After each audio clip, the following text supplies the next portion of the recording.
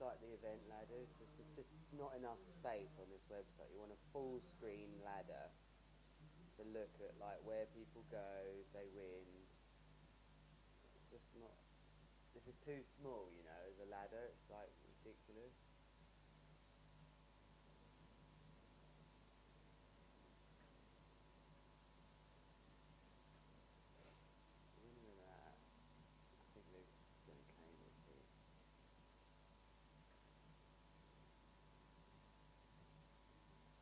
Who's Aaron going to get? He's going to get winner of Heat 5 round 2.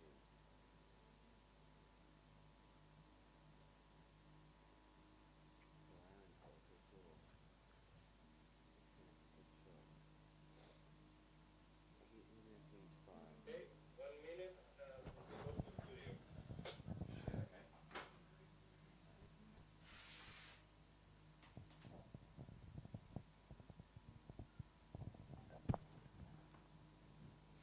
Turn.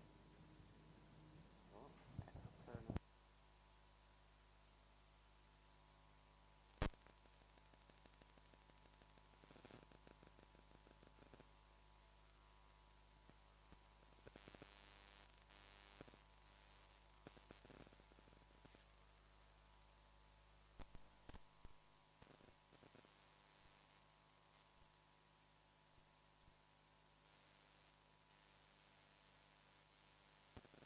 Take you somewhere new. Show me burgundy sunset sky. Let's fly. To fly, to fly, to fly. Wherever you go in the world, one airline goes further to make it feel exceptional. Qatar Airways, going places together.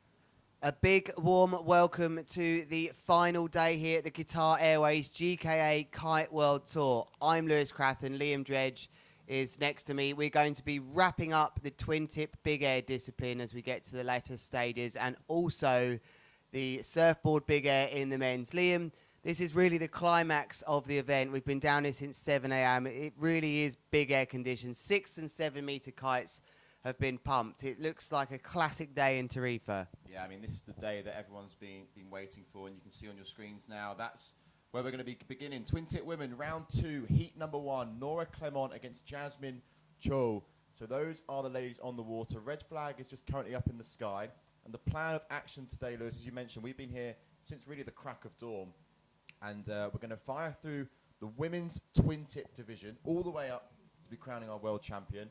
And then we're going to move over to the men's Twintip and men's surfboard, where it's going to be quite nice, actually, because we're all going to alternate between the rounds of those disciplines. So we're going to do round 2 of the men's Twintip, round 2 of the men's surfboard, then head back to Twintip, back to surfboard, which will then wrap the day up nicely because we'll finish with 2 back-to-back finals.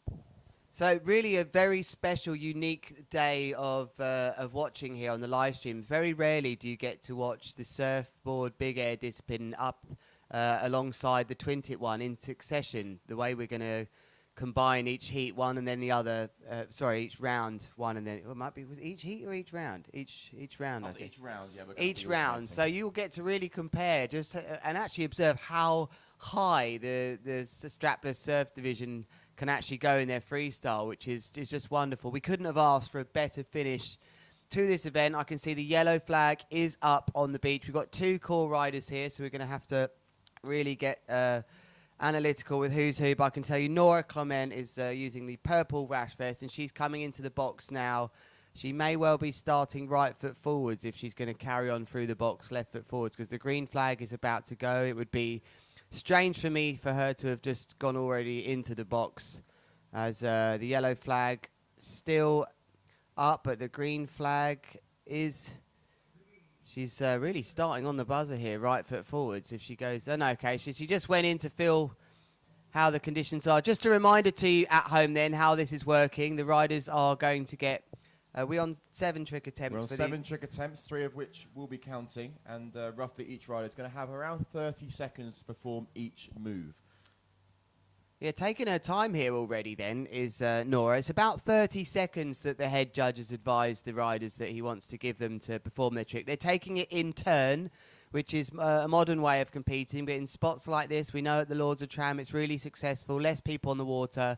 Judges can focus on the action, and opening up this today with a lovely controlled mega loop. Can she land it? Bit of a butt check, but she will score there for Nora Clement. Loads of tension in that kite. You know, I started wondering if she's going to do a double loop on the opening entrance. We are seeing that in all the divisions, not just ladies and men, but surfboard as well. And that is going to be a theme of the day, Liam. For sure, double mega loops today, not Yeah, kite loops, I mega think loops. it's just a matter of time when that's going to when it's going to come into play. And I wonder if we're going to see it in the women's division as well. We saw Francesca go for the attempt, and the likes of Carly as well, who unfortunately is not joining us in this comp. But at the moment, here we have Jasmine Chu going for her trick attempt. Nice height on that move, Liam. I really like how she just waited. Bit of a butt check. Slams it down the middle there. She'd be unhappy with that. A straightforward mega loop, which she controlled so nicely on the way up. It's not always about just sending it with the backhand, a mega loop, as we've got our nice overlays here that you can see. 10 meters already then that the girls are getting. The 33 knots coming in here as well. This is what we want to see with the wind stats down there. But just going back to that crash, Liam, she looked really in control there, just a bit slower on the way up with looping, waiting for the apex, which you must do, but not the best start from these two, vying to stay in the event. Yeah, and they're on about 7 meter kites at the moment. Nora here going for her second trick attempt. Not sure about if this is going to be landing. Oh, wow, Yeah. what a landing. That was Didn't think the kite nice. was going to catch her there, but managing to whip that thing round. And yeah, that's another scored trick for Nora. So two scored tricks now on the board for her. Not the highest of scores, but for now as well, I think, Lewis, as you probably know from your competing days, it's just about getting those early tricks dialed down, getting a feel for the conditions, building some confidence out there, and then you can start sort of risking it that little bit more.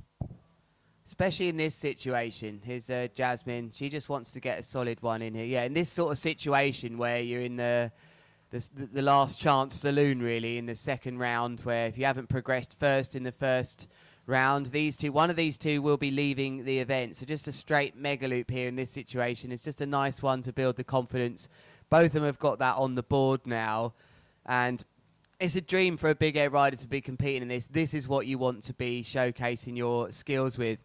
As we see another attempt at either a one-footed mega loop, it's a grabbed mega loop that Nora's trying to add. They can't repeat the same trick. I mean, they can, but they're only going to get scored for one trick. So they're 3 highest scoring tricks. They do need to be from different trick families, either a back roll or front roll variation.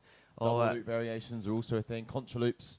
Yeah, board offs as well, or tic-tacs will change up that move. So I think we're going to have a tight opening heat here of the ladies. It's the winner of this going against Zara Hugenrad in round 3, so not easy. But Jasmine showed just a bit more high. Oh, she didn't quite get the feeling on the way round that boogie loop, maybe. Thought maybe she was going to go and ride into the box a little bit more towards the left, because here in Tarifa we see, but I mean, you can jump both left and right, but we see a lot of our riders, the majority of them jumping with that left foot forward. Here in Tarifa, it's sort of a bang offshore condition, and you've got this like sort of castle, but also like walking pier where the wind sort of accelerates against that pier and then fires its way up. And sort of gives you a little bit more of an uplift the further left you go. The further right you become, where you can see on your screen there where the rocks are, it tends to be a little bit more gusty there. But here we have Nora going for her 4th trick. What are we going to have in store here?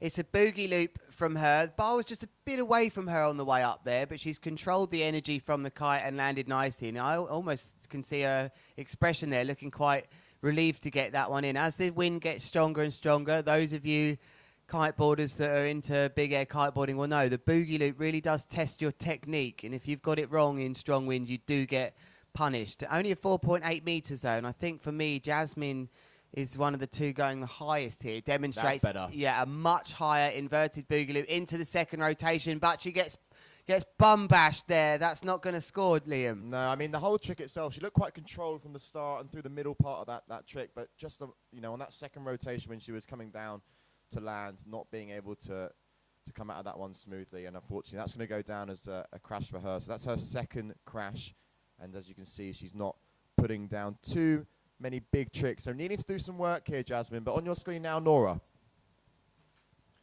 There is the mega loop 1-footer, and if she lands that, Jasmine is going to start to be feeling the pressure. So a big hello to you wherever you are in the world right now, Mike McDonald's, big icon in big air. You've done a lot for big air, and I really imagine you sitting there watching the screen. So maybe you're on the beach and I haven't seen you, but you'll be watching this now, I'm sure, trying to telepathically communicate to your partner Jasmine here, just saying, just relax here, you know, you've got, here's a nice relaxed one. Commits to the second run, she's bombed it again. That is not what she wanted there. She just isn't getting that. She's going into the second rotation here, Liam, which is quite common for a boogie loop. I tend to find with a boogie loop, if your natural toe side position is to come out of those and want to land toe side, you naturally block that extra rotation. However, lots of the riders commit to that extra rotation. If they're coming in hillside, they go around one more time. We saw that there with Jasmine. She committed quite early there, but the kite control or the gust may be hitting her. You just never know. She's taken a big hit there, and she's in trouble in this first heat of the day, Liam, that's for sure. Yeah, I mean, as well, just talking about the conditions this morning, what we had yesterday, the strongest sort of wind we really had, I'd say maybe around the 28 knot mark, which was at probably around 7 p.m. in the afternoon.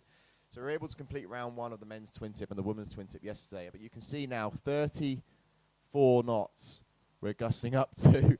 And I mean, this is what we want to see. We're really throwing these riders through it. And the good thing as well is that there's not much cloud in the sky. There was a little bit of cloud cover today on the forecast, but actually it's quite blue out there, which only means that it's going to be picking up. The Levante will be absolutely booting off.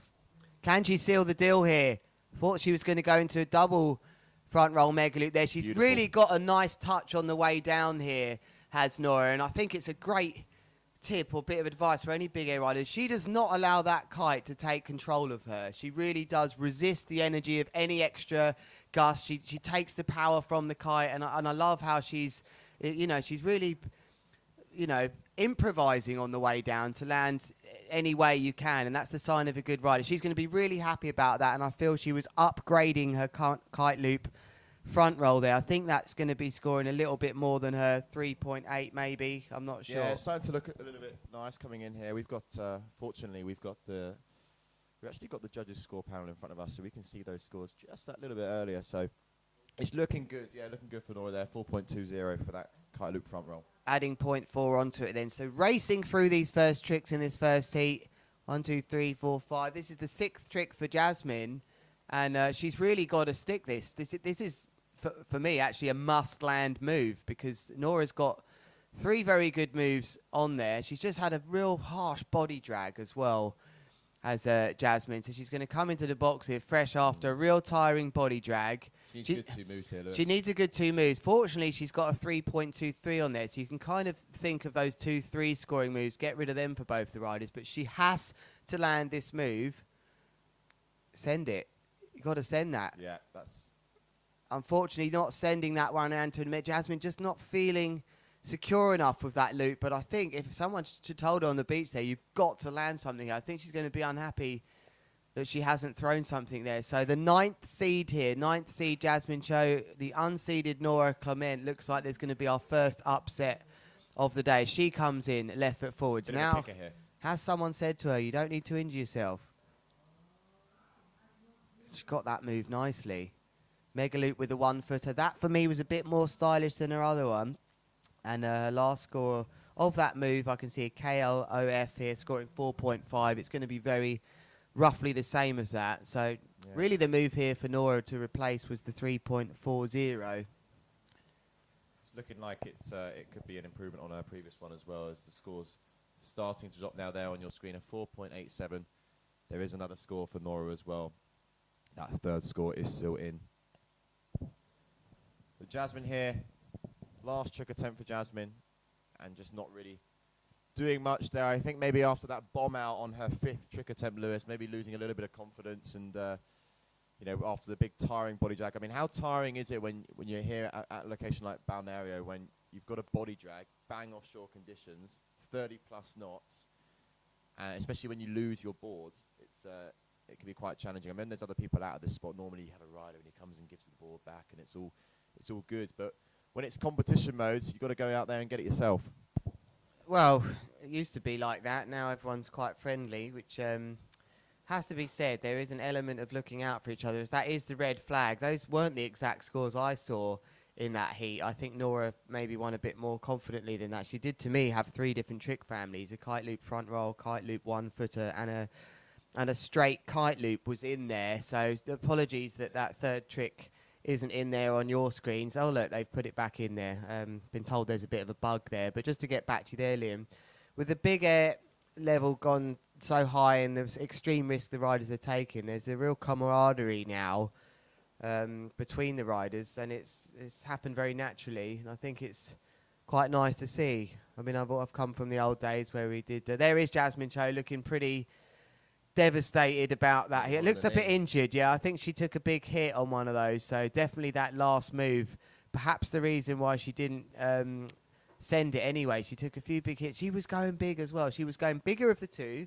in my opinion, but just couldn't control those landings for her. So unfortunately for her, that's going to be the end of her competition, and Nora Clement will advance to compete against Zara Hukenrad. Cool, that's a heat for her to go in against, but congratulations to her.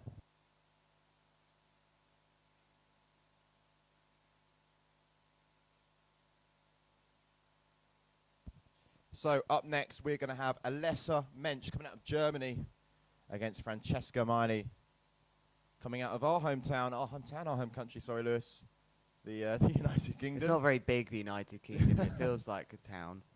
But yeah, that's who we've got coming up next. And Francesca, actually one of those riders that has sort of come onto the scene quite recently, actually, and taken a few big air titles as well and done some good performances. She was over in Lord of Trams as well, I believe, finishing 4th. So still in with a world title shot as well. But she needs to win this event to have any chance of becoming world champion here in Tarifa. Because for the Twintip divisions, this has been the second stop on the big air calendar for the Qatar Airways GKA Kite World Tour. For all the other disciplines, it is a one-stop wonder, one-stop hit. But with the Twintippers, they were able to compete about maybe 6 weeks ago in Barcarez, Lord of Trams, where we saw Michaeli Sol take the win in the women's, Liam Whaley take the win in the men's. So if those two riders can take the win in Tarifa here, they will be the new world champions. But the great thing that we have, Lewis, is that we've got a whole day of competition, and I actually cannot wait to see what happens, especially as soon when this wind starts to really crank up.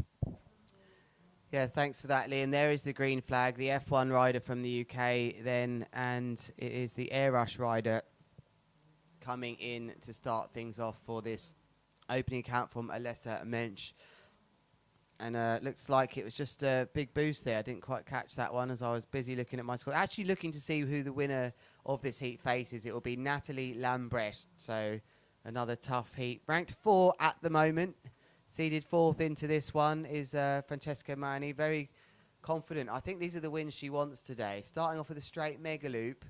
But just performing that move again, very much to the right-hand side of the box. I'm wondering if it would be better to go to the left. However, I'm not on the water, so the riders will be having a better feel of the liftier parts. But as we know, usually that's over by the rocks. Yeah, you get that uplift from where the wind's coming and accelerates up against the rocks. And Alessa here, going for her second trick attempt.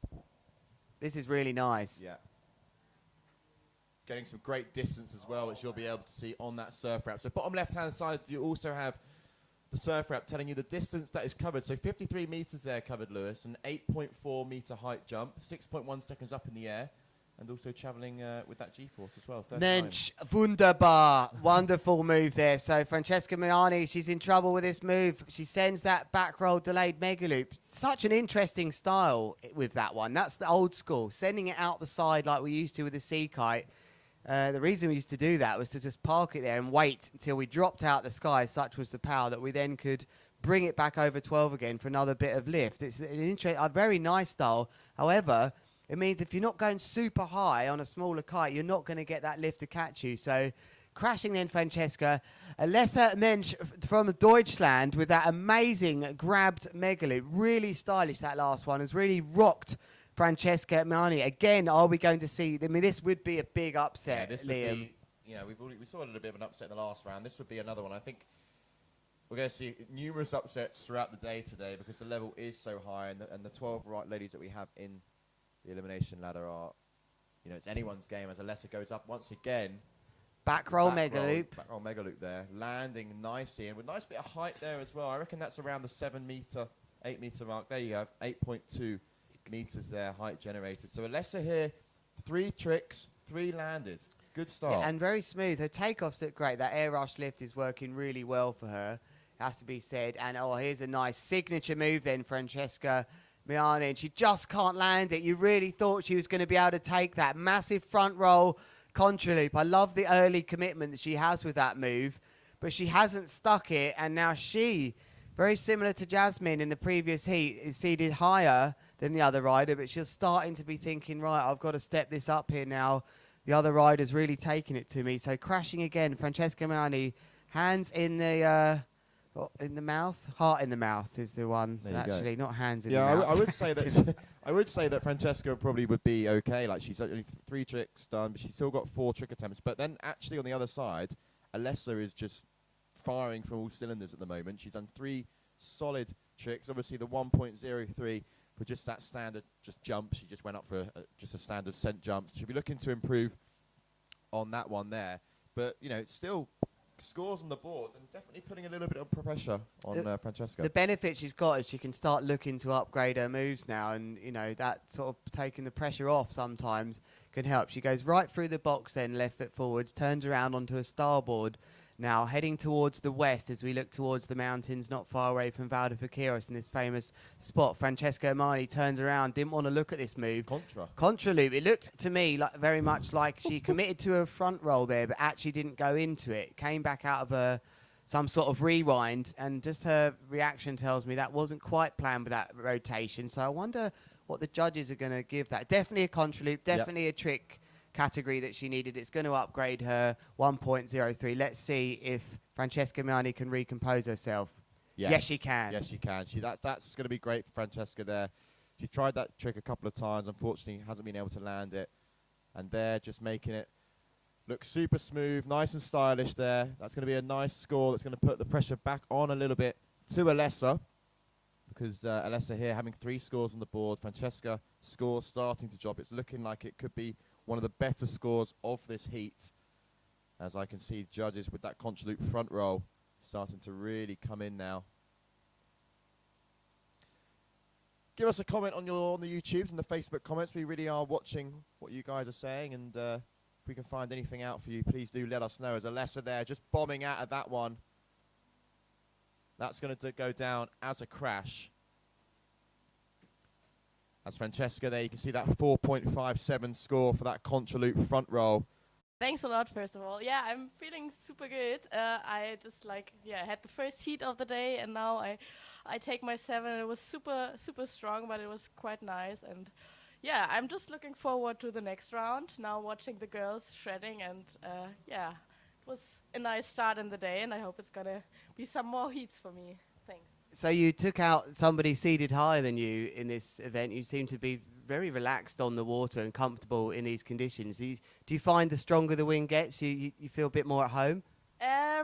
Yes and no. It's always like I really love the battle flat water. Back home, I'm from Germany. I have a lot of spots that are just super flat like this, and so I love the water. And the wind is quite gusty, but yeah, I like both. Like sometimes, like yesterday, a little bit lighter, but also super strong. And I just said like, yeah, I want to have fun. I want to give my best, and yeah, I'm super happy with the heat. And yeah.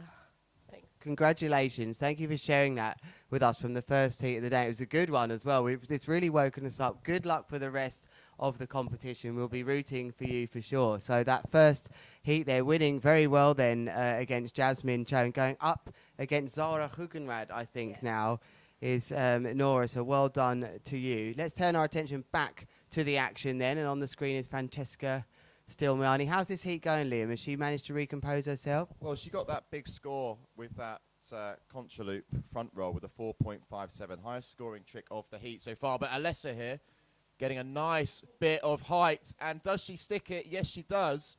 Didn't quite catch that one, Lewis, as I was checking out some scores. What was going on there? I think it was a contra loop, and I think she was flying so fast to the right-hand side there where she sent into that. I think that's her highest scoring move of the heat. So both these riders have got, oh no, this is trouble for what a landing, what a clever landing that was.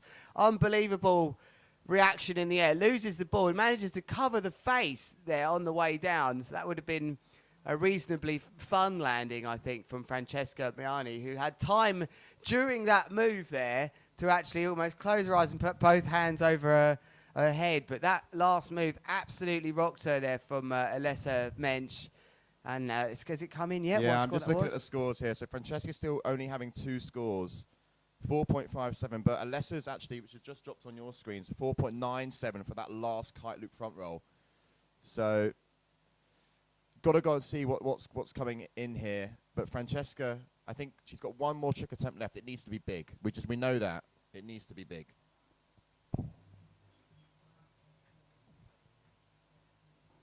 5.30 coming in for that last move then. So Francesca, I think, needs something huge here. Is this her last move, Liam? Yeah, this is the last move for actually both of the riders coming up now. Francesca's still body dragging, trying to get that boards. Alessa just out of the box at the moment, waiting as she starts to come in left foot forwards. Here she is on your screens now, your current heat leader, coming out of Germany. Running for air rush, plenty power.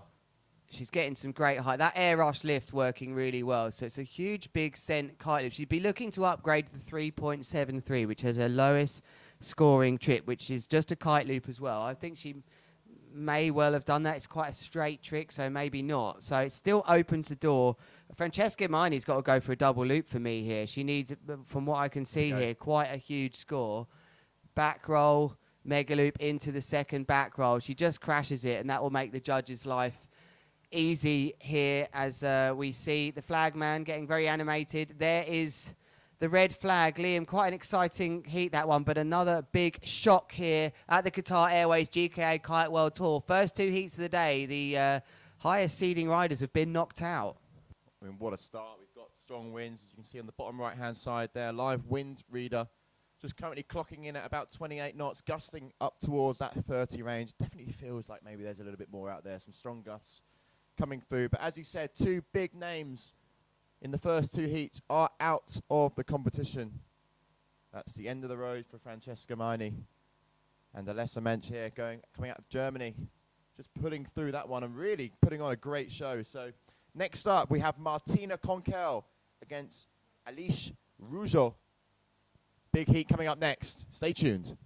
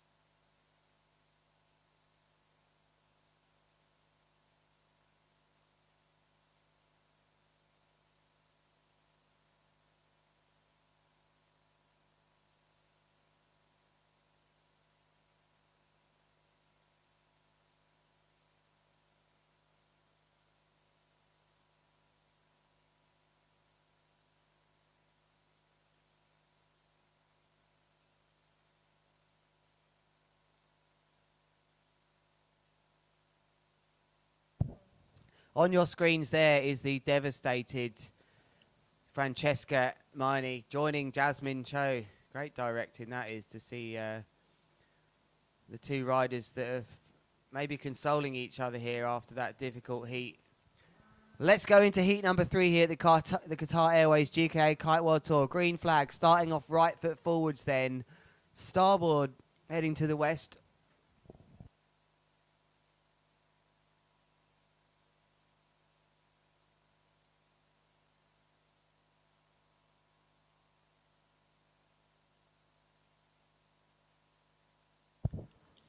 So Martina starting off very well here, getting some good height as well. And she was a standout, if I remember rightly, from Poland. Martina Konkel really ripped it in that first heat. Didn't quite do enough to take first, but she really went for it.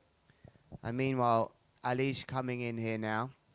Right foot forwards, back roll, mega loop on the RRD. Looks good to land this. Very good landing as well. So 2 good starts from these ladies. A big welcome here to all of you tuning in from around the world, wherever you are tuning in from. We hope to have some fun and games with you on the comments here on YouTube. You were wonderful yesterday, and we really felt your presence joining us on what was an epic day in the end, after 9 or 10 hours of waiting around on the beach from the early morning.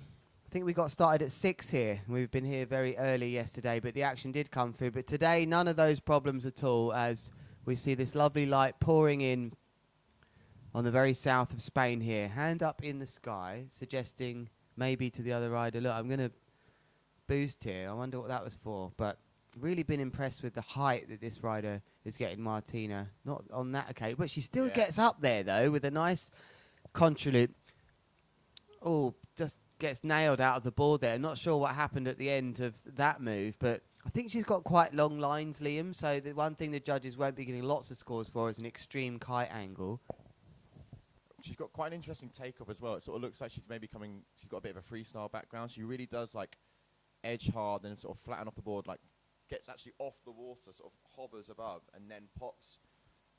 So yeah, quite a unique style before her jumps. But as you said, Lewis, yesterday she was definitely one of the riders that was pushing, was going for some big moves in the lighter winds.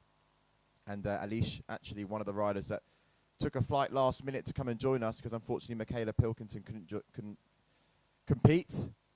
So Alish here on your screens now, coming right foot forwards, is up next.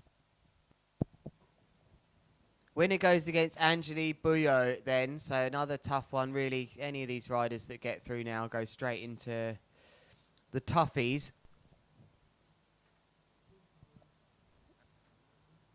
Nice boogie loop, just gets a bit pulled out of sorts on the end of that boogie loop. Just the energy of the kite just pulled her towards it, which you don't want from the boogie loop, but she... Cool, that door slammed hard. I hope someone's not injured. That was a real thud of a slam behind me. It's that sort of wind today where the sand is absolutely, I mean, just standing on the beach here, it was hurting this morning like it does in Cape Town. Places like that, someone said, oh, the seaweed's gone away today. It's actually still there. It's been covered with sand. And these are the 2 riders in this heat. Martina Konkel, Alesh Rusiu.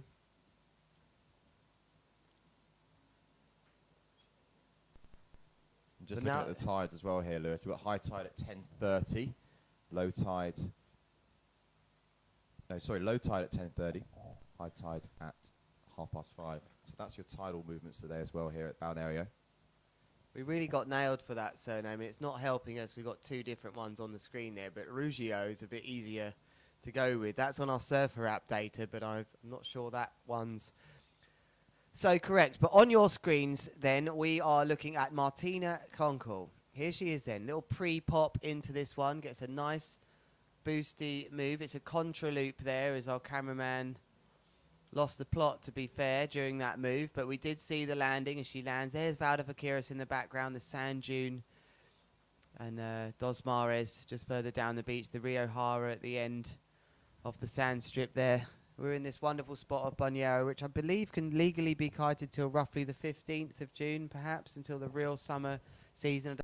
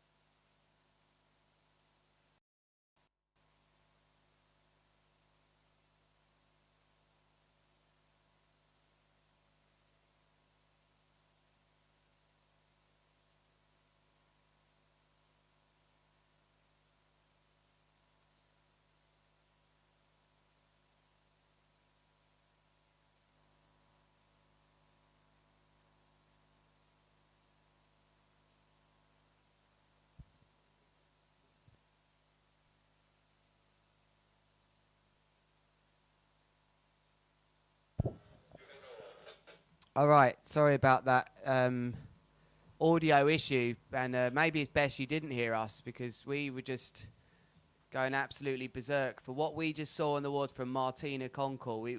Hopefully you did see that. Please tell us if you saw that move.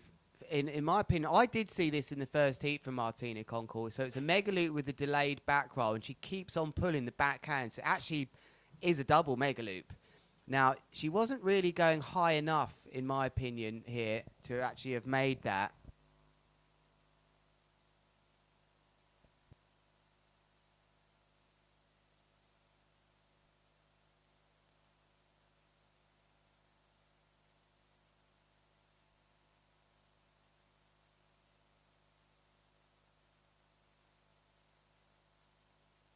Keeping you updated here, if you can hear us. We have just the kite being collected then from Martina Konkel, which is with our medical team right now. You can see there, jet ski guys doing really well, getting that kite in. And just hoping, keeping all the fingers crossed that Martina's going to be okay coming out of that one. It was a big, heavy landing, full commitment on that last maneuver. And it's nice, this is where you see the community of riders sort of come together as one and help each other out with all the kit. So equipment's now back on the beach. You can see there, 6 meter. So that's what she was riding, Martina, riding the 6 meter. And that's maybe why she was able to get the kite round twice. So again, we apologise for the audio issues, and we can just see this kite being received. But that was something very, very special that we've just seen, and I do hope she's okay. Our medical team do have her out the water, and we'll give you updates very soon. The kite has been retrieved. I'm not sure why the green flag is still up. That needs to change. That's there you go. There's the AP flag, which I like to think of as the A problem flag.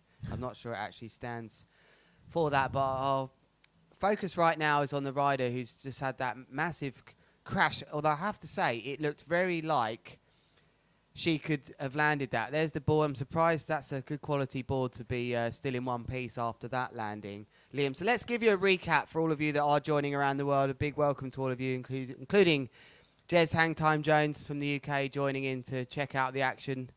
Have been lured into the action. It has been insane. We've had 3 heats to start off. You can see in the bottom right-hand corner, 28 to 32 knots. We've just seen a world first attempt there, and as I said, I don't think I've seen that in the men done quite that way. Martina Konkel, who's unseeded at this competition, throwing a mega loop delayed roll and kept on continuing with the backhand. So for me, it was a double mega loop delayed back roll. It was outrageous, and she nearly got the kite back up and at 12 o'clock, but that hard impact means I think she's taken one to the legs perhaps. I don't want to comment until I actually know the real issue, but our medical team are with her, and we've got the A problem flag at the moment.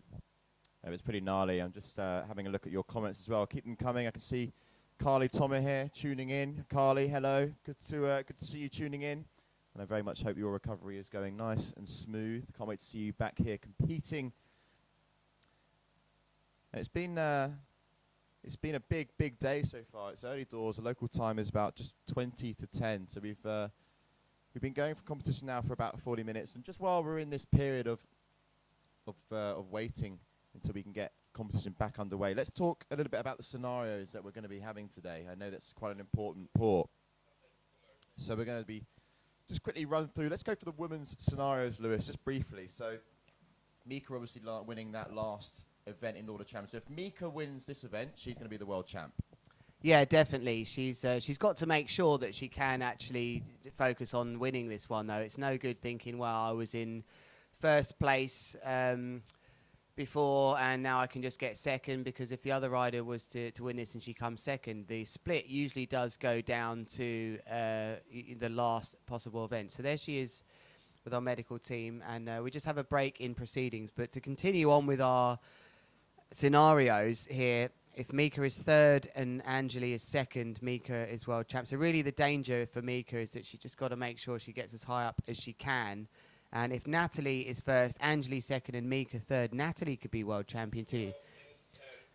Francesca is out of the running, so we can focus on those 2 riders. They're already through to the semi-finals, Liam. So until we get to the final, we are not going to know. But we are currently on AP Fag, Liam, and I think it's time we go to... hello, everybody, firstly, in the studio Here we here. are. But we are going to go to a commercial, and we'll be back very soon with the action continuing.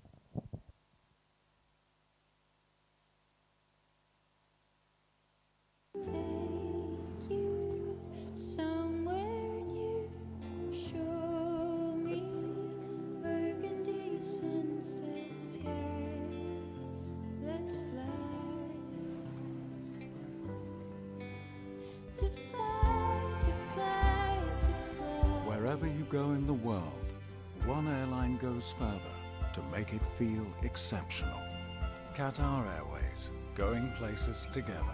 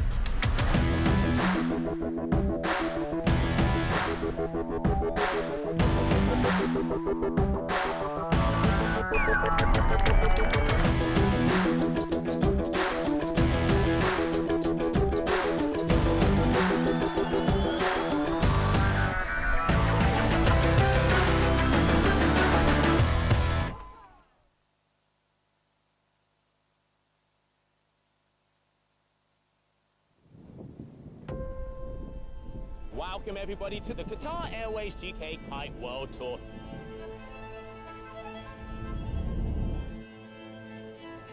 Inside the water, like everybody want to win.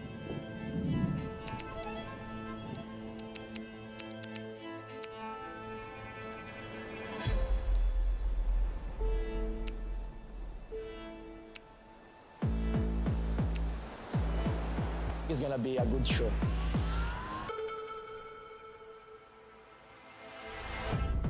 We now have like the best showcase.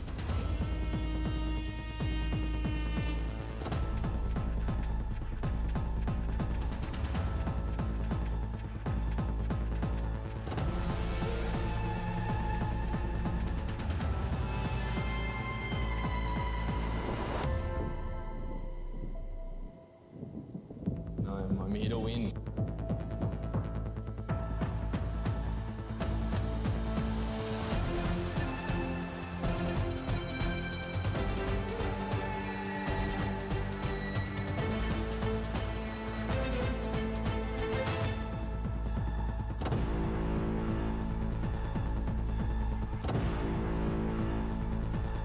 For me, freestyle is everything in my life.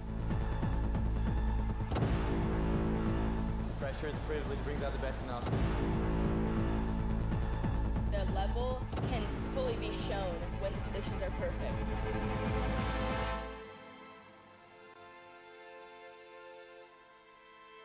It's time to show it.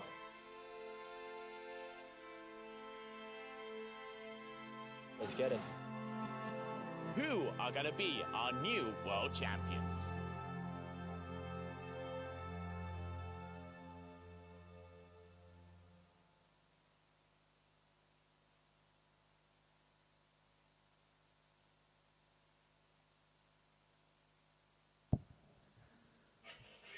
Welcome back to the Qatar Airways GKA Kite World Tour. The time, local time, is 9:49 a.m. We are wrapping up the Big Air World Championships today with the Big Air Twintip and the Big Air Surfboard. I'm Lewis Crathen, Liam Dredge here. We've had a big crash here in the ladies, so the event currently just on hold while the medical team reset themselves. The rider is out the water, and we'll give you updates on that. The update we need to really give you is how amazing the move was. It was a mega loop delayed roll into another mega loop. Effectively, it was a double mega loop delayed back roll, one of the most insane ones I've ever seen, the way it was committed. Just an extra metre and it would have worked out on that 6 metre. So we're currently dealing with that. Martina Konkol was the rider from Poland that has been a real star in this competition so far, coming second in her first heat, and she It looked like she had the moves to get all the way to the semi-finals. But Liam, we have Heat 4 coming up soon between Sarah Sadek and Justine Avril will be the next two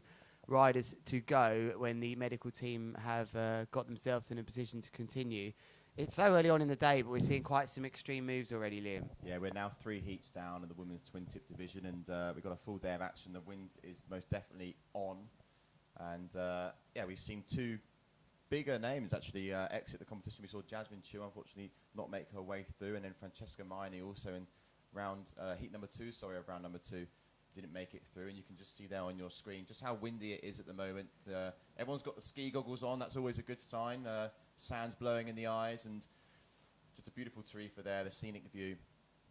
We've got a big, heavy day of competition. We've got men's twin tip coming up later on. We've got men's surfboard division as well. We've crowned champions with the women's surfboard division, Camille Lozarand, and also the men's hydrofoil big air, where Charles Bedell took the title. So it's the biggest event of the year here on the GKA calendar. We've got essentially, we're crowning 5 world champions at one event. So many champions being crowned, and they're not the only ones that have received awards here over the course of the last week. We, of course, had the incredible second GKA Qatar Airways Awards show. It was absolutely amazing on the 3rd. That was Saturday. Consider it like the BAFTAs. Or what's the other famous? The Oscars is the one we're apparently trying to replicate. But it was amazing. We had 10 awards, male and female rider of the year, male and female move of the year. We had video and photo of the year, which are new awards. We also had the Legend Award, which went to Me Too Montero, a Fan Award, which was really special. And as usual, we had the Rookie of the Year Award and the social media contribution. Well done. You remember them all. I remember them all because actually I had to remember them all for the awards. But that was an incredible night. And I think we're actually going to show you a little highlight recap of the awards show just now, because you wouldn't have been there likely if you're going to watch this.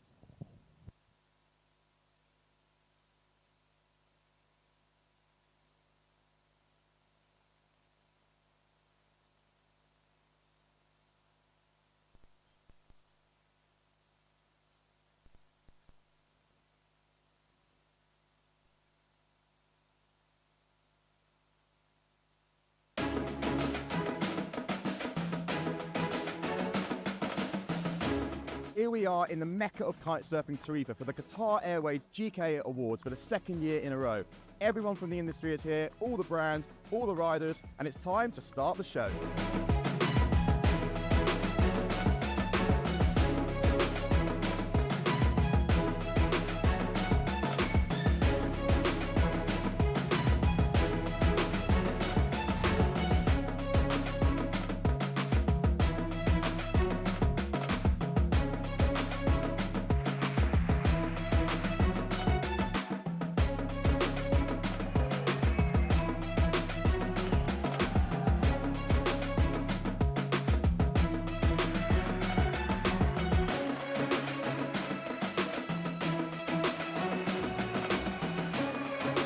So the winner is Graham.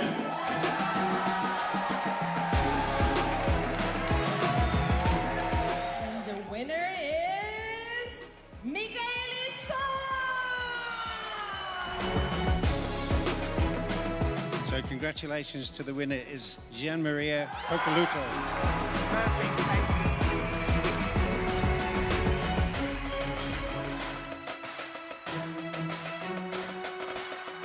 Vito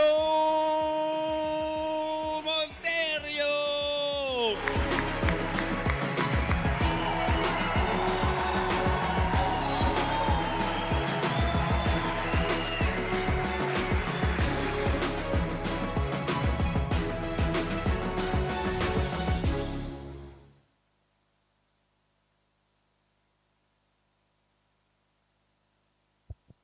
So here we are, the Qatar Airways GKA Big Air World Championships in Tarifa. And I hope you enjoyed that little recap of the awards night. As Lewis was mentioning, it was a real special night in the kiteboarding scene, and we had all the big dogs here. We had the brands, we had all the GKA crew, we had all the riders here, and it was an evening where not only it was for celebration, but everyone came together, and a real social evening as well. A nice little tapas ride in the town of Tarifa. And if you haven't been to Tarifa before, book yourself a one-way ticket and get yourself here. You can fly into 3 airports. You can go into Seville, you can go to Malaga, you can go into Gibraltar. You can come down. It pretty much blows about 300 days of the year. I know recently the forecast in Tarifa has been a little bit challenging, and the last sort of 5 weeks, really not a strong Levante big air breeze has come. But obviously, right here, right now, 30 plus knots. It's only going to increase. It's going to be bigger and better. We've got a real show in store for you today. About 7 to 8 hours of solid action from start to finish. So if you haven't got any plans today, get yourself comfy, get yourself a nice coffee, because it's about 9:50 in the morning now, so it's not quite beer o'clock yet. But we're going to be with you from all the way through into the early hours of the evening. We'll also be doing the prize giving as well on the beach. And that is the location, that is the spot, that's the famous shot that you see so many riders get that picture perfect shot where they're doing some huge, big mega loop, whether that's got a delayed back roll, the contra loops, double loops, and there the flags are flying. AP flag is still in the sky. A little update on Martina. She still is currently with the medical team, hence why we aren't running any competition at the moment.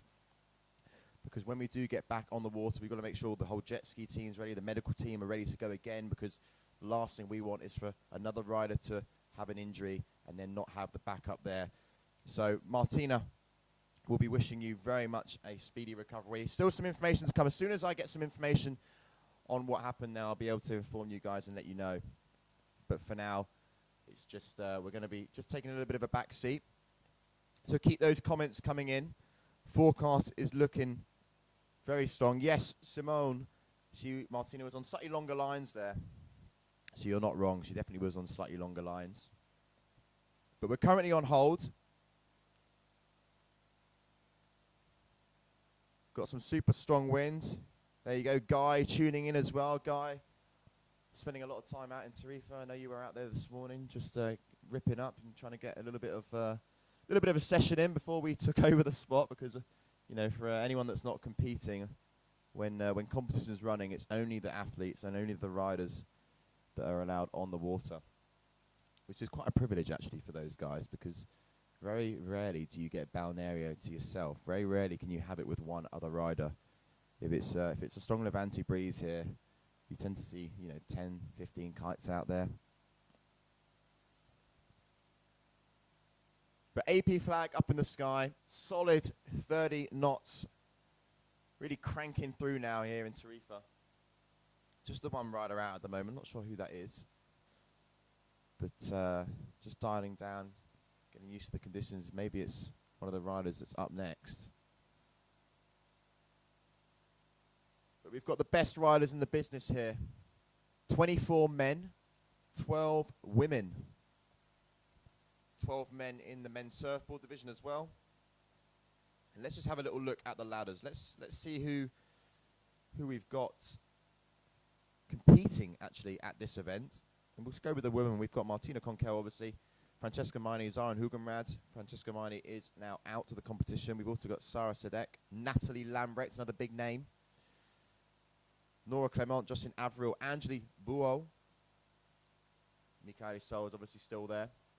It's hers to lose. And over on the men's, big names include Jamie Overbeek.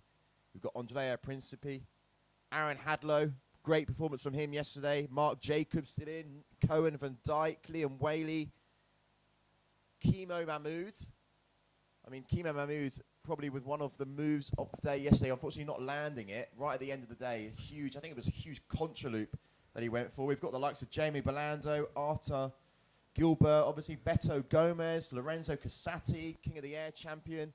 The names just keep rolling off the tongue here. And men's surfboard as well, James Carew, Keanu Mertinet and Cotolino.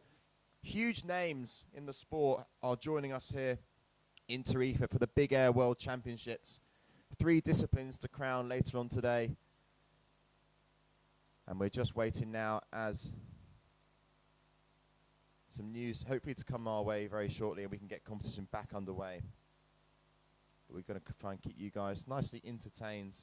I know there's nothing to really get your teeth into at the moment, no competition running. But there you have our event site. You can see we're there on the far left-hand side with the windows. That's where me and Lewis are basing ourselves. That's our little hut for the day. You've obviously got the judges on the right-hand side, just up another level. and then all the other containers. We've got our sports crew, we've got our media team. You know, we've got a big team here, big crew that just keeps the clogs turning here. Yeah, Kareem Mahmood was certainly in the mood yesterday. He was sending it. He's going to be all over this today with this wind, and it's so nice to see big air riders really getting the conditions that they want. You don't often get this with big air. You spend many times sent out there in light wind with early heats wondering what on earth you've got to do to appear at an event and get 30 plus knots. But I've actually just been down to the beach now, and I've spoken to the man that's responsible for our live wind data, which is just disappeared right now.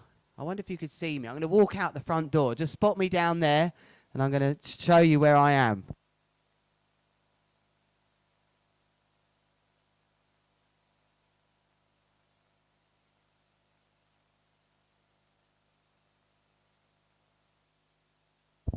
Maybe you saw me out the live stream booth there, I don't know, but they've cut the camera there. I've just left no one in it, it's terrible. Bit harsh. Desmondo Hangtime Jones in the comments.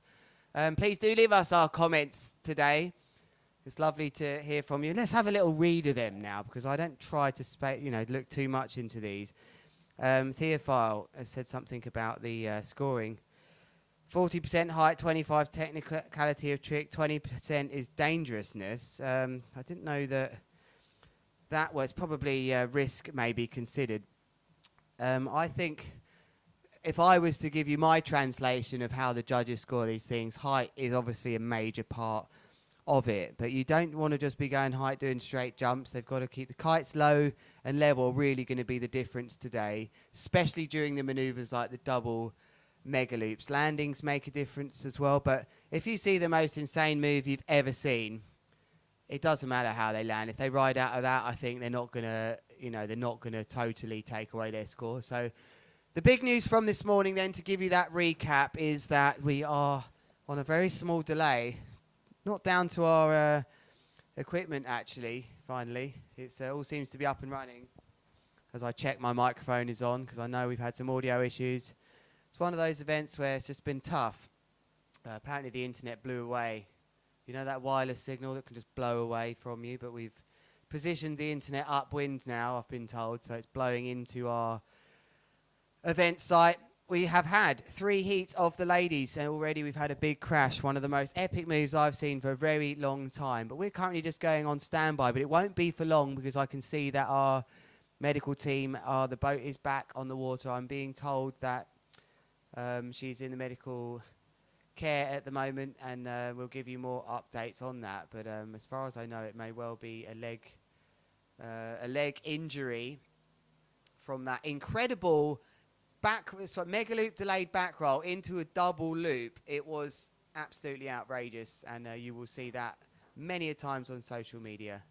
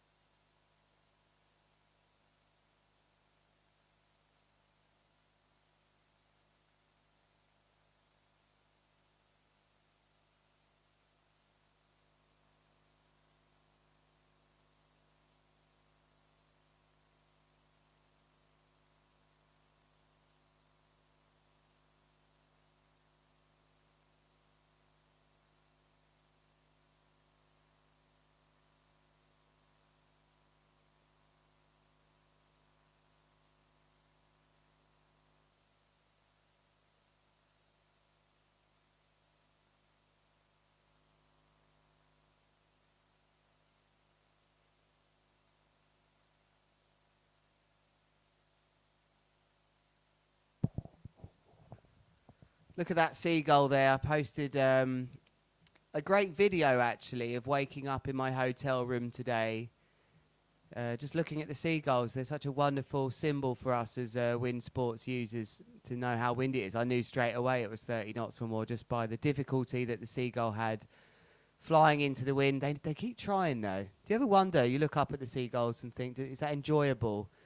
Maybe it is enjoyable just being up there, not having to do much, but they really do try to stay upwind. Then they go at each other and try to play tag and get angry, and then they do it all again. So the seagulls are very much wings retracted today, like little arrows. And you are seeing some of there you go, nice seagull in the background with Jesus, the right-hand side statue that was featured in the winning photograph this year, actually, at the awards, with that amazing megaloop with Jesus overlooking from the harbour, looking at that megaloop sent straight to hell. There it is on the right-hand side. There is the Jesus statue, which looks over us on the water upwind.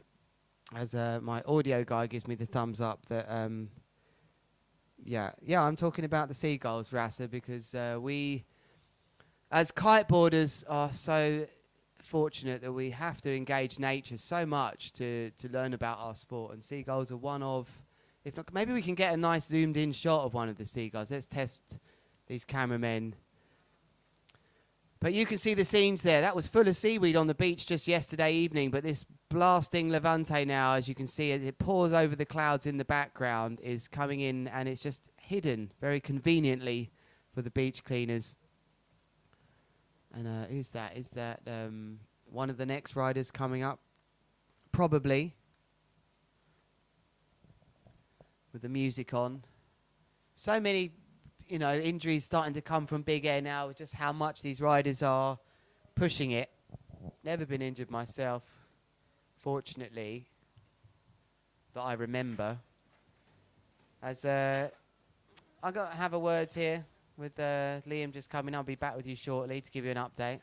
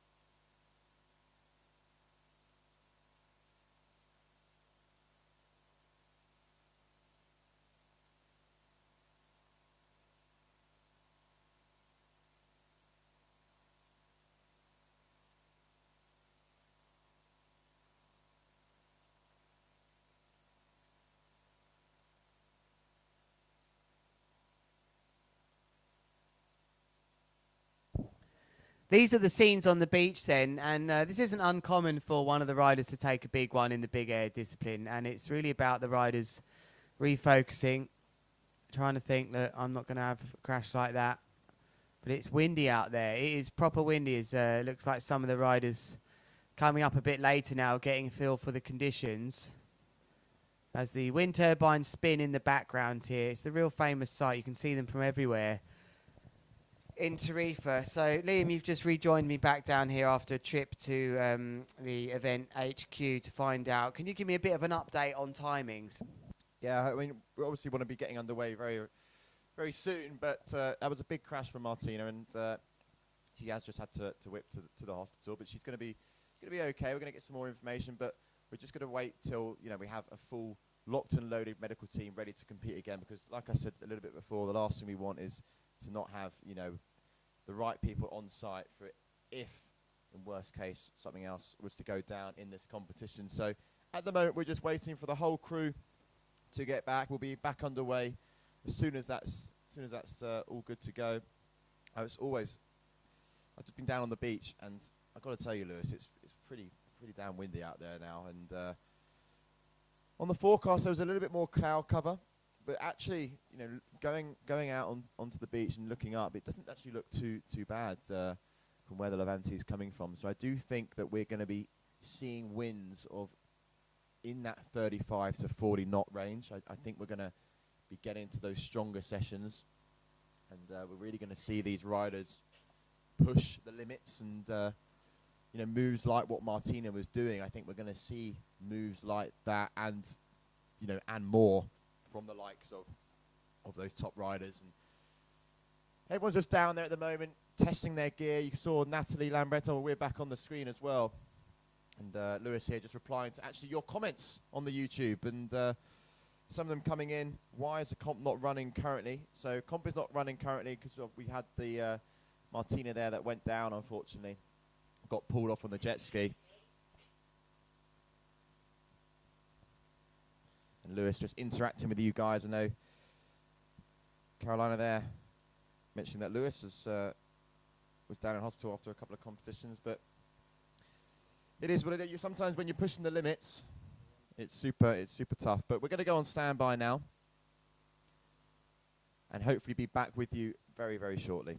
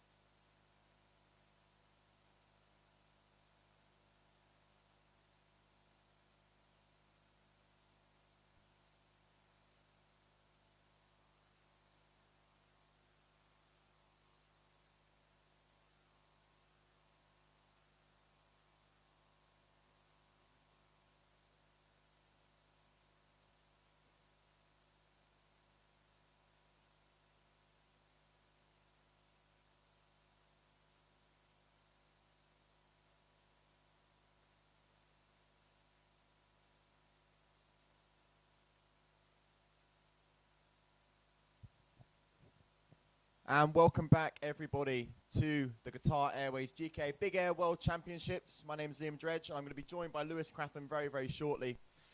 But we've just, the AP flag is very shortly going to be going down, which is a good sign because it means that we're going to be getting back underway with competition very, very shortly. If you've just joined us, the reason why we actually weren't going with competition was because in the previous heat, we unfortunately saw Martina Conkel go down with a very nasty crash. And she's been spending some time with our medical team. So we're all sending our best wishes to you, Martina, and hopefully for a speedy recovery and more information to follow. But for now, we're going to be continuing on with the women's division as we're going to be entering round number 2, heat number 4. We're going to be seeing Sarah Sadek coming out of Egypt against Justine Avril, and Lewis just coming in now, joining me. Lewis, what's it like down there on the beach? You've been blasted by the sand, and what are we looking at, 30 plus knots at the moment? Yeah, we're actually looking at a bit more than what our wind station says, so it's pretty extreme down there. Red flag, we're back into this thing. Let me get my breath back. Yeah, 3 minutes with the red flag, and then we go to the yellow flag, which is a 1 minute countdown. And then once the green flag goes up, we're all systems go. And the way the sort of the ball is rolling, the system's going, is each rider has 7 trick attempts, 3 of which are counting, and it's a 30-second trick by trick, turn by turn. So that's how they're doing it. Obviously, judges can be a little bit flexible in the 30 seconds, depending on maybe what happened previously with the other competitor. If they had a crash, and obviously we've got to wait till those riders body drag and get their boards back.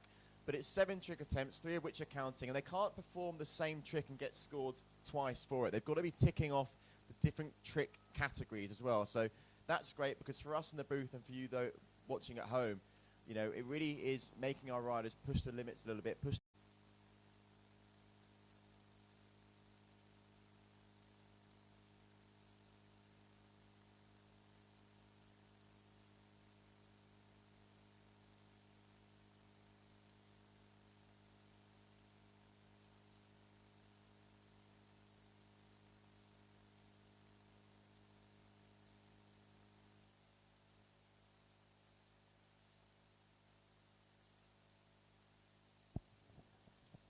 Okay, and we are back now, back action. We do apologise for that delay, and we just saw there Justine going for that mega loop 1-footer, coming out of that one, landing it cleanly. So big apologies in the last few minutes, a few technical issues our end, but we're back in action now, and we're underway with round 2, heat number 4 of the Big Air Twintip Women, where we've got Sarah Sadek currently leading this heat against Justine Avril coming out of France, and Sarah now on your screen. So here we go. They're now on their 6th trick attempts. Sarah just going for a big mega loop there, landing that one cleanly. Nice height, but definitely judges going to want to start seeing a little bit of variety, a little bit of variation now. Something a little bit more technical. We've seen the kite loop 1-footers. We've seen kite loop front rolls. A kite loop late back roll as well from these riders on the water. So Justine with a little bit of work to do.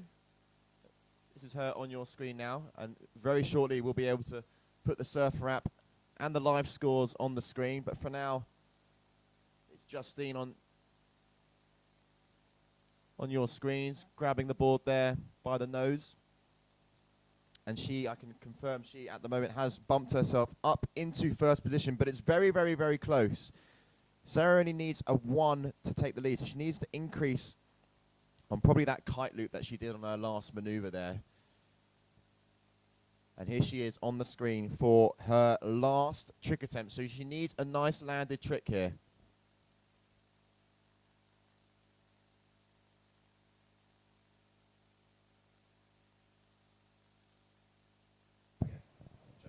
And she seems to have landed something there. So is that going to be an upgrade to look like a front roll loop? So let's see. Quite a tight heat here. We're trying to get back up to speed here. Can she knock the 3.17 off her scores? Sarah, as I wait for that score to come in, and then we turn our attention back to Justine Avril. I believe this is Justine's last trick attempt, if I'm watching this and reading this rightly.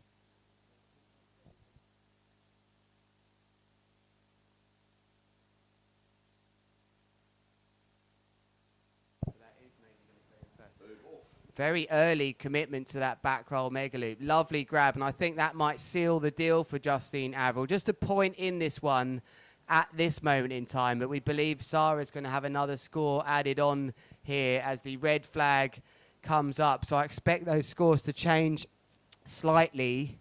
Kite loop back roll scored 4.27 before for Justine Averill, but will the 3.17 be replaced from Sarah Sadek? I don't think this one is as simple as just saying Justine's run by a point yet. As we wait, the red flag is up clearly. Welcome back to you all that have stuck with us today. 7.5 meters in height from our live surfer app data coming in from that last move from Justine. And it looks like the judges are some big scores from some of those judges and lower ones. They're still not sure on what to score Sarah Sadek's last move, which will definitely affect the outcome of this. That isn't confirmed. Justine Averill currently in first, Sarah Sadek in second, and we are staring at our score screens here, waiting, because it's a 3.17, the lowest score from Sarah, that I think is going to be replaced by a higher score here. It could even, and as long as it's over 4.17, they would be equal.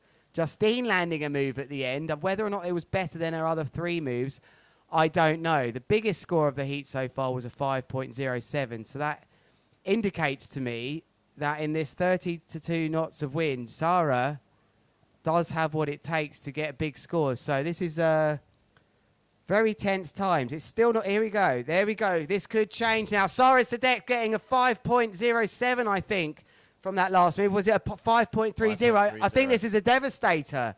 It could be yet. But Justine's is not in yet. Justine's score is not in yet. Has she upgraded one of her lowest scores? Currently on our screen. Oh, Sarah, she's gone up. Wow. By 0.2. The judges really showing that they have to take their time to get these scores right. So they changed places. It was the last and final move of Justine on her 7th trick attempt where she managed to just upgrade one of her top 3 scores. Pips out Sarah Sadek, unfortunately, for the whole of Egypt watching. What a great performance. The 3.17 just didn't help her there. So great heat, that one, as we move on. Yeah, moving on. Big heat up next as we enter the semi-final stages now of the women. We've got, it's a battle of the core kites as well. We've got Nora Clement, Denmark, up against Zara Hugenrad, also, coming out of the Netherlands. So Zara here on your screen, riding that black core kite as she just goes for a nice large mega loop there, just dialing down that first initial trick. Nothing too special there, but a nice trick to score on the board, bit of a confidence booster.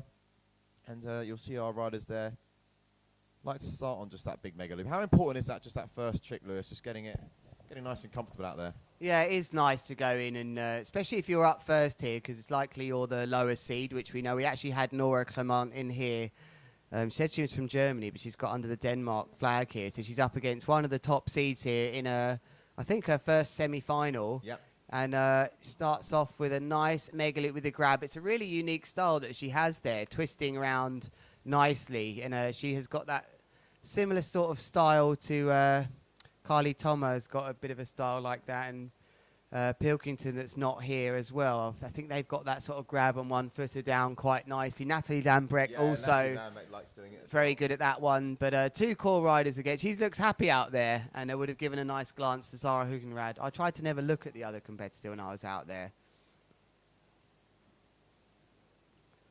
Zara here going for that late back after the mega loop. Landing that one nicely. She actually won Move of the Year on the GKA Awards with a Kite loop late back roll, which is pretty gnarly, wasn't it? Yeah, probably another 10 knots at least more win when she done that. So if we can get our overlays back on the screen, we are going to be able to tell you, I think there'll be a point difference between these two after those moves. Maybe a mid 4.5 for Zara and maybe just a low 4. Although that is a nice mega loop 1-footer. Cool, what a nice consistent start this has been for Nora Clement. So we have to remind you, to keep her world title dreams alive, Zara Hugenrad has to win this heat. We've got to that stage of the ladies division in the big air twin tip where these top seeds that are all through to the semi-finals, Michaeli Sol, Natalie Lambrecht and Angelique Bouillot, have to win their heats to keep their world championships dream alive. Dreams alive. Dream alive? Maybe it's just one dream. Maybe, no, they may have multiple dreams about being the world champion. So here we go. Zara coming into the box, left foot forward. What's she got for us? So far, just a mega loop and then a kite loop with a late back roll. What are we going to see on this one? Coming in with plenty of power. Not super high, but it doesn't matter. She's getting scored well from the judges here with a nice aggressive kite position of 5.53 for her first move. Interestingly, we have a 5.03 on the boards from Nora. She can get within the 5. She's going to have to because Zara's just hit another one for sure for me. I think that boogie loop there is going to be in the 5s as well. So she's going to have to really up her game here. Yes, she goes for the boogie loop, and it's a really nice one. Can she stick it? Yes, wow, what a landing. She's having the heat of her life at a time she has to. I love how she committed to that front roll round there. Pulled the trigger. I don't think it's quite going to score maybe as high as Zara, but maybe it will. I don't know. It was a really nice move there. So she's taking it to Zara. Contra loop front roll from Zara, who starts to work the contra loop category now, which scores well as well. Just a reminder, it's 7 trick attempts. Their 3 best trick attempts will count as that seagull chasing Zara through the zone. So a maximum score out of 30. Scores now dropping as Nora goes. We're on our 4th trick attempt. Yeah, naturally she will take the lead a bit more in this at the starting stages of this heat because she was first to do her move, so first to complete 3 tricks. In she comes here. I wonder if this is going to be in a back roll category. It's not. It's a mega loop one-footed can. So actually taking the foot out from behind the board, then kicking it in front of the board. I don't think it was quite as high as her mega loop one-footer, Liam, but it added a bit more technical variety to that other move. So do you think she's going to upgrade that move? I think the judges will like to see that little bit of variation. So potentially looking to upgrade that move. I do think, maybe going to be upgrading. And Zara there going quite big as well. I sort of get the feeling, Lewis, that maybe the riders, they're not going as high as maybe before. I mean, maybe it's just these 2 on the water here, but I'm probably maybe around the 7-meter mark, I'd say, at the moment. Or they saw that massive crash and been reminded of the dangers of the sport, which can happen earlier on. We'll give you more updates as they come. Oh, this is beautiful. This is just such a nice back roll mega loop if she can take it. And she just didn't have enough. But, well, what a recovery of the kite, though. Underwater, somehow manages to sense she needed to turn her kite back up. That would have scored big for Nora and a bit of a... that would have been a bit scary, actually, for Zara, who somehow's down... At the moment, no, she's in first place now with that contra loop coming in. But still, I think that would have been up into the 5s as well. So likely to see the back roll mega loop family used here by Nora, who just didn't have enough length in the board, it seemed, to keep the tip of the board on the surface. It slipped out. But Liam, she's really impressed me at this event. She has, and she impressed us on our first hit. We brought her in, as you mentioned, and we asked her, do you like competing in these conditions? She was a bit like yes and no, but it seems that she's really coming into her own and... taking it to Zara, who, as you mentioned, is up for a world title. Didn't quite get the board off as planned, I think, Zara. Yeah, you can see wanting to try and grab the handle of the board there and take it off. But I also think, Lewis, there on that one, maybe not getting enough height to actually get that board off. Maybe she was going for the 1-footer, but that's not going to be a score that's going to be increased. I mean, really, to have a chance of World Championship, being the world champion, Zara unfortunately not making the top 4 in France, so she's got to hope the other riders in their semis blow out. But she's, to be fair, just got to focus on getting through this heat. As we see a very well executed back roll mega loop, lovely technique from Nora here, who's most likely going to bosh out that 3.3. That's currently counting towards her 3 best tricks at the moment. So Zara really, maybe those dreams are a bit more unreal dreams, but you never know. Well, it looks like she's wanting to take the board off. Going for the grab there by the fin, but you got to sort of get the feeling that Zara wants to either have that kite loop board, that mega loop board off, or at least have the 1-footer. As Zara currently still in first position, and now we can show you the scores, and you've got the surf wrap on the bottom left-hand side, so you can see a little bit more data now. We've got the current wind speed on the right-hand side, pushing around that 30-knot mark. It is only going to get windier as the day progresses. And then we're going to be firing through the women's twin tip. So we're going to complete the women's twin tip all the way through to the final. All right, her lowest score is a kite loop 1 foot. Barely half a point between these two. This is unbelievable for Nora, going for It looked to me like another kite loop 1 foot. She would have been told on the beach on that 7-meter kite, someone would have said, look, your lowest score, because the caddies can see the scores, you can see the scores online. Just visit the GKA kiteworldtour.com, click the live button, and you'll be able to access all of our scoring system here, because it really is a great insight. But Nora not managing to upgrade her lowest score, the 4.50 there, or even upgrade any of the other moves, suggests to me this is very much the end of it. Zara getting pushed to the wire, though, to her last move here. She would have been thinking, I've really got to deal with this, and she throws a lovely front roll contra loop. Very nice landing and riding away, so I think she would have been comfortable. But Clement here, what a wonderful performance at the Qatar Airways GKA Kite World Tour. I'm sure we'll see her back in action at future big air events to come. As that final score for Zara now just being calculated by our judging team. But the red flag is now up, so red flag heat is over in the first semi-final, sorry. That's just to recap, the plan is to finish the women's twin tip division, and then we're going to be moving on to the men's twin tip and men's surfboard divisions. And we've got quite a bit of a treat in store for you all at home as well. We're not going to run one discipline and then run the other. We're actually going to go back to back. So we're going to see the men's surfboard complete round 2. Then we're going to go to the men's twin tip, complete round 2. Then round 3 of the men's surfboard, back to the twin tip, back to the surfboard, back to the twin tip, until we reach the final, where we'll have 2 back-to-back finals to wrap things up. And the difference as well, Lewis, is we've got finals of 4, opposed to in Lord of Trams we have the finals of 2. So finals of 4, which is going to really make, really put on a great show for everyone here. Definitely, Liam. And just to get on board with some of the engagement going on our YouTube channel right now about how they split 2 winners if there's only 2 events. And I can tell you straight up from real experience, having drawn a 2-event season on Big Air back in 2016 myself, and being equal on point, I don't even want to talk about it, it's still hard. But what happens here is if, like we know that Liam won the event in France, Andrea second, if Andrea was to win this event and Liam second, the tie split would be, there'd be a whole bunch of tie splits usually in the rules, but effectively in this case with 2 events, it would go down to one of the final ones, which is who done best in the last event, which was my case as well. And it's...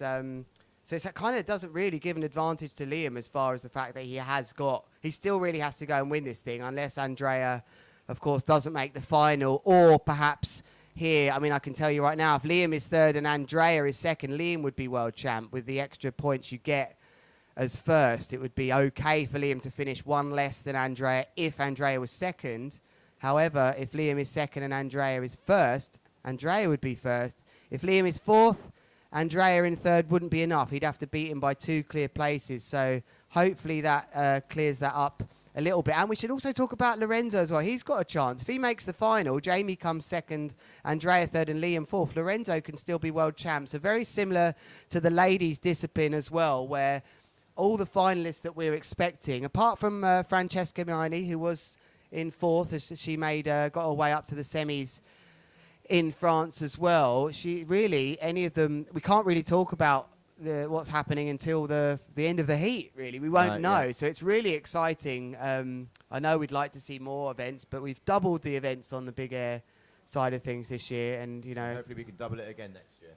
That's a nice way to think about it. I was going to say if we just add 1 each year, but, if we can double it and... or cube it, maybe, or it gets a bit... But it's green flag, Lewis. Green flag is up, and this is the rider that knocked out Francesca in the last heat. Alessa going for her first trick attempt, riding into the box, right foot forward.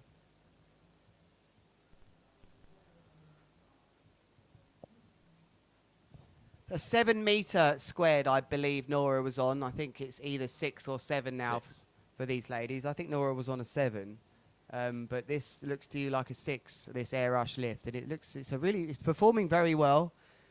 You have to say, you've got to comment on the equipment and how well it's performing. This kite's getting a lovely lift. I love the sort of slow uprising control. That is a great demonstration of a solid mega loop from Mensch there, who's really, again, going to try and cause a major upset because Natalie Lambrecht has to keep in this one.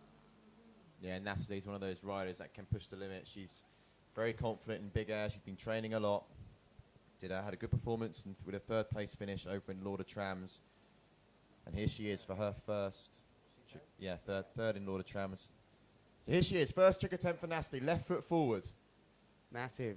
It's massive. Mega loop back roll, absolutely super powered. And I wonder if she's on an 8 here, maybe. I'd love to know what that is. It looks reasonably big, but that was a nice low kite position in there. So we're going to see 10.5 meters, I think that one was, traveling 50 meters. This heat is on. 32 knots coming in. I'm told it's actually more than that out on the water. As the purple rash vest of a lesser mensch coming in here. What she got for us on that air rush, a lovely controlled mega loop grab, reaching for the board, almost gets swung into another rotation. Nice control. We're seeing consistent heights over 10 meters Yes, now, we are Liam. now. That's what we want to see, consistent heights over 10 meters, where these riders can really start to push the limits a little bit. You know, that 10 plus meter mark, that's where things really start to get a little bit interesting, as Natalie Lambrecht is up next for her second trick attempt. Scores still to drop. There we go. So 5.93 for Natalie's first maneuver with that kite loop back roll. So mega loop back roll, sorry. And there she is on your screen, Natalie. Pretty sure that is an 8, Lewis. I think I saw an 8 on the beach when she was rigging it all up. It just looks big when you look out to sea. It's got that look of being a big kite. Oh, this is lovely. She's just so committed into her move. Straight into a boogie loop. And quite early on committed there. The kite really there wasn't much time at 12 on the way up. So I think she can go higher than that, but she's looking very comfortable as we go straight back in then to Alessia. She's going to take a turn back round, tack abort the port tack that she's on, come back on a starboard, heading to the west as there's Samuel Cardenas, I think, our photographer, getting blasted by the sand. There's Jaime Haratz to see if he can come in here and have a chat. Yeah, excellent. I've got Jaime in here to come and have a chat, which is wonderful as this ladies' heat comes on. Come and take a seat, Jaime. And you're not looking for the internet, man, no? You're coming in to have a chat with us. Come and take a seat. So we've got legend of the sport and local man, Jaime Haratz. Jaime, this is the day we were waiting for, right? Totally. It's been long coming. 6 weeks we've been on a desert of Levante, and yeah, we're looking forward for these days. This actually feels like home now. And Jaime, just for the people watching at home, you know, the conditions here in Tarifa, what can we expect on a day like today? I mean, it's not as much cloud cover as I thought there maybe would be when I looked at the forecast, but out there now, good 30 knots. Are we going to see that 35, 40 knot range come into play? Well, we're actually hoping for so. The tide's evening, and as soon as we are approaching high tide, the winds will strengthen up, and so yeah, we're aiming for that 35, 40 knot final, hopefully. We'll rejoin this heat just shortly as we see a nice contra loop then from Natalie Lambrecht. But whilst we've got Jaime in here, Jaime, you must be so proud of your town that you live in with your family to see the event come back here. And always everyone worries about the forecast, especially this year, everyone wondering, will it be windy? Of course it's windy. It's always windy in Tarifa. Were you ever worried or not really? I was. You know, this year has been an awkward year. You know, the experts are saying El Niño is hitting. It's just starting right now. So it was a strange beginning of the season. Whoa, that was a big one. That was a big one. A back roll delayed, but back roll cut out the side a bit so it doesn't score. But like you were saying, El Niño, yeah, which I think everybody listening is probably thinking, oh, that's what's happening in my local spot. I guess so. I don't know. It's been an awkward weather pattern. We had a heat wave in March, and then cold weather and a spill of wind for 6 weeks. So it's just an awkward start of the season. And we really needed this day here because looking at the long range, there's no day. Again, it goes back to very light sort of poniente, strange high pressure sort of. No, we've got it all around Europe at the moment, but today is very much the day of action. And do you know what? It feels just normal being on the beach here, being blasted by sand. The last days felt very surreal to me. I was missing that sound of the wind here in Tarifa. So Jaime, tell me, what are your roles down here today? We saw you problem solving with the internet yesterday. What are your roles here at this event? Good question. I think I'm the water boy. I'm just running around and helping everyone. I was just running up with Martina with that ugly accident we just had, and woo, that was another one. Yeah, Natalie going big there. And yeah, just making sure that things are running okay, and I can help as much as I can. Well, Jaime, we really appreciate you coming and joining us in the booth here. There's some epic action going on. Just before we let you go, these women now, they're pushing the sport, and they're really starting to send it when it comes to big air now. That's insane. We don't praise them enough. I think like they're pushing the boundaries so hard. I see them training every single windy day throughout the winter. They've been charging like hell. They've been spending their good money here, spending winters here in Tarifa, and they deserve all our respect. Yeah. Thank you very much for joining us. It's an absolute pleasure to have Jaime join us in the booth, and hopefully no internet issues later on today. But as he said, these women really are pushing, and yeah, they don't quite get the praise, and we just want to give a big shout out to you, all the riders, and you know, all the women in the sport as well that, you know, pick up and get involved with kite surfing. It's a fantastic sport. But here we are in this heat, back to the action. Natalie currently in first position, quite comfortably at the moment, but a score still to drop for Alessa. So Natalie now going for her next trick attempt. Left foot forward, riding into the box in front of the judges. I think she tried to take the board off there, so mega loop 1 footer. And there's the other score now dropping for Alessa, but it's nothing too special, just a single one. So an 8.77 combined, really chasing Natalie, who hasn't really put much of a foot wrong during this heat, having a very good, solid heat. No crashes for Natalie with the biggest score of the heat so far. That's 6.87 with that kite loop front roll, contra loop front roll, I believe. As Alessa now going for her 6th trick attempt. So 7 trick attempts they have, but this is number 6. Alessa in trouble, I think, here. She's not got the biggest scores here. Natalie really doing well here.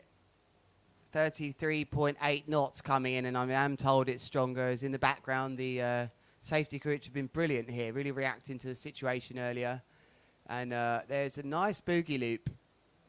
Nice landing as well with an extra kite loop, really landing without any power at all for Alessa. That's going to be one of her highest scorers, I think, which will help her, but it could be too much. Let's take a look at the scores here. So it's a 3.4 contra loop. I think that Natalie Lambrecht's going to try and get a bigger contra loop going here. She's had a kite loop back roll, kite loop front roll, 2 of her highest scores, and a straight kite loop. So I'm not sure. She looks like she's coming back left foot forwards. Maybe she's going to stick to her...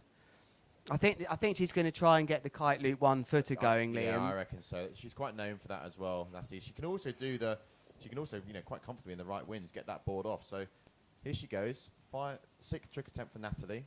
Thought she was going to go there on that kicker, but didn't like the look of it. Okay, so she is going to come back right foot forwards and go for the contra loop category again then. She's got a 3.40 that you can't see on your scores, but that's what she's got for the contra loop category, and you can definitely get into the 5s and 6s if you do that, well, maybe 7s if you nail it. She's looking to do better than a kite loop of 3.5. Let's see, maybe you can tell me what you think this is going to score on the strip. It's a delayed front roll, no chance of landing that. No, she nearly rode out of that, you know, but she is on that 8-meter kite. She's not even on stupidly high lines, so that kite... There's not much space up there for that kite to turn, and I think that on that 8-meter kite, it's quite hard to get it round, and that's why we saw that heavy landing there. But if she could have taken that, it would have scored well. Yeah, the rotation, I thought she was going to land that there. That rotation, that front rotation was looking really quite sort of slow motion and like in the air, but Natalie not able to land that one. That was her 2nd crash of her current trick attempt. So now we move on to the final trick attempt. You can see a couple of increased scores there for Alessa. She's now sitting on that 13.30, chasing Natalie's 16.57. And this is really where Alessa has to push and take it to Natalie. Last trick attempt to try and bump herself up into first position. Going for that back roll, kite loop, double back roll. Is she going to land it? No, she isn't. Big crash there as the kite slams down onto the water. Looks like she's okay. Those are the sort of moves you've got to do in order to take it to these top riders. So Natalie looking like she's going to be pretty much going through now, still in first position after that crash from Alessa with 1 trick attempt still remaining. But currently, Alessa just trying to get that kite back up in the sky. It's sort of giving us the smiley face at the moment as she's moving around the lines. And There you go. Looks like it's full of power again now. A big warm welcome to you then. It's the Qatar Airways GKA Kite World Tour. I'm Lewis Crathen talking you through this epic final day of big air action. Reminder, we have the big air surfboard men coming up as well as the men in the Twintip department, but we're working our way through the ladies right now in this 35 knots of wind. It's windier than what that wind speed says. I know that because I went down there, spoke to the guy that has that wind station, and he said he's just going to calibrate it a bit more. So the sand is absolutely blasting across the sand. The sand is blasting across the sand. That would technically be correct. To say that in the background, but this lady here, Natalie Lambrecht, is scoring well on an 8 metre. This could be massive. Keep your eyes on this one and the extremity of the kite as it goes round. She couldn't send that kite, I don't think, because Alessa would have been in her mind there. As we see, as she just rides down, she didn't. I think that was a smart move there. The red flag goes up now. She would have known she was in first. She's actually gone to recover the board of the opponent, and she had a really nice uplift, and for training I think she would have sent that had she not had Alessa downwind of her. But unfortunately that will be the end of the event for Alessa, and thank you again for your feedback. Just turning up, they don't like that, directors, when you mess with the buttons and the dials, do they? But seeing as this is my own sound mixer, I've just got in there and turned it up. So thanks for that feedback. It's really nice to have you on board today. It's not our usual broadcast setup, that's for sure, but we've managed to get this. I feel like I've been saying that for years now. We've managed to get this thing going, but so actually, you know what? It got so consistent, the streams. Maybe it's about time we had an old school one, Liam. But we're doing pretty good today. Yeah, I'm pretty pleased with how it's going so far. I know we've had a couple of minor technical issues when we came back to action after Martina, but you know we're back now, and hopefully it's all cooking with gas. And up next, we've got quite interesting and fun here. We've got Angeli coming onto the water next against Alish. So two very, very good riders, and Angeli looking to advance through. So, but she's going to have it up against her because the Italian can sure lay down some big manoeuvres. There's a dog on the beach here, Liam. I'm just watching, trying to hide out the sand. That's one annoying thing to be in life in a beach like this, is a dog. At least with a seagull or something, you can fly above the sand. But a dog there, I mean, you can't even wipe it out your eyes. Do you remember day one? With your paws. Oh, with the dog which the dog abandoned the heat. We had a dog in the water on the. But it was like me, like how long? Like it just kept swimming out with an offshore wind. It looked like someone insane just swimming into the abyss, just going and going. And actually, the heat was abandoned because the hydrofoil was out, and we spent about 15 minutes removing this. And the way dog we got out it in was with the jet ski. The jet ski sort of like the jet ski followed it in, and it was getting chased herded by a jet it ski, back, or coming back into the water like a sheepdog. Yeah. Well, a misbehaved sheepdog, yeah. kind of. Well, the jet, yeah, I guess the jet ski was the sheepdog, and the dog was the jet sheep. ski. Okay, so there is Natalie Lambrecht, and let's remind you as well just what she needs to happen today if she's going to be world champion. Because I did have this on here somewhere. Natalie needs to win it. So Natalie's done all she can, right? And this could easily happen today. Natalie would need to win the event. Angeli second and Mika third. Natalie would be world champion. Here on your screens then, Angeli Puyol against Alice Rougiou.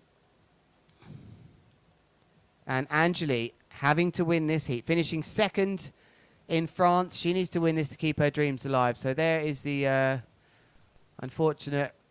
Looks happy enough, though, Mensch, who's out of the competition, but a great performance. Yeah, she's got to be happy with that. I mean, I spoke to her on the beach after her previous heat, and she was saying she's been training in the super strong winds, and you know, she's really put in the time and work for this competition. As you can see there, just landing the kite in the backgrounds, the flags swapping around. So green flag is up. So that's it. Green flag up in the sky, which is always a good thing because it means that competition gets underway, and myself and Lewis can keep ourselves busy watching the stream, covering all the angles for you guys. Looking at a picture of my daughter ready for ballet, my 18-month-old, she don't look happy to me. She looks like she wants to be playing football or kiting or something, is my feeling, as we've missed cardinal sin here. We've missed an absolute caner of a move in the background, which has just come on our screens here. Sorry, we had a blank screen, and it's Rougiou with a big crash on that orange kite. Hopefully you saw that back at home. and that's not the best start to this heat. I'm Angeli afraid. up next. One of those riders that, really, when it comes to big air in the women's division, everyone thinks of this rider on your screen, Angeli. She really can push the limits and reach new heights. And you can see those heights in the bottom left-hand side of your screen with the Surfer app.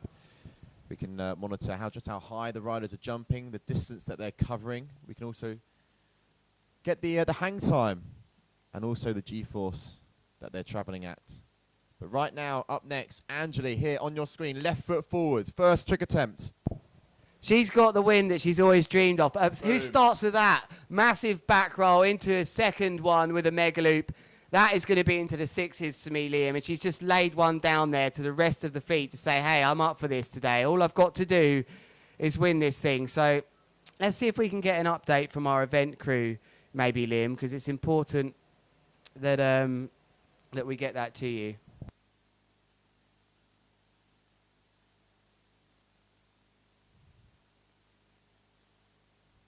So Alicia here coming in, right foot forward. You can see.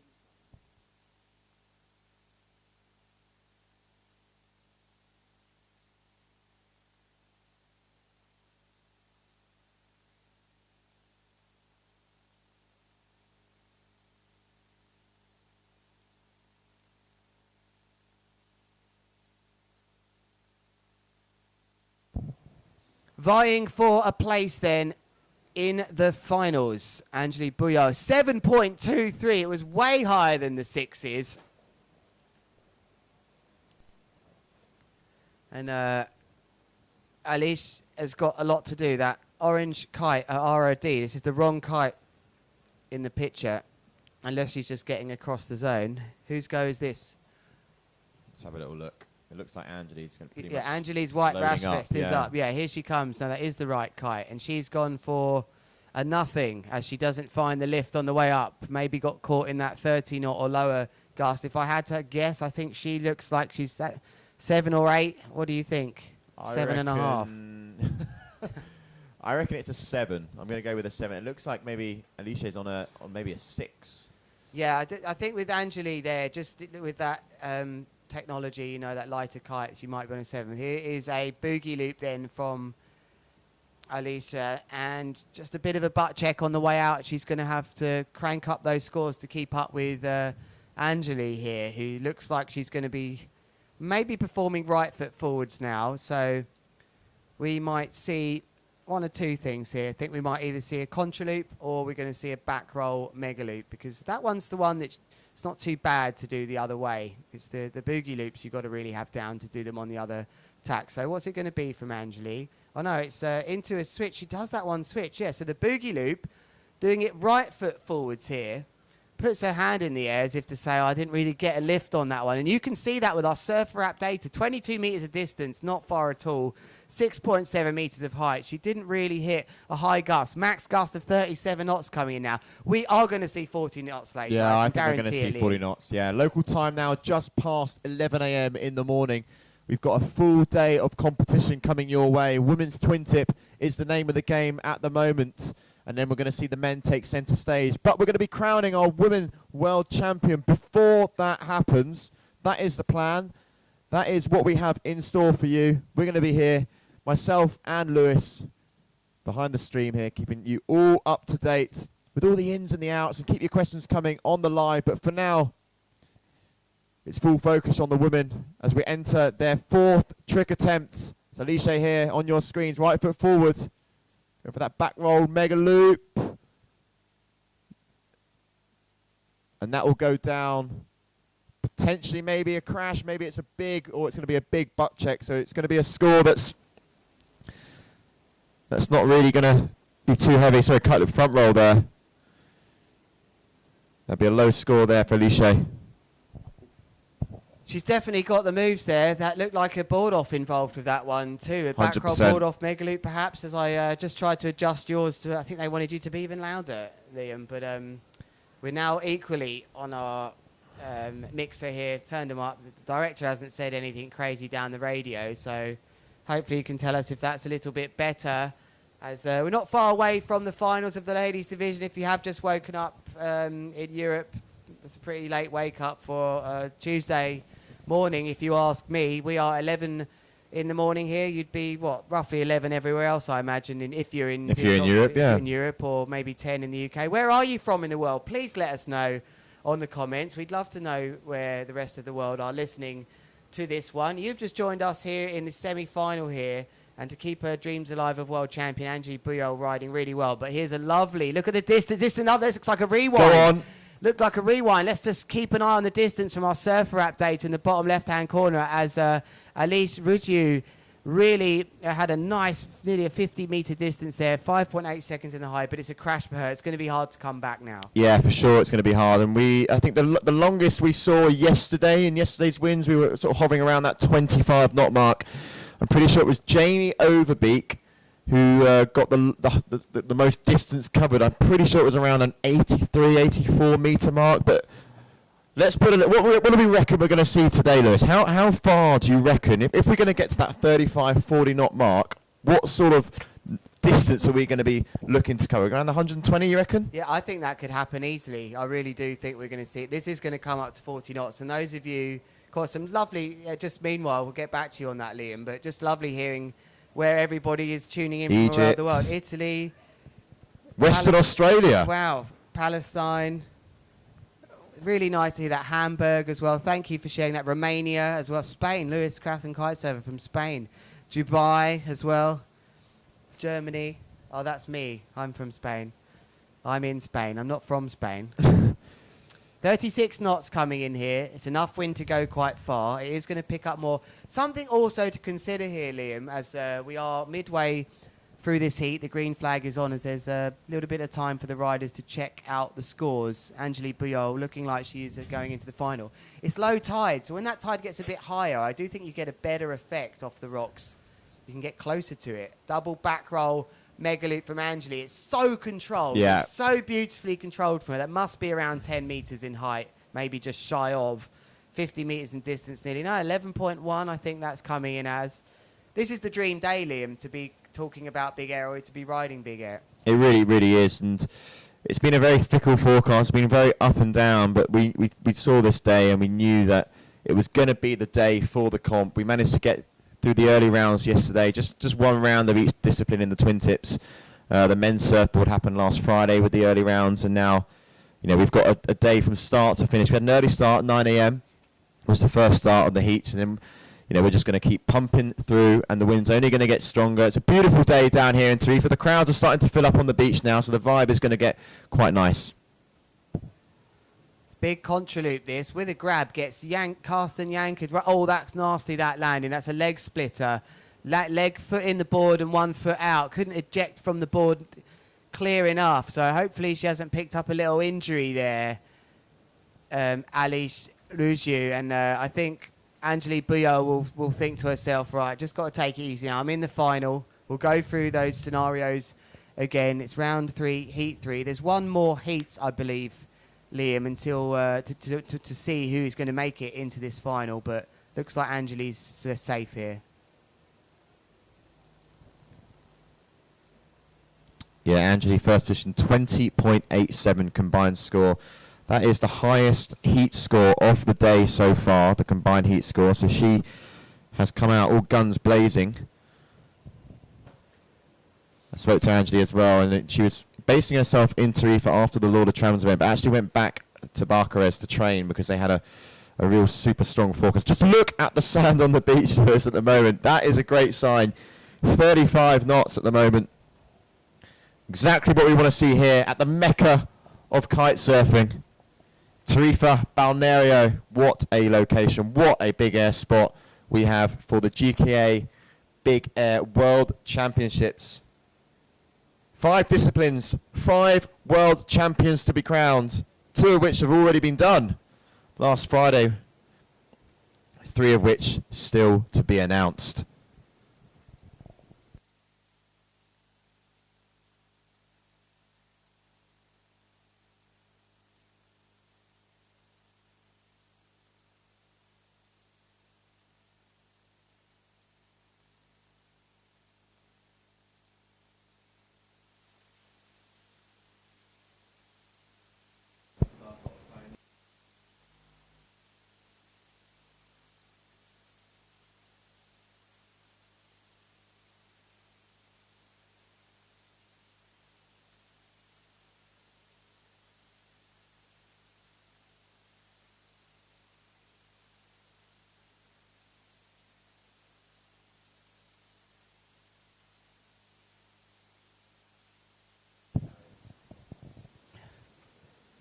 All right, we do look to try and sort these issues out. We've made another adjustment here in the live stream booth. We're not the tech guys, but we become the tech guys sometimes. Angelique Bouillot here looks to me massive scores into the sevens. She is ready and fired up for this thing. And one feels like she's due. Well, she got that lovely result in France, but she has been one of the leading big air riders for so long. The first female in the Red Bull King of the Air. Actually, that was in my heat as well. That was a nightmare having to ride against her. Yeah. She was really ripping. She got one of the highest scores of the heat. And yeah, I had to be the one to go against her, all fired up and ready to show what the women are all about. As well as, I think there was another rider in that heat too. But here she is, looking comfortable. Green flag is up. She's going right foot forwards here, if it is her go, which I don't think it is, because the purple flag is up. So coming into the beach just to check out the scores would have been Alice Rugiu, just checking like, look, what have I got to do here? And I imagine gotta do a lot. the correct reply would be land something new. Get a 10. Double mega loop.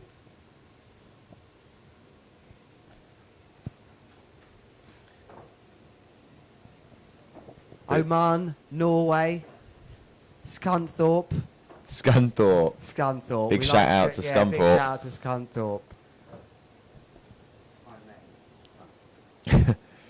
So yeah, here you have Alicia on your screen, but looking at the score, she needs a 13.57 to take the lead. And with only one trick left, here we have Angeli going for her last trick attempt. It's a mega loop board off, landed. First one of the competition there. Mega loop board off there for Angeli. Making it look super easy as well. Good height. We'll get that surfer information up for you on the bottom left-hand screen very shortly. Hopefully my mic sounds okay for you now. Please do let me know. Myself and Lewis are part-time IT technicians during this competition as well. And there we have it. One of your roles, I'd say, Liam. You do about 1 billion things here. As it's a nice finish then if you can land this off. Beautiful. She's going to have to settle with a 5th place finish here at the Qatar Airways GKA Kite World Tour. In this event, however, her score will be combined from how well she did over in France. And if I have a quick look at how she did over in France, I don't think she's actually had a result. She'll be... No, she wasn't. She didn't join us, Alicia, in France. Okay, so yeah, so for this event, thank you for the feedback. I think we got some better, still over driving. I'm imagining that's popping, perhaps. What was that rhyme we had? We had Peter Piper picked a pickle pepper with Penelope. Penelope poo-poo. that was our mic test today to see if we were popping. I fortunately brought my own mic foamy, which I now realise I need to bring 2 everywhere, as well as my mixer, 2 microphones. We've all made a bit of a contribution here. Yeah, we really have, haven't we? Maybe it's, do you know what? Maybe it's that not having that solid, consistent figure of Joe around that just set us up. Speaking of Joe, he's actually just... missing Joe here. Let's have a look what he just said. He's just messaged me, actually. And you only realise how much work that guy has to do when you wake up, someone grabs you, do the intro, do the awards, do this, do that. He's literally doing everything on a regular basis. Yeah, face of the tour. Big shout out to Joe. It's always good having him in the event. First event I've actually done without the big dog himself. I think it's probably the first yours as well. GKA event ever not that he's here. Yeah, he's always been here. But we're holding the fort down here, Yeah, and we managed. we really are. Someone's coming in to do something with the audio. Oh, it's the internet man. ¿Cómo estás? Buenos días, internet man. How are you doing? All right. Hopefully we don't lose you We've got 2 guys. new boxes here. 2 new boxes today. This is quite an important thing going on. So let's just talk. We're going to keep you updated with what's going on now. He's come in with 2 cardboard boxes and a bag full of goodies. Oh, now the laptop's come out. And a laptop. Yeah, a laptop, Lewis. What sort of Yeah. laptop are we talking Well, here? it's not a Mac. It's not an Apple Windows? Mac. Okay. So we could be in trouble. Well, I guess that works with everything these days on Windows. Although those days are over now, right? When you're frowned upon for having a Mac. Big yellow cable. 2 yellow cables. Ethernet. That looks like an Ethernet cable. Is it a crossover cable? Could it communicate both ways? Did you get it from the same store that you got your laptop cable? Okay. Yellow flag. So we can carry on talking about cables. Yeah, and internet.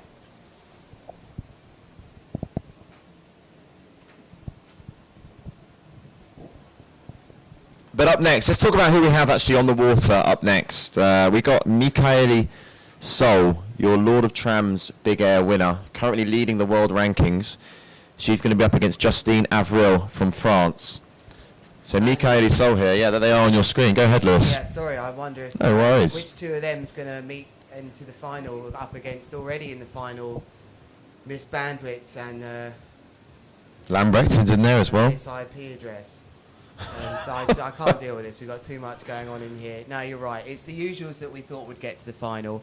Michaeli Sol, bit of a test here to join. The other riders will be looking on here because if Michaeli Sol wasn't to make it into the final, wow, That's really going to open up, yeah? Blow the door open. It really would. Yeah, because currently it's Zara, Natalie and Angeli in the final, which is a great three. So let's see who's going to join them as green flag flies nice and high in the sky now as Justine goes for that first move. Nice mega loop from Justine. 1 footer. 1 footer at the end, but never, I don't think, got the foot back in well enough. Not quick enough. To land that. I think, who's that flying a spare kite on the beach? Someone here is flying, that's actually a 7 metre. Looks like it's on very small line. That's Mika's as well. I know that because I saw Mika pumping up that one. So I think Mika's actually out there on a 6. There's a 7 being flown from her caddy, and Mika starts Going off with big. a huge mega loop delayed roll. Look at the distance she's covered here. I think that's going to be well over 50 metres when we look at our... Well, that was over 50 metres, no? Only come in as 25. Not sure about that one. And, oh, not what she needed then, Justine Avril having to There you body go, drag. 48. 48, that must have been a previous jump for her. Justine Avril somehow gets a surfer app data up. Maybe it was for that 31 metre body drag, 4.4 second body drag. Is that data coming in from the body drag? Pretty impressive body drag, 4.5 seconds. I think we'd all take that when we lose our board, 4.5 seconds rather than the 4.5 minutes or worse still 4.5 hours that some people may have body dragged for. Think anyone's ever body dragged that long? No. Didn't that guy spend the whole night out in the waters of Saudi Arabia and between Egypt once, in the middle of the Red Sea? I think that did happen. So yeah, perhaps he did do a longer body drag than 4.5 hours, but that's not important right now because we are in the semi-finals.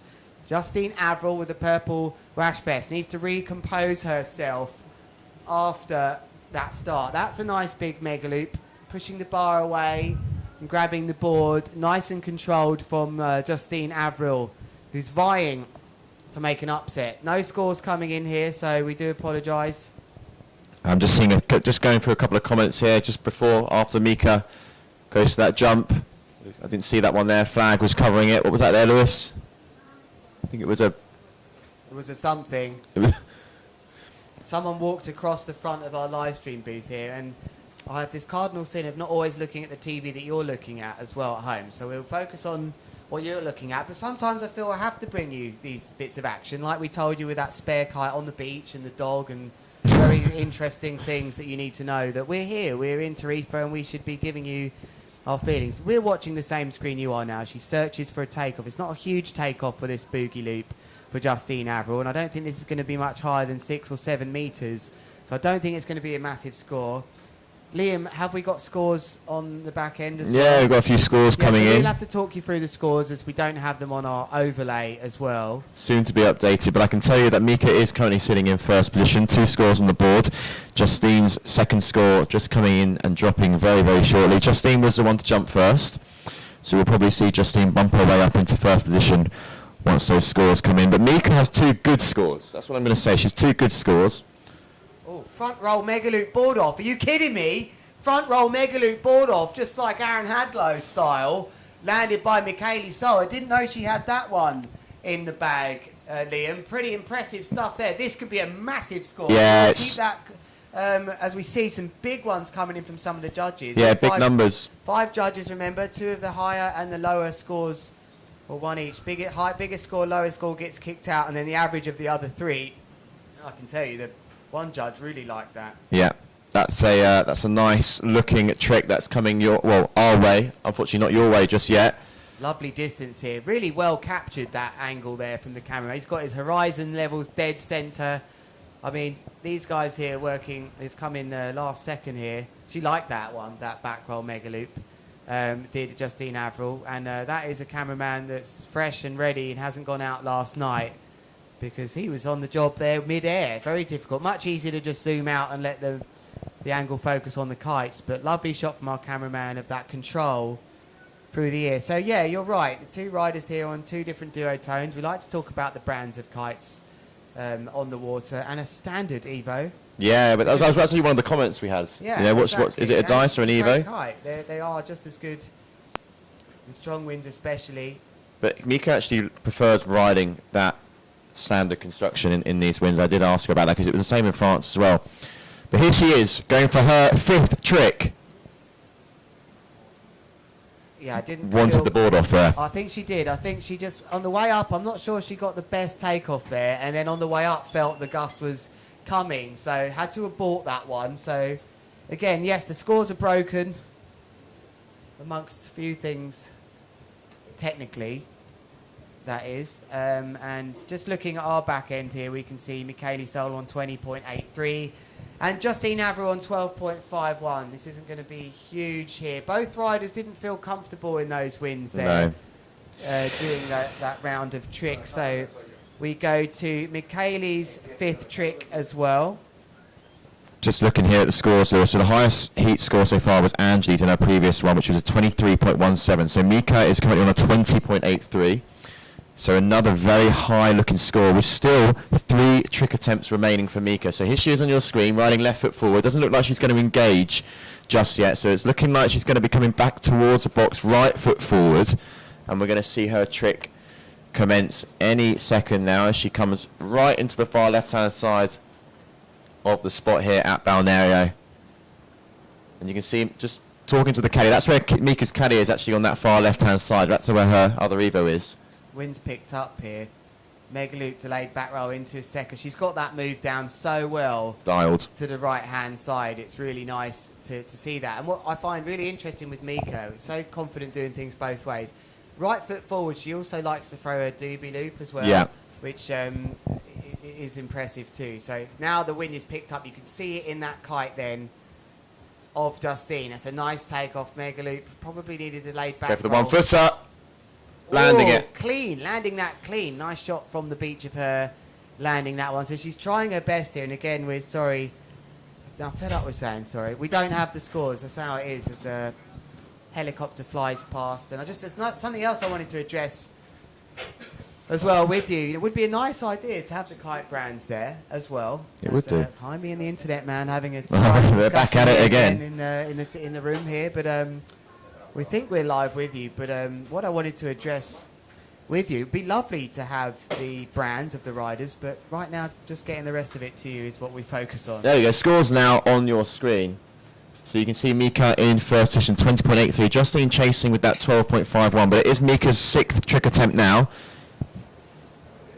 Here goes Mika then with boogie loop bar spin. I like that. You can see Hill's data coming in from the surfer app down there, and that's because he's out on the water and has sent a jump somewhere, or someone's taken his phone and's gone and done a boost. So that's the nice thing with the surfer app data. Anyone practicing out there, scores will come up, but rider's not exactly going nuts. 38 knots coming in here, so expect to see this over 10 metres if we're really going to get high scores. But Michele Sol in control of this last semi-final. Whoa, that's an early commitment with a boogie loop and a grab. Really pulling the trigger early that time, which is hard to come down and get everything timed well. So unfortunately crashing Justine, knowing and sensing that she has to step things up here.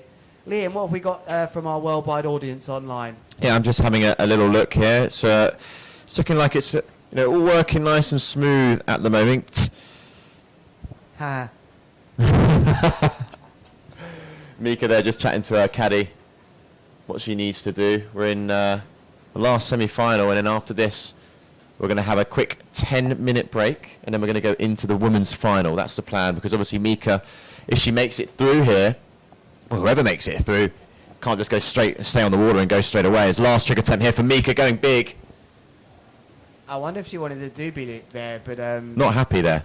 She wasn't happy. She sort of wasn't slapped the happy. side of her Red leg. flag here. Maybe let us know what you would do in your 10-minute break, as we'll be back with you very shortly.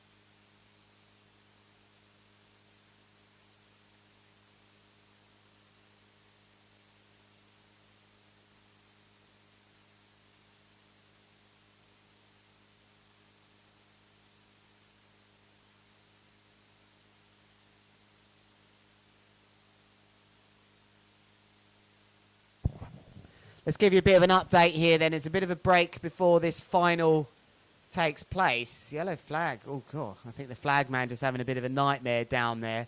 It's the big final then to decide the Big Air World Champion coming up very shortly. It's red flag already. They're just getting on with it. I was told there was a 10-minute break. So we do hope you can hear us loud and clear, because one of these riders, they were the 4 riders that we thought would get to the finals. Let's give you a quick overview of this then. Mika ends up second, Angeli first. Angeli would be world champ. Mika third, Angeli second. Mika is world champ. Mika fourth, Angeli second. She'd be world champ, Angeli. And Natalie could win this if Natalie would win, Angeli second and Mika third. But the real cat amongst the pigeons here, Liam, is Zara Hugenrad. So perhaps actually that's not true. We did expect her to get to the finals. Yeah. But Francesca Maini being seeded higher after a better performance in France has meant that Zara Hugenrad has got into the final at her expense, really. And pretty well deserved. Yeah, they didn't go directly head-to-head, but Zara Hugenrad, she can't be world champion. She's the only one in this heat that can't be, but she definitely could. But she can mix things up, yeah. She can really spice things up. Throw all the herbs and all the spices in the pot and the pan. And it could make things very, very interesting here today. Here we are, the final day. Will probably most likely be the final day of this Big Air World Championships. If you've just joined us, thank you for tuning in. From wherever in the world you are, we're here, the Qatar Airways GKA Kite World Tour, the Big Air World Championships in Tarifa.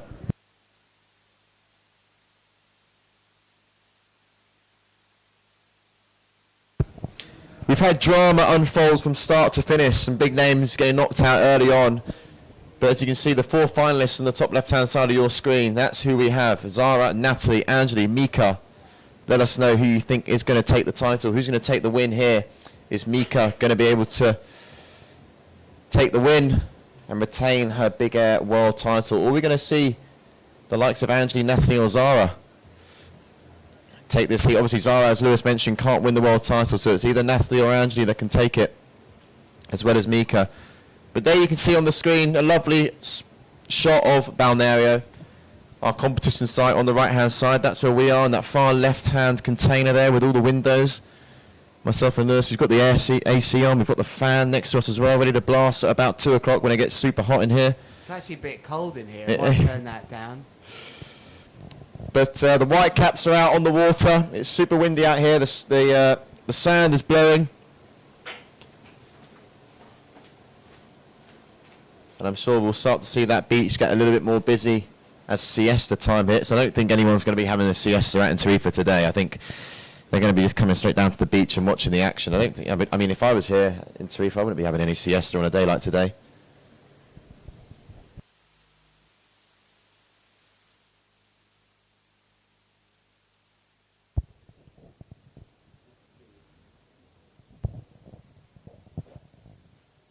All right, let's see how that is.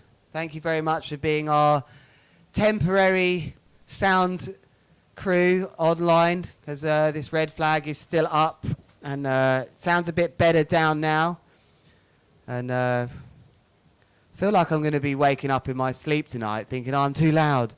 Got to turn myself down. Let's go through these finalists. Zara Hugenrad from the Netherlands, can't be world champion. Natalie Lambrecht from Sweden, can be world champion. Angeli Buyo, can be world champion. And Michaeli Sol, currently flying under the USA flag, can be world champion. Michaeli Sol winning the event in France, remember. Angeli Buyo coming second. Natalie Lambrecht in third place. So what a lineup. What a lineup for this final. Zara Hugenrad, she'll be really cursing herself for not getting a better result in France, because she is here now in what is considered to be home for her over the other three riders. I was pretty sure, Lewis, in France she actually came up against Angeli. So a tough heat for Zara in France, which is why she wasn't able to advance through. She came up against a tough competitor in Angeli. But here we go. She can potentially get her revenge here in Tarifa. Big four lineup. Let us know who you think is going to win in the comments. You can see all your comments firing through. What a lineup we have. The wind speed at the moment, as you can see on the bottom right-hand side, about 35 knots is what we're pushing, maybe just under. but the flag's definitely blowing. The sand is blowing everywhere. White caps on the water. Tarifa really starting to deliver now. And hopefully my mic sounds better for you all as well.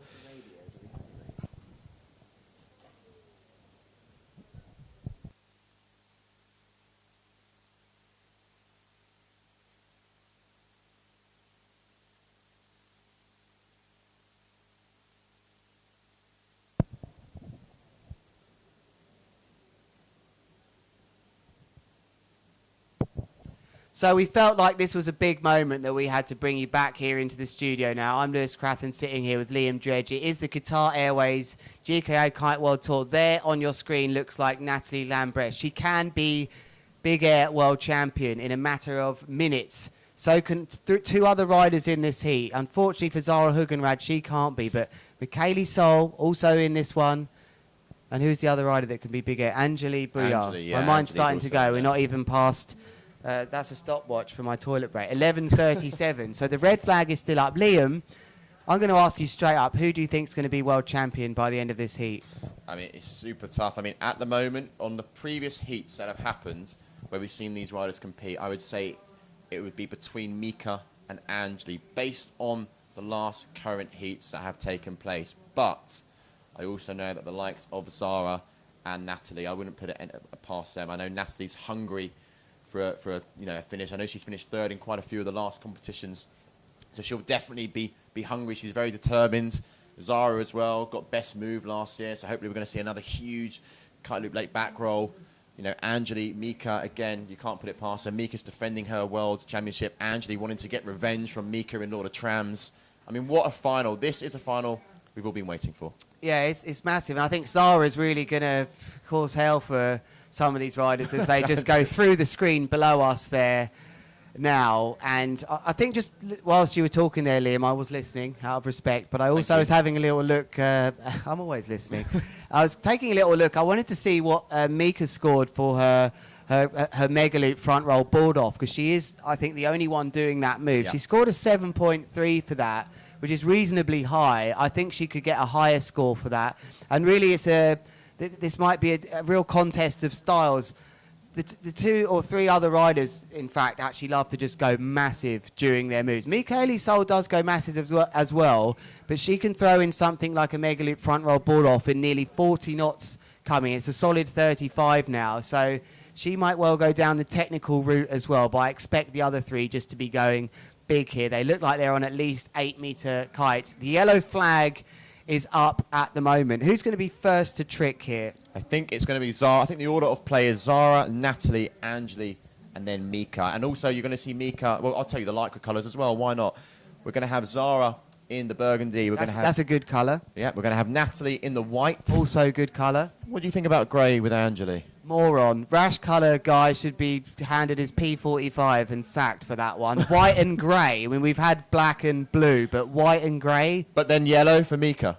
That's going to yeah, so that's very special. It's like the Tour de France. The seeded first rider who gets the benefit of performing their move last, so that she can actually, on the last trick, can maybe change things if she needs to. She gets to watch the others and see what the big picture is. She gets rewarded for that, for her ranking, which she's gained from that first place. There she is. I can see in her out France. in front. And she's in the golden rash I'm going to have vest. to put my sunglasses on. It's absolutely popping. Cool. How relaxed is that to just go and launch your kite? There's the first trick's going to happen in like less than a minute's time. So thank you for joining us here on the live stream. We're strapped in here in the live stream booth, me and Liam, and please let us know who you think's going to be world champion in the comments. Who do you think, Lewis? You asked me who I think. Who do you think? I've got different hats on. I've got my neutrals hat on. I've got my friends' hats on. I don't often say this when asked a question, but I'm not even gonna give you a reply. I don't know how I feel about that. No, it's not very nice, is it? No, it's not. I mean, when you ask me next time in the men's and surfboard and Twintip who's going to win, I'm going to come back at you and say, you know what? All right, I I'll don't give wanna you tell my. you. I think Michaeli Sol is going to be very hard to beat here with that competition experience. But here's the green flag already. We need to get back to the action because this move has started. That is not a huge mega loop delayed roll, and there's no way you can ride out of that. Even at that stage, you can't ride out of that stage. May ride out of it now if the board's somehow washed underneath you. But that's an opening crash then for Zara Hugenrad. It looked like the wind dropped a little bit as she went for that one, but we turn our attention to the second rider in the order. 7 trick attempts. 7 trick attempts. Thank you, Annabelle. Nice, you got a fan there. It's JJ Slingy. Yeah, I'll take that. Into Thank your you, voice. JJ. So that is a lovely comment. Is that 2 nice comments in a row about sound? I think Wow. it's good. Maybe I've got the mic at the right angle Wow, underneath we've my kind my so-called turned lovely mine round voice. a bit now. My partner tells me I have a nice voice. Yeah? Well, that's a first for me, so I'll take that. Okay, so here we go. It's only when Finals it's only when I say yes, though. Yeah, keep it nice Just and keep simple. saying Just yes. one-word answers. Yes and, well, just, I Yeah. guess you can't say no. No, you can't. Yes and yes are the correct and yes. replies to the Yeah, wife. then keeps you in the good books, huh? Yeah, so this is a bit tense. The green flag is up, and in next surely must be Natalie. Yeah, and she's just coming into the box now on the right-hand side, riding that white jewels. And it looks like she's gone with the 8-meter again, Lewis, that 8-meter Rebel. So plenty of yank, plenty of power. Engaging now, left foot forward, first trick going up. Let's see how big, Big. this is. Massive. Mega loop, back roll mega loop. Rides it out, just over the back. You know, just being over the back like that sometimes with a dodgy landing, it just prevents that gust whamming you out over the front. You're sort of ready for the kite to come again. You don't really want to stand up too early, get a bit of chop and crash. So she will get deducted. It's very minor, I think, there, but that's not a bad opening start. Lots of distance for her. So Zara's first trick going down as a crash. Natalie looking like some scores are going to be coming here for her kite loop back roll. And next up it's Angeli, looking like she's going in full steam ahead. Into that double back roll mega loop. So unique to her as she gets really inverted. Over 11 meters then for Lambrecht. Let's compare that. I think that might have been just a touch shy of Natalie's boost there. Angeli Bouillot's score coming. Very tense final this. These riders will really have to, 9.6 meters, but lots of distance from Angeli. Right foot forwards then coming Michaeli Sol with a mega loop delayed back roll. That is absolutely textbook for that move. There should be no forcing of the roll around there or dangling or anything. That is completely in touch with the timing of the kite when it pulls around from the loop to commit to that back roll, and it actually pulls you nicely round the loop if you get it right. So a nice start. Zara's gone early here, and you can see the frustration there, just head going back. I don't quite know why Zara maybe went there. Maybe she was feeling confident, nice little gust was coming through, but a bit of a wasted trick there.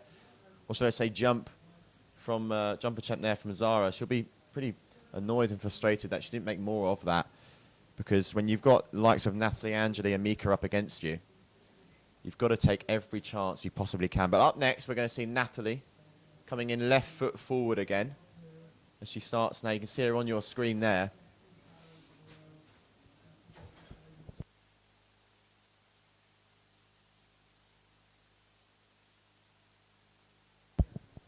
Natalie here, left foot forward.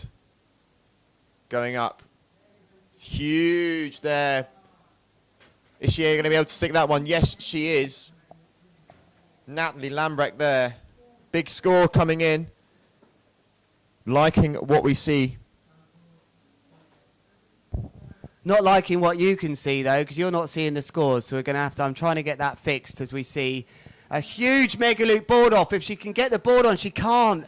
Angeli Bouillot can't manage to just get it on like we see some of the riders do so last minute. So it's a big, huge one there. 112. Oh, no, that's Hill. It might not be. I haven't Maybe, seen I don't know where Hill Angeli's is. name pop up yet. So Angeli may well have got Hill's phone there. So that may well have been 112 metres in distance there.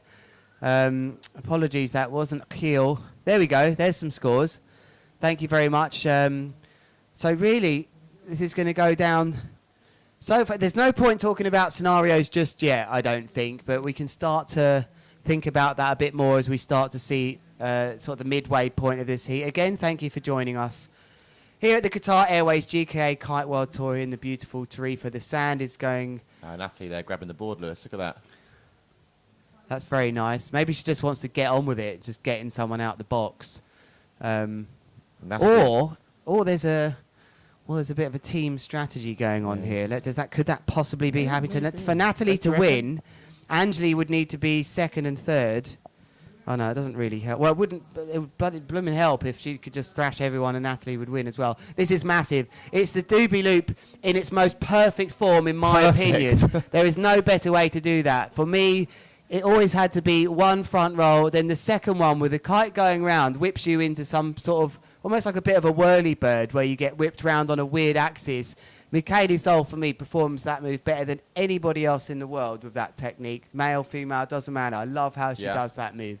So Zara here wanting to improve on that last maneuver, going for that kite loop late back roll. But actually going down now as a crash. So another crash for Zara now. Just a one score on the board, which was just a cent jump. Great.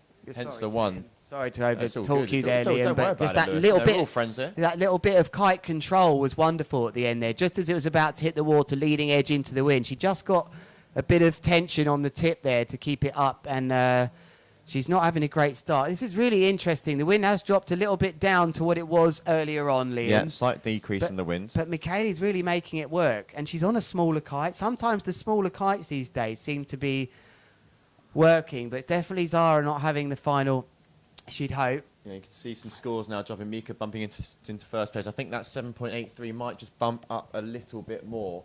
But we can see Natalie there getting the 7 for her kite loop front roll. And she sits on 11.33, chasing Mika on that 14.50. Angeli third, Zara fourth. Currently on their third trick attempts. Natalie Lambrecht with a delayed front roll contra loop. Clean landing as you like. This is, oh, she just couldn't take it. She would have had a chance to ride out of that if she'd managed to stay on the board. So kite went through itself. I don't think the wind is as maybe as stable as our internet. That's... you really left me a little bit speechless there, Lewis. But it's definitely dropped a little bit. That's one thing for sure. But maybe we're just going through a slight low. I mean, when I say dropped, we're still on 30 knots. So it's still super windy out there. Angeli up next. Just the way these kites are falling out the sky sometimes suggests to me that, you know, and Angeli there knows this spot inside out, doesn't get a perfect gust. There's quite a bit of difference between the gust and the lull.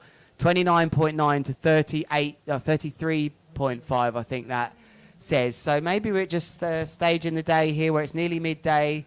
But Michaeli Sol can't get the board off from that front roll mega loop board off. She's now already working on one of the hardest frustrated out there. Tricks. Natalie Lambrecht has got a 7 on the board though, so is keeping up with her at the moment. Angeli Bouillot, she'll want to get a big one on the board, and this one's still a lot to go in this one, but Michaeli Sol looks to be edging it so far, Liam. Well, Michaeli Sols with that 6.67, that kite loop back roll was actually better than Natalie's kite loop back roll, which was a 4.33. So Natalie could, you know, looking to get another trick category ground to get that third score. And then I think she'll be looking to try and improve that kite loop back roll from the 4.33 and try and get more towards Mika's 6.67.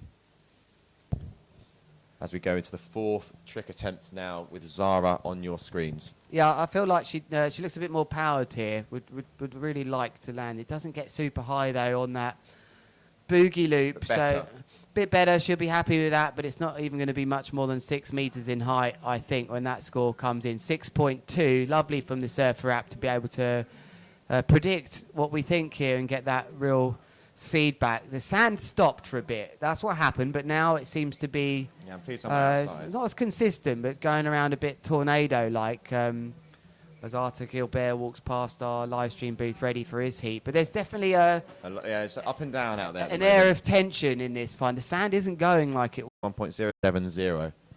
So let's see what Natalie's going to do. Here she is on your screen now. Left foot forward. Does go for the kite loop back roll, mega loop back roll, sorry. Lands it. Can't quite remember how that 4.33 was at the start of the heat. But I do think that might push towards the 5s. As scores, yes, it's looking like it's going to be an increased score on the 4.33. Don't know if it's going to be quite enough to bump up into first position, though. Right, we think we're back with you again, and this final, fortunately, hasn't changed too much that you may have missed. And it's Michaeli Sol walking away with this, that we had so many scenarios, but it perhaps was the scenario which was the most odds-on scenario. Our current top seed absolutely nailing this one. Natalie Lambrecht's currently holding on to second place, but those two huge moves from Michaeli Sol. Well, we did see a big one from Natalie, but this is a bit more like it with a huge mega loop board off. Has to bin it though. Angelique Bouillot just hasn't got. Now look at that distance. The 30 to 38 knots, I think that says, unless that's a 3. I think it might be a 3. Tough final this. It's increased though. We saw all of that action earlier. Win was consistent, but I wonder if it's fighting different angles or... I can't hear the wind so loudly on our booth right now. We're down to the last few moves here. Yeah, we are now in the last trick attempt. Once Mika has her turn, which she's going in now, right foot forward. Are we going to see another attempt at the double? What did she get scored Just for that a 4.17. So she goes up. Go. That's a big crash from Michaeli Sol. I think she's taken it. Let's see how she is. She's just taken the one. Oof. She's taken it. Only a world champion can take a crash like that. We have just seen one of the biggest crashes that you can achieve if you put your mind to it. She actually bailed out of a double mega loop here. So I do hope you've just seen that move. And only a world champion can bounce out of a move like that. Wow. I mean, I get a little bit speechless at moments like that because these women are just seriously up in the ante and just pushing and pushing and pushing. For them to even, hats off to Mika there. Amazing attempt. That's why she went for the smaller kite. But here we go. Last trick attempt for all of our riders now. This is the last tricks of the final. The Zara's will go down as a crash. So Zara currently sitting in 3rd position, Angeli in 4th. So Angeli can definitely bump herself up from there, but she's going to need to score some big scores. Don't think she can take the win now. Too far away. I'm just looking at some of your reactions online here. You're just as flabbergasted as I am.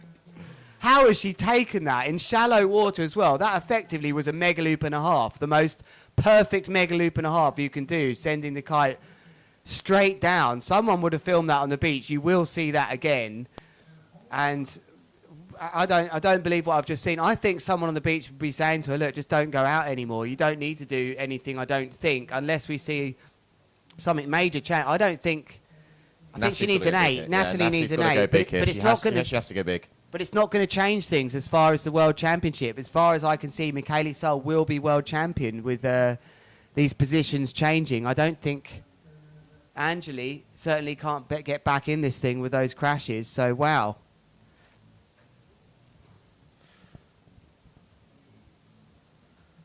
And here she goes, Natalie. Speechless. Yes, pretty much like us here in the booth. Natalie, they have 30 seconds, but I think judges will be a little bit lenient here. Natalie going left foot forward, didn't like what she saw or felt in the previous run. So here she is, left foot forward, last trick. What are we going to see? Mega loop board off, gets the ball back under the feet, not able to land that one there. So that will be a crash for Natalie. Just got spun round a bit there, it really didn't help. But it is definitely all over now.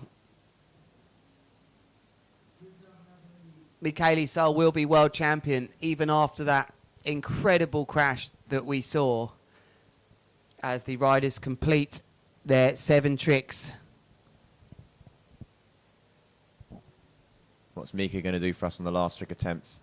She's not going to mess around with the double again. That's it. That was an unbelievable crash that we just saw. So Michaeli Sol being told, look, you don't have to go and do that again. Or perhaps being told, please don't do that again. We can't watch that again. We've seen some amazing crashes. I think she may have picked up some sort of minor injury there, but we've seen some big ones today. That was the ladies' final, which Michaeli Sol, with all of those scenarios that we had possible, just made it look like a walk in the park at the end. Great result from Natalie Lambrecht. Zara Hudengrad also getting into 3rd place. And as I see that, I think there will be a change. Natalie Lambrecht will get 2nd place overall. And Angeli may have to settle for 3rd in the rankings this year. Zara Hudengrad with a good performance. But really, it was all about one lady here, Liam. The lady in yellow. Michaeli Sol. Isn't that a song? Lady in Yellow. No, Lady in Red, isn't it? It's okay, yeah, I think you're right. Sorry. It's a bit past my time, but I'm pretty sure it's not Lady in Yellow. Lady in... It should you know, finals day, Lady in Yellow. We had a song I don't quite know how yesterday it as goes, well. though. We had a song yesterday as well on the beach. Levante, Don't Leave Me. Or I think that was the song. Levante, Don't Leave Me. That was with Havo, as a Spanish speaker on the beach MC, because we were worried the wind would go. I don't think it was actually a real song. There he is, actually. Have her on the beach. Good time in there. Yeah, that's very well. The pink man. I don't know about that guy. Well, he's having a little dance to the music there, Yeah, isn't that left he? leg's just wobbling a little bit. He's Yeah, going to start maybe 1-2 stepping in a bit. He was practicing the cha-cha as in the pink jumper there. Heel, two very top riders there. He's just being blocked out there as he's telling her how things are going. These riders now are going to have their Oh, she's got a smile on her face. It's always podium. They are going to have their podium. Look, low tide. There is their dog There's as the well. Dog. There's the swimming dog. Also completes in the dog big air. Get it a harness. What did you think of that final then? Tell us how you feel. Did you see all of the final?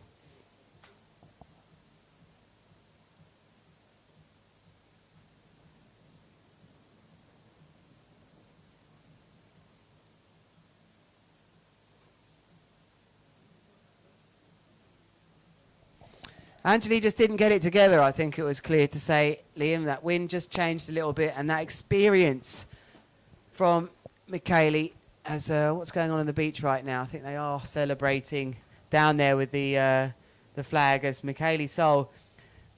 Do you know what? I think there's two things going through her mind right now. I think there's elation of being world champion, and there's that incoming impact still fresh in the brain from that crash that we just saw. How she took that, I don't know. It's Natalie Lambrecht being told, I'm sure, you've made second place. But the big crash there was the big moment of that final. And there is the scenes. As Joe would say, going down with the mermaids. Or with the fishies, yeah. That All was the fishies, down with the mermaids. And there we have Mika Sol, you can see on the right-hand side. I would say going down with the very slim mermaids because it's shallow there. To get in that close, the others may well be beached in those sorts of shallow conditions. Or the beached mermaids. Going down with the beached mermaids. Well, they wouldn't be down, I guess. Either way, there is your world champion that is walking along the beach. And here she is, an incredible result. She must be shaking after that double mega loop, or that mega loop 1.5, what we've We'll try and get her in the booth as well, Lewis, eh? Yeah, we will try and have a chat with her in the booth as they're going to go and perform a small podium now before the official one tomorrow as a Havo. I hope he's not waving to me to go anywhere or someone else. Men coming up then in both the surfboard big air and the men's twin tip. Still loads to run today. Yeah, next up we're going to be getting underway with round number 2 of the men's twin tip division. And then we're going to be going over to round number 2 of the men's surfboards. So basically what we have now for the rest of the day is a back-to-back scenario between the surfboard and the twin tip. And then that will take us all the way through till the finals, where we're going to have back-to-back finals, men's surfboard, men's twin tip. And then we'll be able to crown our champions, our world champions, in fact.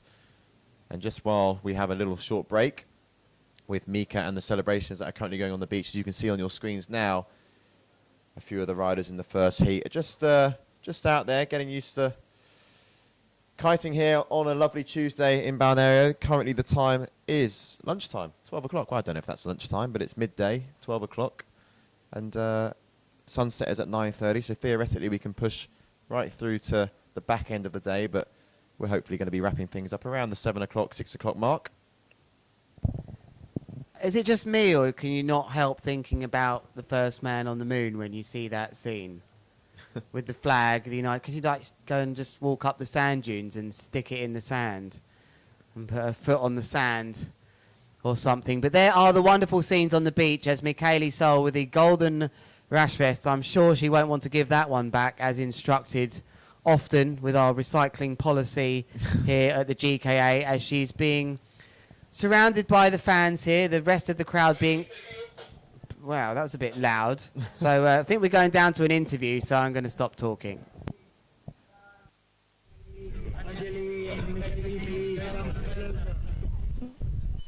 Mika, stay here.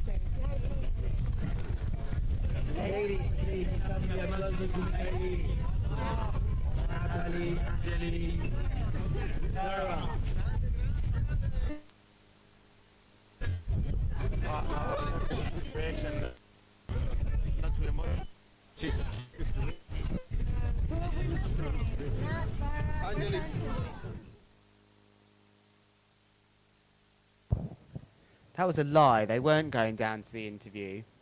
So I'm going to carry on talking.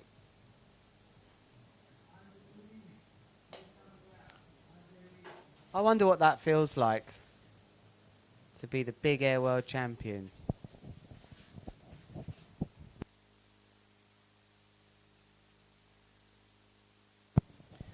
I think our media director will be going furious down there right now, desperate for these riders to get on the podium. And they said in our meeting earlier, oh, they're going to get taken aside and have all separate pictures taken. They really like to preserve the energy from the final, and it looks like she's being mobbed. The rest of the crowd, thousands of the crowd just behind us here, being held back. This is friends and family that are being allowed in at the moment here in Tarifa. So you may think it's not heavily attended.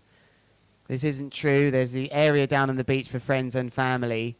In the background, out the corner of my eye, and some of these scores coming up on your screen as well, actually, of the riders getting ready for their heats in the men's that are boosting around, getting ready. 68 metres from Timo Boersema. But back to this ceremony down on the beach. Actually, that's where the ceremony is going to be before the official one.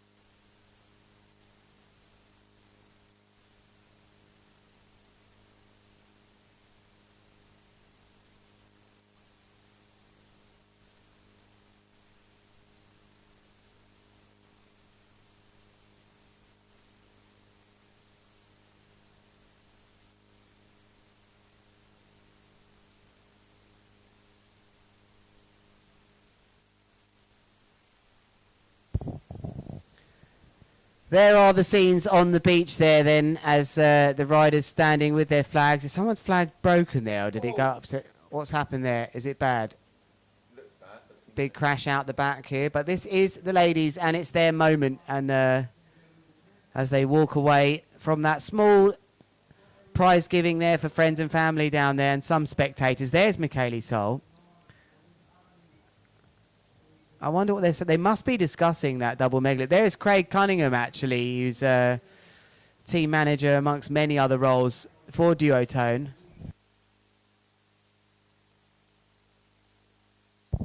And Fabio Ingrosso, very highly involved in Michaeli's training, or was in the past. She's getting congratulated.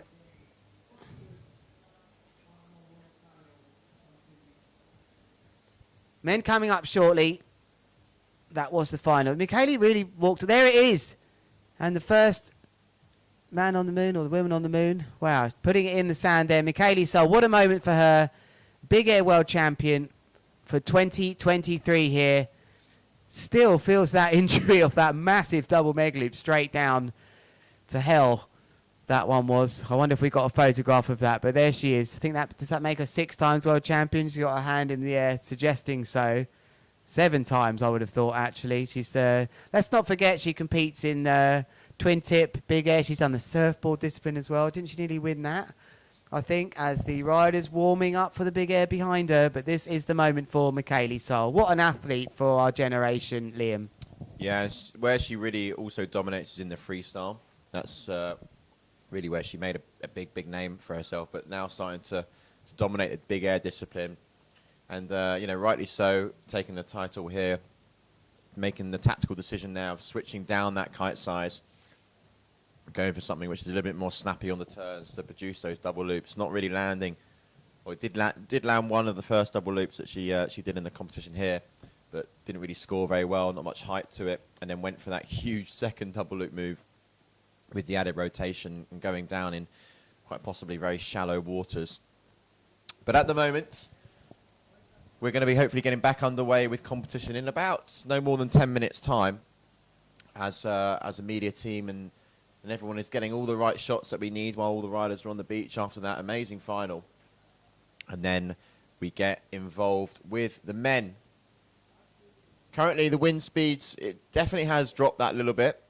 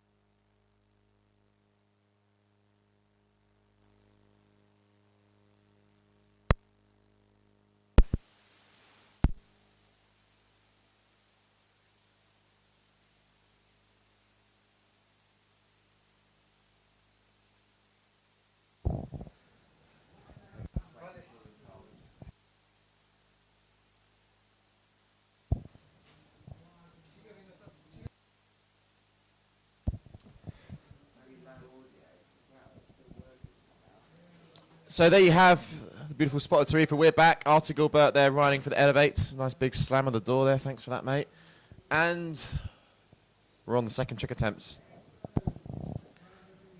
Wow, this is really high. Why are we shooting it and showing you that angle? We want to show you the wide a bit more here as these guys going massive now. This is absolutely prime big air conditions. We'll get you the scores and the surf data overlays very shortly.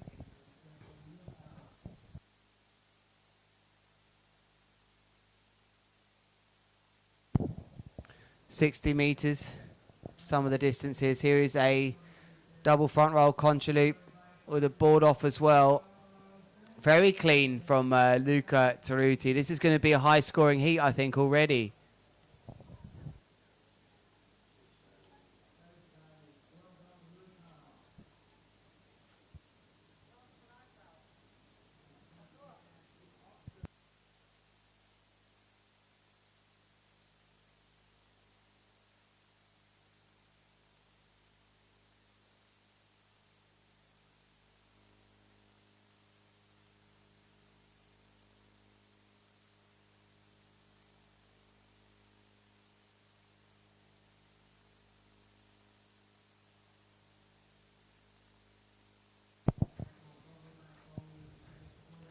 Double back roll, board off, mega loop, big back caner, gets blown out of his board. He's going to be a long while getting back to his board then, is Arthur. And this is exactly what Luca Taruti wants to be seeing here. The North rider coming in left foot forwards now into the zone. It was 13 meters that jump, his previous. But here he is once more, going into a huge contra loop. Double front roll board off, can't land this, surely. Oh, he just needed half a metre more. He looked like he didn't think he was going to crash that. He felt he had more time. 15 metres in height then. Now we're starting to see just the heights these riders can go. Big stuff going down on the water then at the Qatar Airways Big Air World Championships in Tarifa.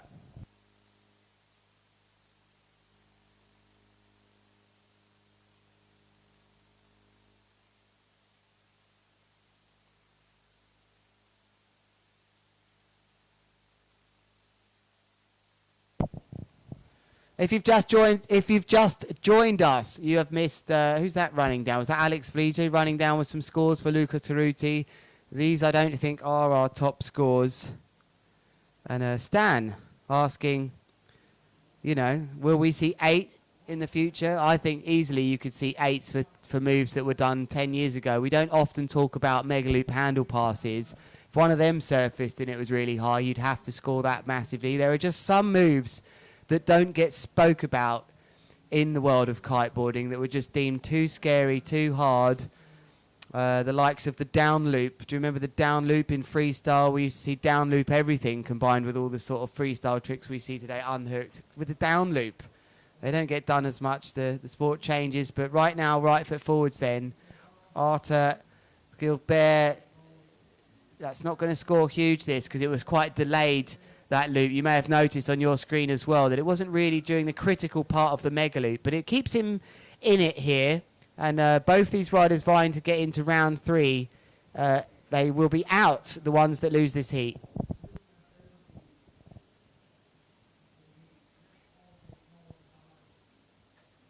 So here we have Lucas Taruti on your screen running left foot forward, chasing Arthur, super close. Going big, yeah, he's getting some great height. He actually got 15 meters on the last maneuver that he did. So he's definitely going the highest we've seen so far, especially on the surf rack when it's coming through with the most distance covered, and definitely the meters. Let's see what that one comes in at. He's going the higher out of the 2, but he hasn't got 3 moves in the bag just yet. Meanwhile, Arthur on your screens has, although both of these riders haven't really landed their biggest moves yet. But for me, the highest at the moment is Luca. But it's about getting 3 good scores on, and that's what he's doing. Just getting in there to his mates down there, flying there. This is North against. Sorry, is this North against North? No, it's not. It's Elevate. I thought against North. As there is Arthur being told, look, here's the situation. And I imagine what I'd be saying to him as a caddy is, look, your lowest score here is a kite loop back roll board off. Go and do that again and make it bigger. you may be able to get an extra point on that move. Or it might be time to start doing double kite loops. We don't know. They didn't score so well in the ladies, but I think we might see the lowest score removed here, which is the kite loop back roll board. That's the most sensible thing to do, to leave your two highest scores. They can't copy the same move, remember. No, they can't. They have to do... they can't do three of the same trick family, and the easiest way to think of the trick families is... oh, that guy's stoked down there. That's good to see. The easiest way to think of the trick families is to think rotations. We also have the different hands on the bar pulling back or front. So I think we're going to see a back roll, mega loop. No, we've seen a front roll. Sorry, front roll, that's terrible. That's just a straight mega loop board off. I don't think he knew what was going on there either. I was totally lost there. I wasn't expecting that, actually. Maybe it was going to be probably a tic-tac. I think a mega loop tic-tac maybe, where spinning the board. But we're at a tense time in this first heat of round 2 for the men, Liam. Yeah, no, we sure are. I can see him sticking out the corner of my eye as well. On the right-hand side, I've got another North kite flying up, so I reckon that's the caddy of Luca with a smaller kite ready to go and pull the trigger. So to me, that means one thing. It's a smaller kite. Luca may be planning to throw in a couple of the doubles once he goes through, because he's on this sixth trick attempt, going big. Double back roll, board off, into 3 back rolls. Oh, he needed to land that. He'll be absolutely devastated. He hasn't now. You could see in his body language here, that would have put him in first place in this heat. And now, am I right in saying he's got one more trick attempt left, which he's going to have. The pressure is on his last trick attempt. Yeah, so Arthur Gilbert here thinking, can I just knock this up a bit more for score here? So again, 3 of their best trick attempts. The lowest one is a 5.4 that you can see on your screen from Arthur. And surely they're saying to him, look, or is he fancying a switch here? He feels a bit more comfortable. He's switching to a smaller kite change. It's a tiny kite as well. What size do we think this is? I reckon that's a 6, and the one that he needs to improve is that kite loop back roll board off. But so he's actually just going to go for a whole new category altogether. I reckon, completely. It's going to be a double for sure. He's obviously not feeling, which indicates... Look at the wind. It does indicate to me a little bit that actually this might be an easier move to perform. It's not as technical. You just got to pull the bar and deal with it. But what is it? Can he get more than a 5.4 with it, or it's not worth it? That's the question. It's not going to get more than a 5.4, in my opinion, for that S-loop. I don't think that was absolutely massive for me, Liam. I think it could be in and around the 5.4. But it's opened the door for Luca then, and he'll be really upset with himself if he can't get this move. It looks like a big kite he's on. It's an 8 or even a 9, I think. He's got 5 crashes, Lewis, in this heat, Luca. He'll be gutted. He only landed his 2nd and 3rd tricks. But they're reasonable tricks. But they are good scores. 6.30 for the conch loop back roll tic-tac and a 6.50 for the conch loop front roll tic-tac. It says here he needs a 5.81 to take the lead, unless a score comes in from Arthur more than a 5.4 for that last one. Got to stick this then. Looks good so far for this one. This is a big moment for Luca Caruti. And he lands it. What a relief that will be for him. That will be a massive relief. Is that 7 tricks for all the riders? No, Arthur has one more. Yeah, he's got one more. The S loop was a 4.83. So we expect that Luca Caruti will go into first place. I think he might go into first place here because that score from Arthur was only a 4.83. And I think Arthur will have to change kites here, I think, if he does get pushed down as we wait on your scores here. It changes on our back end. Luca Caruti winning this one now. Arthur, for me, has to change kite. The double loop, he must be saying to him, look, your double loop there just scored crap. Don't even bother with it. Change to a bigger kite and do something massive because there's not much in this. Yeah, that's Nicholas Gambier there, one of the other competitors. Did he kite? No, he didn't. Enough time, though, Lewis. He didn't. 30 seconds. Well, I think the judges sometimes do allow for it, but he's going to have to connect here big time. I think he's going to go for that move again that we just saw. I reckon he's going to bring a board off. With the S-loop. Double. It's not getting the height. I don't think that was the right decision. Yeah, S-loop board off. Oh, he just can't hold on to the tail, so we're never going to know. The fact he added a board off there got me thinking differently. I thought he was going to add just the board the height. off. I mean, how high was that? 9.1 meters. That's a reasonable height.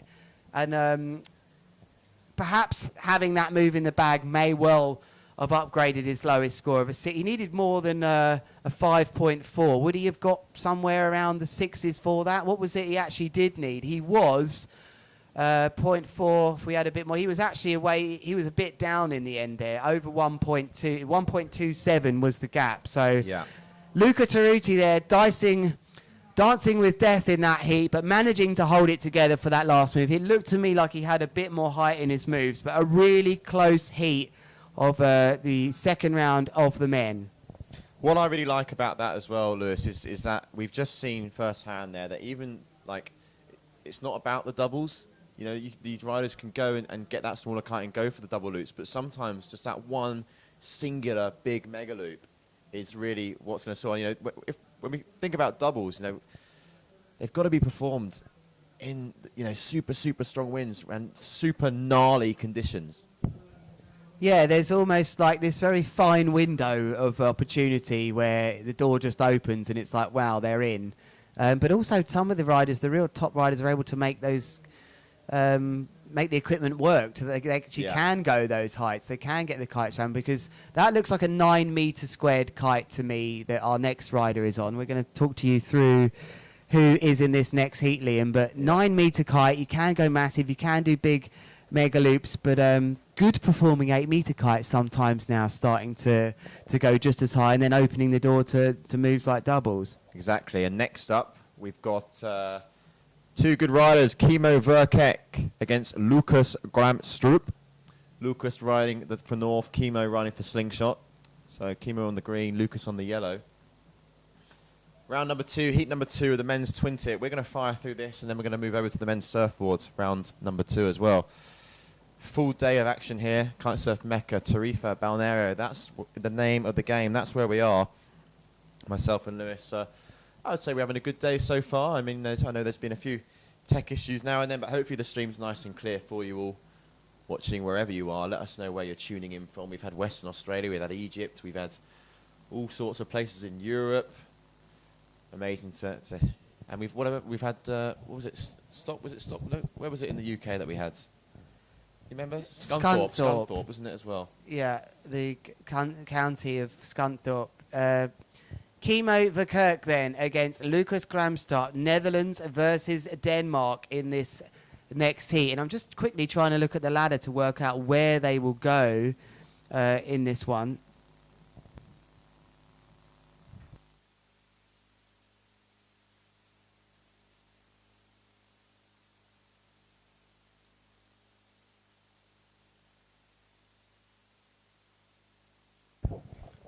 Green flag straight into an S-loop there. Someone sleeping on the beach with the camera. There it was, the green slingshot going out the side of the window. Be interesting to see what this scores. I think, again, might not make a 5. So that was the purple rash vest rider, which I think was Gramstrup. Let's correct myself if I'm wrong. No, it was Kimo Verkerk from the Netherlands. So Gramstrup will come in next. Much higher move. Oh, it's a big crash, that. That is a big caner in the arse. There, he took it. Oh, I guess that's the best place to take it. Some of these riders actually do wear padded wetsuits coming into it. Last thing you want to do there in water like this is go in 2 feet and try and penetrate the surface hard, because you might hit the bottom, or or the mermaids, perhaps, as Joe might add to that conversation. But not the best start there for him either. But this rider here on the slingshot, Kite's working really nicely, that slingshot. He's got quite long lines on this one. Gone straight into a double meg loop with a delayed back roll. Bit dangly on the way down, but it's nice and controlled. And he's happy with it, and I think I would be too. Blimey, that was a lovely move, actually. Got no scores coming in at the moment for you. But we're taking a look back end about this. So good heat, this one. Yeah, solid heats. And Lucas going up again. Crashed his first trick, so second trick attempt. Here he is. That front roll board off, mega loop, still floating and landing that one, keeping it together. Yep, rides out of that one. Not sure there. I mean, it was quite far after the trick itself, but I definitely think that the judges will take that sort of ending into consideration. Winner of this heat will go up against then Lorenzo Casati. Bit of a tough one, that one. Red Bull King of the Air champion. Winner of the next heat goes against JV Overbeek. Winner of the next heat after that against Andrea Principi. Winner of the one after that, Aaron Hadlow waits for you. And then Gil, yeah, all the top guys are waiting in the round 3, which is very much the quarterfinals as not the biggest send into this, as goes into a mega loop back roll. I don't think that was what he was after in that move. There was more to come from that move, but just maybe got hit a gust there on the way around. We've got also another big name coming up next in Mark Jacobs. He'll be in the next heat. And the sound's really starting to sort of circulate in front of the live stream booth now. Trying to get a little live wind update. The sand or the sound? Well, I think whatever you want to call it. I mean, sounds for sure. The sound circulating. Sound on the sound on the sound. Pizza Papa, Pizza Pickle Pepper.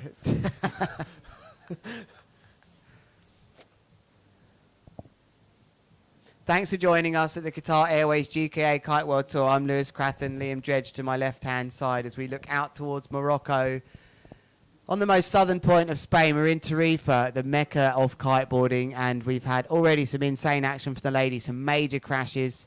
Be nice to get an update to you as quick as we can also about that big leg injury to one of our females riders. But meanwhile, that is a massive mega loop delayed back roll board off from one of our riders on the North Kite. That's Lucas there. Just there. Lucas, he'll be pretty gram-stropped about that.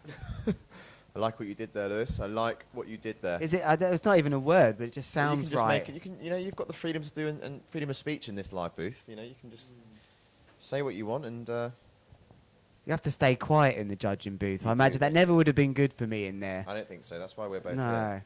Yeah.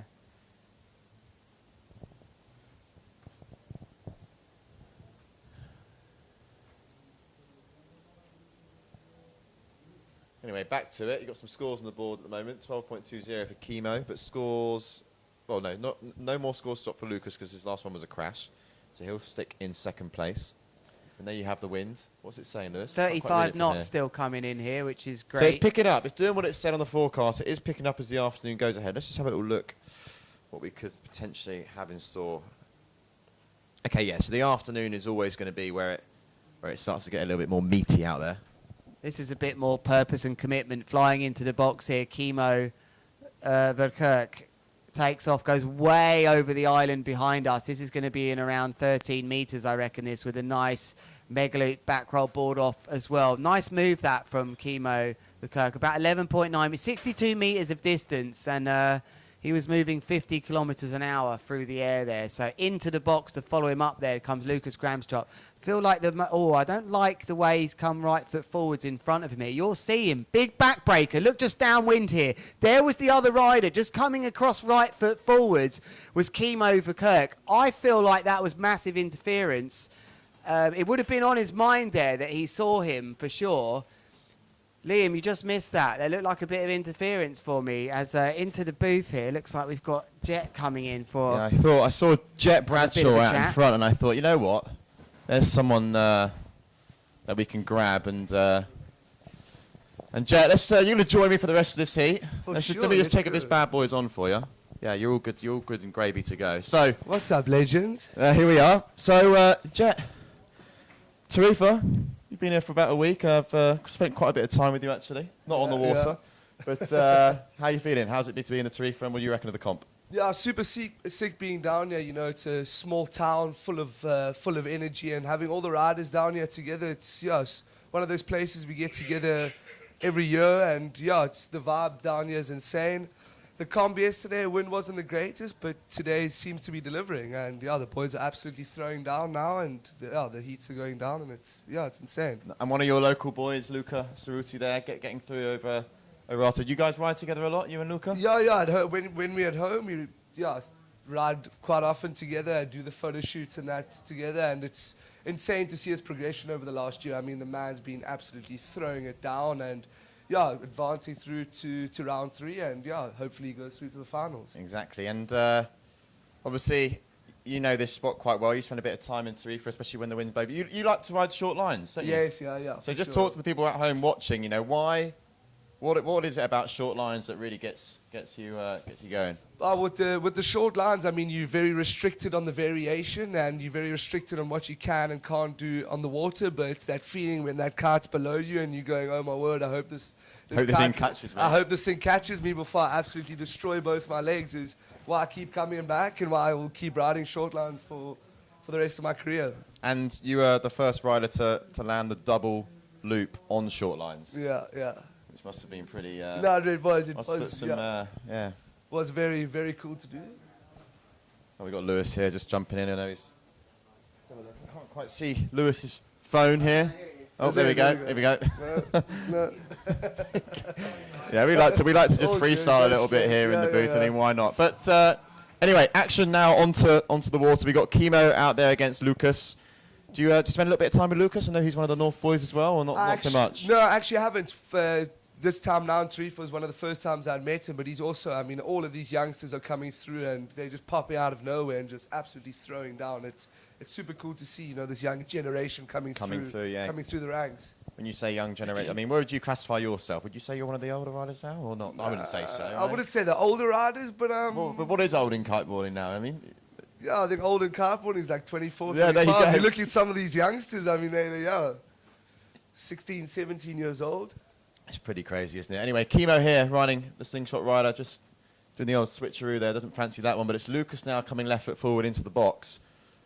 Talk us through this one, Jet. What's he got? What do you reckon? Lucas going super powered on a 9-meter orbit over there. Going cut. Oh, no, just missing the takeoff there. Just a straight board off. Yeah, this spot, it's super difficult to find that right takeoff, to time, to time the gusts well with the kickers. It's really difficult today. As you guys can see, there's not many kickers down here. How important are kickers here at this location? Kickers is, super, super important because you can really load up that line tension to build up a lot more power in your kite. As you can see over here, we've got Chemo coming left foot forward. Going up. Going up. Kite loop double. Oh, late back roll. Getting a good amount of height as well. We're fortunate to have the surf wrap, as you can see on our screen there. Tells us how big these riders are going. I reckon that was around maybe the 15, 15 metres. There we go. Meters. So one of the bigger jumps of the day. We haven't actually seen anyone go over 15 metres just yet. But wind's building, wouldn't you agree? Yeah, definitely. And they seem to think that throughout the day it's just going to get stronger and stronger towards sunset, which is really nice for the finals. Exactly, and the plan is to do men's twin tip like a round by round. So we're going to go men's twin tip, then we're going to go men's surfboard, back to men's twin tip, back to men's surfboard, twin tip surfboard, all the way through to the final, which I think is going to be quite a nice little show. And Lucas now on your screen, currently in second position, taking the board off mega loop, managing to get the kite to not necessarily catch him, and yeah, that will be going down as a crash because that was actually what looks to be Lucas's last trick. And I reckon he's not going to be advancing through. It looks like Chemo, unless there's any big score changes, is going to be the one that makes it through to round 3. Up next, one of your other boys, Big Marky J. Marky J. MJ. Talk to us about Mark J, because obviously, I mean, he got that Kota win. You were there, weren't you, when he got that Kota win? That was probably one of the most special wins I've ever seen down at King there. Birthday, everything. Yeah, the stars aligned perfectly on that day for sure. And he just, he visualizes every competition like I've never seen before. The man just gets in his own zone, and it's beautiful to see, how he visualizes every trick, every moment in the competition. And he's got his hands full. He's going to be up against Carlos Ramirez, one of the younger guys. But he's going to really have to push here, Carlos, because Mark Jacobs is, not only a fantastic rider, but he's also he knows what to do in competition at the right time, doesn't he? Yeah, that's the thing. The competition experience helps a lot in these situations. Especially in these elimination rounds where you lose the heat, you're out. So I think Mark's at an advantage here with competition experience, but let's not count out the youngster. Yeah, and we have the red flag up in the sky at the moment, so we'll be back with you in just a couple of minutes' time. As soon as that yellow flag goes up, we'll be back. So don't go anywhere. Keep your questions coming. I'm going to have Jet in the booth for maybe a little bit longer, maybe another few minutes. So if you have any questions for Jet, fire them our way. I've got here Osher, Jet the legend. Yeah, boy. So, yeah, you got a few fans here, so keep them firing our way. We'll be back very shortly.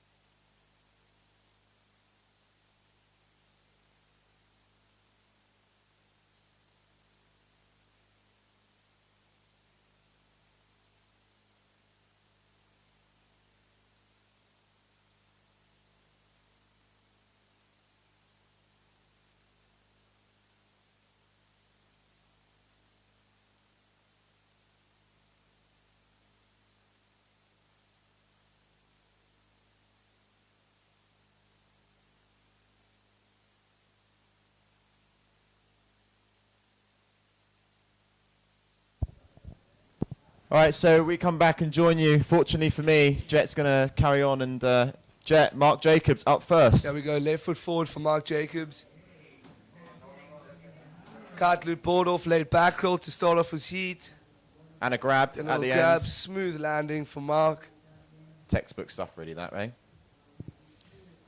So Mark spends most of his time actually over in New Zealand, doesn't he? He doesn't spend definitely goes to Cape Town during that summer period when Kota's on. Nice late back roll with an added rotation. As you can see there, that kite angle is absolutely beautiful. Really in front of him. I think the judges will like that as well. Yeah, that's one of the things the judges definitely look for. They look for that commitment when you go in. Obviously, height's a thing, and the kite angle, as well. It's a mixture of a few things. But let's just remind you at home who are watching, 7 trick attempts, 3 of which are counting, and riders have roughly about 30 seconds between each other. It's trick by trick, turn by turn, and Mark Jacobs now going for his second manoeuvre. At the moment, we don't have scores on the screen, but very, very shortly we'll be able to get those things up for you. But Mark Jacobs now. Going up, boogie loop, doobie loop, board off, with an added rotation. Smooth as Butter there from Mark Jacobs. That's 2 big scores. And there you have it. So, bottom right-hand side is the current winds. We're looking at around maxing up to around the 33 knot range. And then on the left, you've got the distance covered, 71 meters there from Carlos's last trick. The 13.9 is how high they're going, 6.4 seconds in the air. And then you can see the speed at which they are traveling as well. And then obviously at the top left-hand side, those are the scores on the doors. So Mark Jacobs still with his first and second scores to drop. I can tell you now that he will be bumping into first position as they're in the high 6s as Carlos Ramirez now going for his second trick. kite loop board off there with a bar spin. Nicely done from him. Haven't really seen this guy too much, Carlos Ramirez. No, and that also, first time I'd met him was down here in Tarifa, and you see these kids out in the water, and it actually blows your mind. You don't know half of them, and they're throwing it down. It's crazy, isn't There it? we go, Mark Jacobs, left foot forward, going up, boogie loop board off, with an added rotation. Once Smooth again, landing. yeah, 3 tricks, 3 for 3 at the moment. So what's your thoughts on the doubles, Jet? Because we saw in the last heat Arthur change his kite down and go for the doubles, but the doubles didn't really score well at all, and there was no real impact on his score. Yeah, I think the doubles, you really need to have really strong wind, 35 to 40 knots, or else you're, I don't think it's going to be worth it. As we saw in that heat before, it's just touching on 35 knots, gusts up to 33, 34 knots. So I think in that case, I think you rather stick to your bigger kites and do straight loops with a lot of rotations than try to go down to smaller kites to do double loops. Yeah, no, for sure. We There we saw go, Carlos big Ramirez. contra loop there as well.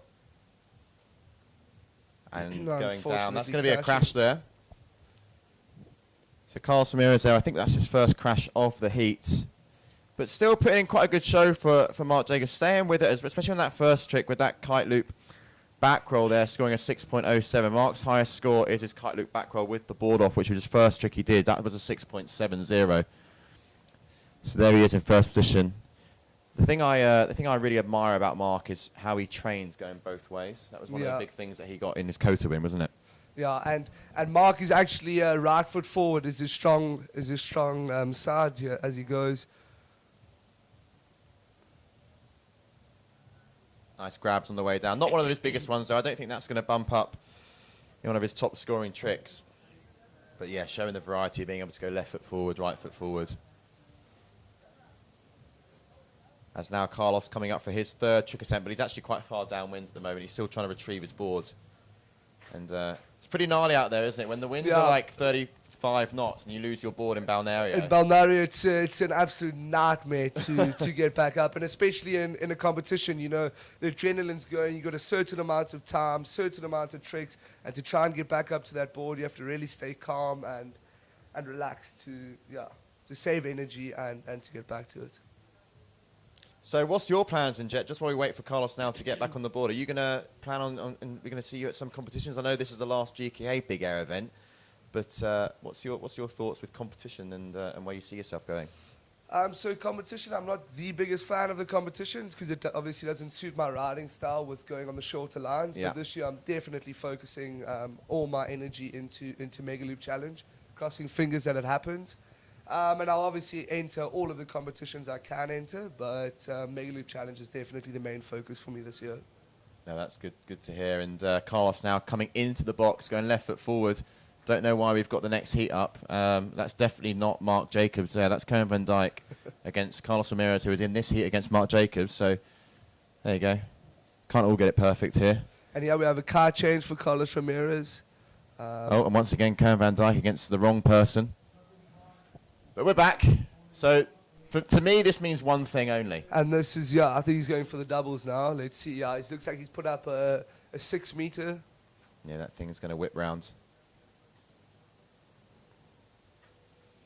So, Carlos Ramirez, changing kites on the beach. Is it going to be the right call? There we go. Double loop. Pretty gnarly. Oh, and just crashing it there. See, that's the thing with the double loops in this type of wind. It's touch and go for that kite to recover and catch you, you know. Yeah, you've got to go really big, and you've got to get that sort of, people refer to it as maybe the old magic gust sometimes. Exactly, yeah.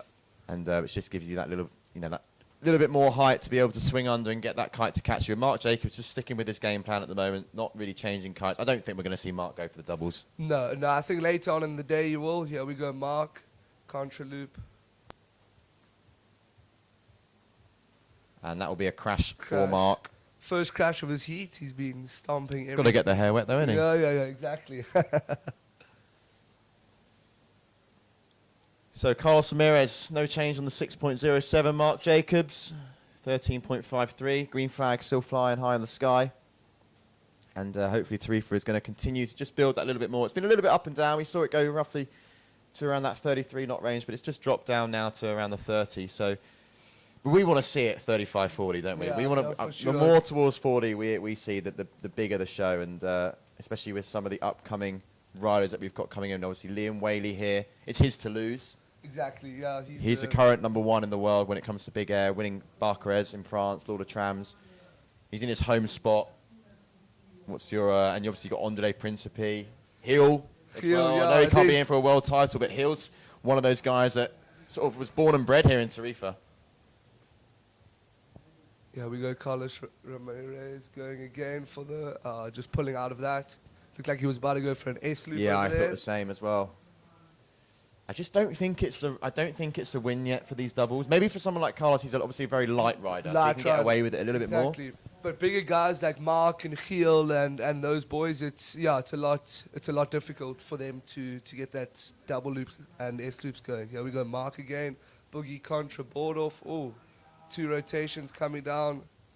Fortunately, crashing that one. He won't be happy with that. No, he won't be definitely happy with not. crashing this. Although he's in a position where he is in first place. First place, but that's one of the tricks he sticks. Yeah, bread and butter there for Mark, really. Yeah.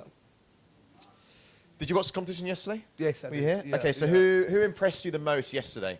For me, definitely Andrea. I mean, Yeah. he was getting a height that I was mind blown. You know, we were sitting having a dinner with a few of the boys and be like, how does that kid manage to go so much higher than everyone else in such? He really does, so much doesn't light he? the wind. Yeah. He's a competitive little guy as well. Yeah, He doesn't like very losing. I mean, competitive. Eh? again, looking like maybe he wanted to initiate the S loop. These sort of tricks for Carlos aren't going to do him any justice. We can see that the standard kite loop there, just a 2.5, and you'll see that's a similar, exactly the same trick. So he's ticking the same families at the moment. So he's going to need to vary things up a little bit. Yeah. But Mark, you know, although he's a little bit more comfortably in front, he needs to get that third trick on the board, tick another family, and really put the nail in the coffin here against Carlos. Because riders now 2 more trick attempts left. 7 trick attempts, 3 counts, 30 seconds. And Mark now coming into the box, left foot forward. Yeah, Mark going up, back roll, board off contra with a few rotations on the way down. I lose count with all these rotations. I know, These it's guys are nuts, pulling right? off, eh? A couple of your comments coming in here. Why isn't it more big air Spanish riders? Well, actually, the way that we select the riders here at the GKA, 10 of which were pre-qualified. He's gone for the double. Sorry to interrupt there. And he's landed it. That was a better double, Smooth bit more landing. height. Yeah, definitely. Definitely we'll see an improvement on those lower scores for Carlos, but not going to be enough, in my opinion, to maybe snatch it from Mark. Now Mark's score has come in. Mark's score's come in, yeah, up to... But yeah, going back to how we select the riders, 10 of which were pre-qualified. We also have video applications, which were 8. Then we've got a couple of GK and organizer wildcards where and the organizer wildcards are selected. And then obviously the riders that don't make it go onto a waiting list. And if they can't make it, we had a couple of riders that couldn't attend. The next one goes in. So it's equally as important when you're not competing to get the videos, and so you can submit them and have a better chance of making it into the World Championships. And obviously Liam Whaley is from Spain, Tarifa. So competing at his home spot. Mark Jacobs here. Last trick attempt here. What are we going to see from Mark? What do you reckon? Left foot forward, let's go. Boogie contra, board off. Seems like he was going for that same trick that he crashed, and unfortunately crashing again. Wind's picked up a little bit. Definitely, you can see in front of us here, and on the live wind reading, we got a max of 34.4, average of 32. But yeah, like I said, it seems to be building out through the day. Yeah, we want 40 knots. Ramirez coming out with a double loop late back roll. Is he going to land it? Oh, he does. Clean as butter. That's a great, great That's one. a good one. What are we going to see? So that was the last trick attempt for Carlos here. Definitely going to bump up his score. Don't know if it's going to be enough to match Mark's combined 20. He needs a 5.46, but you've got to remember he's got to tick those different trick families as well. So let's see what happens. But Jet, just before I let you go, next up, Stig against Timo. Who's your money on? Battle of the Netherlands. Battle of the Netherlands, Battle of the Nash boys. Yeah, it's going to be a close one, but I think Timo's got this one. Not counting out Stig. Stig's obviously got the competition mindset, but it's going to be an interesting heat. Yeah, guys, stay tuned. And one more question. Who's going to win? Who's your money on?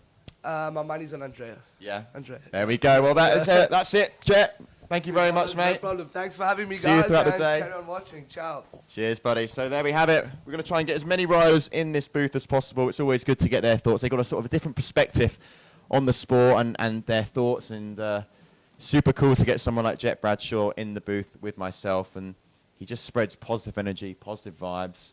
One of those guys that really commits and absolutely sends it. So we're going to see how the run through goes.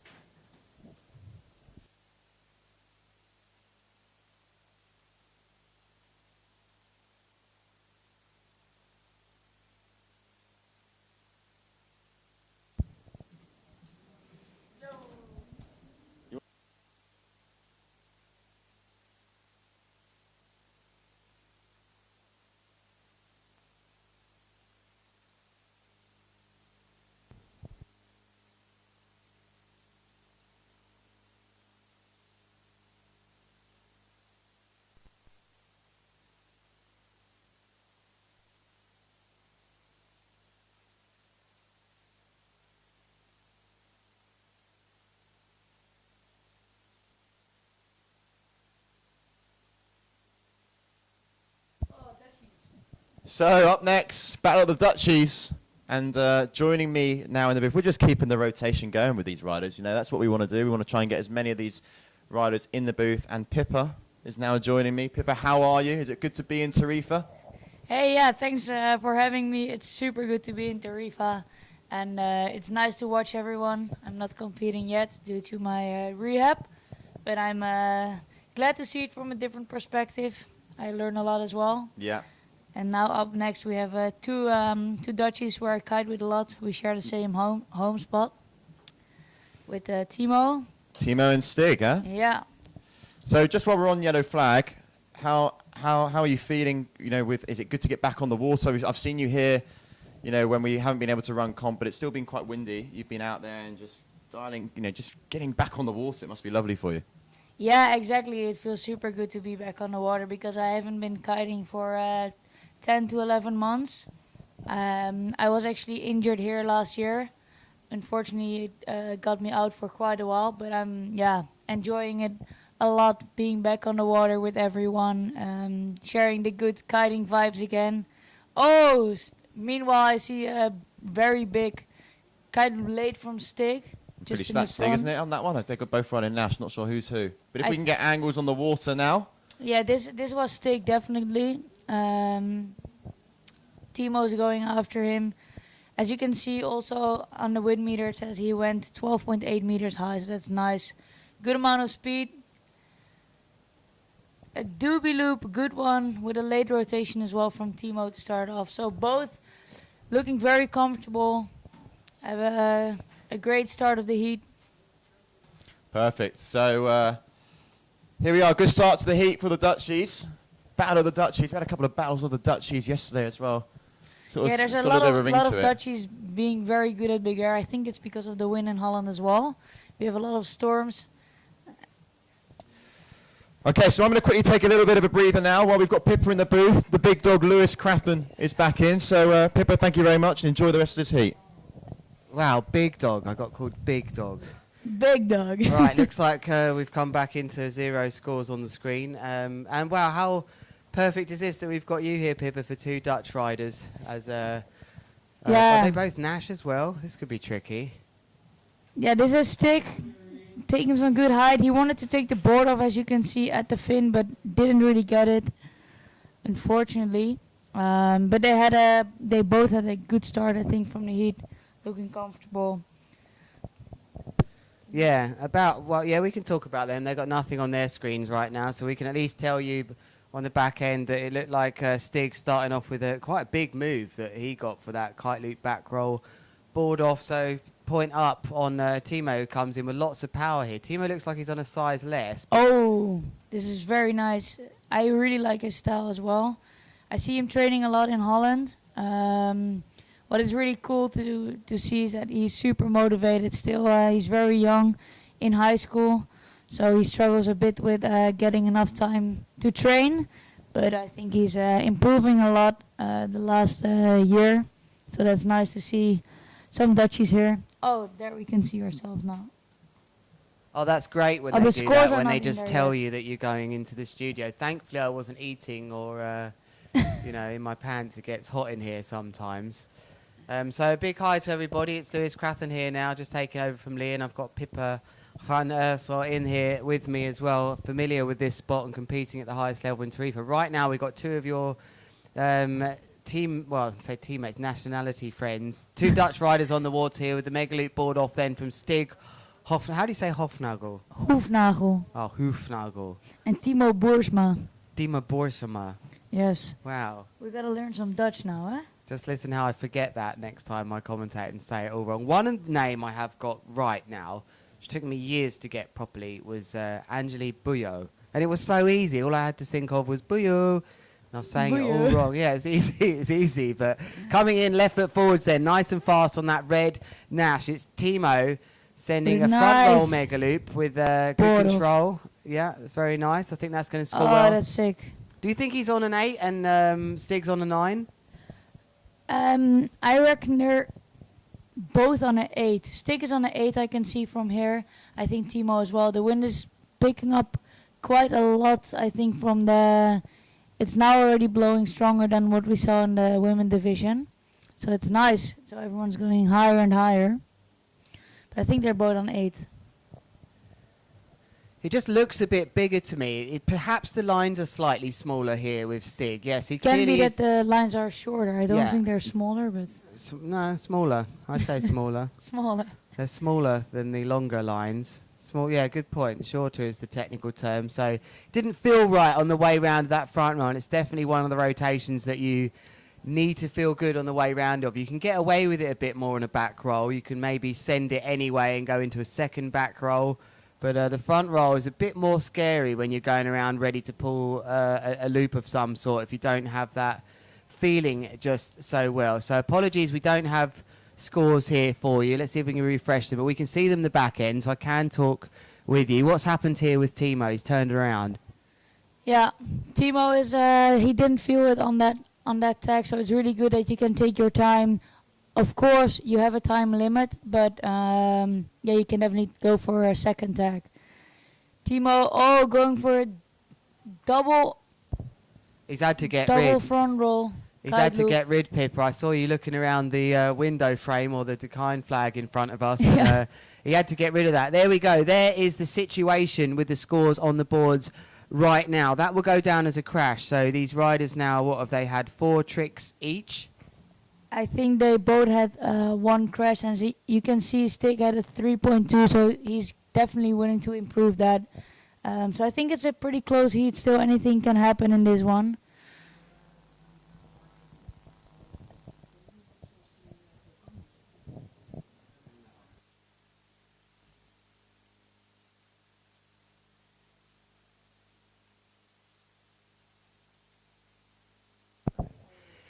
Here goes Stig then. Really needs to accelerate in this heat now with a nice front roll mega loop with a board off. He's got to land that really, and Stig has landed that, and there's a bit of support on the beach for him. He's going to knock out of his top 3 scores the 3.23. I'm just getting into the swing of things with this heat, so I do apologise because my laptop's way back on Lucas Grandstrup, and I need to catch up here. But Timo Borsema is going to be still winning this, I think. But it's going to get quite close as we get to the last few moves of this heat. It's also really nice that you can see the wind meter right in the corner side. Oh, Timo is swapping his kite right now as his Lycra is up. So I'm not sure if he's going to make it or he's going to throw away an attempt. Something wrong there, I think. He's doing something with his harness there. Yeah, maybe I he don't hurt think... his ribs? I don't know. No, he is swapping, you're right. But Yeah. he just couldn't get out. Something weird there where he couldn't get out for his chicken loop. So will he get the grace of the... I'm focused on the green flag in front of us. We've got some real action here, Pippa, as he runs to go and pick up that smaller kite. It's He's a gonna 5. pick It up a looks like a 5. 5, so he's going to go double. But Yeah. will they lower his Rash Vest colour? He's going to have to launch that kite. I wonder if Stig's going to be there just like, hey, come on. What's going on? Stig's score still hasn't come up for me as it's... looks like it still hasn't got his last move in there. It's a bit strange what happened with that last move for me, that it didn't knock the 3.23 up. Perhaps it was repeated, but the real interesting part is he's been given enough time, and he's going to have to come straight in the box and perform what should be a double loop. It Oh, no, definitely he's turned around again. I think they're going to time him out here. Yeah, that's the hard part with the timing. Like, it is just that you're just with 2 guys in the heat, and if you lose a lot of, if you jump high, then you lose a lot of. Oh shit! Wait. They've given him time. It's a reasonable height here. Oh! This could be big. That's really big. What a move then. It's Holy a shit, double that's mega loop, nice. delayed back roll for him. Well worth the change of kite, but took quite some time to deal with that move, giving him the grace there. We are a bit further on in the competition. It's the last chance for these riders, giving them a chance. So 3 meter size less was that move. So Stig Hofnagel, he went for the wave, and that's devastating. I don't know if this counts. It can also I be. think it will. Oh, He done no, a front roll. no. Do you see he wanted to put the flag down? We can see here on the beach, but he put it up again. So I think they count it as a transition.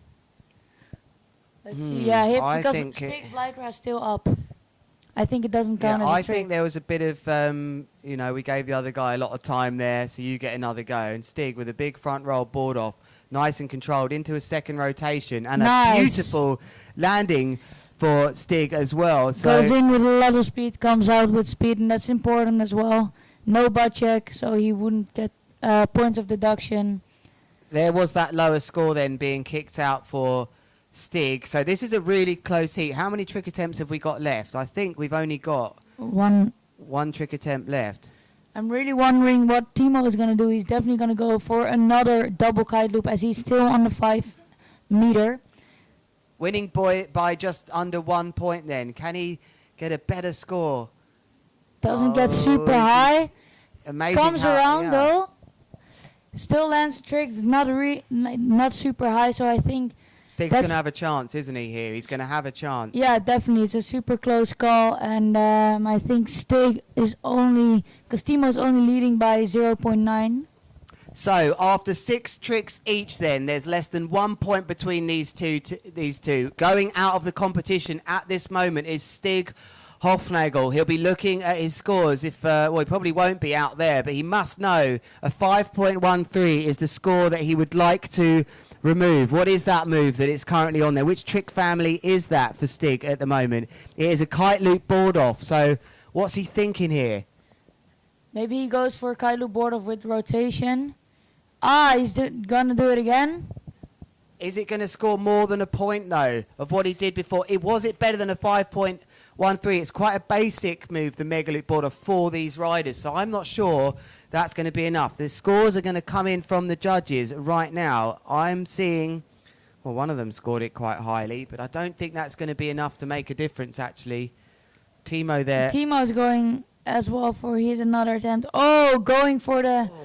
Legs were spread apart there on that big crash. Let's hope he's all right. So really, he didn't feel safe enough about things. I think Stig's going to bump up about 0.5 maybe from that 5.13, but I don't think it's going to be enough. Very tight heat, but I think that that's going to be Timo Borsma. Did I say it right? Timo Boersma. Yeah, I said it perfect. So Timo Boersma. So that is the red flag here of round 2, heat number 4. I expect Stig's going to get 0.5 more than yes, I think he gets a 5.5 or 5.6 for this one, but I don't think it will be enough to beat Timo. Let's hope Timo is okay. I think so. Didn't look that gnarly because the board was out.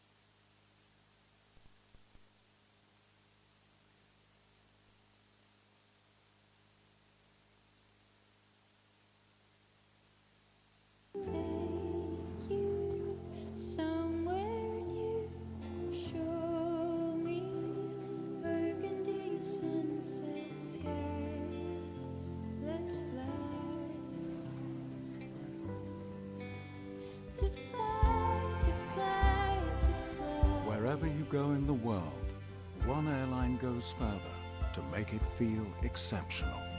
Qatar Airways, going places together.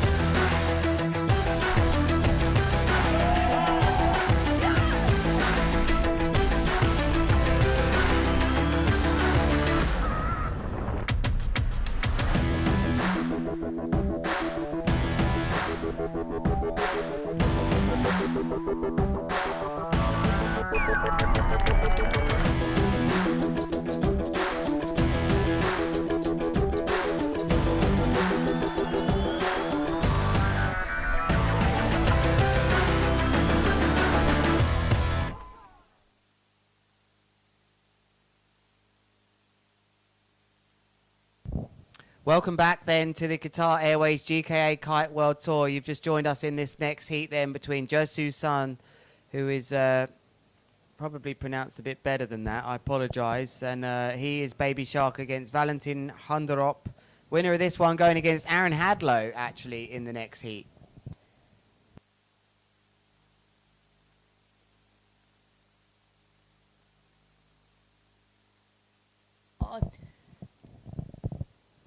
Big contra loop there, Pippa. What was that? It was huge on that air rush. It was a super nice trick from Valentin. Very talented rider, and both of these riders are also very young. So it's super nice to see them joining a World Tour event. For everyone that has just tuned in, we're in Tarifa, Balneario, and you're joining the World Cup Qatar Airways kite surfing event. Yeah, so the next, if the winner of this heat goes against Aaron Hadlow, which is a very experienced rider. So it's going to be an interesting heat as well. As you can see, they both have very similar scores. Like Valentin had a 4.8 and a 6.4, and Jose has a 6 and a 5.9. So it's a very close heat so far, but we still have 5 tricks to go more. You have 7 attempts, and the best 3 tricks count. Here goes Baby Shark then, and that's, wow, really well demonstrated. Double back roll, board off with a mega loop as well. I think he had that off by the fin there as well. He had it off by the fin, and the difference is if you have it with the handle, it's easier than grabbing it at the fin. So I like it a lot when people do kite loop board offs at the fin. And he didn't quite get the feeling on the way up there, Valentin. You don't just send it for the sake of it. We're not too far in that he had to go for that move and crash really badly. So he just waited his time there, Valentin. But it's Josu, Baby Shark here. And do you know why he's called Baby Shark? I think it has something to do with his dad. Like his dad is called Shark. That's his dad's correct. name. It doesn't have So anything he's like to the do. baby. Doesn't have anything to do with that annoying song. It's just the dad is called Shark for reasons I don't know. But there he is, riding very well in this competition. He didn't quite make it in first place in his first heat, but he is having a great time. And what's he doing here? Going left foot forwards into the zone. The North rider here, searching for a place to take off with that blue North. Right at our cameraman on the point. Takes off a wave. This is big. This is a massive doobie board off there. Lovely control. That's a big move. Let's see how high that was. He's super happy with that. You can tell. 80 Raising his meters. arms. 80 meters he went in distance there, which is 13.9. really impressive. Where do you see 18? Distance to 80 meters. Distance. Yeah, that's sometimes a nice metric from the surfer Valentin app. saw it and gets back at him straight with also a very good trick. Super nice to see they going back to back. At this moment, Baby Shark is still leading, but Valentin's third score is coming up right now, so I bet that's going to be a nice score for him as well. This is the Qatar Airways GKA Kite World Tour. We are crowning our Big Air World Champions today. Michaeli Sol has taken the win and smashed everyone. She has gotten to be, what is that, 7 times world champion or something crazy. It's Oswald Smith walking past the live stream booth. He joined us yesterday. Wonder if he'll be back today. So yeah, Michaeli Sol taking the win there in the women's surfboard Big Air already. We saw Camille do really well, taking that one as well. The youngsters are killing it. Yeah, they're doing well. But we're with the men Twintip right now. We'll have the men's surfboard Big Air as well running all the way through today. This is the climax of the event, and on your screens right now is Baby Shark, Josu San. Here he goes. He's absolutely ripping in this heat, Pippa. Yes, I really like his style, how he does his rotations with the board off, really extending himself, and also has a good amount of height. So yeah, really Back good. roll, mega loop with the board off, this time from the handle. Really controlled. Now, he's not in a rush to get the board on. I like that. Over we go to Valentin then, who goes for a double back roll, board off. It's nice. It's not quite as high. He's added another rotation to that at the end. He'll be really stoked about that, landing that right at the end. It didn't look good as he rotated round, but he really worked out where he was in the air. So we're getting to a very crucial stage of this heat now.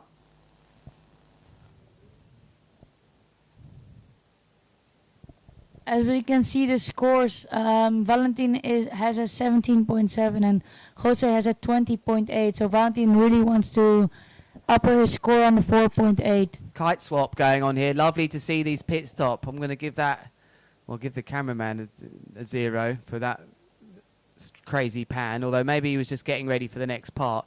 Kite swap, maybe a 5 out of 10 there. It wasn't super quick, but they are getting enough time from the judges. They're getting about 30 seconds to get ready for their next trick after the last rider has done their move. So here he comes left foot forward. We're likely to see a double mega loop or contra loop move here, Pippa, with a change down to a small kite. I definitely think he's going to go for the double loop. Still, nah, he didn't feel it, so he didn't went for it. I think that was the right decision. And often with mega loops, not sure so much about doubles, but any move generally, you get a period of time where you can think, how is this feeling? There's no need to send it straight away, and the more experienced riders can actually really give themselves a chance to feel. I don't think that was a bad decision to snap out of that. Meanwhile, Valentin, this is a big front roll contra loop with a tic-tac. Big scorer. Oh, very nice. He will be happy with that because he needed to get the 4.8 out of his scores, and I think this will definitely score higher than that, so really good for him. It will be a different category because I think there was a tic-tac in there as well. So he really has hit the contra loop category already. He's got a contra loop front roll board off, but this one had a tic-tac, I think, in it, which makes it a slightly different move. It's a different category. Here is a big double loop. This is trouble on the way down for Josu San, who goes through the water. Let's see how he's reacted there. Was he deep enough? It's just he didn't feel it the first move a second ago. That time he had a little bit more height, a little bit more tension, but we can see just how crazy those moves are if you don't get the kite round that time. Bailed the board, and that was a good crash, if that was a thing. But I think it's very good that he built out the board, because otherwise if he still had his board on, it would be a way harder crash for his legs. So yeah, that was a good decision. Yeah, well, I still can't see that score from Valentin on there that's going to kick out the 4.83, but he's got a chance here. It's a mega loop board off with a tic-tac and a grab at the end, Valentin. So we're right down to the wire here. This was his 7th trick attempt. Will anything change here? What's he trying to knock off the scores? I don't think this is going to be enough for Valentin. I think Josu with that 7.2, that's really the score, and the 7.57, which is going to see him through here. But Josu then having a good heat. And there's the red flag. So that one got quite close. Valentin with a great performance. But for me there, I think the standout was Josu, who really kicked into gear during the mid part of that heat. Yeah, as we can see, the scores are, I think they're up to date now.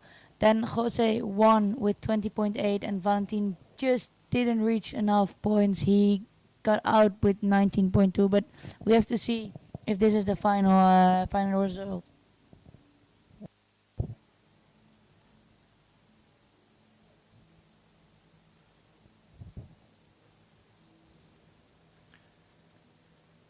Jason van der Spy just walking past our live stream booth here. Someone stitched it on the rocks over there. That's never good. They've done all right. It's okay. They've launched it again. So everyone getting up here in the live stream, thinking a person's gone onto the rocks. It was a kite for a second. Everyone jumped up. Yeah. Oh, did you get the kite on the rock? And when I say everyone, we've got Liam Dredge just taking a little break to the side, and Gemma Hermione also working for the tour here, just taking a bit of refuge in the live stream booth. Is this the most quiet place to be, do you think? And this is the most quiet place. I've been on the beach the whole day and you get sandblasted. Beto Gomez against Michiel Schipper. Michiel. Was that said correct? Michiel Schipper. It's quite hard for a Brit to do that one. Michiel, you kind of got to feel like you're ruining your speech. But Michiel Schipper. It's like if you throw up, then you're doing the right thing. Oh, okay, that feels good there. Or you've got like a really sore throat. Okay, so Michiel Schipper.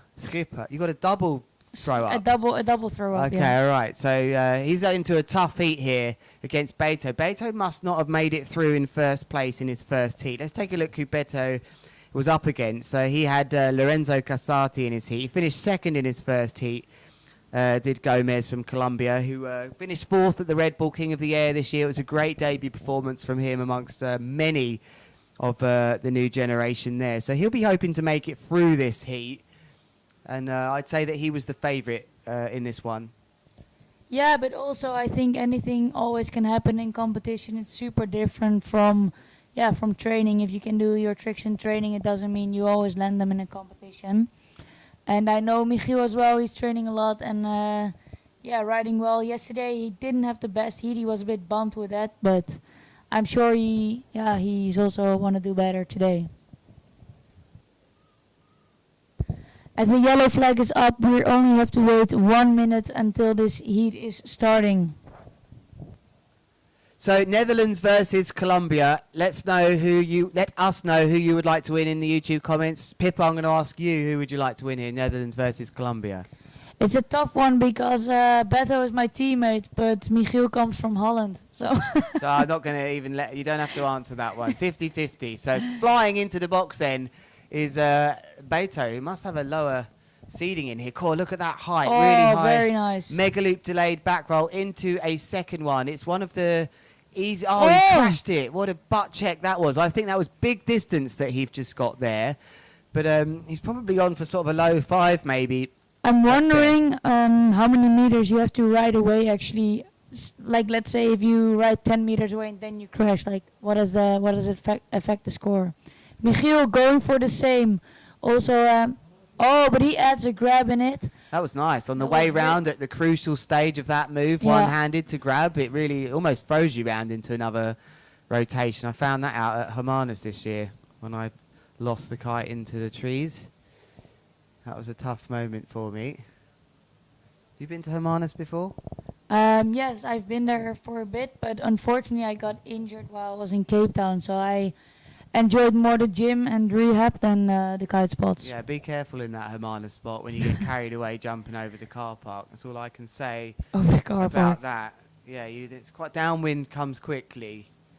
Fortunately, my safety was working correctly. Someone is saying to me that I eat the microphone, but it feels like I'm having it on a distance. So I'm sorry, guys. Maybe it's me. We can always turn down if the audio levels aren't right. Beto Gomez going one of the highest we've seen so far. He didn't trust that the kite was going to catch him there, did he? He got Liam wowed by that action. So Beto Gomez, to me, he's hit a gust there. He's gone absolutely massive. Michiel Schipper getting his board, yeah, so he can not sure about that. Michiel being Mr. Nice Guy here. And that is nice. I guess that's nice to see. Yeah, but it's also nice, like, then he gets out of the competition zone, because if Michiel now wanted to do a trick, then Beto is in his way. Beto's got to go get that board, though, and he's going to be knackered after 2 minutes of body dragging, you know. That's the way. Maybe that's my generation. You know, maybe I get the board and drop it back further upwind. No, that would be pretty harsh. So that happens on my local kite spot. I think you just need to be better than the other rider, and not trying to. 15 meters then. I wonder if that was one of the highest jumps of the day. He clearly has got a really good access to the higher heights that Beto's got. So Michiel Schipper, will he get that night? Michiel Schipper.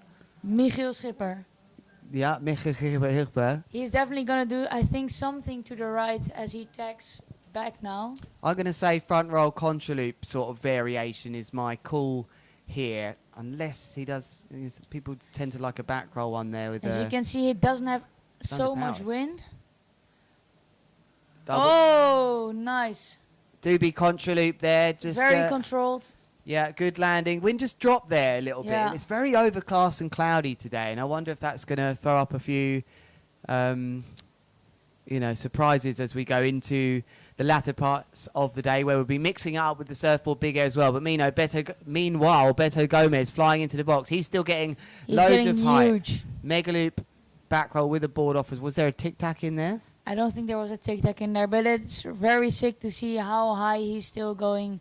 I was training with him, I think, 2 or 3 days ago, and I was on the same size as him, and he was going insanely high. So his takeoff is super nice to watch, and his style is pretty radical. I like that. Someone asking me any news on Martina. Unfortunately, we saw a girl crashing really hard in one of the first heats of the day. I think, wasn't looking too good, but we hope she's gonna be fine, and I will update you when there is news. Michiel going for the kite loop, board off at the fin, super nice and controlled. He sticks it. Getting some good scores on the board, and I think after you have 3 good scores, you'll be safe to take a bit of more risk.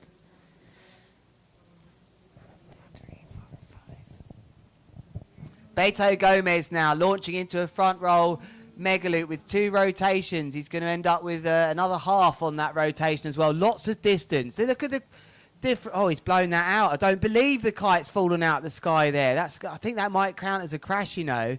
The riders really do have to exit the trick with full control. So 12.1 meters, that one. 16, no, it was more than 16 meters distance there, I can tell you for sure. So not sure that one read properly. Maybe that crash at the end not helping. So scores again aren't exactly what we can see on our back end.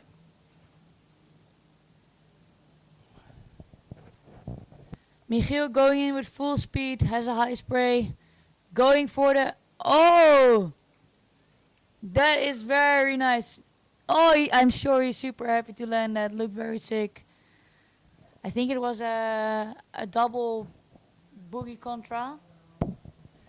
He's in first place at the moment. Now, we can't share with you the full scores. Apologies for that. Oh, they've decided. Oh, there we go. Someone's hit the refresh button. We can share that with you. Wow, this is big. What was this, Pippa? Man, I was looking at my screen. It's a crash, I can tell you. But he's starting to panic a little bit here, is Beto now, as we get to the last parts of the heat here. As the riders have had 5. This will be the 5th trick then for Michiel Schipper, who looks like he's going to perform right foot forwards. He's second to trick, which indicates that he is higher seeded than Beto, and he's in charge at the moment of this heat. He's going to come back left foot forwards then, is Michiel Schipper. His highest scores so far, 6.60 and then a 5.10, which is a contra loop front roll and a contra loop front roll board off. So I think this is going to be in his kite loop board off or kite loop back roll at the moment, or the kite loop variation. It's the kite loop board off that I think he's going to kick out here. His lowest score, a 5.90, and it's lovely. Oh. By the fin, Pippa. You like? Oh, he had to bail out. Yeah, he was going for the kite loop late roll with a board off on the fin. I really like the people taking the board off on the fin, because I'm doing both, and it's so much harder to do the board off at the fin. It's much more technical. So yeah. 2 moves, sorry Pippa to interrupt you, 2 moves left for these riders. It's not good news for Beto. He has to land a big move here because he's only got one decent one. It's a huge contra loop front roll board off. He's got to stick this. Oh. And he doesn't. He drops out the sky. His kite control not perfect there. And he slaps the water because no matter what, he's going to have a 3.17 part of his score overall there because he's only got 2 moves. He's got 1 more trick attempt. Michiel Schipper and the Netherlands. Michiel Schipper going full speed really here as well. He's got I'm wondering what he's going for. Maybe the kite loop late roll board off at the fin again. Let's hope he's going to stick it here. Yes, he's going for it. Cuts the board on.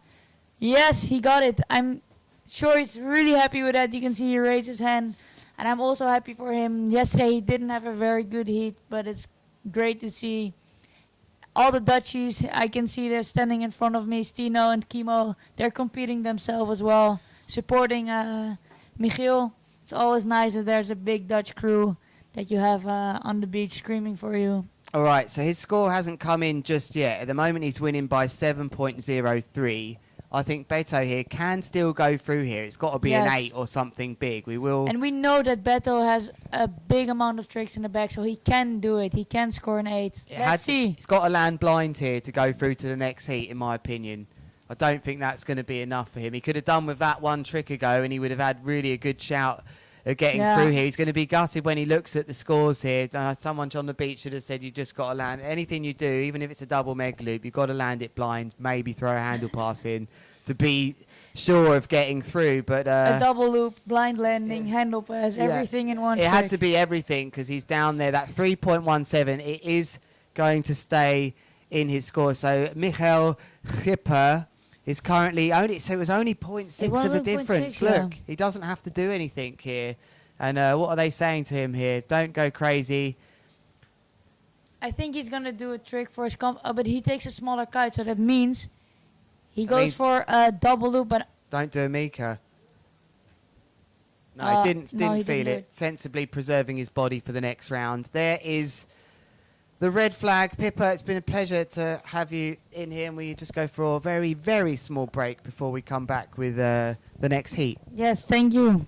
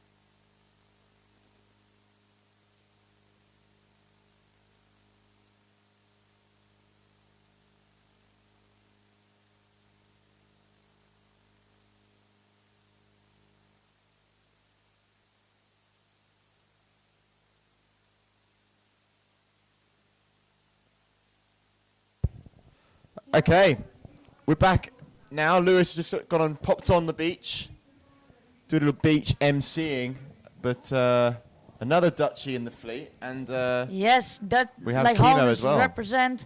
Stino already going full speed for his first trick attempt. The green flag is up. Oh, can he? Oh, that's very sick. He got Huge a boogie bit loop there. off in his rotation, but he saved it very well. I really like Stino, his style. He sends the kite low, has a lot of technical moves as well. Kimo, also very good rider. Oh. So Karim Mahmood here also likes to be called Kimo. Kimo Going there, for the sticking, but doobie just loop. going Oh. down straight after, catching an edge. You can see the frustration there, Pippa, after Yeah. such a huge move, slapping the water.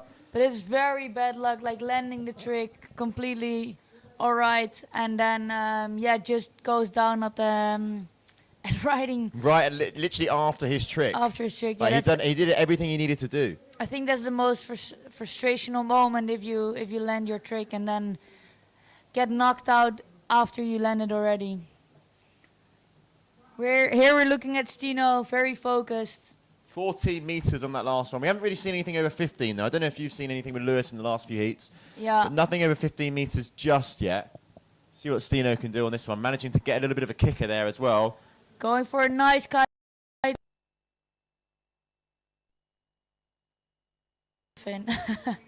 I respect everyone that does it. Super challenging, a little bit more technical there, grabbing the board by the fin. Just have a little look at how we're looking for scores, because I know that you can't see the scores, but I can tell you right now, obviously Kimo's trick there going down as a bit of a crash. And Stino there with a 5.63 for his first manoeuvre. So he's in first place, and another sort of a 5 coming through now as well. Yeah. Kimo up next. He's got to have a little bit of work. He wants to go and improve on that last one. Let's see if he's going to do the same move, because he absolutely nailed it. So it's super.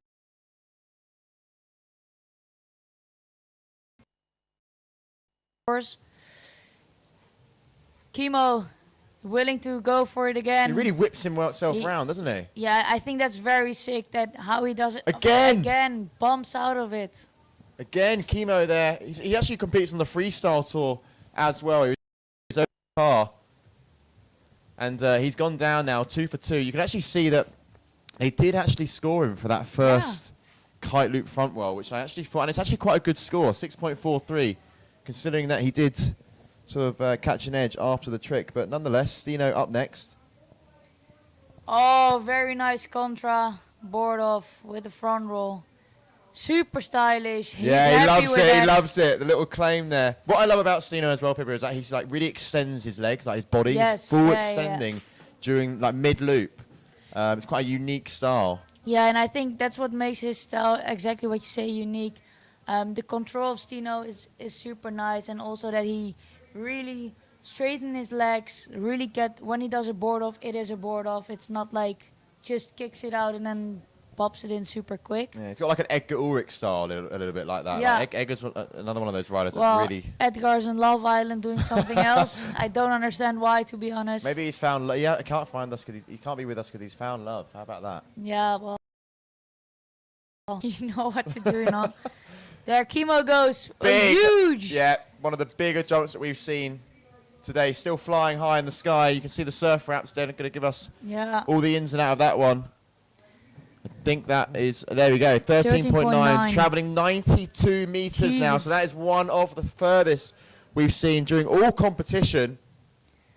If you have any questions for Pippa herself next to me or anything to do with the riders of competition, keep them firing our way in the comments. We are keeping a close eye on those YouTube comments and Facebook comments that are coming through. Stino now loading up, left foot forward, wind sitting at about 34 knots right now. Wow. Going for the kite loop. Laid back roll with the board off. Super happy with By that. the fin, I think, as well, maybe. At the fin as well. And it's super nice. Stino, 4 attempts and 4 landed. So, Yes. yeah, he cannot be happier with the start of this heat. He has still 3 attempts. And I'm sure he's going to go full send with these upcoming 3 tricks because he has 3 great scores in the bag already. And the 4th is just going to come up. And it's for sure going to be more than a 5.2. Yeah, it's looking good, actually. And the good thing that Stino has is actually he's already ticked the 3 categories. So Yeah. he's already got 3 scores on the door. So now he can sort of go out there and just have a little bit of fun. I don't think we're going to see him maybe do doubles. Maybe. I can't see another Maybe, kite. yeah. I can't see another Cabrina kite in the air. No. But Kimo here needing to get another. But he's still looking good as well.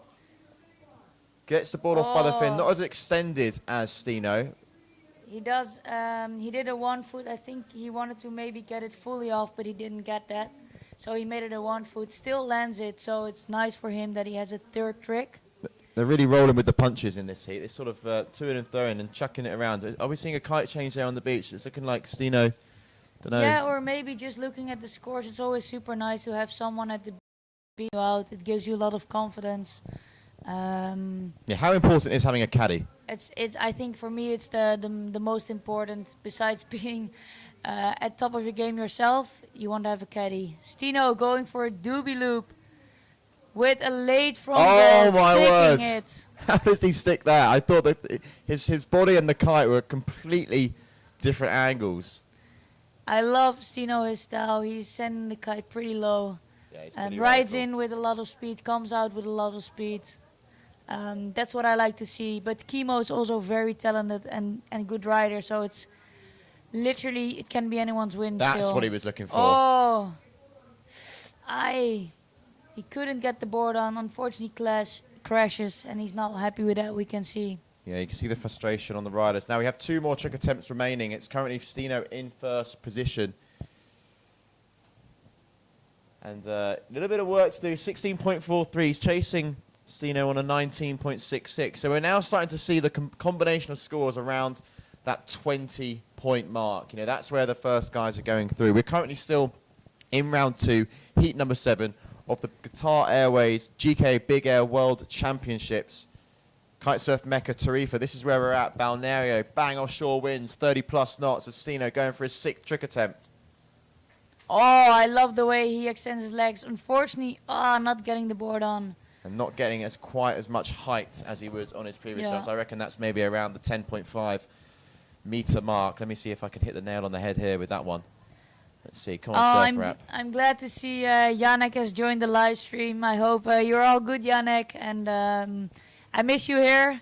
It's always good to see you around, and your big smile is doing everyone great. So we cannot wait to have you back here.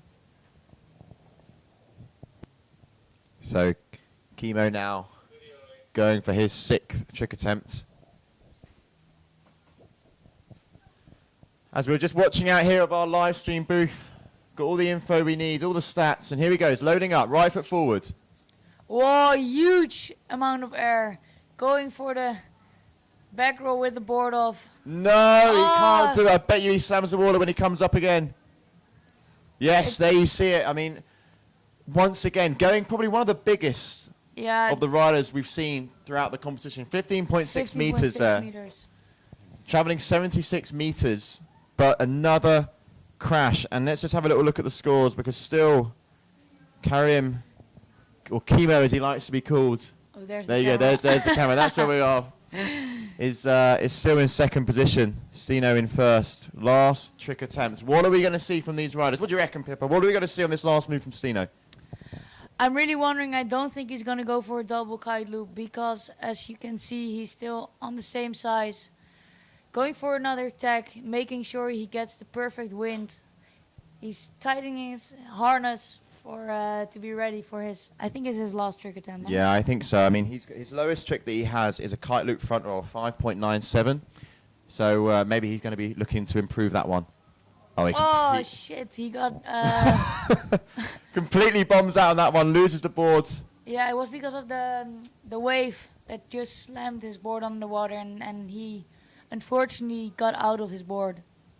So unfortunately for Stino, but Stino is still leading. Yeah, but he's 19.13 points, but it's Kimo, close. Needing a 2.71 to take the lead. He needs to improve on his lowest score, which is a contra loop front row. I wonder if someone's told him that on the beach. So he has like a 4.9, and he needs to improve that with 2.7. So that means he needs. It's got to be a big score. It's got to be a big score.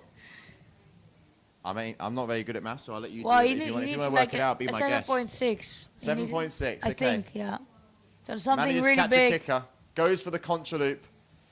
No, I don't think he will make it with this trick, to be honest.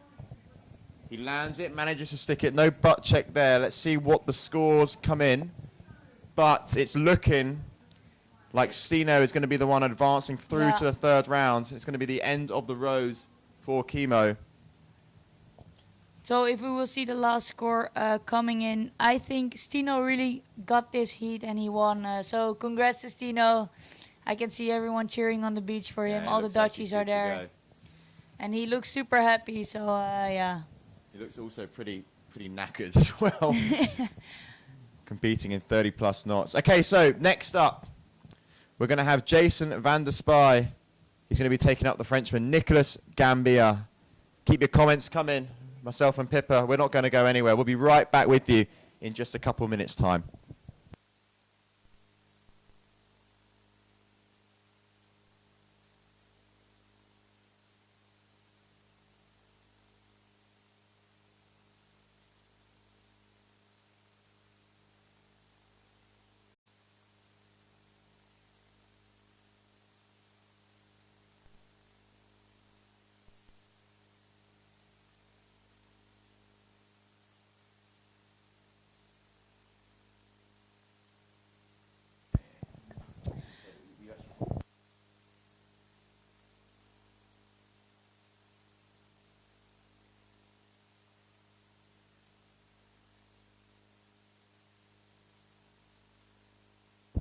Okay, as we spoken in the previous heat about Martina, who unfortunately crashed pretty hard in the women's division. She's taken care at the hospital. We're not sure what's going on, but we know she's okay and she's in good hands. So all the best for her, and hope we see her back riding as soon as she's recovered. I'm sure we will. She actually sent a photo to all the riders and the crew, giving us the little shaka.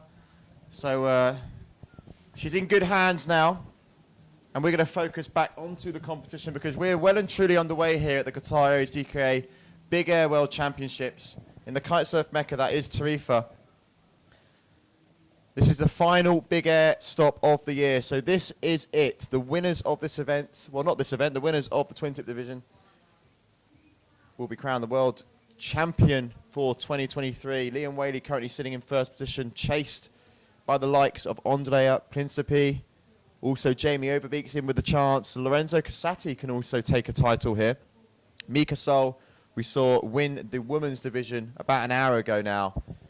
And then we've also got the men's surfboard, the likes of someone like James Carew. I think Ayrton Cozzolino is, I think he's actually pulled out due to a rib injury that he has sustained in Cape Verde. Yes, unfortunately, Ayrton, I think he's a very big contender to win an event in strapless. He's very, very consistent and good. But unfortunately, yeah, I think he went on like a little, he went on like a little secret mission last week just before the GKA Awards evening. The spot where he was looked unbelievable, very right? sick. It But yeah. He said that you need permission to kite there as well. You So need it's not like a permission to spot that you kite can there, go there. and he keeps the spot secret as well, so we No, can. he didn't tell anyone. Nasty. Yeah. Oh, there they are. Look, the Dutchies. The Dutchies are very happy. You could see Stino. Both Michiel and Stijn, yeah, they won their heat, so super cool to see. Holland is doing so good. I'm Pippa. I'm from Holland as well, so very happy with that. Rooting for the fellow Dutchies. Pippa. Rooting for the Dutchies. But right now on the water, Jason van der Spy going for his first jump, and it's green flag. Oh, very nice.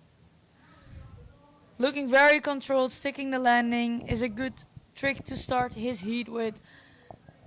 And as we can see, the scores are still up from the previous heat, so don't look at that, guys. Yeah, we'll change that up very shortly for you. We're trying to change that quickly for you. Now and then you got a little bit of a lag. I mean, I know you've been experiencing it with a little bit with us, but we're going to change those scores because it's not Stino and Karim that's on the water. It's Jason van der Spy and Nicholas Gambier. Those are the two riders. Jason with the air rush, Nicholas now coming left foot forward with the Nash kite. Just over 30 knots. Super strong winds, hopefully going to get bigger and better. Nicholas Gambier with a back roll kite loop late roll with an added grab. Both two solid scores on the board probably. Jason's from South Africa and Nicholas from France. Jason likes riding the short lines as well, doesn't he? He was actually nominated for Move of the Year with what was quite a, I mean, it was pretty radical short line kite loop over in Cape Verde, in Cape Town. That was very sick. Here he's going full speed, not on the short lines this time because now he needs to go very high. And with the short lines, you cannot go as high. What's your thoughts on short lines, Pippa? Oh, I don't want to try it. I just come back from an injury. I'm not really willing to attempt the short lines because the landings are pretty sick. No way. Sorry there, but that was huge. Unbelievable that he sticks it. I thought he would maybe land it on his butt, but he turned it around pretty nicely. Able to quickly just rotate there. That score's looking quite nice. So 6.40 for Jason's first move, 4.43 for Nicholas. That kite loop back roll with the board off was coming in at a 7.10. So Jason, 2 scores on the boards and a very confident start from the South African rider. Travelling 54 metres as well there. So nice bit of distance covered. I do think we're going to see riders past the 100-metre mark as we enter the round 3. But up next, Nicholas Gambier, who has to ditch the board there, and he's going to go down, as Joe would say, with the mermaids. With the mermaids. Finding Nemo. There you go. That's... Let us know we're looking at your comments, everyone that's watching the live stream. Thanks for tuning in, though. We really appreciate all the support from everyone around the world. let us know who are you rooting from, where are you guys who's gonna coming win it? from, and who's gonna win. Just while we continue on this heat, I'm going to remind anyone that's just tuned in. Oh, I can see some of the strapless riders now getting ready. Hendrik Lopez, James Carew, they're sort of lurking around, getting ready to compete because they'll be up very shortly. But I'm just going to have a little look at the scenarios for what can possibly happen in the men's twin tip division. Who needs to finish where in order to become world champion? Someone says, isn't Jason Dutch? No, Jason is from South Africa. He can probably understand a little bit of Dutch as the language has some similar words, but he's definitely not Dutch. Someone else is saying that Edgar Ulrich is going to win this event. Edgar Ulrich is at the moment in Love Island, so he's not here to win the comp. Oh, Jason, very stylish trick. Oh, unfortunately crashing. Big butt check there. Still score though, that will still score. But that's not what he's looking for. And you can see now the wind at a nice steady third. Well, it was at 33 knots. Now it's gone down to 30. But we're at 30 plus anyway, so.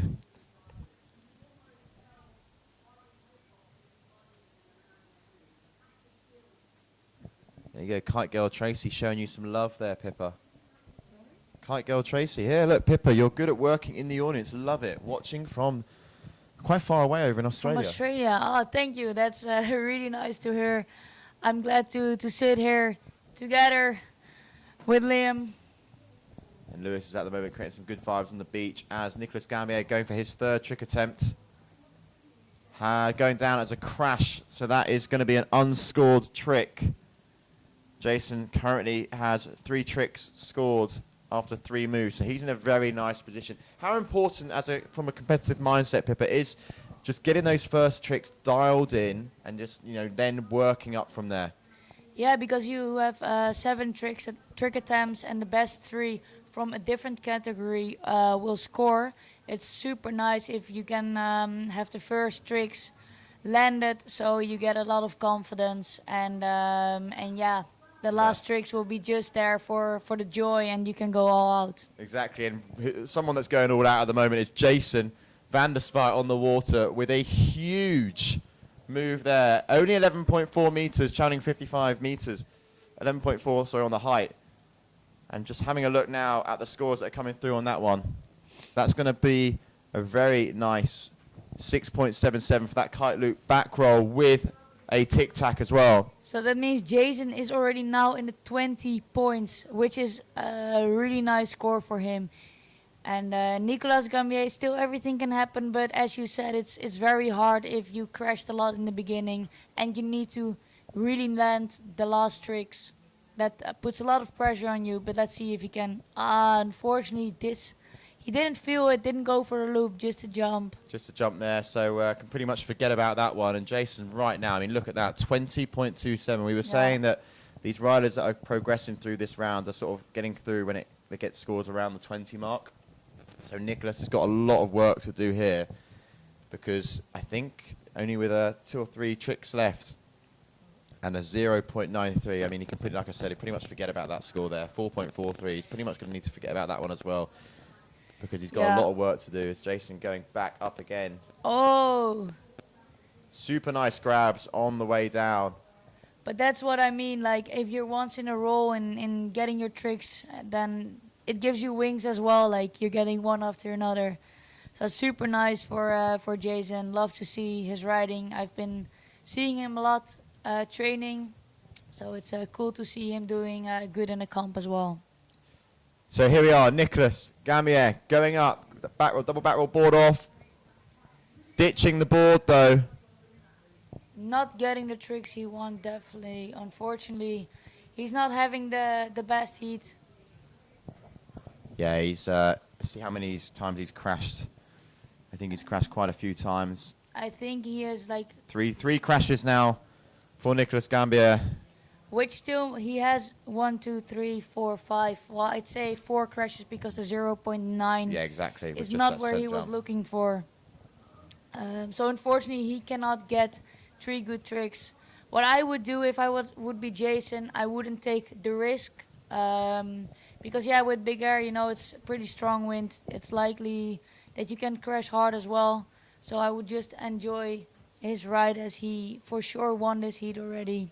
Yeah, he's in a good position now, Jason. This is the last heat of round number 2, because following this, I'm pretty sure, I'm going to get a bit confirmation, but I'm pretty sure that we'll be going into round number 2 of the men's surfboard discipline, or we're going to continue with round number 3 of the men's twin tip and then go over to the surfboards, as Jason going up for yet another trick. Definitely not having the same tactique as I have. Oh my word! And he claims it. Yeah, super happy with that for sure. And this gives him a lot of confidence as well for in the next heats. In an absolute whirlwind up there. I reckon that's going to be Jason's highest scoring trick of his heat so far. I reckon that's going to knock out one of the other trick categories that he's already ticked. And he's going to put even more pressure on Mr. Gambier. Yeah, it's looking good. It's looking like it's going to be quite a tasty score now, and bump maybe up to around the 22, 23 mark for Jason. I think he will score like a 7.3 or something. Oh, he did, actually. 7.27? Yeah, it's just kicked out one of his other higher rank scores, so his score hasn't actually improved that much, but it just makes it even more harder. And again, Nicholas there just not getting any good takeoff, not lining anything up really. I think he's going to try right foot forward though, but I'm not sure if it's going to count. He got flagged out. There you go, he's flagged out then. Yeah, he's sort of looking at him, he's looking over his shoulder, sort of saying, well, what's going on there? But if I was a judge, I probably would have done the same thing there. It looked like he was going to take off, got a bad takeoff. And I'm just happy that I'm not a judge. Yeah, I mean, that's why we're in here though, Pippa, you know. We're in a nice booth here. We've got a nice setting here. We've got the best view in the house. Jason going again super high, and now he's just had a jump for the joy. Super jump good. For the joy, I like that. A jump for the joy, you know? Just rolls off the tongue, that one. Jump for the joy. I do that a lot of times now. Yeah, well, I'm going to nick that one off you. Jump for the joy, yeah. Jump for the joy, joy for the jump. Okay. There we have it. That is the end. Jason, oh, no, green flag is still up, so we've got one more jump. Oh. Nicholas going for his last attempt. Hopefully he lands this one. Looking good. Just not getting couldn't get the board on. I think his kite position wasn't right, so he could not get the board on in time. Yeah, not getting nice so unfortunately, in this heat, you really need to win the heat in order to continue in the run for a final and the win. Jason should do a dark slide to a handle pass. I think he should do that as well. Why don't we we'll get on the big mic on the beach MC and just throw a load of moves at Jason and see what he can do for us. Just keep us all entertained here. But there we have it. So Jason advancing through men round 2, heat number 8. That's round 2 over. And I can see at the moment Mr. James Carew on the water. So that's going to be the next heat. We're going to have the men's surfboards coming up very shortly. And James already is a warm-up jump of 14 meters high. That's crazy. It's so sick to see that the strapless riders are going as high as the twin-tip riders. We're going to have James Carew and I'm not sure against Hendrik Lopez, both duotone riders. Very nice. And I've seen James training, and it's insane to see the progression of the strapless riding as well. And I have a lot of respect for these guys because I've standing once on the strapless board before. And man, I can tell you this, it's super hard to even take off because with me, the board just stays on the water and I go fly in the air, but I have no idea how to jump with the board. Yeah, we've also got Noah Nicholas out there as well in the yellow helmet. Hendrik Lopez actually riding on one of the Cabrina kites. Here he is coming in. I see someone commenting, go Storm Boy. Go Storm Boy. Tribe Carew. There you go. That's James. James has a very cool episode, and it's called Storm, I think. Storming, I think Storming, yeah. It's like a series, isn't it, Pippa, I think? Yeah, it's a super nice series about, taking you into the strapless kite surfing world, basically. So definitely watch that on YouTube. So yeah, up next we're going to have James Carew, Hendrik Lopez, and as Pippa mentioned, James Carew just casually doing as you do a 14-meter jump on a surfboard. He is your kite surf world current champion as well. So when it comes to shredding up the waves, he is, let's put it lightly, quite handy at that as well. And now we're Now we're going to get underway with round number 2. He actually finished second in his heat. He got knocked out, well, not knocked out, but he didn't advance straight through to round 3, James Crew, because he lost out to Keanu Merton, who actually put on quite a show-stopping display on Friday. So these riders were in action last Friday when we had a little bit of a Levante breeze as well. It was probably around no more than 25 knots, I'd say, on Friday. Maybe a little bit more, 26, 27 in the good gusts. But here we are. We're back underway now. We've got all the apps, all the surfer apps, and the wind is looking pretty steady around that 30-knot range. And James Crew up against a good friend, actually, in Hendrik Lopez. They spend a lot of time training together. But green flag is up in the sky. James Crew to jump first. Going for the first, I think it was a contra loop. I couldn't see it No, that yes, well. it was a contra loop there, and sticks the board Sticking straight it. under his feet. So the challenge here with well, the main difference obviously is they've got a completely different weapon under their excuse me. Excuse me. Got a completely different weapon under their feet. They're now riding a surfboard, so they have no straps. So just to make it that a little bit more challenging. Hendrik Lopez going for just the kite loop, very nice and controlled.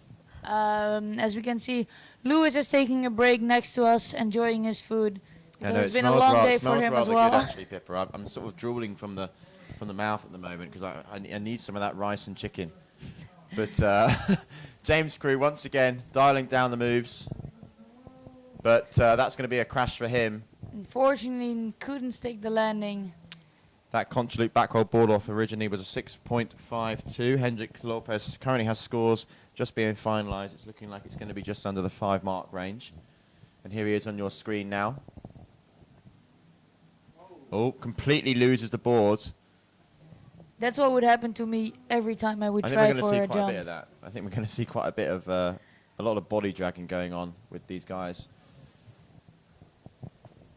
For the people who just joined, we're now at the GKA Qatar Airways World Cup here in Tarifa, the spot balneario, and it's Levante blowing around 30 knots, and we can see sometimes it's going a little bit more over 30 knots. James going for his third trick attempt, losing the board as well.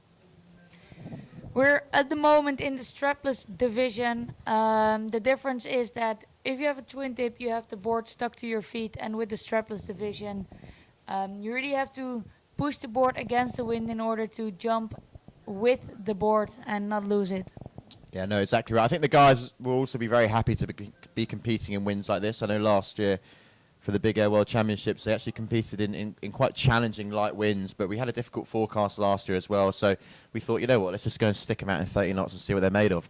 And here we are on this beautiful Tuesday with Hendrik Lopez on your screen, but unfortunately, again, not being able to keep that board in his hand as he goes for that rotation just after the loop. Yeah, they're both not having the start I think they wanted to, because they're having 1 score on the board and 2 crashes. So that keeps it also exciting and tight for this heat. But let's hope James is going to stick a sick trick right now. I know he can do it. He's very good. Back roll kite loop. Just making sure. Again, Unfortunately, going for a crash again. And hops on the board quite sick. Shame he doesn't get scored for that. No, he wouldn't get a score for that. I'm sure he's not really happy with that. Because if you already crashed 3 times, it means you really got to stick the next tricks. Yeah, Hendrik Lopez here With pulling him. a bit of a late rotation there, not being able to get caught by the kite. So yeah, plenty, a fair few crashes going on here. Only the first tricks for these riders is the one that is currently scored. James Crew getting the better of Hendrik Lopez at the moment with a 6.52.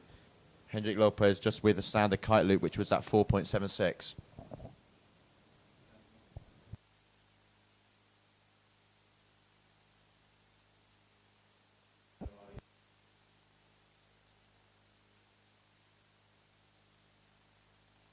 We just had a little bit of going on in the live stream, but I could see that James sticked his, James sticked the trick right now, which is nice that he has his trick on the board at least. Hendrik Lopez searching for the same for sure.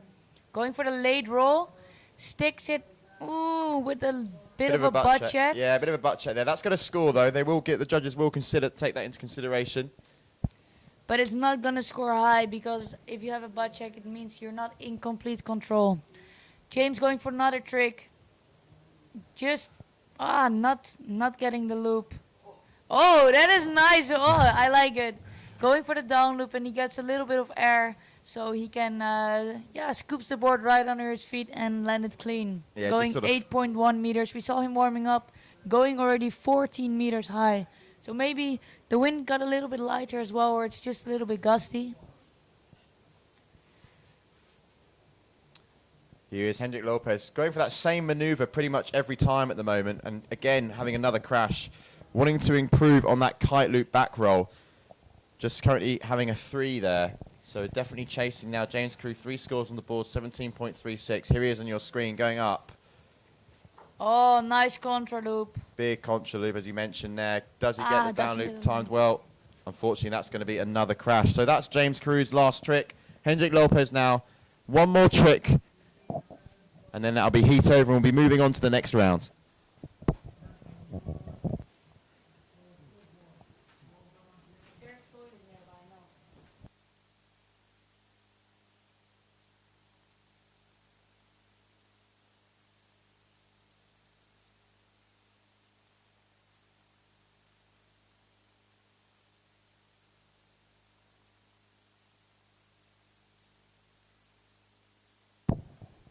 Hello again, everyone. I'm back in here now. It's me, Lewis Crathen, with Pippa Fun. Yeah, Fun Ursel. Yes, Earsel. Oh, so close. Was it? I know that, I want to say Van because it's a V, but it's Fun Ursel. Earsel. Earsel. I just have to remember my ears for that. Did say the E. Earsel. Yes, perfect. Okay, let's move on from that terrible pronunciation. Is that the only score we've got on here? No, it's like... This is a problem here because Ayrton Cozzolino is actually not in this heat. So I think Kiko gets by like that he actually win this heat automatically. I can see on my screen we have Noah Nicolas from France and Leonardo Casati. He's the little brother of Lorenzo Casati. Super cool to see him riding as well. He's been training a lot. I'm riding here myself as well, not competing yet because I came from an injury. But I've seen Leonardo Casati having very long kiting days. I think last time he was kiting for 7 hours on this day. So it's super nice to see, and let's see what these youngsters can show.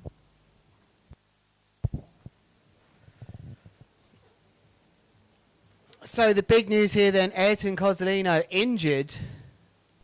Was he in round 1? I can't remember. So he was injured during that one as well. Cape Verde, he was injured in one of the waves. One of the waves smash. Last week. Okay. Ooh, nice front roll there.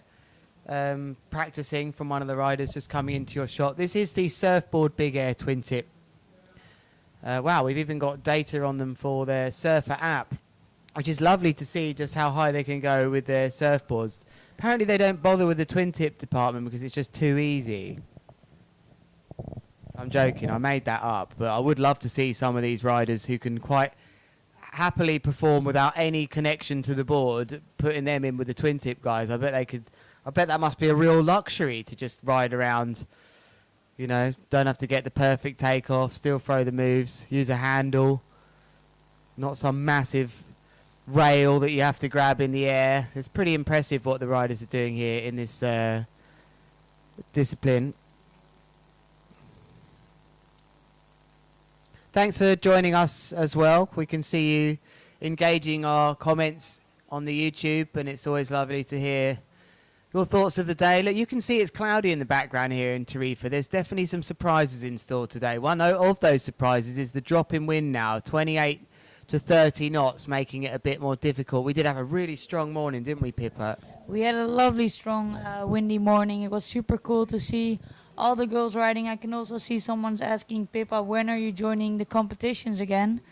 At the moment, I learned a lot from last year that I came back a bit too quick and injured again.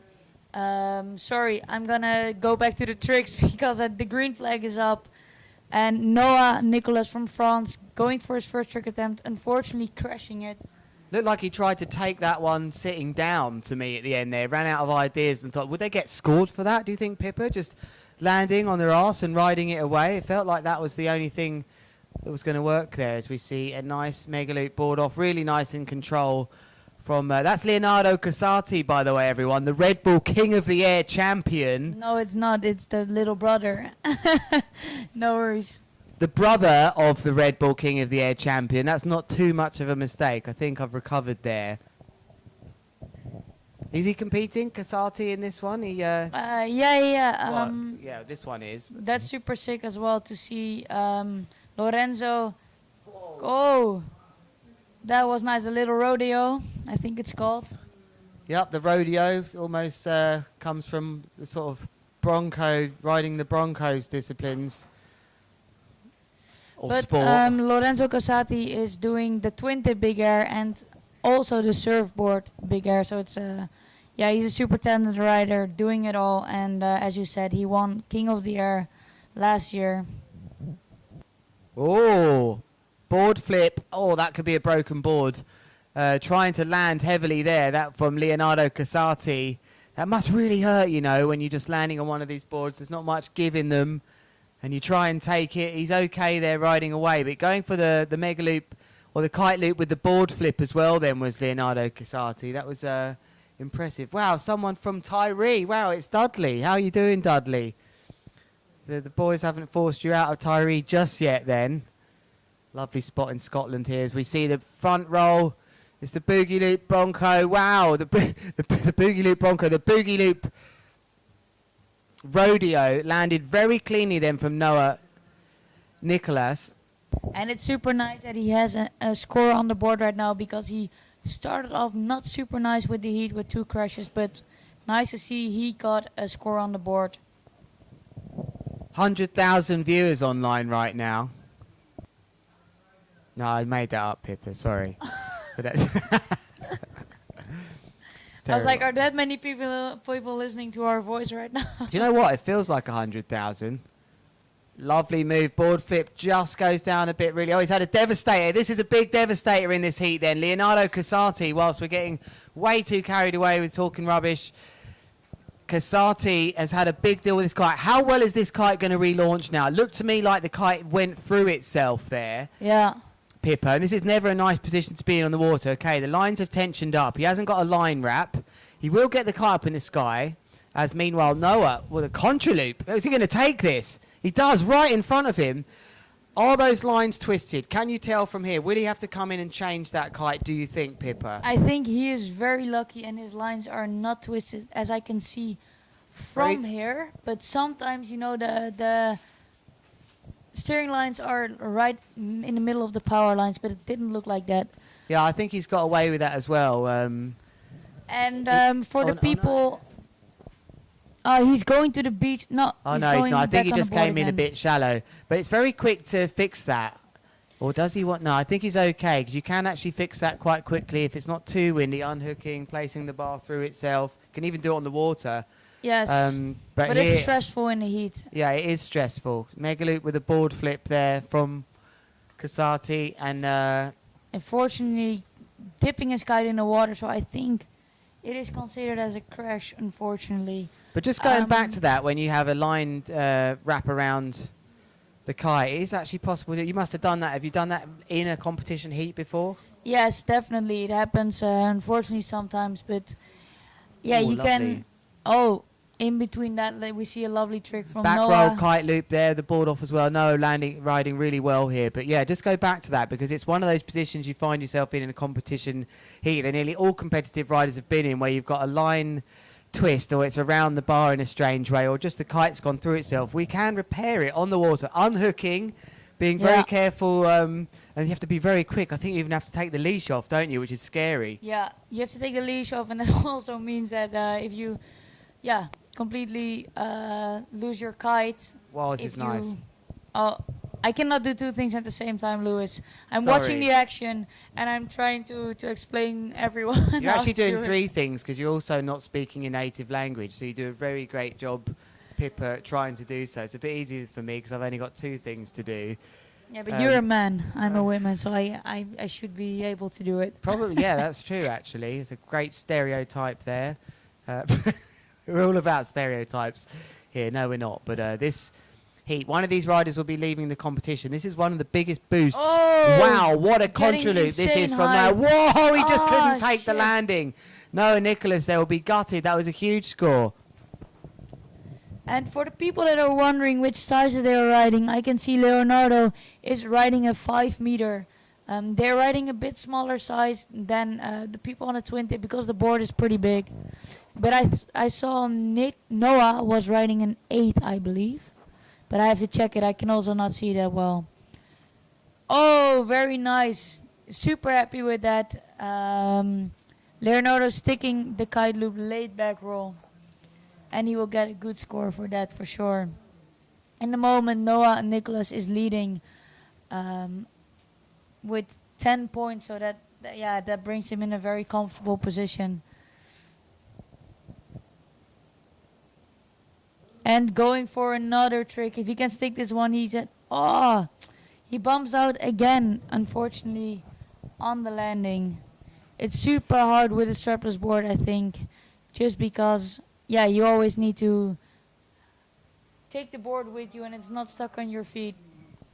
So Noah looking the strongest out of the two so far. You can see those 3 big scores he's got on the board. There is the wind down in the bottom right hand side as well, and his live data coming in from the Surfer app about how high he's going, how fast. But meanwhile, yeah, Leonardo, it's Lorenzo Casati, the Red Bull King of the Air winner. So in that family is a Red Bull King of the Air winner. But that is Leonardo Casati, the brother who specialises in the surf big air discipline, and he's having a tough heat here. Although his last score coming in at 4.48, he's still, I think, got a chance. How many? No, he hasn't. It's a red flag. What am I talking about? That is the end of the heat. Noah Nicholas. It has been a long day for Lewis as well, so guys, don't be hard on him. We have to talk a lot.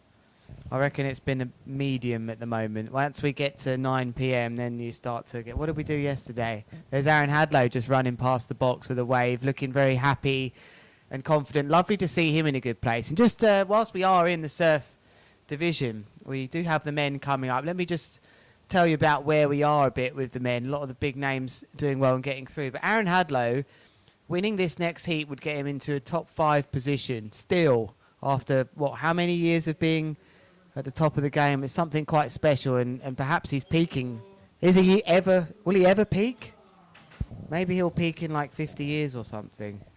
I don't know, but nice to see him so happy at the competition site, just running around, smiling. He loves Tarifa. Yeah, and yesterday I saw his heat and it looked super good. Very comfortable riding, landing a lot of tricks. So I think he's gonna, he feels good for the competition. And Liam as well, very experienced rider. So yeah, it's good to see them both competing.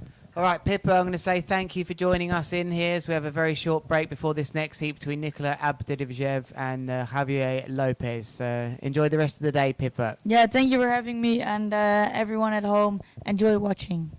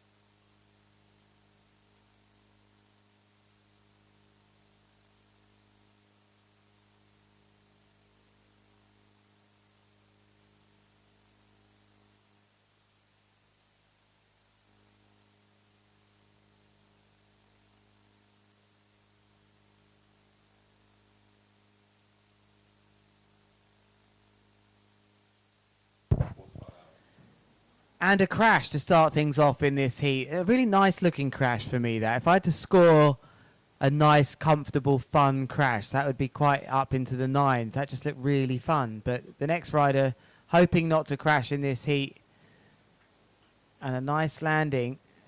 We just get our names here. That looks to me like it was Javier Lopez having the better of the starts from these two riders. RRD, Roberto Ricci Designs, black and orange and white. It's always black, orange and white. There were a few years with different colours. I remember them very well when I used to fly those kites. That's a nice big air with a grab from Nikola Abadiev. He's going to be needing some kite loops here for sure.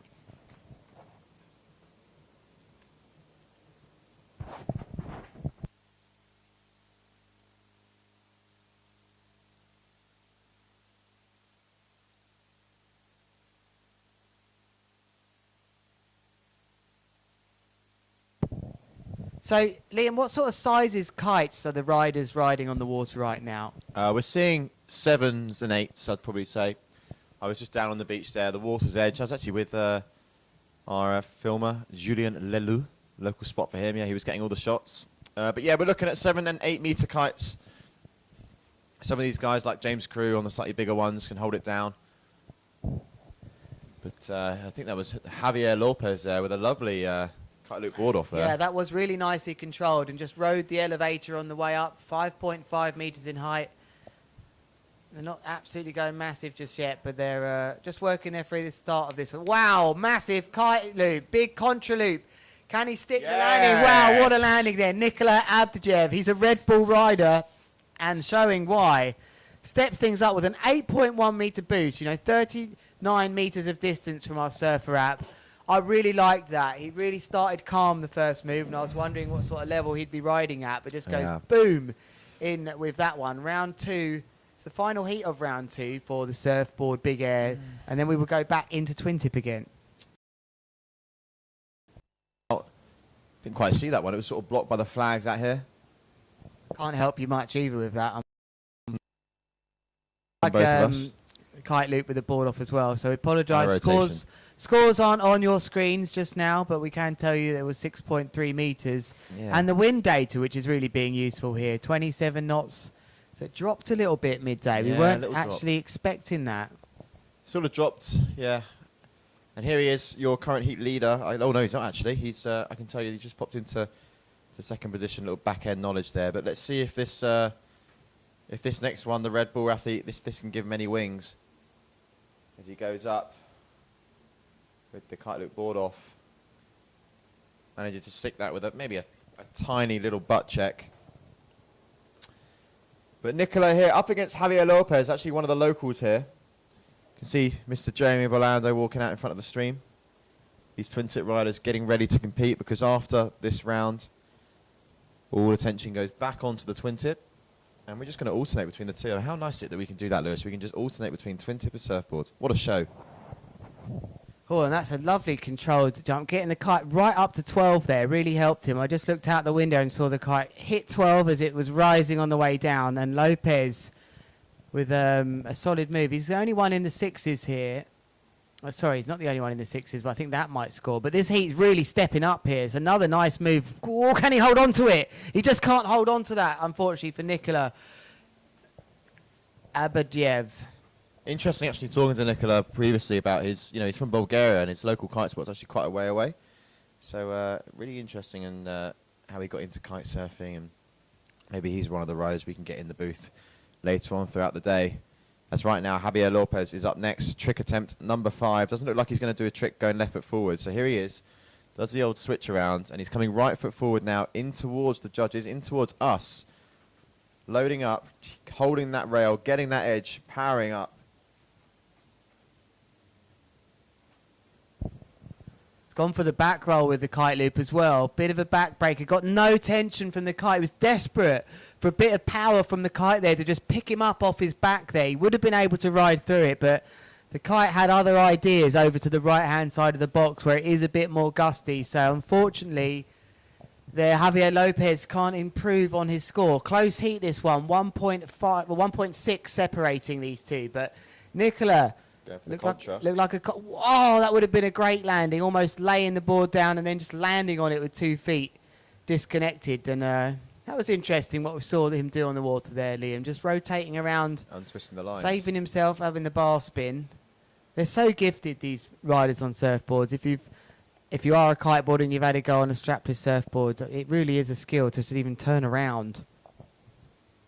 Yeah, it definitely is. And the big air side of the discipline now is really taking an up, and we're seeing the likes of people like James Crew really commit and train hard in big air. As Javier Lopez here goes to that kite loop back roll. Chance. This time, oh, he had one foot on the board. No way, he loves it. He turns around. It was amazing. Look at him. He had 1 foot on the board temporarily there. That was incredible stuff. So Lopez hoping to improve one of his scores. Milking that. What score will he hope to improve? Let's see. So he's got a 4.76 as his lowest. But Nicola, oh, cool, he really dropped out the sky there a little bit. Looked like he didn't really have maybe a lot of power in the Stalled kite a when it was bit. up at 12. Yeah, he had a bit of a lull there. Look, nearly 10 metres in that boost, but he decided not to send it round. How many trick attempts did these riders have? Well, this was the last one. I reckon Nicola might be in trouble here. Could be all over for him. It could well be. I mean, if Javier decides, you know what, I'm just going to start landing tricks with 1 foot, how about that? He got 6.10 for it, so it was his highest score of the heat. And Nicola, so not of the heat, his highest score of the heat wasn't the highest score of the heat. It's been Nicola's. So Nicola's going to feel a bit unhappy as we see the Boogie Loop Rodeo, which unfortunately is crashed. There's the red flag at the end of that heat. So I believe we're switching back over to the men's twin tip. I believe so, yeah. I believe that is the plan of action. We'll get that confirmed now with you. Chat with our sports team, our race director, Mr. Danny Jimenez.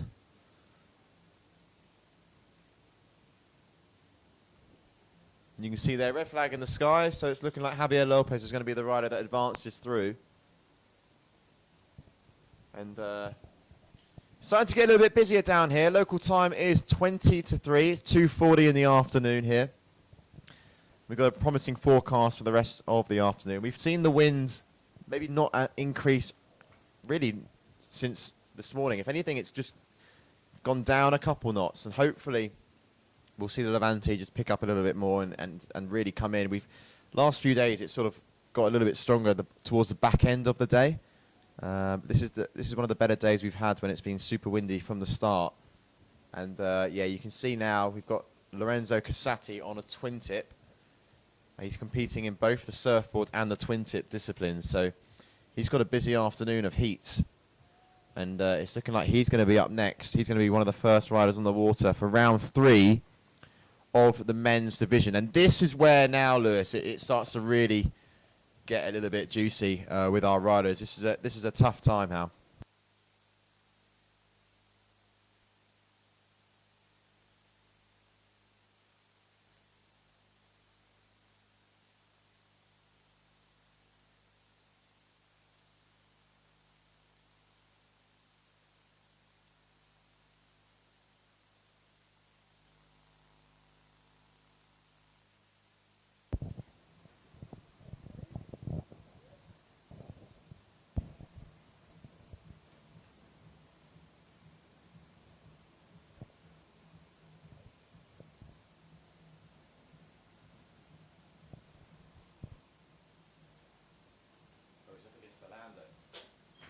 What a heat.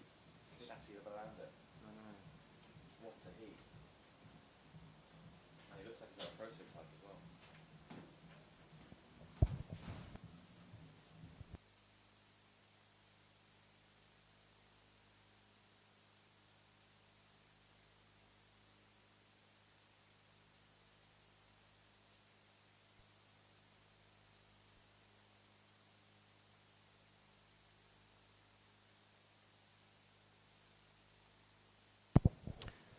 We're just confirming if we're going into the twin tip or carrying on with the surfboard discipline, so do stay with us. It seems to be, they think we're going into twin tip clearly there with Jeremy Belando from Spain and Luca Taruti on your screens.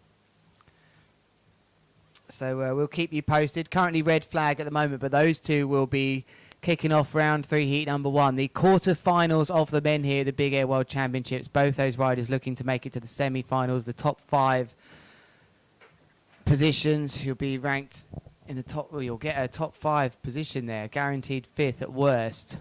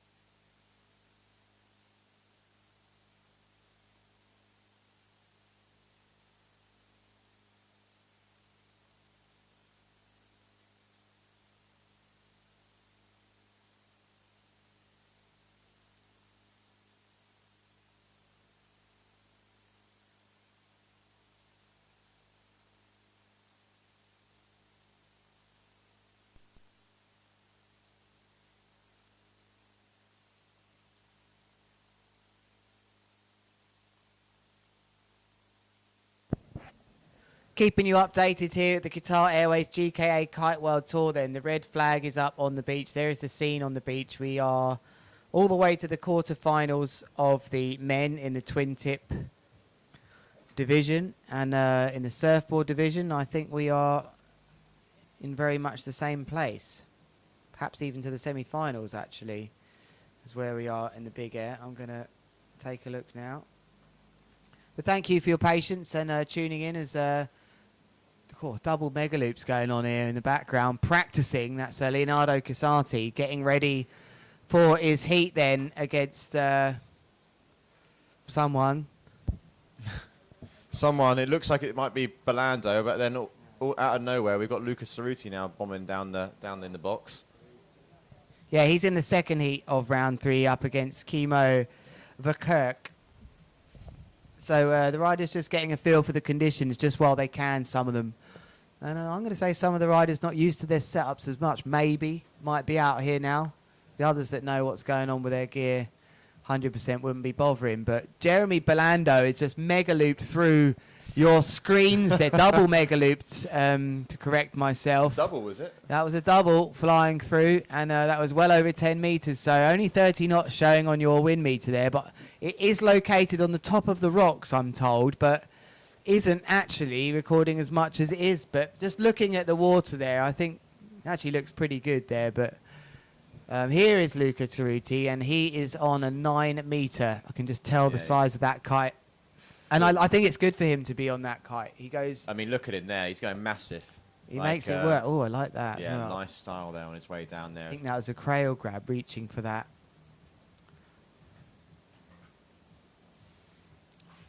So, yeah, I mean, I'm just looking at the tides as well, Lewis. We're sort of high tide again. It's going to be 5:30. And hopefully maybe we're going to see a little bit more kickers form, which is always going to be interesting. And Lorenzo Casati at the moment still just enjoying a little bit of time as the red flag is up in the sky. So it's going to be Luca Cerruti who's going to be up first against Jeremy Belando. That's the plan as far as we've been told.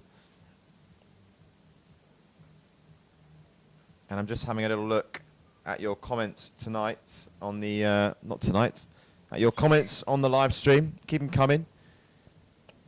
We do love interacting with you. Let us know where you are, who you think is going to win, or anyone that you'd like us to try and get in the booth as well, because myself and Lewis can always pop out the live stream booth, grab some fresh air and go on a bit of a rider hunt. We've got the best in the business here. We've got pretty much everyone here, actually. We had the GKA Awards on Saturday evening where brands and all sorts of people were here, weren't they? I mean, everyone from the kite industry was there, and everyone from the kite industry still is here in the lovely Tarifa. Everyone is here, but we're so focused on trying to do the best job we can for you. We haven't actually organised too many people to come in. They've just sort of been coming in naturally, gravitating towards the live stream booth, which is maybe the best way sometimes. The ones that want to have a chat and to speak and to share. It is great to have the riders in here because nobody can talk about the conditions and what's going on better than them. We can all talk stuff, including you on YouTube, but actually the ones that really know what's going on, they're the ones out there, aren't they? As we see a massive mega loop there. Is that Luca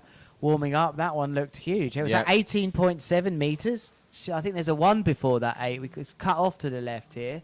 Oh no, 14.2, so that was probably an 8 metre before. Yellow flag then. It's the big time here in the quarter-finals of the men. Those scores will be wiped off the screen very soon as we see Luca Taruti's name replacing it. He is up against Jeremy Belando, who will be wearing the purple rash vest. Winning his first heat, Jeremy Belando, by the way, so he goes first. I'm not so sure. I thought he would get rewarded of winning that first heat. I wonder why he goes first. I thought the advantage was always with the rider going, going last.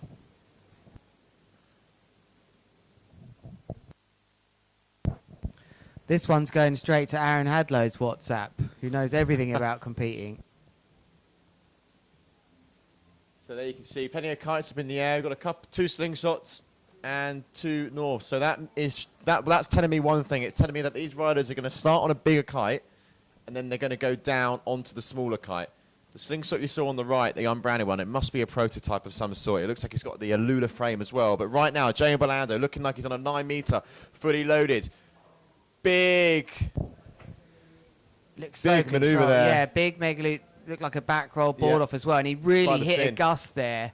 Has he got his surfer app on him as well? Because that was big. That was up into 15 metres. But this man on a 9 metre is dangerous, in my opinion. I think this is his best kite, Luca Taruti. Regularly gets in the 15 metre category. He's going to start off right foot forwards, which I think he's also very good at the contra loops as well. He's going to start off with a contra loop here, and I would bet my bottom dollar on it. It's going to be a front roll variation of one as he comes into the beach. It is a front roll variation of it looks like a tic-tac as well, or a board spin, multiple rotations, and sticks it cleanly. Was it a contra loop as well? I don't know if it was a contra loop. Yeah, it was a contra loop. Yeah? He definitely pulled the front hand on that. And only 12 metres. I don't think he fully connected there, but he got good distance. Let's see what scores they get. Belando up next. Would have seen that one landed from Luca. Big lineup now as we enter the quarterfinals of the GKA Big Air World Championships here. Winds pumping now, looking at about a solid 30 plus knots. Belando on your screens, left foot forward, pumps, loads. Plenty of tic-tacs as well as he goes for that big loop. Landing it super clean. You just see how many times he twists and turns as he unspins that bar at the end of the manoeuvre. Now, it's quite difficult for us from here to spot whether it's a tic-tac or a board spin. A board spin where they spin the handle around, a tic-tac being where they grab the round, flip it round, then grab the handle again. But quite clear he's gone very... That looks to me like a board spin. Yeah. And it's he's in the air a long time, is Luca Taruti. How high was that move for him? I've got heels for some reason on there. Another 13.6 metres and 75 metres of distance that time. So riders now starting to cover a lot of ground on these jumps. We're seeing, the 60 plus metres now. I still think we're going to be seeing 100 metres. I reckon we've got 100 metres in the tank today. But right now, Belando going for his 3rd trick attempt and currently leading this heat. Left his board, his surfer phone on the beach, apparently, I'm being told. They've tracked it and they can see it still on the beach. They've just sent me the location of it. The data from the surfer app coming in, usually with the riders, but the surfer app guys have just said, look, we can see it on the beach. So that is why we don't have his data in here. But wow, look at this close heat developing between these two, vying for a place in the the semi-finals they will be. Yeah, correct. Oh, this is big. This is really big then for Belando. He really does go big, flying out. This would have been, if he had the surfer app on him, over 100 metres, I think. Yeah, I was thinking the same. So I was like, let's wait and see what the surfer app says. And then I realised, actually, he doesn't have one on. I reckon, pushing towards that 90 to 100 metre mark there on that one. Probably be one of his higher scoring tricks in this heat. And it's looking very good indeed. His highest score so far is that 7.3, which was that kite loop front roll tic-tac. And Luca Cerruti now left foot forward. Going for the contra loop as well. Landing nicely. Not quite as big as some of his previous moves. Luca's highest score is 7.27. Yeah, he really likes those contra loops. He's always been confident with that move. As we look back to Jeremy Burlando then, left foot forward, riding with lots of power in. He's currently working on the left-hand side here. It's known as a port. And he's going to turn around, coming back now to the starboard. Those are the rocks we talk about where you get that uplift. The other side of those rocks is the Mediterranean Ocean. This is the Atlantic. Ruben Lenton jumping from one to the other, of course, amongst many riders, and didn't fancy it. Didn't like it there. And now he switches back left foot forward. He'll have a trick in his mind here, or he'll be racing through thinking, I can go the other side. He's going to send one this side. Nope. No, he's not. Boy, he really is messing with us here. Cutting it fine, Lewis. He's cutting it fine. With They get about 30 seconds, but this is allowed, you know. You're allowed to get a feel for it. That is what he waited for. That is absolutely outrageous here. He's gone straight into a contra loop with multiple front rotations, I think, and board spin as well, and a board off. That is going to score big, and he is laying down the gauntlet here. Getting scores in the 8s already is Jeremy Belando, J-Bo. Luca Cerruti has got it all to do here if he's going to make it to the semi-finals of this one. It's currently North versus Slingshot, and Slingshot's edging this one. Luca Cerruti would have seen that and thought, oh, damn, I've got to really up my ante now. And he's done the old switcheroo as well, coming right foot forwards. I don't think he does. He's not going to jump right foot forward. He doesn't look like he's in fully prepped, ready for it yet. So I think he's going to make his way in. I reckon we're going to see kite changes now. After this jump from Luca, that'll be 4 trick attempts. I reckon they're going to go for 3 trick attempts on smaller kites. That's what I'm calling now. Once Luca goes after this one, I reckon Jeremy's on his way in to switch down a size, and I reckon Luca will do the same.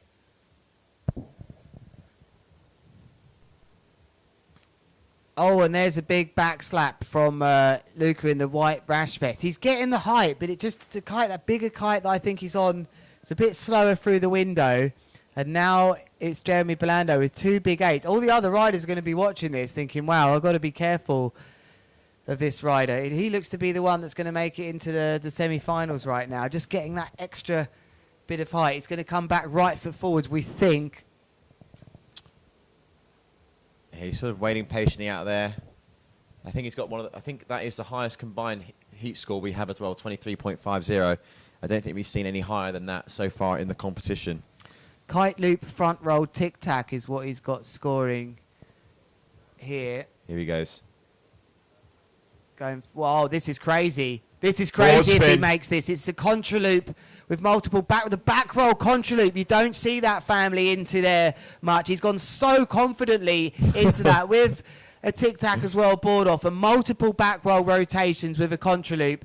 That could be very high. I mean, I don't want to say it, but I think that could be up in the 9s. We don't see that much. And he just doesn't have an answer. Goes into multiple front rolls, though. Does Luca Cerruti. Ouch. That's a nasty crash from Luca, who's very much forced into that, but coming straight over to check if he's okay. Belando is going to drop the board back, but yeah, I cannot wait to see the scores. He's not dropping the board back. No, because I reckon he's coming in for a kite swap. Very good call, that, Liam. And still waiting for... No, that wasn't scored high enough for me, that contra loop back roll tic-tac. Yeah, it's not so... Not many people do the back roll contra loop. Seems a bit more natural to be pulling the front hand with the front roll, with your front hand on it. That's the most common one. But to do the back roll one, going the opposite way, and seems a bit crazy to me. He's liking how he's feeling on this kite at the moment. Yeah, Yes. I mean, I don't blame him. He's getting big scores, and Belando here going left foot forward. I reckon he's going to turn around, and he's been delivering 2 heavy hitters going right foot forward. So I think he's going to sit and wait there. It's not ever nice, yeah, when you've got a rider straight down. When he's just to the left-hand side of your screen there, you can't see Luca riding through the box. Never nice to have that, but it's definitely going to be right foot forward. So I don't know what he's going to go for here. Oh, massive. So comfortable one-handed on the bar. It's a front roll, contra loop with a board off from the rail as well. Multiple front rotations here. So huge scores then from Jeremy Belando as we start to get to the end of this. I'm being told Aaron seems to think that was strange that he was up first. This is big though from Yeah, Luca. it's better height there from Luca Cerruti. Yes, and nails the trick. Very good timing for him. But if you look at his 3 scores compared to Jeremy's, none of them are in the same range. That last move may well equal the 7.6. Waving to the beach then. That's a kite change now. Surely it has to be. Wind's picked up to 32 knots as well down there. Let's rate trick. this pit stop. Should we rate this pit stop here? Yeah. Pit stop. We saw an interesting pit stop in last year's final with Liam when he actually sort of like came out of the chicken loop as well. Yeah, perfect pit stop. They don't get better than that. It's actually confusing who's flying what. That's how good it was.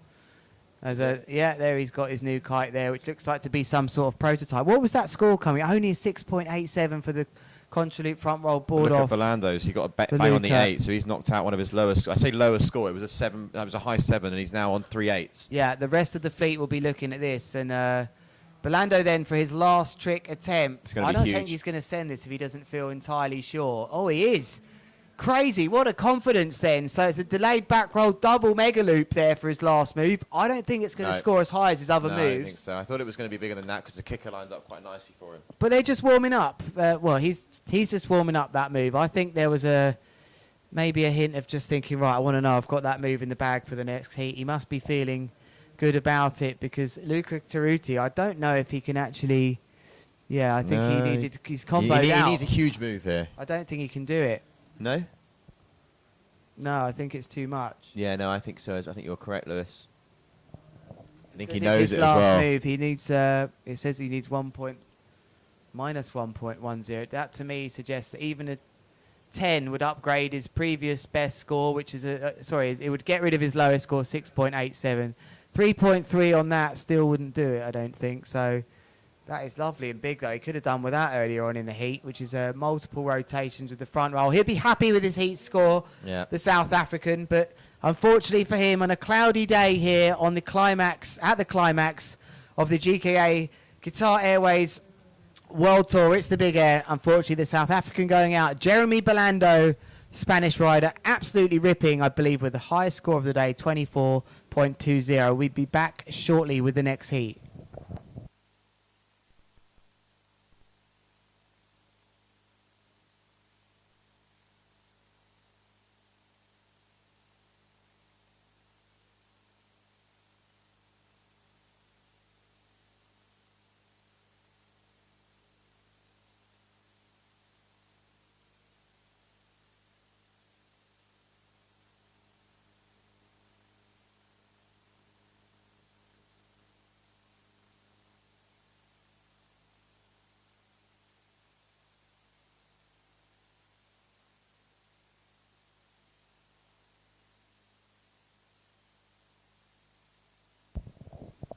So here we go, twin tip men, round number 3, heat number 2. Up next, Lorenzo Casati, your current Red Bull King of the Air champion. He's taking on Kimo Verkerk coming out of the Netherlands. And we're now seeing huge scores come into play, huge combination of scores from around the low 20 mark, around the 23, 24 there for Jamie Belando. And it's interesting because only just a few hours ago when these riders were in the water for round 2, it was 19 and 20, which was enough to get you through. And now we're seeing that that's not now enough. And, you're going to need to be scoring around 24, 25 to have a sniff of making it through to the next round. And we're in the quarterfinals, Lewis. That was very well observed, Liam. You're completely right that, we saw, but, Jason van der Spey with an incredible heat, 20.44. We thought that was one of the best heats of the day. 20.84 was getting you through from Josu San. Even, an 18.97 getting through from Timo Boersema. So, Mark Jacobs getting through too with a 20. We are seeing a very high level now of the riders that are accessing. Maybe conditions are allowing that, but it looks to me like it drops slightly. Yellow flag then. Next heat, Lorenzo Casati, our Red Bull King of the Air winner, up against Kimo Verkerk. Kimo Verkerk has made his way through that horrible round 2 where the loser goes home. He beat Lucas Gramstrop quite comfortably, 20.0, 7 to 13.47. And then the one after this, Jamie Overbeek against Mark Jacobs after this heat. I'll make sure I'll leave my toilet break for after that. Yeah, huge heat coming up next in round 3, heat 3. You can also see yellow flags up in the sky at the moment. You can just see on your screen there on the bottom right-hand side, Mr. Liam Whaley. He'll be up at some point in round 3. I'm not sure actually what heat number he'll be in, but he's going to be up soon. Wonder what's going through his mind at the moment. What do you reckon, Lewis? What do you reckon is going through? Do you know what? I think he's looking so relaxed. He had a lot of fun yesterday on the beach while we were commentating. He had a little go with Aussie down there as well. Like, he's really enjoying the moment. And to come here in Tarifa, where he's at his home, you know, he's been so close to getting some incredible results. He hasn't run Red Bull King of the Air. He's one of the best riders. He won that last event in Lords of Tram, which felt like he was really due that win. And this is his time to be world champion in the big air. Big start for Lorenzo Casati, really waiting until he was at the apex of his jump. And it's a very different style to wait that long. But if we look at the distance he's travelled, it was huge. Hopefully you'll be able to get the surf wrap on your screens very shortly, as now Chemo going for an S-loop to just begin things off. Straight off the bat there with a big S-loop. Nice way to open. Crazy way to open. Yeah. That was really interesting, actually. I wonder how that's... I think that's a good tactic here, up against the Red Bull King of the Air winner. Why not just go, you know, rather reverse the heat order? You'd usually save those sorts of moves, or it seems to be more to the end. But he's just gone in and thrown that early on. I wonder if maybe he'll swap kites and do it the other way round. Get the doubles out the way, see how they score. I'm keen to see what scores the judges are...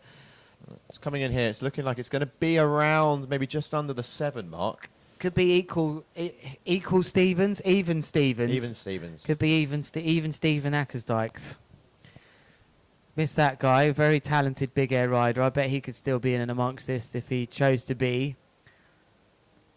Always featured at King of the Air. He definitely didn't want to come up against that guy. Famously taking a big whack at the Red Bull Megaloop where leading edge and trailing edge reversed.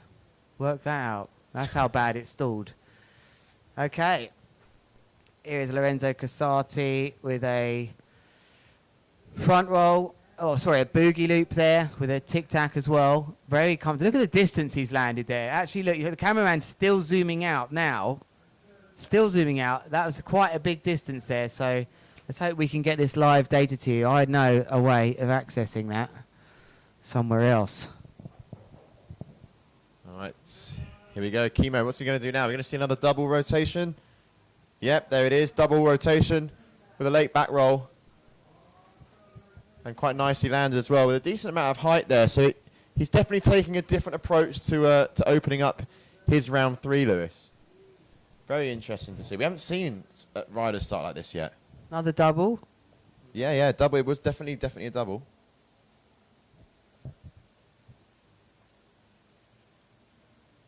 So Chemo, that's just the first score. I think Chemo might be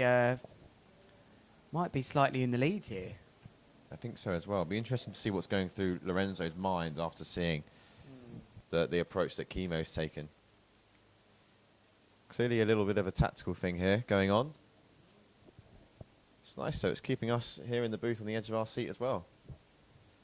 As Lorenzo now going in for his 3rd trick attempt, left foot forward. It's in the front roll category. It's really nice.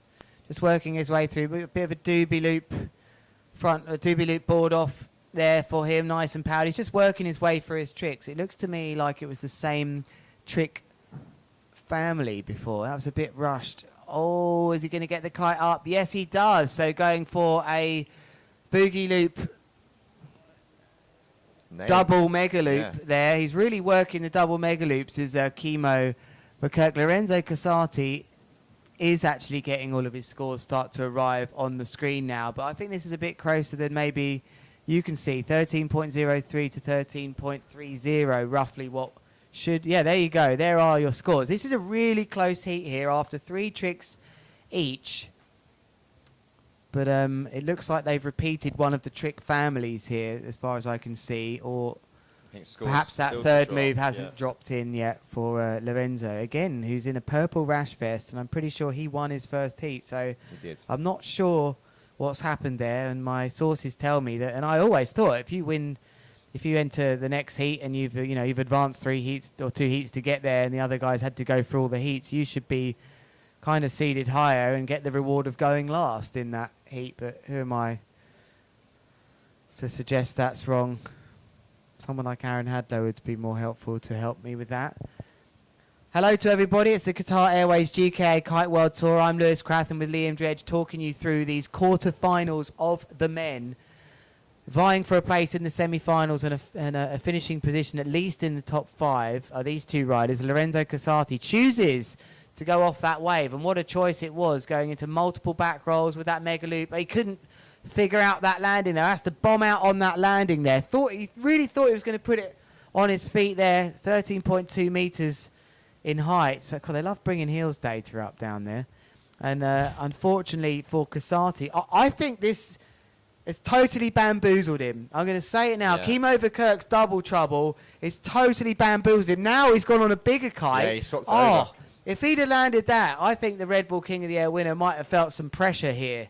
He already must be, but Kimo reversing the typical order, double looping the start of this heat, and has now gone up a size. I like it. Yeah, it's still very, very close, though. I mean, there's only 0.27 between the two. Lorenzo just needing an increased score on a 0.28 on one of his, or they still both need to tick another trick category as well. I mean, there's some more scores that have just dropped on the screen. So both riders have 3 scores. Let's have a little refresh of my screen here. Yeah, so Lorenzo Casati currently winning by 0.60. So very close indeed. Kimo is nailing through the doubles. Lorenzo still on the same kite. Maybe coming in for a swap. No, he's not. I can't see another Cabrina up in the air. So he's going to stick with his game plan here. Kimo, I can probably see that the back end of his heat is going to be all down to those singular loops. But here we go. Lorenzo Casati.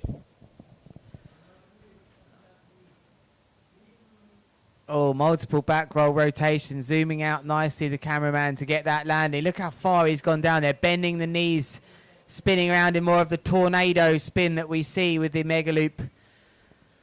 Board off, and a 15.1 meters with our surfer app data. That was pretty impressive. I liked that.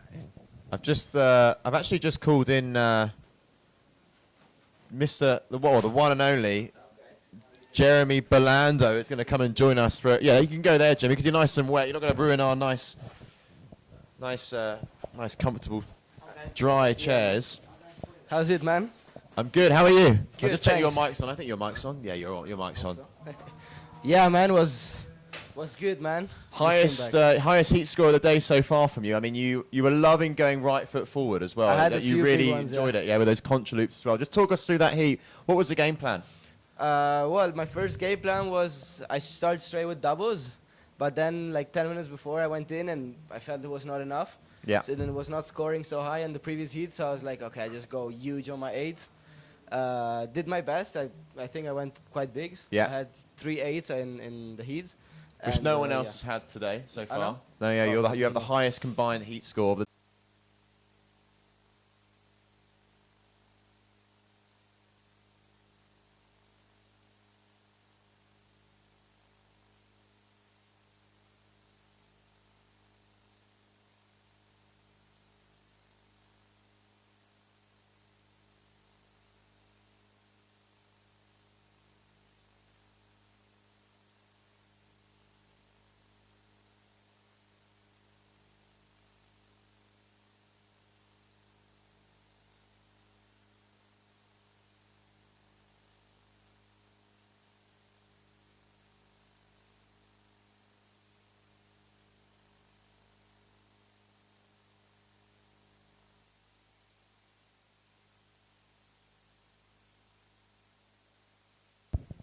We do apologise for that really small 1 minute delay there, but we're back in action. Lorenzo Casati, 20.03. Kimo Verkerk, 19.43. It's getting close here. Round number 3, heat number 2. Big Air World Championships here in Tarifa. We still got to crown 2 champions. We've got to crown men's Twintip, and we've got to crown men's surfboard. And just now, it's red flag up in the sky, but that was just Mark Jacobs having a little bit of fun out there. Now, he's got a very it's a challenging one for both riders. You've got Jamie Overbeek, and you've got Mark Jacobs. Who's it going to be? Let me know in the comments who you think is going to advance here. Is it going to be the North rider, Mr. Mark Jacobs, or is it going to be the Dutch Jamie Overbeek that makes it through to the next round?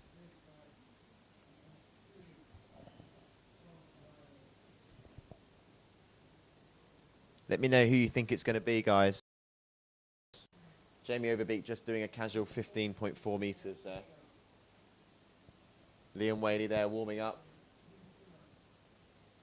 Because let's just see when Liam Whaley is going to be up next. I think he might be up in the next couple of heats. Up next, you're going to have Andrea Principi against Timo Borosima. So another big heat, another big name.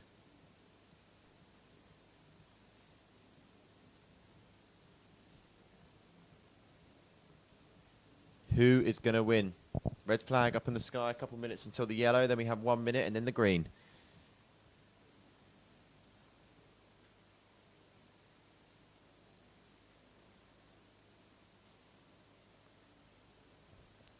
So if you just tuned in, welcome.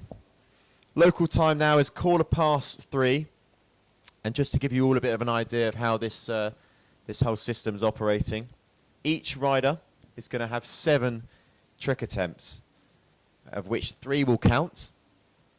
And then they have about 30 seconds to perform each maneuver. Judges are going to be flexible depending on the outcome of that trick. If they end up, pretty far downwind, they've got to make it back up to launching point.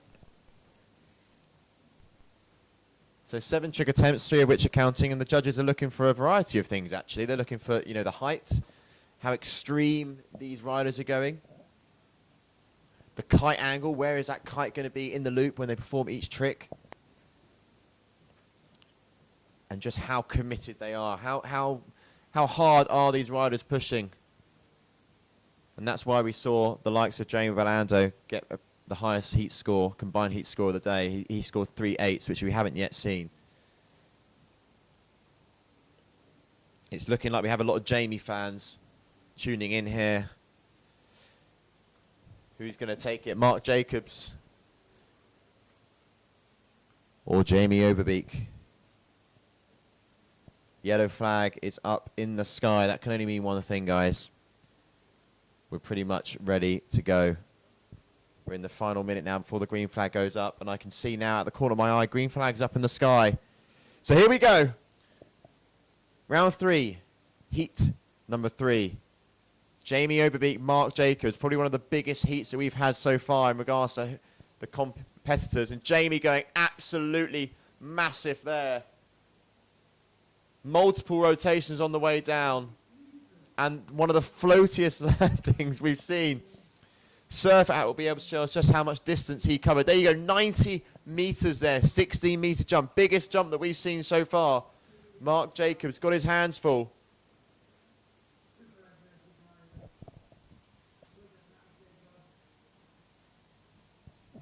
As Mark Jacobs answering back there. So both riders, very big, nice opening scores. I'm going to refresh and try and get them to you. Jamie Overbeek, Mark Jacobs 13.1, not quite 16.1, which is what Jamie got. And I can see Jamie's score just over the 7s, Mark's just under the 7s, so it's looking like Jamie first, Mark second.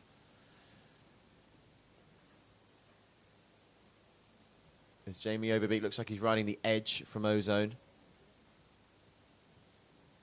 Here he goes, coming in with plenty of power, left foot forward, finding a kicker.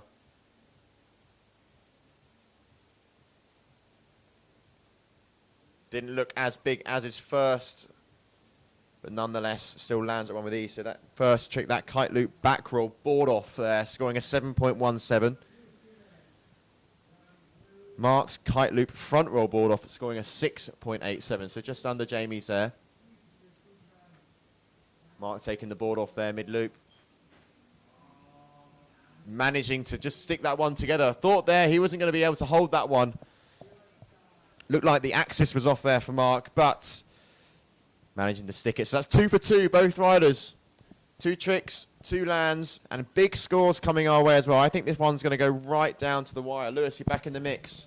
I feel like I've been dragged through a desert backwards there. Just walking to the toilet is enough to be destroyed with sand.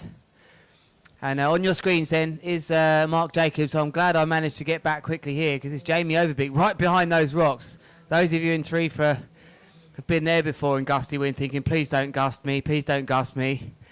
And now he's okay. But well, the drone guy looking like he's been out. So Jamie Overbeek and Mark Jacobs in a very tight heat, just 0.4 separating them as I see it right now. This is clear as day on your screen. Jamie Overbeek getting a 7.17 then for a kite loop back roll board off. Which was huge, 16.1 metres. So this could be the front roll bear. This is big. With a tic-tac, 4 front rotations, I think, with this one. He really gets that extra height. I think he's going over 15 metres there. 14.7 metres. I think Mark Jacobs going to have to get on the doubles at some point here. He's a bigger guy. As there he goes. Very nice, clear extension on the board off. Nice long grab on that front roll contra loop. Keeps it together too. And what a landing as well. Literally desperately not trying to get any drop of water on his back there. So Jamie Overbeek looks, I'd say he's the favourite, Jamie Overbeek, after his form, doing so well up at Lords of Tram. Favourite in this event, you reckon? No, for this heat. Just for this heat, you know, he's got when we look at form and we think, okay, he got on the podium at King of the Air. He's also got on the... Well, how did he do at Lords of Tram, actually? I Jamie think he was came third. Yeah, so again, and just the last 2 events of Big Air doing a bit better than Mark Jacobs. But Mark, such an experienced competitor, but just this extra, I think so he's going to be going higher, I think, Jamie. A combination of 2 things. His setup seems to get him a bit higher, but also he's very light too. Let's see what he's got for us now. So comfortable upside down, Jamie Overbeek. Double back roll into his tornado spin. How many rotations is that? Getting dizzy here. 4 back rotations with a mega loop and to the back cross. He's starting to lace his scores boxes with 7s here, Jamie Overbeek, and Mark Jacobs only 6.5. So Mark Jacobs coming right foot forwards now onto starboard. Yeah, he's got a little bit of work to do, Mark, here. It's his 4th trick attempt, and he's going to want to start pushing into those 7s. I think he's on about a 9 metre as well. I reckon he's pretty powered up on that 9, but Jamie is just going that little bit bigger on every manoeuvre. As Mark goes to that double back roll board off. He's got it too, yeah, he had it too. I'm not sure, I think there might have been 1 rotation less than Jamie, but he had the sort of tornado spin as well. And imagine you may have talked about it as well, Liam, but one more time I will explain. It's their best 3 tricks that score out of 10. It's a total score of 30 this heat. Yeah. Of course, you can't do the same trick 3 times. There's different categories, and just so you don't get confused, the easiest way to think about that is back roll or front roll rotation. Also a mega loop or a contra loop being the front hand pulled of the direction. And board offs also open up different tricks as well. But it's looks like a contra loop with a board spin. I think that was the back roll rotation as well. So much going on here now that even some of the riders I spoke to that aren't watching the Big Air as much as they used to, top Big Air riders, are like, what is going on with the tricks these days? So we really have to keep on our toes here. So Jamie Overbeek, here's his score coming in. I wonder if I got any part of that right. I'm pretty sure it was back roll, contra loop, very close tic tac. I mean, look at that, 20.10 for Mark, 20.97 for Jamie. Kite change coming. It's not a good pit stop. It's all right. In the seaweed there, part of that. Wind's just dropped 29 to 32 knots. It's not the best kite change. He's going to have a little bit of seaweed. Oh, no, that's other kites. It's okay. He's fine. And a little bit of swell coming in here for MJ, who's next to trick. I can see the white resh vest. So they take it in turns then. They're not doing this together. They get about 30 seconds to perform their trick after the last one has landed, and they're quite gracious with that, the judges. Mark's not going to trick here. Oh, he is going to trick here. I didn't think he was powered enough. It's a double, and he drops out the sky. Can he stick it? It's big for Mark Jacobs. He's stoked with it. Yeah, First one to get onto the doubles. It looked like a double mega loop delayed back roll for me, and we apologise we can't bring you replays here, but Mark Jacobs recognising and being told, look, you're down a point or so here. You need to kick out that 6.53, which was what a contra loop front roll board off that's going to exit from his scores, and then we'll get a bit more of a... Did Jamie Overbeek change Kite there? No, he's still on... Well, did he? No. I didn't see it. I didn't see a Kite change. Maybe he can double on this as well. He can. He can. Oh. But it's nowhere near as aggressive as Mark Jacobs' double, so... 7.17 for Mark Jacobs' double there, Lewis. Yeah, not much in this now. Wow, look at that. It looks like there's half a point between them. Maybe 0.4, actually. Here we go, Mark Jacobs. Here we go. Oh, he's sending the doubles like crazy. I think that's the doobie booby, or the whatever we call it. Someone, that's what we named a while back, or Ruben did. I was against it, but then actually it's really set on me. The boogie booby, I can't even remember what that was. Doobie booby. I think Mark Jacobs now might edge this one. Look, that was so close. That was 0.2. That was 0.4 away. He will remove the 6.70. And he's really throwing it to Jamie Overbeek. What a competitor Mark Jacobs is. Again, I don't think that's going to be enough. He gets it round, but it's not quite as low for Jamie Overbeek. So these riders are going hit for hit now. Mark's doubles are coming through a lot cleaner. I actually think that Mark's actually swinging under the kite a little bit more as well. It's just... Jamie looks like he's really tight when it comes to just getting back on the water. Last move will be Mark Jacobs then. Look how close this thing is then. Oh my word, 0.17 separating these. This is Mark Jacobs' last move of the heat here. Can he cause an upset against Jamie Overbeek? What's he looking to do? Surely not a double contra loop. Oh wow!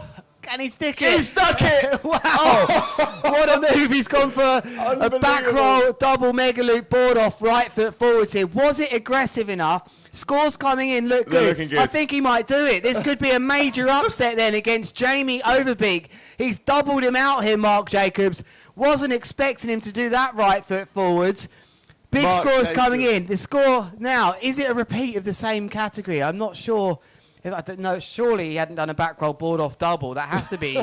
That watch those scores really closely. I think there's going to be a change here and a massive upset on the cards. Mark Jacobs realising he wasn't going to win that battle of standard mega loop moves. Changes down kite size, making it work. Oh, there's an air of tension over the whole event site here as we look really carefully at those scores. They still haven't updated. Yeah, judges still finalising those scores. They're for obviously me, thinking about that. But I think this is going to be enough. What did he have currently in there? 6.87. 6.87 He needed to improve it then by 0.17. So he's got to get basically a 7.5, I think. Sorry, 7.05.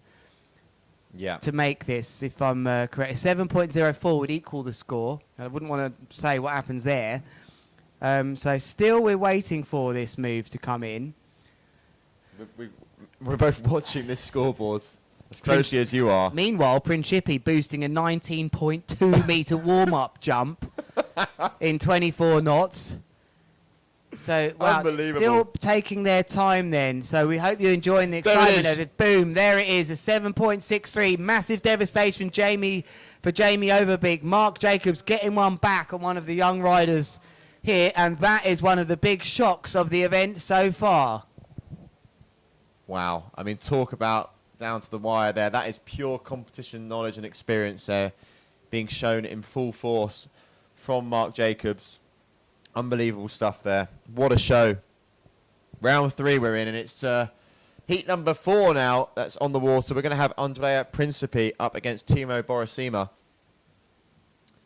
And like you mentioned there, Lewis, Andrea just going for a casual 19.2 metre jump, which the highest jump we've seen before that was in that last heat with Jamie Overbeek, who went 16.1. So he's another 3 metres on Jamie. The highest distance we've seen is also on that jump from Jamie, which was a 90-metre travel distance. So are we also going to see Andrea Principi go past the 20-metre mark and potentially go over that 100-metre distance mark? Yeah, and they will do. They definitely will do, Liam. Here is Andrea Principi up against Timo Borsema. I don't say that right, I'm sure. Big hello to everyone again who's tuning in all around the world. The Hang Time Hotline, I believe, listening at home in the UK.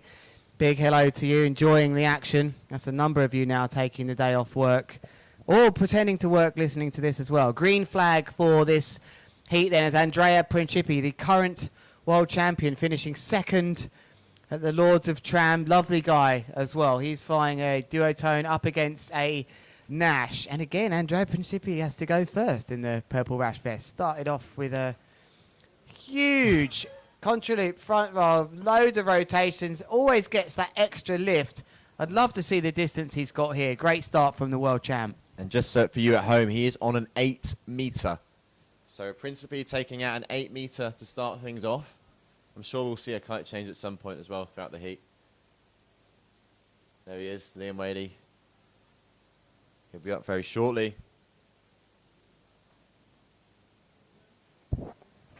Timo got a lot to do here, and I wonder if he looked at that last heat and thought, do you know what, I'm going to go and double in the hell out of this. Not on that 8 he's not going to, but he's got loads of height here. Yeah, that's got to be in the 15 meter range, 14, 15 meters. Oh, gets nothing though on the way out of that trick. 15 meters for Andrea Principi. It's probably a little less for Timo. So unfortunately, it wasn't the best start from him. Here we go, right foot forward for Andrea Principi. He's going to be coming back into the box. Actually, with 15.4 meters there for Timo. But Andrea here loading up, plenty of power as he comes in towards the judges. He's come right in towards the shallows here.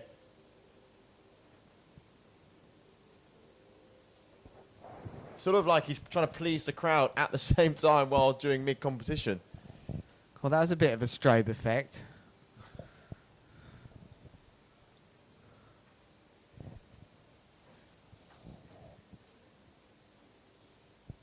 There we go, 7.57 as an opening move for Andrea Principi. So the judges really do like that. Timo up next here. Score still needing a score, sorry. Had a crash on the first one. Gets a nice kicker here.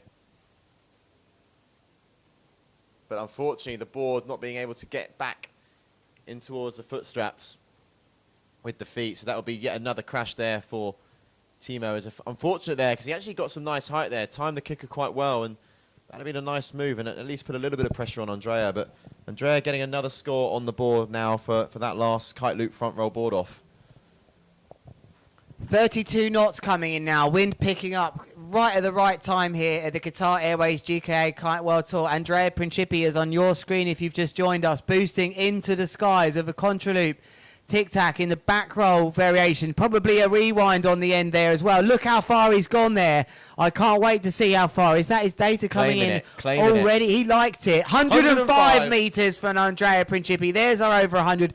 85 kilometres an hour he went through the air at the fastest stage of that.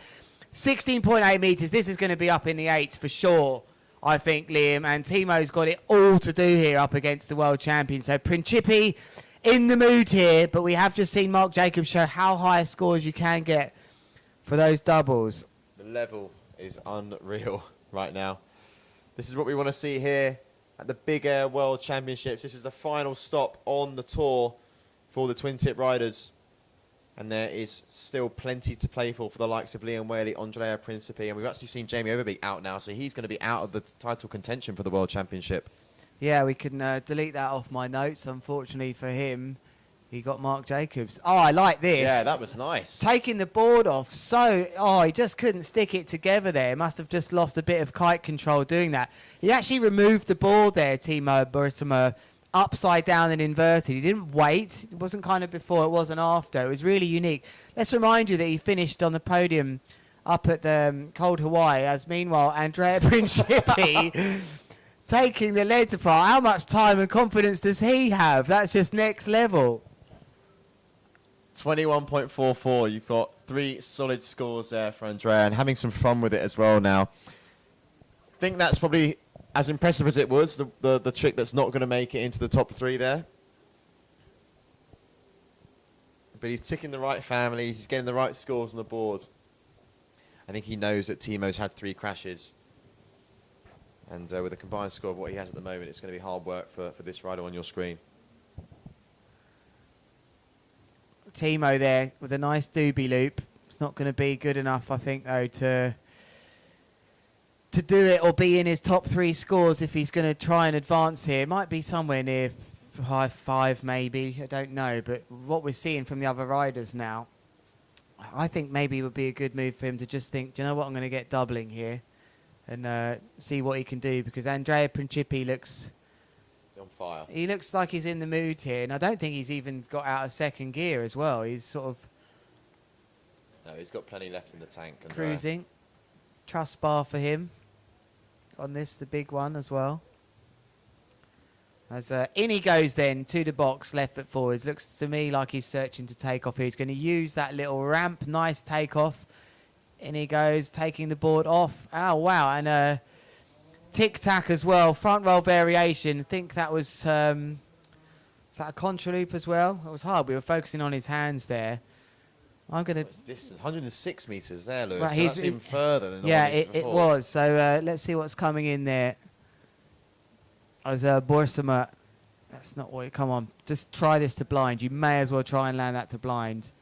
He needs to do something like that. He needs to start varying it up a little bit. We saw a blind landing in Lord of Challenge where Jason Van der Spy landed blind, and everyone was frothing over that one.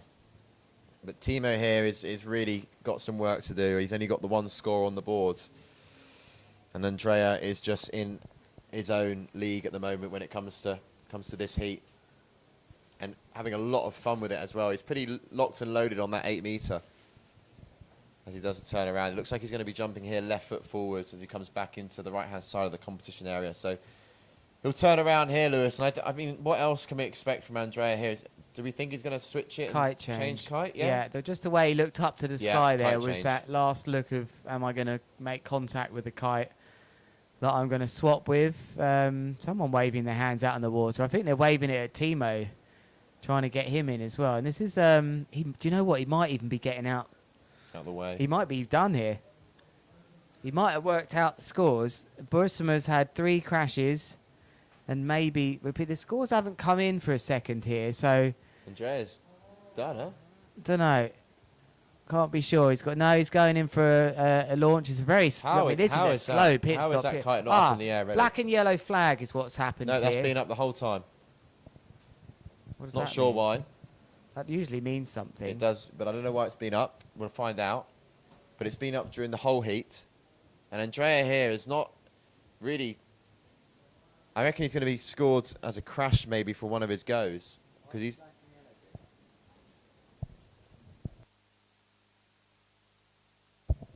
we're just going to find out now why that black and yellow has been up. But Andrea here has gone down a kite size. And this is going to be a big fat double. I don't think he's got the height to commit to that. He has. Oh, it just saves him. I really wasn't sure if he was going to... He must be thinking, oh, that was... He liked it as well. like That it? free fall feeling, I think he did. That free fall feeling must have been epic there as he committed to that double there. It's crazy how quickly those kites can whip round and save you from falling out of the sky at 10 plus meters. So Timo now, wind speed just under 30 knots at the moment. Slight little lull. But nothing that's putting Andrea off. He's still on a 21.44, so that's a good score. We saw the likes of Belando hitting 3.8s. So here we go. Timo for his 6th trick attempt. That's nice from Timo. But going down with a... that's probably going to get counted as a crash, although he did pop back on the board quite quickly after. He was pretty much underwater there. Big gust hitting Andrea Principi there. That kite aggressively moving forwards. He's really hitting some power with that. I think we're going to see some big doubles for him. That's still not super high. He was thinking about coming back round with a bit of an S-loop board off, but it wasn't at the critical stage of that loop. So for me, he's just warming up, I think, for the next heat, the semi-final. Timo Borsama, I think now, actually can't come back into this. That was the last trick then from Andrea Principi. 7 tricks each then, to remind you. and they will get their 3 best tricks scored out of 10. So it's out of 30, but they can't just keep doing the same tricks. So I wonder what Timo does here to leave the competition, as Andrea Principi is... He wants to go again, What's doesn't he? going on He's not done here? with it. He's not He's finished. not done with it.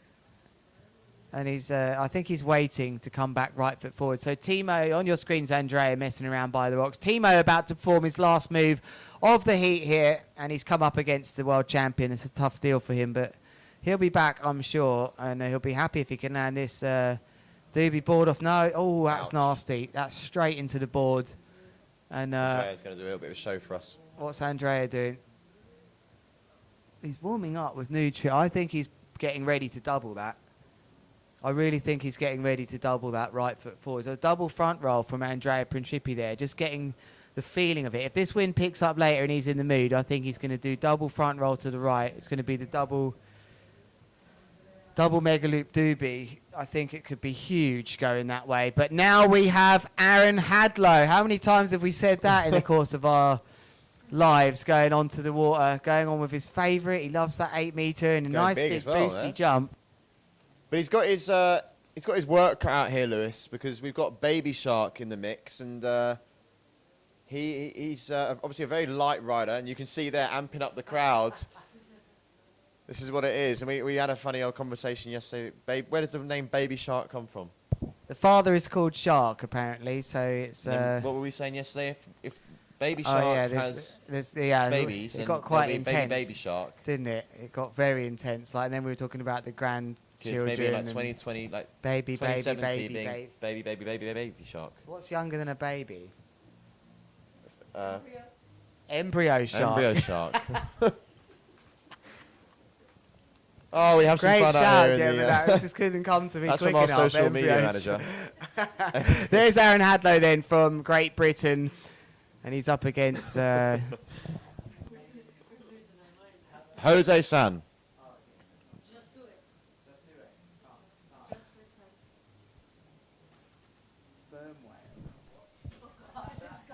Oh no, that's not a screen I wanted to see before Aaron had. Oh, that's good. So let's see how this one goes then.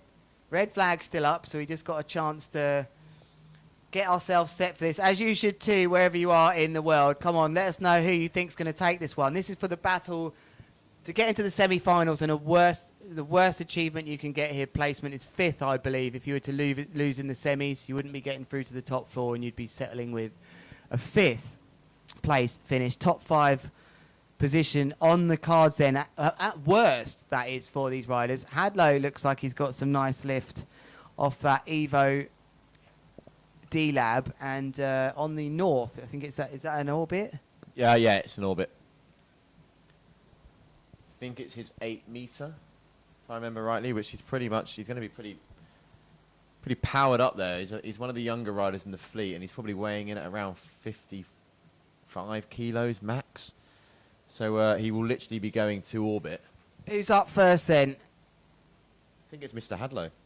Yep, Aaron is with the purple rash vest. After winning his first heat in that round 1, he managed to make sure he dealt with some of those young riders. He was in heat number 5. The 5th heat of the day. He beat Luca Cerruti and Michael Schipper, who are Schipper's still in the competition actually. So he did have a reasonably tough heat. What's Aaron Hadlow going to start with then? I think he's going to start with a double back roll board off mega loop for Aaron Hadlow. Coming to the left-hand side. There is his purple rash vest as he goes off. Now accelerating, looking calm as ever. The whole of the UK pinning our hopes on Aaron Hadlow, as we've done for the last century, mostly. Didn't fancy it.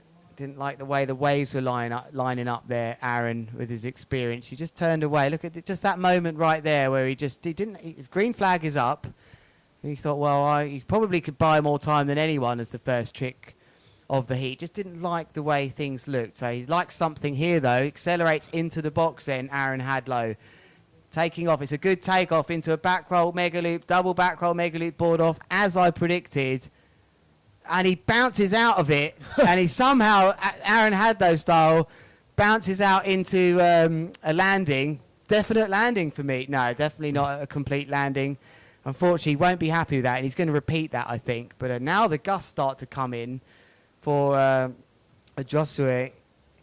And what's he got? Probably a similar trick, I'd say. No, just going for the mega loop board off, delayed back roll with a grab and landing it nice and cleanly. So 1-0, I'd say, to Brazil, which is never nice to say. Very consistent rider, Baby Shark. He's in his last heat as well. Didn't really I think he only had one crash in his last heat. So we saw him at Lord of Champs as well, put on a very good performance. And he's out here up against the GOAT, Aaron Hadlow. I mean, something crazy like 20 years or so. But yeah, how many times Brazil have beaten England or ruined us in football? And they're 1-0 up again once again. But of course, very neutral as we are here in the live stream booth. It's Aaron Hadlow. He must be 20 years Good kicker here. on this. That's a much better feeling for him. Bit more delayed there. Not sure there was a double in with that one, but he makes sure he lands that one cleanly, Aaron Hadlow. So good that he's got that one on the board. We'll try and get some scores up for you.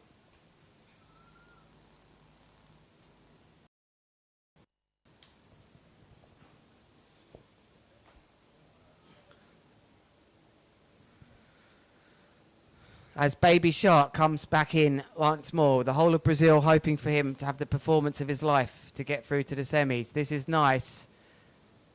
And it was definitely in the front row category, landing it cleanly. Still has to concentrate there to ride that out. That's a lovely big move. That, for me, is the move of the heat so far. We're in early days here, as it looked like a double front roll mega loop board off then for Baby Shark.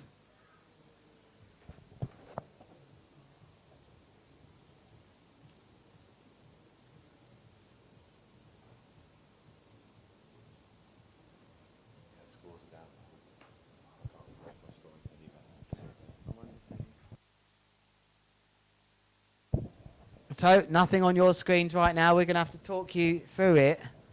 Aaron Hadlow coming in left foot forwards again. Will he start to go for the front roll side of things? Nice takeoff for him. Gets the board off. And a board spin as well. Can he stick it? Yes. Whoa, what a landing. He pressed that tail so hard in on the board there. So many times we've seen other riders slip out there. But Aaron Hadlow just making sure he stays in this. That's what he's got to do here. He got a nice big score for his first trick. I don't think it's going to be much more than a 6.5 maybe for this one, just with that tiny little...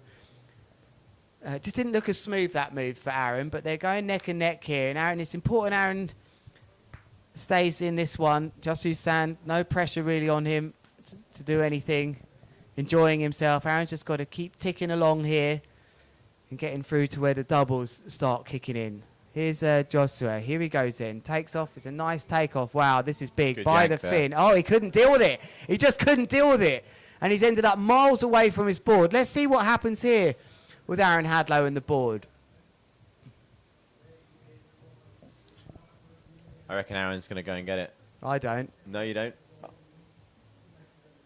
I think you might be right. Aaron Hadlow going right... I've just spotted the board where it is, actually, and there's absolutely no chance he's going to go and get it. It's miles away. Well, now Aaron's actually got a slot to go right foot forwards here with no interference at all. And Aaron Hadlow, focused on the job at hand, is now going right foot forwards. He's going to start to work the contra loop category. Here he goes then. This is massive. Double front roll. Contra loop board off for Aaron Hadlow. And he sticks it with a bomb out landing. What a time for that. Aaron Hadlow going massive, decides to get no way involved with the other rider. I think they're going to score him for that. He was way completed that move. 98 metres of distance, I think. So Aaron Hadlow just getting on with things there. And I think that maybe if he'd been directly in the way, Josu, I think Aaron may well have gone and got the board there, but that was his chance to come right foot forwards, and the wind was actually really good. 33 knots came in, so Hadlow boshing a massive one. It looks like it's going to be into the sevens maybe coming up for Hadlow. Yes, a 7.0 for Aaron Hadlow with that move. He absolutely nailed that takeoff. The wind picking up now, Liam, at the Qatar Airways GKA Kite World Tour. We're in the quarterfinals. We welcome you on board with us, those of you listening from around the world. Hadlow turning the tables in this heat against the young Brazilian so far. And here he is, Baby Shark loading up, going right foot forward. Contra loop front roll with multiple rotations. It's not done getting him. the It's board. rocked him. It's absolutely rocked him, that big crash, and that body drag certainly tied him out, I bet, as well. And he's got another one to do now. This is not really where he wants to be. These body drags with pretty much 35 knots blowing offshore. I mean, it takes it out of you. The harness is ripping up on the ribs, and you've got to get your breath back. And because these riders have 30 seconds, roughly, give or take, to perform each manoeuvre, I mean, as soon as you get the board, he's straight back in it. Next up then for Aaron Hadlow, I think we're going to see back roll contra loop. So just further tiring himself out is Joshua San. Aaron just focusing completely other side of the box, totally not worried about the other competitor. And he's got his own competition to worry about. Aaron Hadlow, I don't think I've ever seen him more focused than I have done this last year, still wanting to prove that he knows how to adapt better than anyone to what's in fashion in the kiteboarding world. And big air certainly has He wants to go right foot a forward. discipline that he's always been good at. Now he's going right foot forward. It's going to be a back roll contra loop variation of a board off, I think. Yes, it is. There we go. Look how controlled he is into a second back roll. Oh, he just couldn't get the board on his feet. And there's a very rare sight of seeing Aaron crash. As that kite dealt with that, would be devastating if he blew the leading edge out of that kite there. Aaron Hadlow looks like it's okay, slamming that kite down in the water. That would have been a nice feeling for him. And now I'm pretty sure Joshua is not going to get his board back for him. Yeah, here he is on the screen now, right in front of our booth here, Baby Shark. Is he going to go left foot forward? It's looking like he's starting to engage a bit of power. Yes, he is. I think he's got to land this here. He has to. He has to. Just a double doobie loop. It's not going to be... It's not enough, is it? I don't know. What's he got on the board right now? Is that his third trick? Can we see the categories?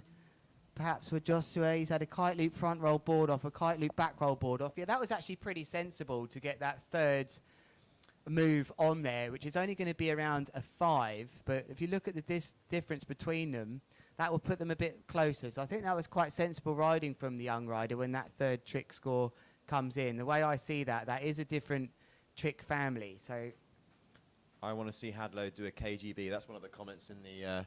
Well, I know he's got it. He talks about doing something that no one expects. Big gust coming here from Aaron Hadlow. Will he come back again and do that back roll contra? I think he will. Yeah. He looks so calm coming through the zone. There is the scores right now. That's a bit more of an update for you. So this is quite close. Aaron currently heading it by about 0.9 roughly as the scores get made bigger for some reason. Hadlow, right foot forward. Can he try and edge? 6.07 is what he wants rid of. It's the back roll, board spin, contra loop. He's got this. He looks like he's got it. Yeah, he's got it. He's going to upgrade clean. his 6.07. I can hear the cheers back in the United Kingdom for that. And those Brazilians will be hoping Joshua San can do something crazy. None of these riders choosing to switch for the doubles just yet. Aaron had those scores coming in. 35 knots now, Lewis, we're getting. This is what we wanted from Tarifa. We knew that around this sort of time in the afternoon it was going to start to pick up, and it's a little bit more steady now as we reach the mid-30 mark. Baby Shark here. What's he got in the tank? It's a big... no board off, though, in the country. Aaron will be happy to see that. Very happy to see a big crash. Expecting Aaron Hadlow's scores to improve more than 19.94. And the way I see this, there's not many more trick attempts left. Last trick attempt from Aaron Hadlow. Hasn't swapped down for doubles. Still very close. On your screens right now, this is very close. And the way we see it, also, I'm still thinking there's another score to come in from Aaron Hadlow. I think the kite loop front roll tic-tac of 6.07 should be replaced by a bit more. I think there's just a bit more, maybe a point in this. Aaron Hadlow, last trick. What's he got? It's going to be a huge front. Oh, he just couldn't grab the board. Oh, he's gone two-footed through the water there. I think that would have been pretty big if he'd have grabbed that board for Aaron Hadlow. That's going to be his last trick. So it will be a chance then for Joshua San. But he's got a 5.53 to improve on. But Aaron still hasn't had that last score come in. And I don't think it was the same trick category. I really don't. Right. So here we go, last trick of the heat. Has Baby Shark got enough to snatch the win? He's going to come back. Oh, no, he isn't. He's going to go left Yeah, he's foot gonna go forwards. left foot. How's the takeoff? It's big. It is big. He's got the board on. Can he take the landing, though? He likes it. And what is he looking to improve? A 5.53. What was that move that he had on there? It was a kite loop front roll. He has just done That was kite the loop board back roll board off. He's already got a 6.53 for that, though. He needs a 7.53, I think, to be, or, you know, at least a decent 7 here to oust Aaron Hadlow. So what sort of scores? Cool, this could be really tight. This could be really tight indeed, as his score looks to me like it's going to be in and around a mid-7, which might be enough to knock Aaron down. I think it's gonna come right down to like 0.2 or something, Lewis. Something silly like that. I don't know. If he scores a 7.2 or something, it's going to be more than enough, I think. He only needs an extra, you know, less than 1 point. Tough times. I'm still not sure if that one of Aaron's scores has been upgraded as I thought it would be. That last move from Joshua, he couldn't have done any more. What a close heat that was anyway. And we're still waiting. Was it the same trick family? It still hasn't cleared on our scores. Judges just finalising the last moves there. And there's been a slight score change there. I'm just waiting for Aaron's final score. But Jose San has popped himself up into first position with that 7.50 for that last kite loop back roll board off, which was pretty large. And I think that could be it for Aaron Hadlow.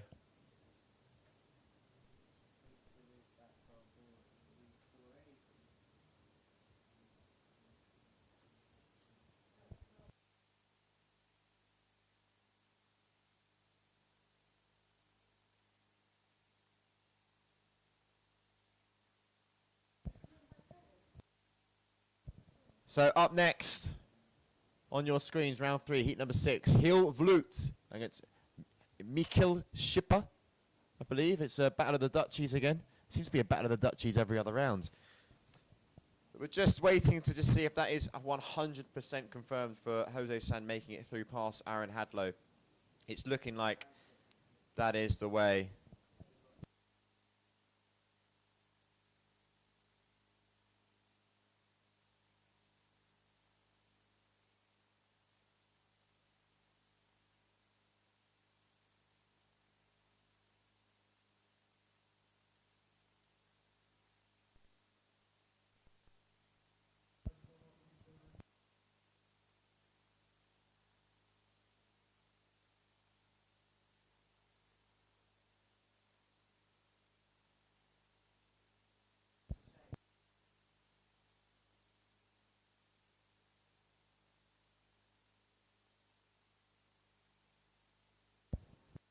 Okay, so up next, Hill Vloots, Mikkel Schipper. Hill to jump first, riding for Ocean Rodeo. Michel with the north. 3, 2, 1, and we're up. Green flag is up in the sky, so we're on to heat number 6, round number 3. Big Air World Championships, Hill Vloot, the guy, the double G. Is he going to start off with a double? No, he's not. He starts off with a crash, in fact. So not the start that Hill would be necessarily wanting. And up next, Mikkel Schipper. Looking pretty loaded up with power here. Looks like the riders are on 9-meter kites. Mikkel Schipper then going for the mega loop back roll. He's not going to be happy to blow that one out. He should have that one in the bag easy. But it looked like Hill suffered a crash there as well. That heat score is coming through then that Aaron Hadlow stolen from him. That appearance in another semi-final by Baby Shark there. Josu San really pulling it together with that last move. And that just pipped him in a very close quarter-final heat.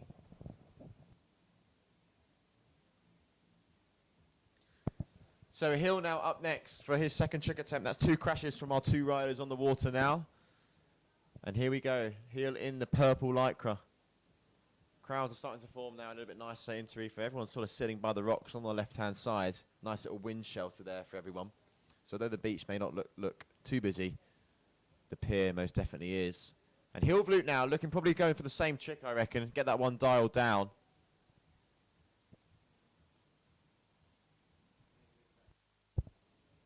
And there it is, a mega loop back roll board off for Hill.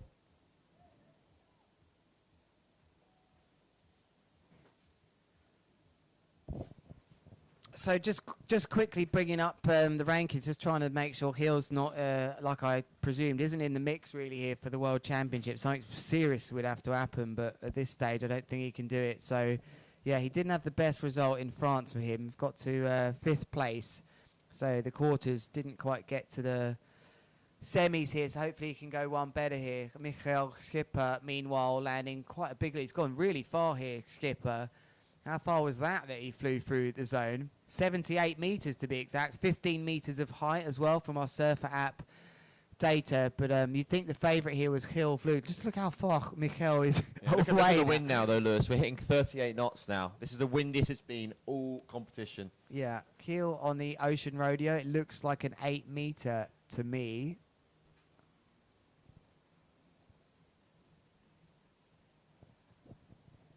So devastating news then from the UK, from Spain, about the British rider Aaron Hadlow not making it through to the semis there in that really tight heat between the Brazilian.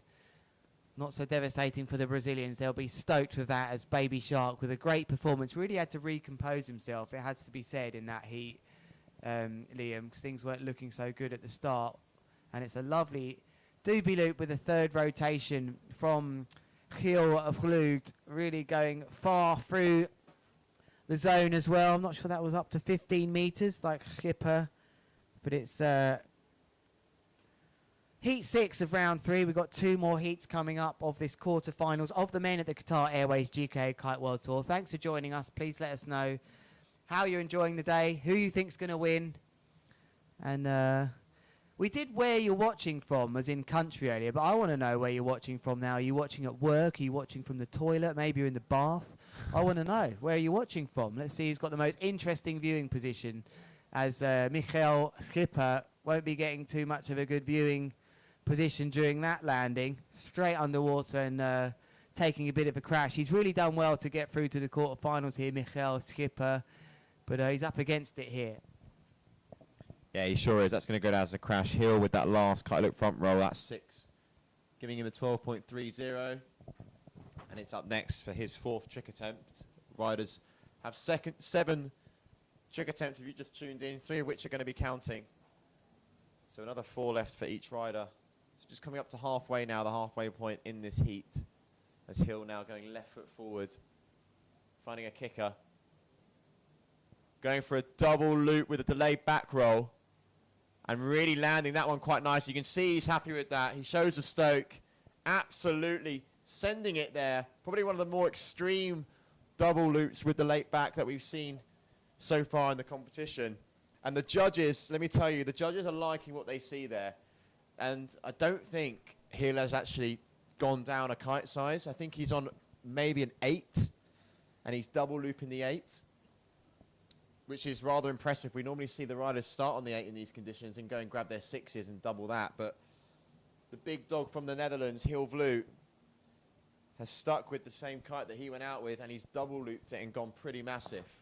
Look at the wind now. We're looking at high 30s now. So clearly we've had a big pickup of breeze. And judges very much liking what they see. And that's really going to put some pressure now on Michael Schipper. He's going to need to do something special coming in right foot forward, Lewis. Yeah, he does. And, it is quite nice, though. Contra loop double front roll, has to bin it and takes a big bomb out there, so I think he'll be okay. I was kind of opened the door up to stupid answers, didn't I, on that where are you watching from. But one answer that I really don't think... You can be watching in the car wash. I don't think you can be watching from a submarine under the water because I don't think the internet goes under there. Certainly if it's anything like our internet, which is hard enough in the air or on the land, there's no way. Can you get internet underwater? You know when they do stuff in the army and stuff, I don't think that's internet. That must be something else going on down there. So sorry, don't believe that. What's Hill got in store for us now? Another double loop.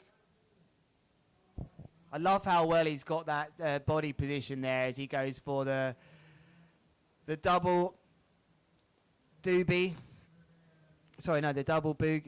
A doobie boobie. Double mega loop. No, there was no board off. There has to be a board off in it for the doobie boobie. But that was a... Let's just describe it how it is then, going into a front roll and doing a double mega loop as well. And he's just got such good body position. He never like falls towards the kite, never gets yanked into a railie. He is one of the most perfect techniques that I love to watch. He's got that. He's never going to sell an inch to the kite of tension to the kite. So he's in control of this one. Hi, Rocky. Sounds like you're new to the show. You will have one of our commentators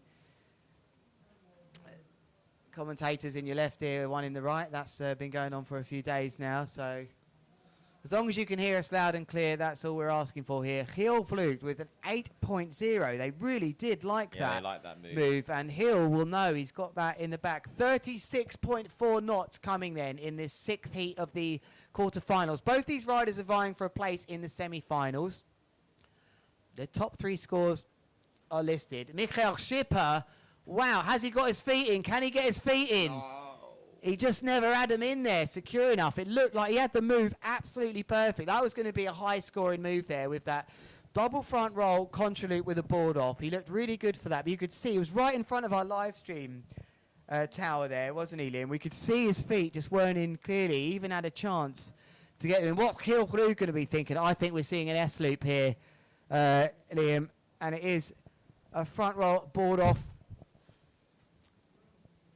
Only front roll, mega loop, board off, I think, there. He's a real crowd pleaser here as well. You normally see him amping up the crowds, and he's really one to get the cheers going. He loves competing here. Although he comes from out of the Netherlands, he spent a lot of time his kiting career was born in Tarifa. He came and wanted to be a teacher growing up. He was chatting to us the other day, and then came and became a kite surf instructor, and then just spent all the times before and after work training, and then was like, you know what? I'm going to give it all to become a pro kiter. And here we are at the biggest event of the year, battling in the World Championships. So am I right that the double front roll, double mega loop is the booby loop? I thought there had to be a board off in it with a BO. I don't know. I remember having that conversation with Ruben. Well, I wouldn't say conversation, argument. There was many arguments in that live stream booth. And maybe you can tell me on the commentary what your definition of a booby loop is. And we'll bring up the whole thing all over again. But meanwhile, you can see those gusts ripping through Michael Schipper here as he looks to be on his way out of this event. He'll be really happy to have made it through all the way to the quarterfinals, though. But is he going to leave on a high here as he just pre-pops? Nice takeoff of the wave. Yeah, terrible angle for you to see at home there. I can only apologise. And I could say he'd done a triple loop, and you may believe me, but probably not. But that wasn't what he did. So Michael Schipper. Oh, they look cool.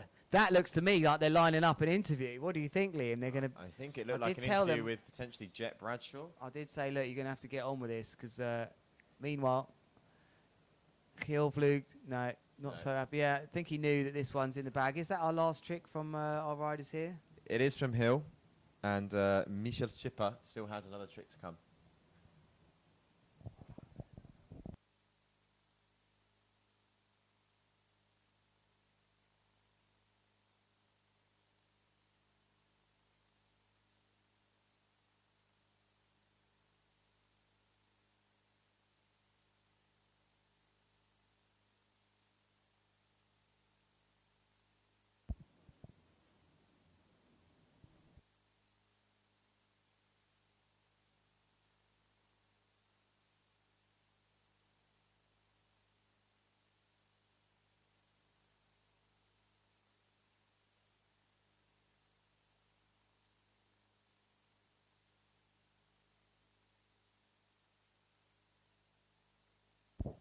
Okay, now we're going to go down to the beach for an interview.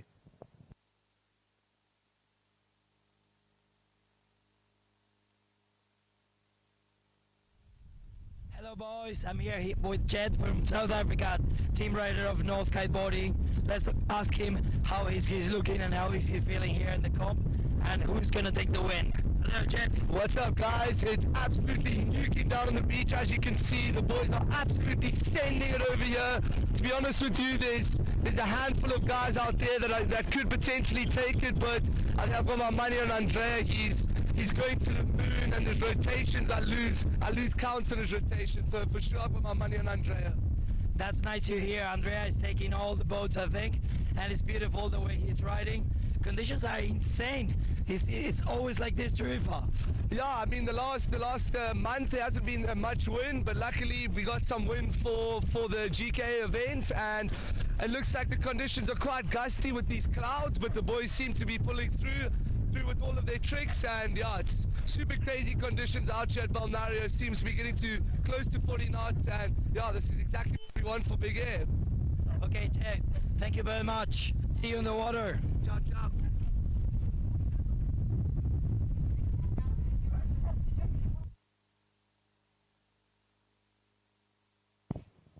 Guys, held that. That was a really good holding pose from Havo there. He held that superbly. That's a sign of a professional. I think he's still holding that pose down on the beach. So who have we got coming up next then? Looks like Koan van Dijk on the water.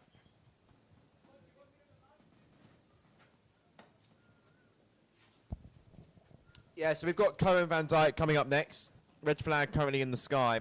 And I'll be able to tell you that he's going to be up against Stino Mul. So another battle of the Dutchies.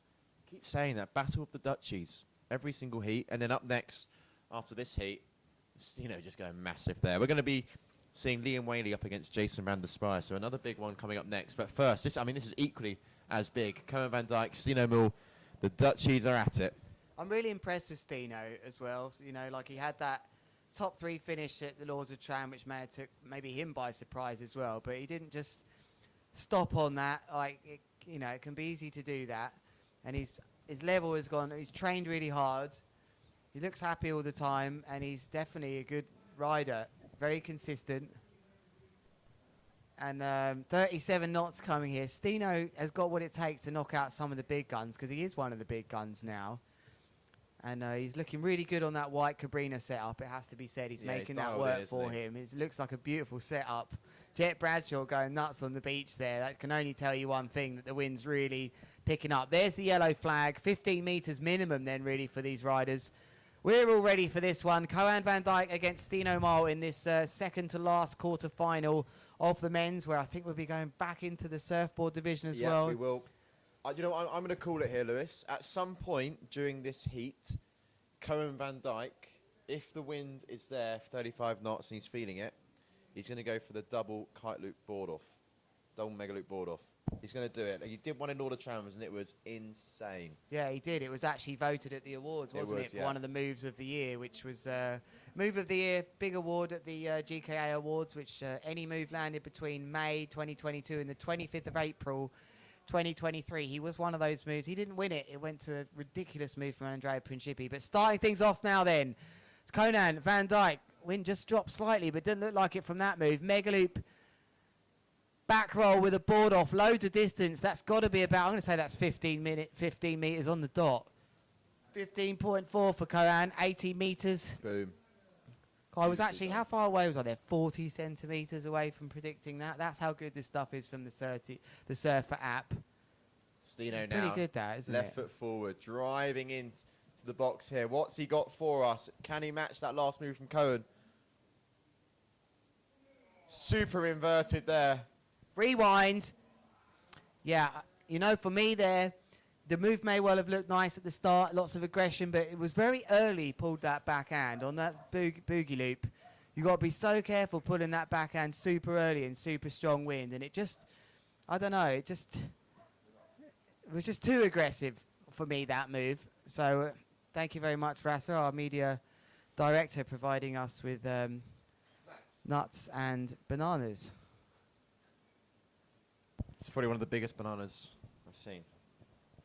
And nuts? Are they quite small nuts? Oh, okay, I think we should change the subject now. Okay. Nuts and bananas. It's the fact that we were actually just given nuts and bananas. Well, actually one banana and a packet of nuts to keep us going here. as Kohan Van Dijk going up. Loads of height on the way up Huge. here. This is big. I think that's in the front roll variations. Got to be about 3 front rolls in there. But with a mega loop and a board of 17.7 meters then, Kohan Van Dijk. Expect to see this score up into the high, I'm going to say mid to high 7s, I think, here. That is really quite high. Got a quick question about the old triple loop here. I mean, it's a bit of a silly one, really. I mean, who knows what we're going to see? I don't think we're going to see it unless one of the riders wants to take a 5, but it's just, even the doubles are just making it round here. Yeah, So I that's don't think the my conditions allow just feeling. yet. Steno Mole, Huge. whoa, mega loop, board off with a fin. Has he got the timing on the kite? He done really well there to get the kite round. It looked for a second like he may well have just taken a split second to focus on the board, but he had it all under control there. Steno Mole with a massive from the fin or the rail mega loop back roll board off, which is 8.13 coming in from Kohan Van Dijk. Is that the highest score so far? No, of the I men? think Jeremy Berlando's actually got a little bit higher, but it's in the 8s. We haven't seen anything in the 9s. So it's in the 8s, and it's one of the highest scores of the heat. Steno here lining up left foot forward. I think it's actually Kohan Van Dijk's go next, but he's currently not in the box. I think there's some scores talk going on down there. Caddy work going on. And I actually thought for a second there might be a kite change, but there's a 7 meter He's here. on his 7, I didn't know. Has he swapped the? Was he always been on his 7?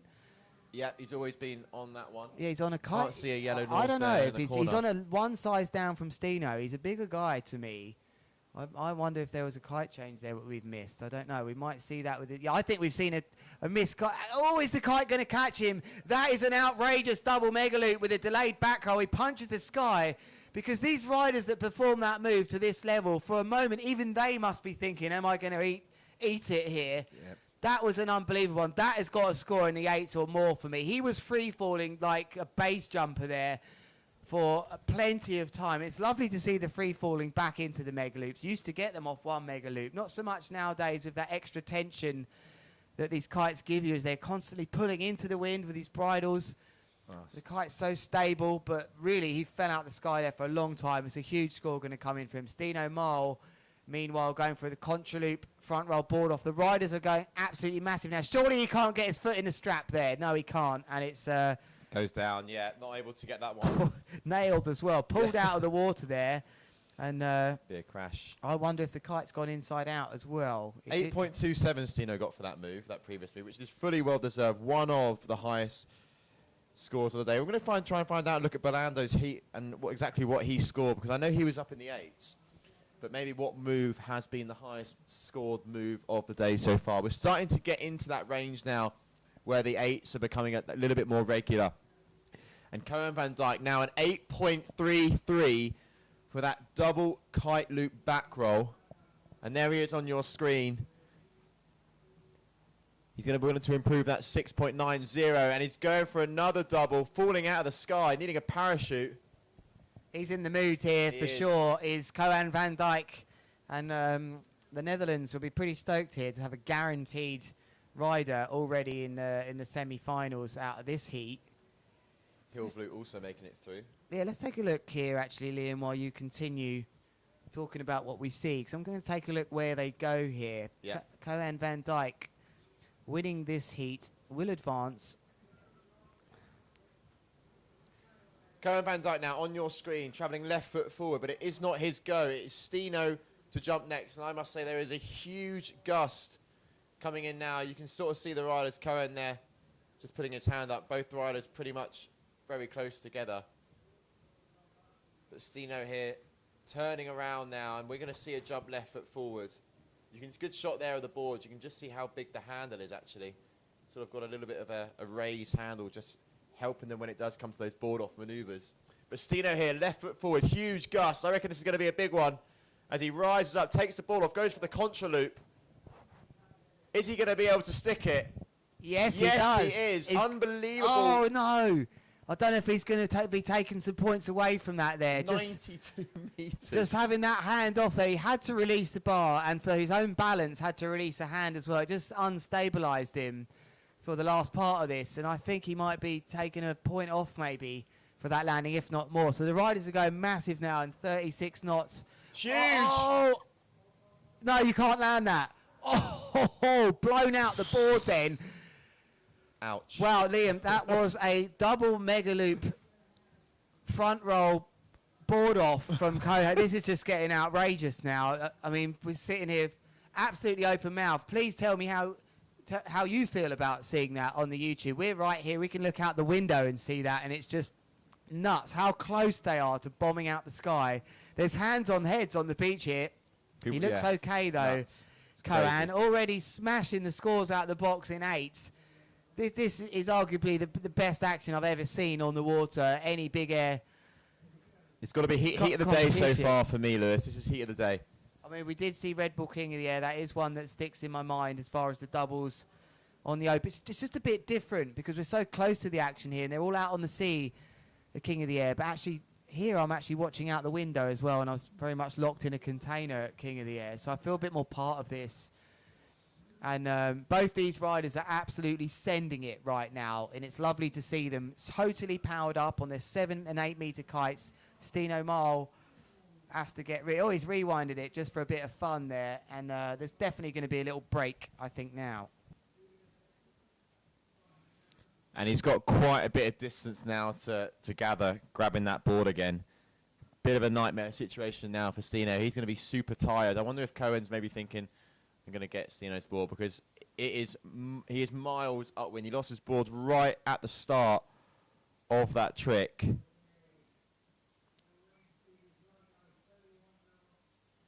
And it's he's not in the, I mean, 35 knots blowing offshore when your board's 50 meters behind you. It's not an ideal situation here for Steno. You can see there 44 meters was what's travelled, so that's pretty much where the board is.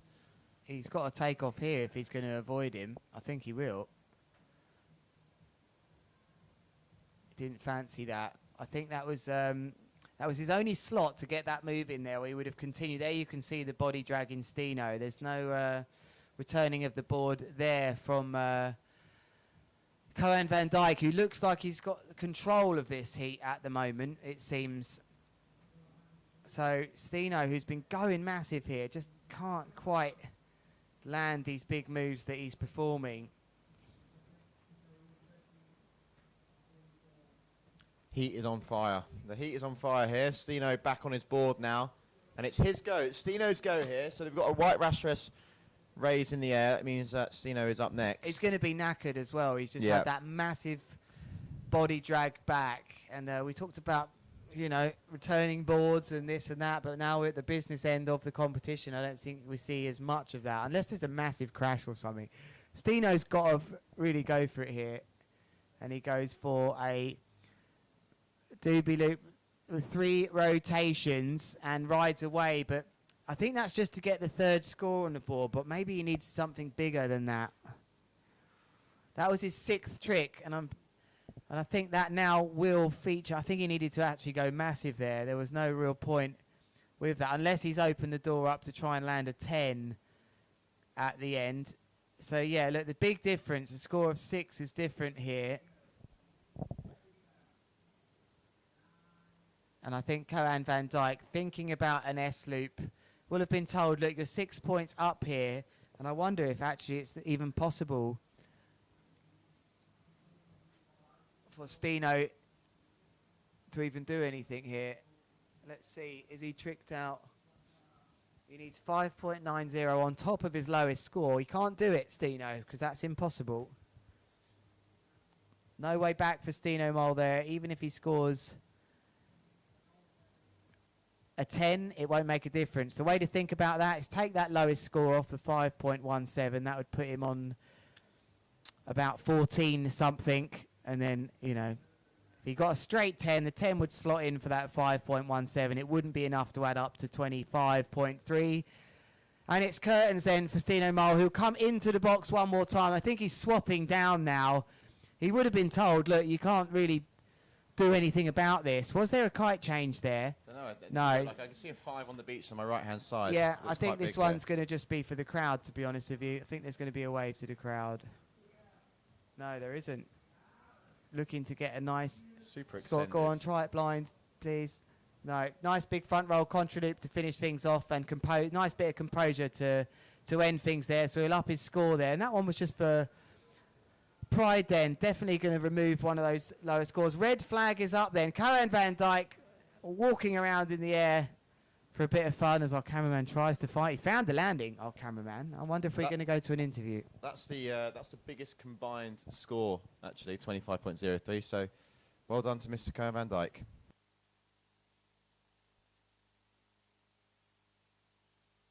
All right, I think we're ready to go to an interview. Yeah, let's see who we've got down there.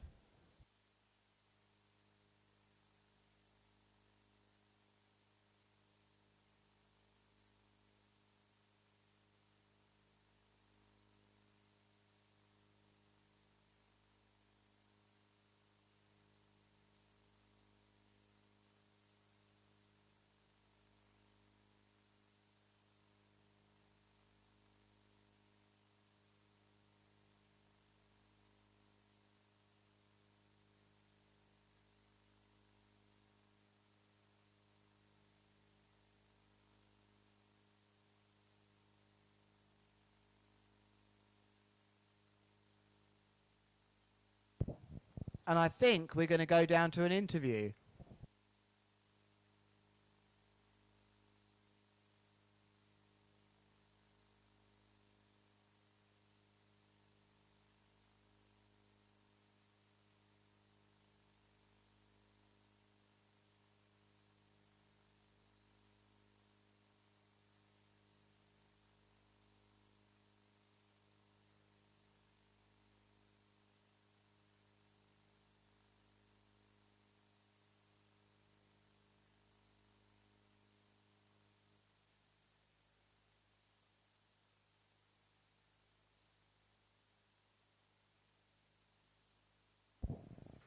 Well, I thought wrong. I don't think we are going down to an interview.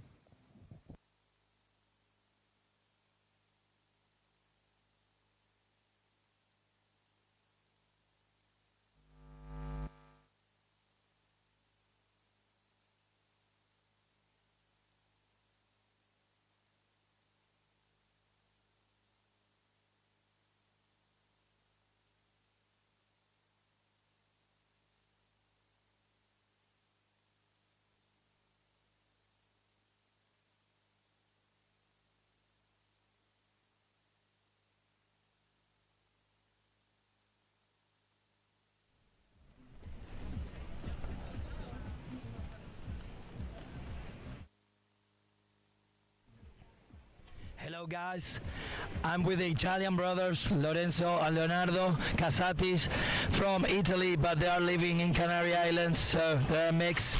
And I want to ask to them, how does it feel to be brothers and competing on the same competition? Hello boys. Hey, how are you everybody? It's super good to compete also with my brother. We always train together in El Médano, so it was really nice to compete finally in a competition together. Today the wind is looking epic, so it's super good. Okay, and what is all about competing with your brother, and he's taking all the wins, no? He's succeeding a lot. What do you feel about that? Yeah, it's just amazing to compete with him, because when we train together he always teach me new things so I can Okay, we're improve, back in the mix, and it's Liam super Whaley nice is to ride going with him and compete also. huge. It's There so on nice his to see you opening both move. competing, guys. Just make Thank sure you we very have to much for cut your that time. into See there you just on to the get back water. to the action, because I know Cheers. all of you watching at home, you know, we're in the final round 3, heat number 8. After this, we join the men's surfboard. But it's Liam Whaley against Jason van der Spy. Va saliendo ahí, hay que rellenar un poquito.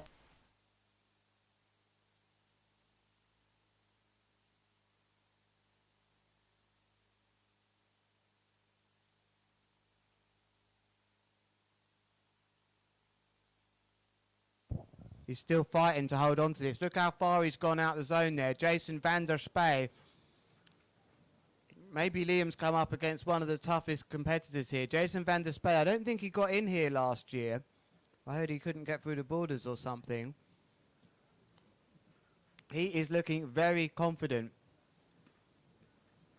is Jason. So I think that Jason's going to get a big score for that. So Liam, local rider, big fan of the crowd here has got to absolutely rip it. I wonder at what stage Liam's going to switch down for the doubles here. But they're going absolutely massive. Yeah, you can see on the water there, referred to it as smoke on the water, Lewis. When it's that windy and you can sort of see all the ripples.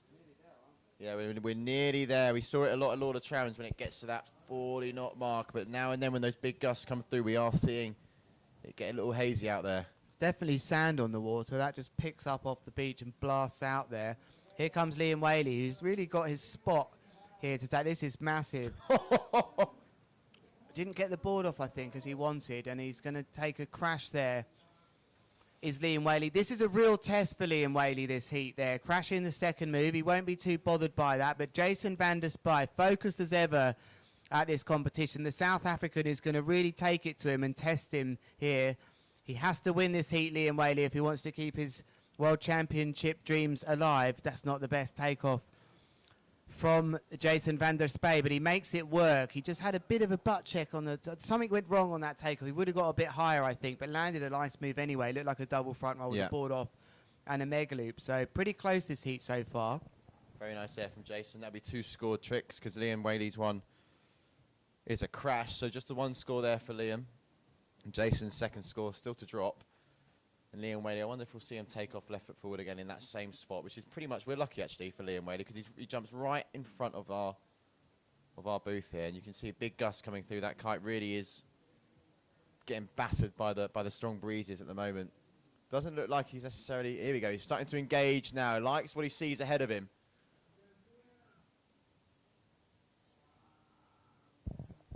Massive doobie loop with a board off as well, sticks it clean. Liam will be happy with that.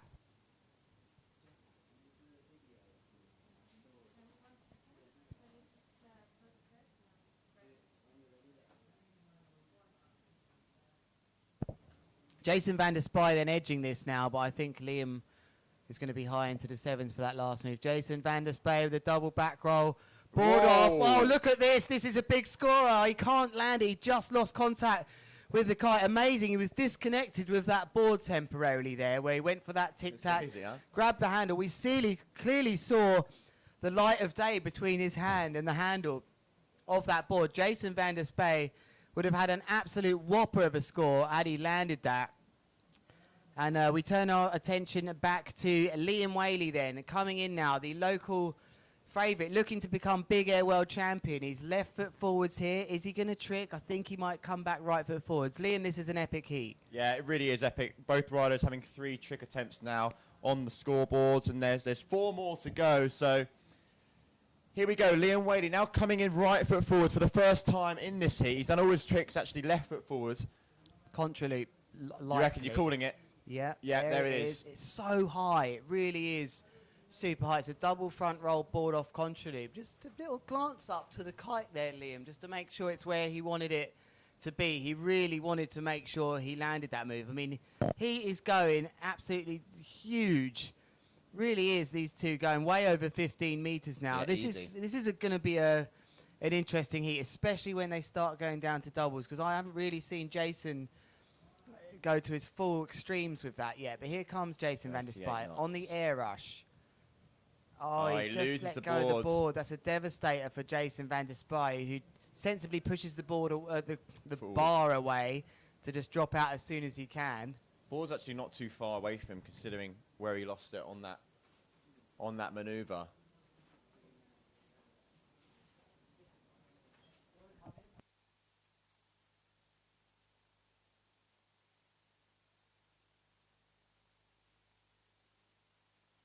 So Liam Whaley now with 3 scores on the board, all up in the sevens.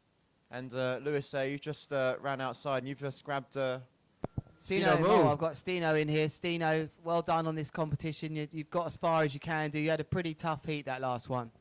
Yeah, that's right. The wind was super strong. I don't know if you can feel it from here, but it was like gusting, I think 40, maybe a little bit more. But Cole, my buddy, he took the win, so I'm proud on him. See him in the semifinals. And I'm stoked with my own riding. I mean, I scored like an 8.27. I think the highest score I've ever had. So that's pretty solid. Talk me through this. So right now we see Liam Whaley coming in. He's doing a back roll takeoff with another back roll board of tornado style with a sick down loop. Yeah, He sticks it. Oh. But you just back to your heat there, Tino. You're getting scores in the eights now. It must be great for you to know that you can achieve those scores and you can push it with the top guys. Yeah, exactly. The last few months I've been training pretty hard. Also here, there we see Jason. Jason also is pushing it like so much. We were together in France to train for the bigger Kite League and also, of course, for the World Championship, which you are watching right now. And he's showing off. Let's see who's gonna win. Showing off. Yeah. Don't you think this is a massive test for Liam Whaley here? He's come up against a really top competitor, and I'm really interested to see what happens when we get to double loops in this stage. But who do you think's going to take this heat? Well, it's hard to say because you have Cape Town versus Tarifa, and we are right now in the local hero spot of Tarifa with the local hero himself, Liam Whaley. So yeah, I think Liam is going to take the win, but let's see. I mean, Jason has trained super hard, and it's tough. The conditions are improving. I mean, the wind is super strong. There are some kickers coming in. I don't know if you can see it on the live stream, but as soon as you see a kicker, you have to go for it because it will bring you like 2-3 meters higher up in the air. And it's just also your kite is like a little bit more upwind of you. So as soon as you loop the kite, it's like a little bit more easy to also get caught by the kite again after the rotations. All right, so we're seeing a kite change here, and it leads me to my last question to you. Stino, you look like you was on an 8 for the majority, if not all of that heat. But Cohen, I think maybe, am I right saying, a slightly bigger guy than you was on a 7. Yeah. What is going on with kite choice out there for our viewers in over 40 knots of wind, 7 and 8s? What do you think is the best size, or is it down to what brand kite you ride? It depends on the brand as well. I think with the duotone guys, you see a lot of 8s and 6s. For my... Ooh, shit! Okay, that was a big impact, but he ditched the board. That's good though, because you don't want to land on top of your board after a double loop. It's scary as hell. So thank you very much, Stino, Mar, while we sort of regather our thoughts there, because these double loops there, the kite stalled there. Yeah. It must have been a lull, maybe, lost some tension with the kite. 'Cause he looked good for that move, and then suddenly, I mean, what a crash. We talk about crashes, but there is an art of crashing as well. Kicking the board off. You ever try kicking the board off if your feet are really in the straps tight? It's really hard to do. He just saved himself a massive injury there, Liam Whaley. He just got on with it like nothing happened. But meanwhile, are we going to see a double here from Jason van der Spy? He's going to get it. He's going to get it, Jason van der Spy. Stino, thank you very much for coming in. Yes, thank you, guys. See you later. Yeah, nice Well composed done finish. as well, Stino. Cheers, Well Stino. done. Thank you. Lovely. Huge move. Lovely to have that insight. Jason van der Spy is pushing Liam Whaley all the way. How many tricks have these riders had? Last trick attempt coming up next. So it's going to be doubles, I reckon, from both riders. It's got to be doubles from both riders. Liam Whaley with a huge wipeout there.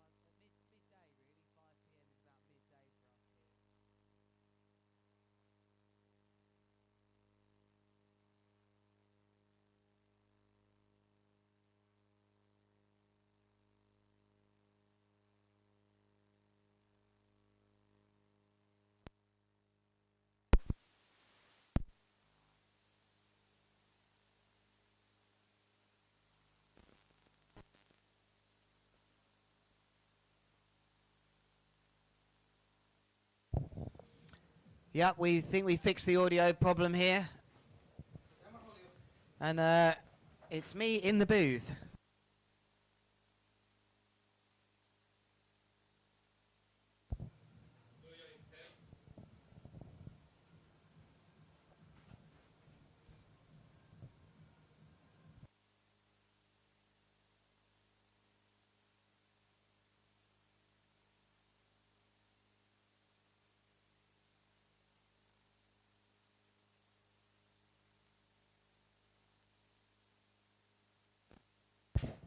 Sorry, they caught me out there. I saw Aaron Hadlow walking past and he's going to join me in the booth, I think. You want to join me, Aaron? Tough? Yeah, okay. So we are sorry about the audio problems that we've just had there, but I just wanted to engage you briefly. Whilst I thought I was on my own in the live stream booth for a while, we're going over to the strapless, what's actually called the Surfboard Big Air division now. We've just seen the quarterfinals, all run of the men's twin tip. I'm Lewis Crathen talking you through this today with other riders as well. The wind has been pretty pumping. We are all the way up to 4:40 p.m. We are getting to the latter stages. The semi-finals are coming up. A very eventful competition so far. We've seen some big crashes here. If we see a big crash compilation here, the double loop bailouts. Liam Whaley taking a huge one there. Michaeli Soul actually sending the kite straight down after one mega loop in the final as well. There is the green flag though. What, are you kidding me? S-loops. You can't land that. And just as surfboards so often do when you land and it looks like you've got it in the bag, getting flipped out there. And I wonder, was that James Carew? We need to get back on board with this and we'll be back with you shortly. You can take away me now in the studio as I take my attention rudely away from you looking at the scores coming in. Thank you very much.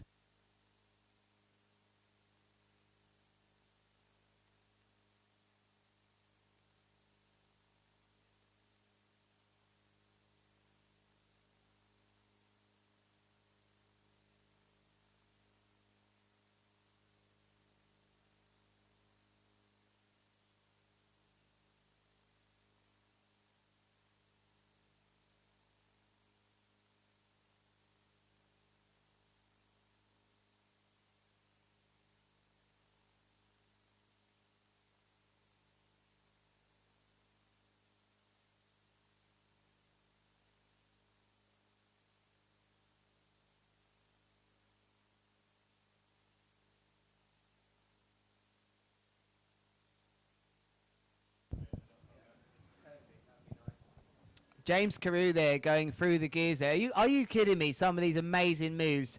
Ayrton Cozzolino is injured, by the way, as well. So Camille Delanois, he is...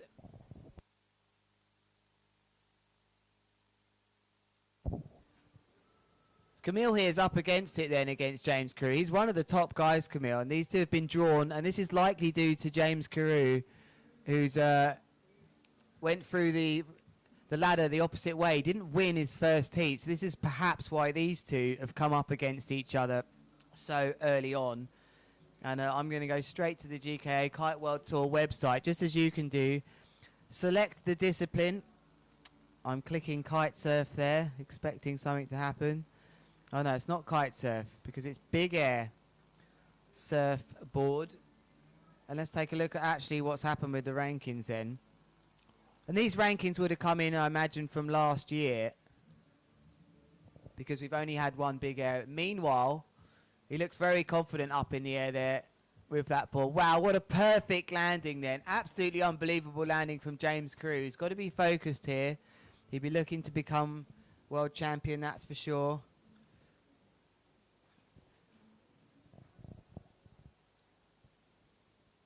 And now left foot forward. He rides here all the time, Camille. I always feel like when I have my sessions here, it's him out on the water with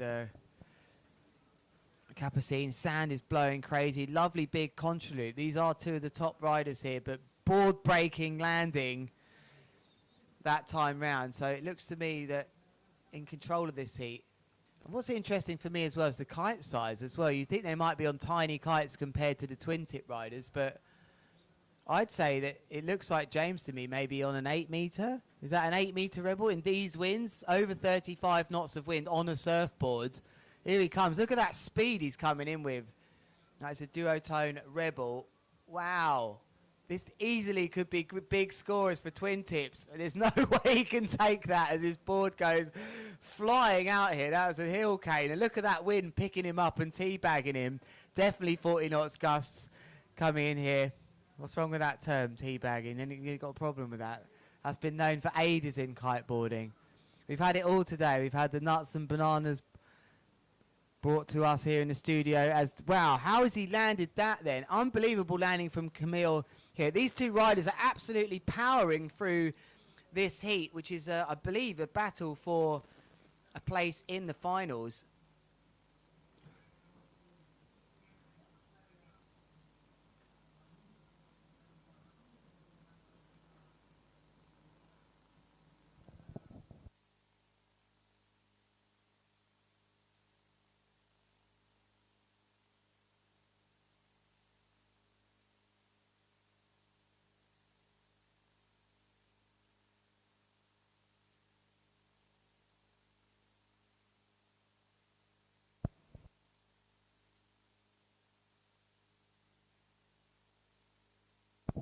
So 10 heats left to bring you today, including this one. There's 5 left in the big air surfboard discipline. This one is the first of the semi-finals. There's 4. Only the winner will get to the 4-man final. So there's 5 left here as Capitine here with a varial. Wow, what a landing that was from, sorry, not Capitine, Camille.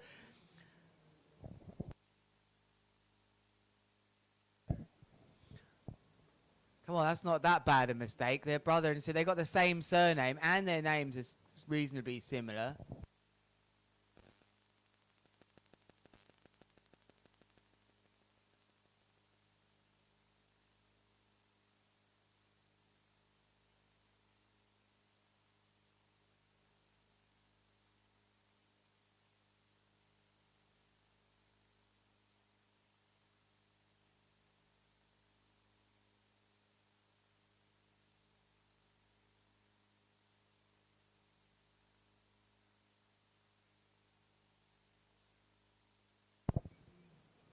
So, Camille is currently in the lead in this one. This could be scary for James Carew, who's not got many trick attempts left. He's actually on his last trick attempt.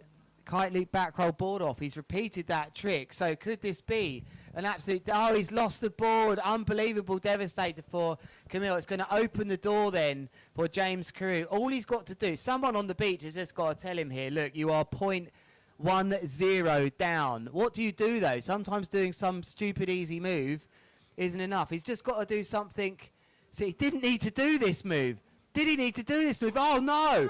What has happened here? He didn't need to. He only needed to do a back roll maybe, or something simple. Could this be the Big Air World Championship taken away out of his hands here? This could be absolutely devastating for James Carew. He's currently on my screen down 0.10, and he's one of the local guys, I guess. He rides here all the time. Camille, on your screens right now, massive drama then in this first semi-final. James Carew, bidding to be the Big Air World Champion, is going to be told on the beach. Surely, why didn't someone tell him? Would you be furious with your caddy here? What has happened here? Am I talking nonsense, or is this what I see on my screen right now? So, this is what's been happening a bit with our scoring system, where they haven't been putting the third trick in, maybe. So, may have to do a formal apology to James Carew here. As I was talking you through what you were seeing on your score sheet, but it looks to me like a score. One of the scores got entered was, so he's got a back roll board off.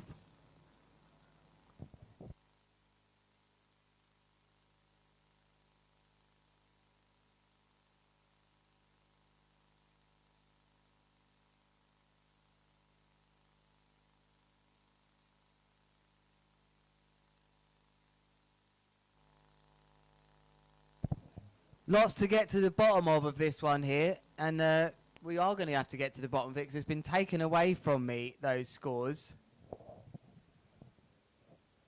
Liam Dredge outside is going to come in and talk to me about that. Liam, what has happened in that heat? You haven't seen the scores for that last heat, I imagine. Well, if you look at the scores on your screen there, Liam, it doesn't look that way, but perhaps there was a trick family named incorrectly. I'm not sure. The scores were taken right away from me. I definitely think one of the trick families has been replicated, so this is quite serious on the beach now for James Carew. Either he totally knew what he was doing and the score system has let me down here, which I apologise. What do you think on the YouTube, perhaps? What's your betting? On the GKA website live score, James has won. So I didn't think he landed his last trick, though. In fact, I'm almost certain he blew that out. I can bet my house on it. That was a big blowout. So we are now looking into the scores. Can you go back? I think it's moved on, though. We're already on the next hit. Mr. Carew. Okay, so Mr. Carew did win that heat, apparently. What were the 3 moves? I'm interested. See if we can go a little bit in depth. Yeah, I would really need that, Liam, or no one's going to trust me again here. So James got a 4.76 for that last attempt, but the last attempt was a massive blowout.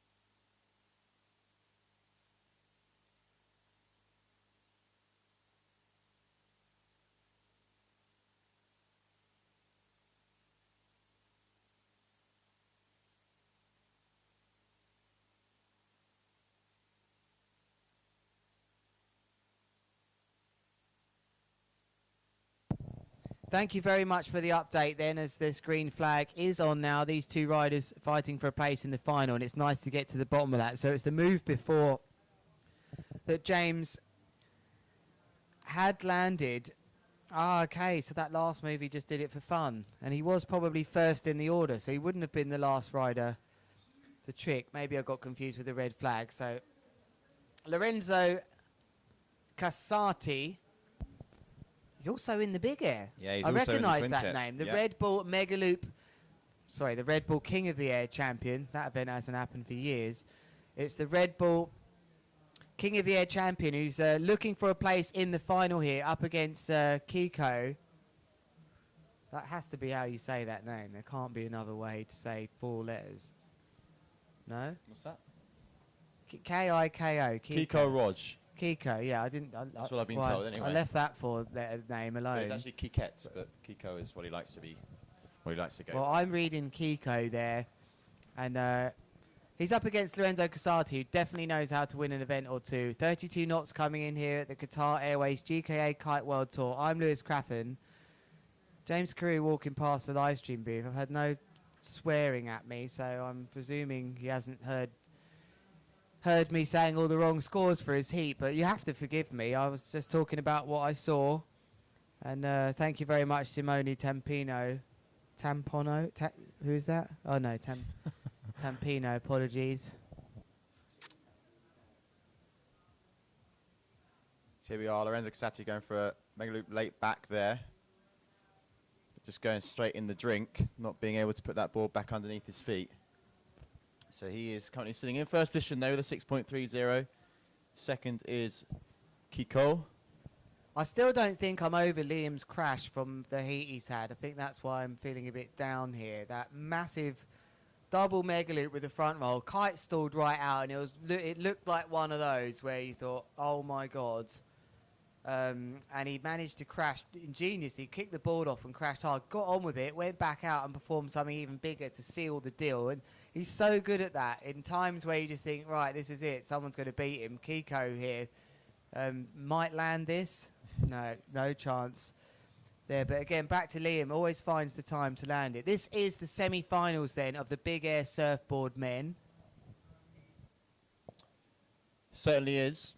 The winner of this will go into the final. It's nice to see here Lorenzo helping Kiko out, grabbing his board for him. You know what they say as well, nice guys always win. Is that what they say? I thought it was nice guys finish last. Oh, no? yeah. I thought that was that Maybe. the quote? Oh, I well, don't he's know. not so nice I after that. He changed just it. threw the ball and was like, you know. I changed it sarcastically, but he actually does always win, so you could not always win, but he's starting to win things. So, although I don't think he did so well up in Lords of Tram. Not Fourth place fourth is finish. pretty good. He got to the semis, let's be honest, but always win would be incorrect. He's a busy boy out here, isn't he, in Tarifa, in 2 disciplines? Yeah, he feels like he's got what it takes here. Trying to. I don't think he was planning on doing both disciplines in one day in 35, 40 knots. No, but here he is anyway. Let's see what he can do for us here then. Lorenzo Casati. Whoa, what a power on that loop. You can't land that. Oh, he tried to anyway. God, that would be my worst nightmare, being put in that position and said, you know, try and land this. That would be horrendous. Wow, what an absolute... Well, how fast did he go through the air there? I hope he's got his surf wrap data on him. Only 36 kilometres an hour, it says there. There is his white, because surfboard has accelerated all the way to the kite there. That might get tangled in the kite lines. He absolutely... It didn't even look like it was going to be that extreme there, but as you said, the wind speed so... It's so gnarly out strong, there. yeah. Like just standing down on the beach then. Kiko Mental. Roy, this could be... that was crazy. That was outrageous to go for that extra variable with the board there, Kiko. But he's in the lead though, Kiko. Lorenzo hasn't really stuck it together with his with a lot of his tricks. So 1, 2, 3, 4, and it's 5 trick attempts already for Kiko. Lorenzo now will be the next one. How quickly these riders get back upwind, crazy, especially with isn't the it? fins on a surfboard. I guess it's a bit better. So how many trick attempts we got left? We got Lorenzo with 1 left, and it's they're on their 6th trick attempts. So 2 more after this one. This looks controlled. No, he just didn't get any help from the kite out of that Nothing. one, and he knew straight away that there was so much on a 5 metre as well, which puts things in perspective. That James Carew was on an 8. What's going on there? I saw Camille Delanois was on the 7. James was on an 8, and it's was it James was on a 6? He's on a, Oh, he's on a 6. Sorry, but still, that's quite a big difference, and a Rebel as well. This is an air rush. Oh, nice! Beautifully what a landing! landed, though. Oh, well, he loved Oh, it. he too. loves it. He's loves milking too. it. He's milking Don't mess it. that up. Oh, that was the worst time ever to get the wrong end of the bar there. That's horrible when that happens, when you really you run out of time and you just have to pull it anyway. So Kiko there with a really quite sensible move. I don't think it was a loop in that. No, it wasn't. But he's got quite a freestyle background when it comes to riding a surfboard, so you can sort of see that in his riding now. Yeah, Lorenzo's up against it here. How many trick attempts has he had? Has he got to land Number this? 6. Massive Oh, he yank doesn't again. care though. I think he's having a bit of fun here. Yeah, for sure. Lorenzo, maybe it's good for him to save his energy because he might well be up in half an hour's time in the semi-final. Let's take a look at when he is in that semi-final. How quickly has he got to prepare himself? So looking at the wind reader at the moment, looking at a good solid 35 knots, and some of the riders when they're coming in just telling us that it is gusting sometimes up towards that 40 mark. That was what Stino was telling us when he came in just about 20 minutes ago. And it's pretty reliable with the forecast that we had. We were expecting Levante to build throughout the afternoon. It certainly is doing that now, as Kiko going for his 6th trick attempt. Yeah, Kiko, I think, really riding well here. He loves it. He's really trying to get the crowd going here. And I like it. He loves it out there, doesn't he, in his home spot? Yeah, and I think maybe Lorenzo not too far. Well, Lorenzo is actually the first semi-final. So what heat number are we in here? We're in round 3, heat 2. So there's only 2 more heats until Lorenzo's back out again in the big air Twintip. So I think Lorenzo doesn't really want to go out there. But he has been pushing it, let's be honest. You know, Some of those mega loops here. I reckon he's going to go for the lake back again. Kite loop lake back. That's what I'm calling here.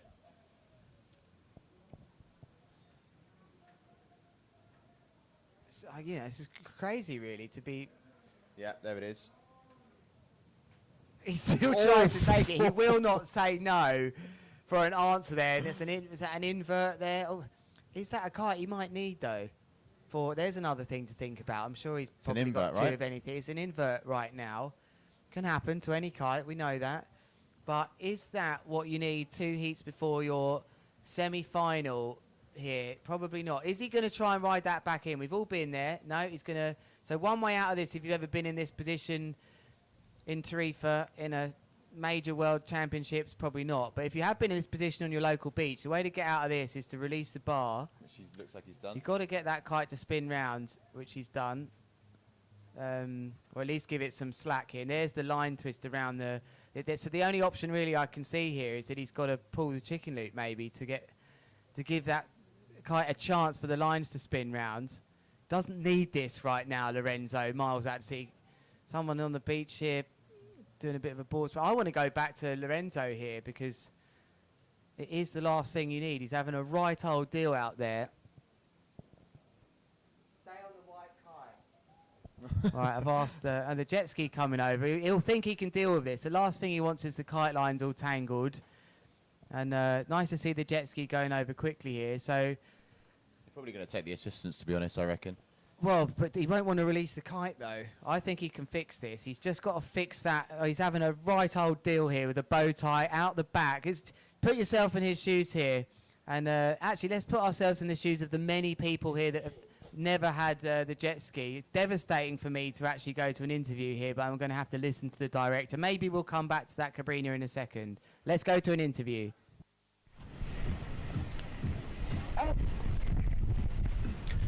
Hey guys, I'm here with Jeremy Burlando, one of my favorite riders here on tour. He's about to compete in 2 heats, so I want to ask him what is the plan for the upcoming heat. Hello, Jeremy, thank you for your time. Thanks, guys. So yeah, I'm in 2 heats. We're currently running with strapless. My plan is I'm going versus Lorenzo, so my plan is to give it all as always. And yeah, it's gonna be like a training session at home because we're best friends and we're gonna send it. Yeah, that's weird. And let me know, what gear are you gonna use? I'm gonna ride my 8 meter and for double loops 6 meter cold slingshot. Okay, we wish you all the luck and kill it. I'm gonna be next to you on the shore, pushing everyone to shout and to give a big noise to you. So, congrats and let's see what happens. Let's get back to the booth.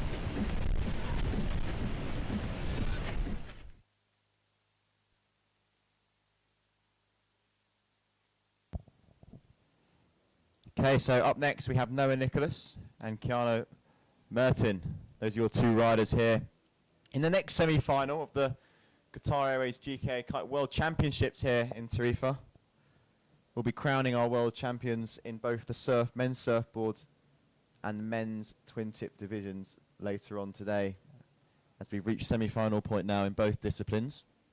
So first we're going to get through the surfboard, then we're going to move back over to the twin-tip, and then we're going to have back-to-back finals. We're going to treat you guys and girls watching at home to some back-to-back finals. Local time here is 5 o'clock. Wind is still pretty much around the 35 knot range. Nice vibe down on the beach as well. The tunes are playing.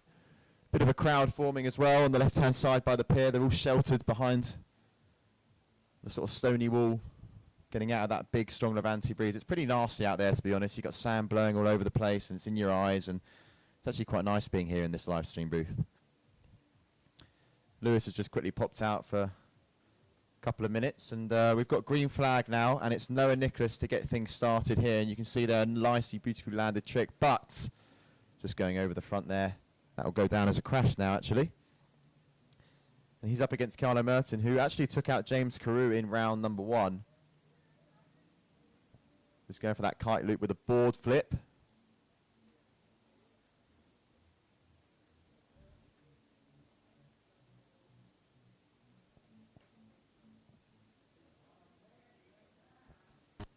So to remind you at home, if you've just joined in, you're just switching on the live stream now, it's 7 trick attempts, 3 of which are going to be counting.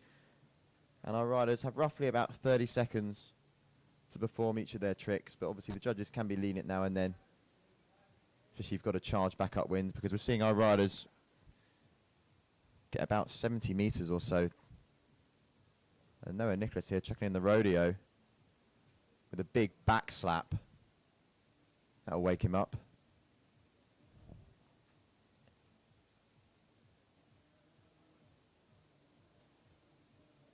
So Keanu's first score here. We'll get some scores on your screen very soon. I know they're not there just yet, but we'll get the surfer app, we'll get the wind reader and the scores back up on the screen. As Lewis, I think that's probably one of the fastest toilet breaks I've ever seen in live stream history. I don't know if you went round the back of the container. I don't know where. I forgive you. I forgive you for thinking that, but I actually did make it to the toilet. Did you? 2.5 minutes. No one beats that. And I really needed the toilet too. Well, just to inform you, we're now 2 trick attempts down. They've got 5 left, so still at the beginning of the heat. And a nice opener from Carlo Merton with a 6.78. And a nice, again. That'll be a nice score there. So he actually won his first round, I was mentioning before, beating James Carew. I can't remember who else was in that heat, because there were 3 riders in the first round heats.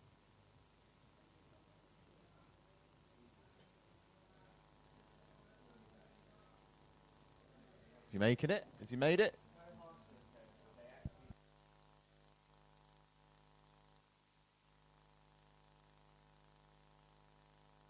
Right, I just about got my breath back there.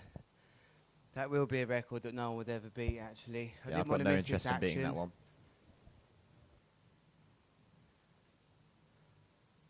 I said under 4 minutes when I left, and I was like, well, I'm not going to make that, and actually... I thought it was a smashed guest coming in that was so quick, you know? Yeah. So Noah Nicholas here. This guy has no limits. No, he doesn't. That was a contra loop, right? But there's his limits right in the drink. My joke just went straight through there. No limit. He has no limits. So there's two identical kites here. That's a nice bit of branding on there. What does that say on there? These guys actually going quite high here. Big contra loop here. Is he odds on to take this? Oh, wow, what a beautiful landing. Wouldn't be celebrating that just yet. Oh, and he does so with the yellow helmet. Really incredible to land that in this wind on a choppy sea. And that was Keanu Matt from Germany. Yep. I'm being told he lives here. It looked like he lived here with that one. God, this is a high standard here, this semi-final. And, wow, he actually's ridden that away quite nicely then as Noah Nicholas. So we've got a really good heat happening here.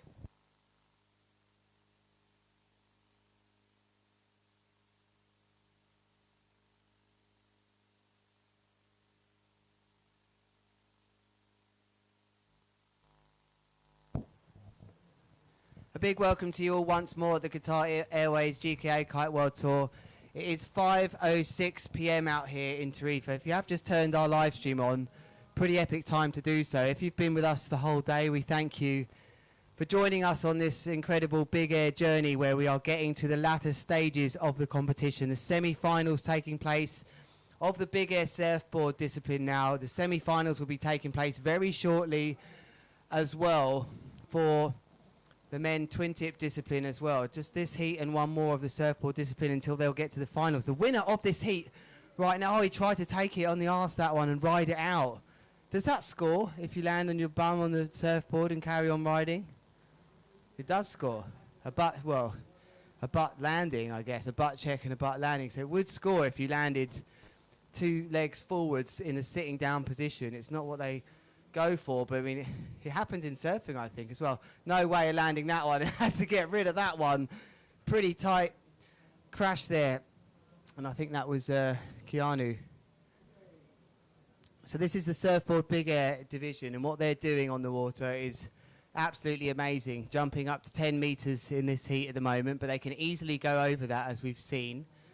No Ayrton Cozzolino in this competition as well, because he's injured. That is the current. Yeah, he did his big air ribs in Twintip. last week. He was in Cape Verde, went away for a few days and had a bit of a gnarly crash out there. So Ayrton Cozzolino, after his round 1 heat, decided against continuing through in this competition.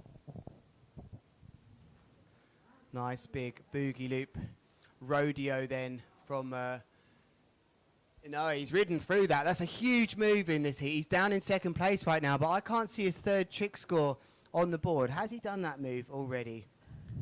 Kite loop rodeo front roll is on his list so far. So I wonder, Just waiting for an update, I think, on the scoring system. has he repeated a trick here? Almost. Oh, whoa! What a landing! He had his foot off the board. We got such a good view of that on our big screen. I hope you saw that too, watching there. Incredible move there from Kanu Matt, who does ride here as well. That was pretty impressive. He definitely had one foot on for a period of time there. So Noe Nicholas doesn't have that third trick score. Will he get that score coming up as well?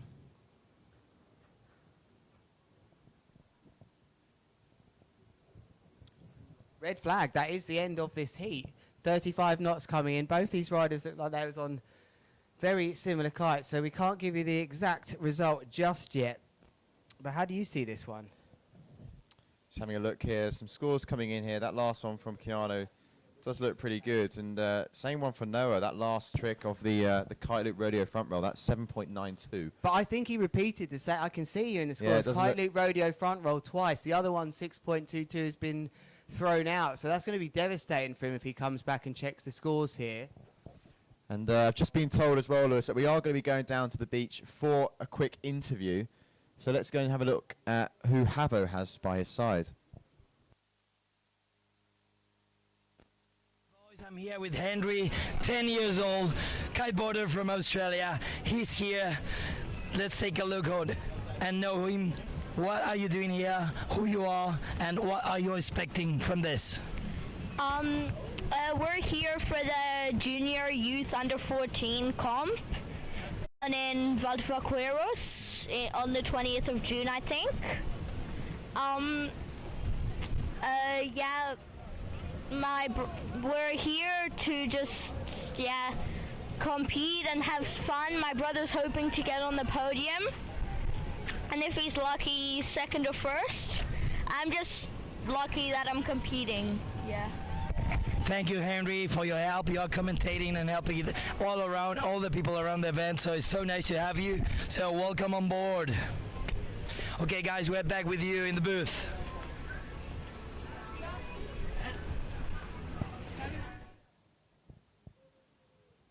Hold that pose, Havo.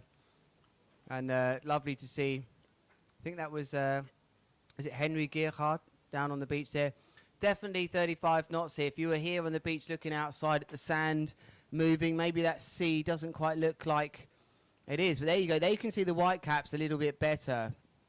But riders are on small kites. And if you just watch the kites actually here, the way they're gusting into the wind, that wind is there. It's not your typical sea, this, or conditions. You know, we've got two seas in the space of a few hundred meters here. Or less, perhaps, as this is the Atlantic Ocean you can see. But just to the other side, to the left, is the Mediterranean. It blows up and over the rocks here at Bonaire in Tarifa. Have a look if you've never seen this spot before on Google. Search for Tarifa and you will see the little spit sticking out which separates those two oceans. That's right where we are with the Levante wind blowing, which is a northeasterly wind blowing right over that strip. And it's the wind that we dream of for this Big Air World Championships here in Tarifa. It's a cloudy day in Tarifa. It's strange. There's no sun, but whoa, what an uplift that was on the green flag here. Can he stick it for an epic opening of the heat? Yes, he can. Javier Lopez. It's Spain versus Spain. I think they've got a few riders doing really well in the surfboard Big Air here. What a start from him on the green flag. Yeah, great opening there from Javier. I remember rightly, he had a very, very strong round one as well. One of the younger riders in this competition. Pretty sure he's down to compete in the Youth Freestyle event in just a couple of weeks' time here as well. But on your screens now, running left foot forward, is Mark Garija. Also coming out of Spain, as you mentioned, Lewis. Let's see what he's got here for his first trick attempt.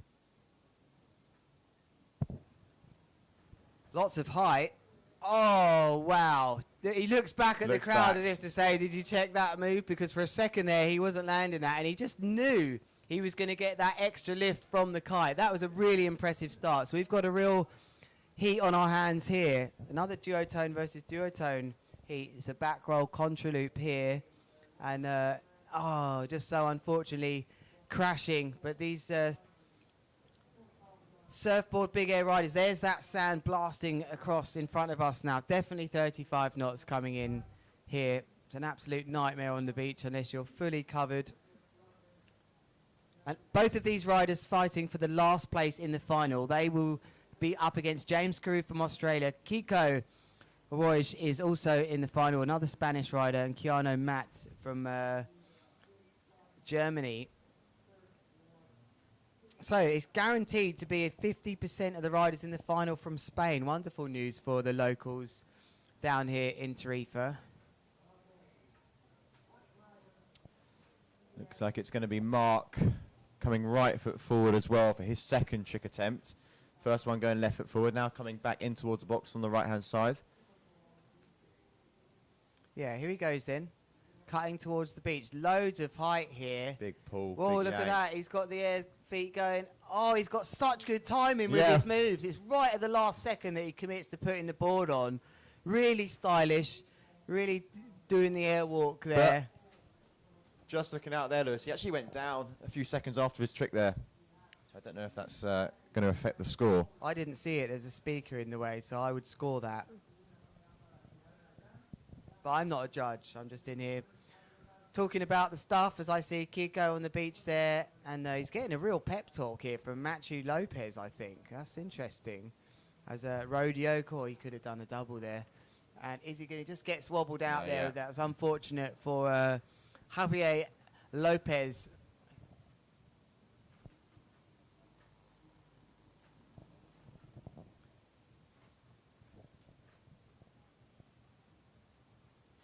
Mark Garriga will be back then. He's the one who's having a bit of a blinder of heat right now. Oh no, so actually, yeah, here is his score coming from. It looks like he has been scored that second trick. 6.90 for that kite loop board off. Liam, we're getting to that point of the day where it's semis, finals. We're getting to the real crescendo and the climax of this event. It's always one of my favourite times. For sure. Are you excited about the action coming up? I can't wait. And look at that wind reader at the moment. 37.3 is Wow. just like that's what the steady wind is. And then underneath you can see the gusts of pushing towards that 40 knot mark. So the conditions are most certainly on. Sand's blowing everywhere. Everyone's got the ski goggles on. That's a good sign when it's super windy here in Tarifa. You can't wear sunglasses or anything else other than ski goggles, really. Otherwise, your eyes are just going to get peppered. But we're in the final semi-final of the men's surfboards, and then we're going to be moving on to the men's twin tip. Lost it. He's not lost it mentally or lost the heat, but he's lost his board there. Was Mark Garriga, but he's currently sitting with two good tricks here, but he'll want to get a third in quite soon. I wonder what's going on here, Lewis. Javier's coming in. It looks like he's got a phone in his hand here. So watch this. This is great here. We're going to see No, a real something's sort of happening. kite change or a board. He's blown a board out maybe, or changing Boards. a style of a board. So that can happen in the surfboard big air with the impacts that these riders are having. Meanwhile, everyone's taken their attention away from Mark here. Different boards. Different board. Interesting. Looks Very kind different. of custom. So Some or jobby someone there, else's maybe. as well. This looks like maybe it was someone else's. Am I right in thinking that's the Illinois board maybe? I don't know. Just going for a big air. Needs to stick this. He doesn't have the same sort of control with that Rebel as the other rider in this heat for me. And actually looks like it's one size Yeah, I was down. going to say that as well. That yellow one. Looks like What's maybe, that? what Is is that there? 7 or an 8?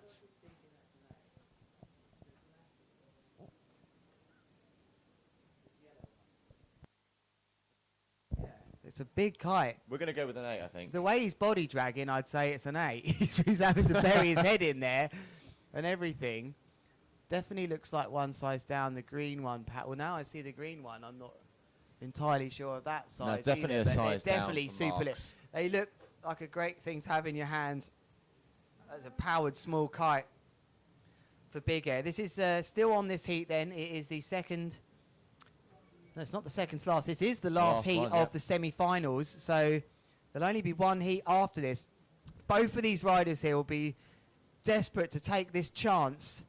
A really good chance for them in this semi-finals here as the current big air world champion in the surfboard discipline. He's not in the heat. These two have ended up against each other, maybe the first time even in the semi-final. I'm not entirely sure, but nice this from could be Mark. tasty from Mark. Oh, he can take it. Yeah. And he can take it. He's still got to take it. He couldn't take it. He just couldn't take it.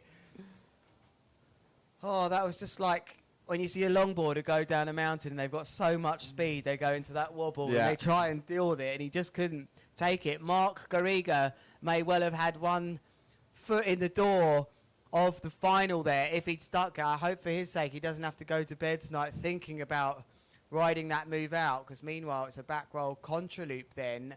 Needs this. And he blows it out, unfortunately, for blow it out. Javier. So how are we doing with our trick count here? Well, this is trick number 5 now. So after Mark, it's 2 more tricks left. And Javier has actually crashed his last 4 tricks. The only trick he has scored is his first one, which was that kite loop board off. Now Mark has scored his first 2, and his last 2 tricks have also been crashes. So both riders here, coming back from a beating, and they're going to need to get some scores on the doors. Mark don't need something massive here. This No, he sort of doesn't. position here, I think earlier on maybe in his last few moves, should have just put something basic in, even a 2 or 3 pointer here, just Take to another category. just to force Javier into having to have 3 tricks, because Yeah. right now Javier can still do this. So this doesn't need to be a huge crazy But it's melee for huge. me. It's like one of the biggest contra loops ever. And outrageous. he struck it. Mark doesn't mind. Mark wanted to get in through to the final in the best way possible. That is going to be one of the highest scoring moves of this round, maybe, for me. That was massive. I think it's one of the highest scoring moves that we could be seeing in this discipline. That's quite big too, though. He just can't stick the landings the same, unfortunately, Javier. The pressure at the moment may be Big getting to him wipeout. because he does land these. I've seen him in the warm-up here, but he's still in with a chance. But Mark's third trick, which we're saying here, It's looking at around the 8s. he did It's it looking at around the 8s. 8.12. I'm seeing perhaps coming in here, as we've got direct access. That should be coming up on your screens very soon. And it was a contra loop back roll board off with an absolute whopper. If he can stick that in the final, who knows? Because let's remind you, this is a one-hit wonder. They haven't had many, or well, actually any competitions up to this point. So the winner of this will be the Big Air World Champion. So anyone could take that in the final. There is a score still not reflecting his third trick scores online.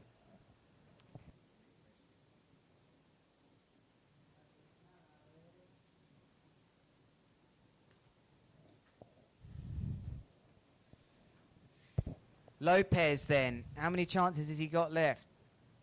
Just the... I think it's all over.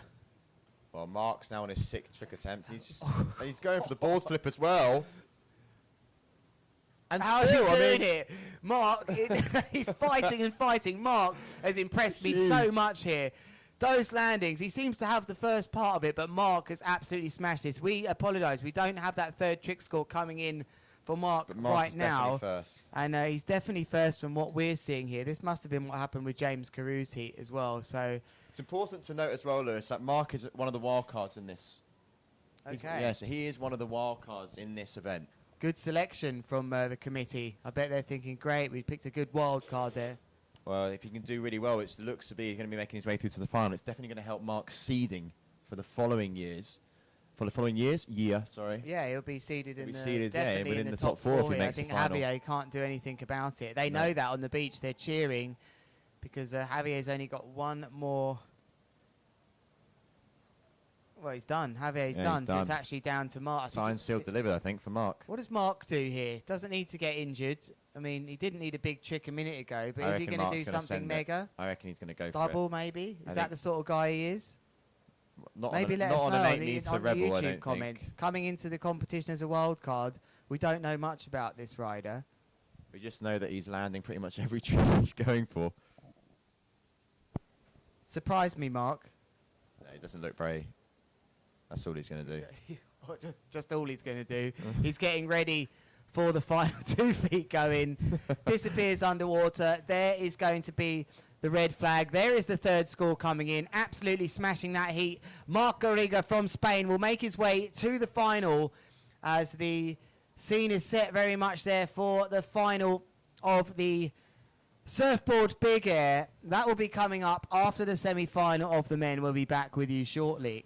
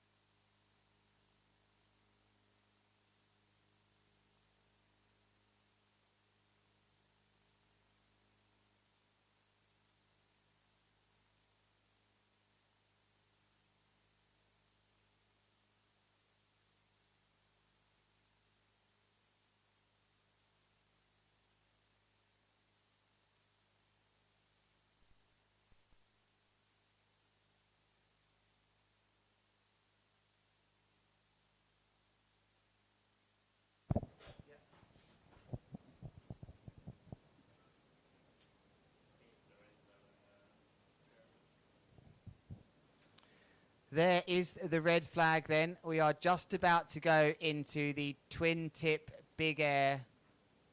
I would like that graphic back, please, if possible. There we go. Wow, look at that. That had to just be luck.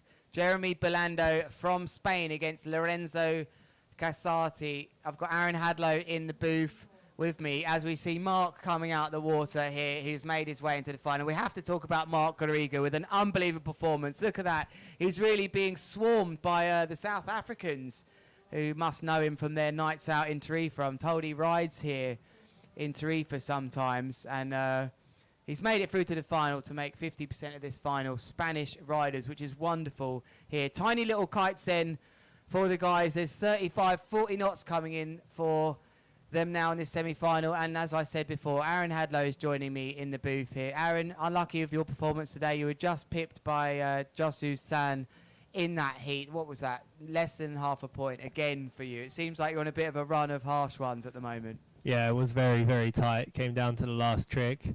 But to be fair, I mean, yeah, I'm pretty disappointed, I have to admit, but yeah, when it comes down to the fine margins, I crashed a couple of tricks as well, which I think would have put me through, and he just landed a big one at the end, and all the heats are so tight and so difficult. There's such good riders at the moment.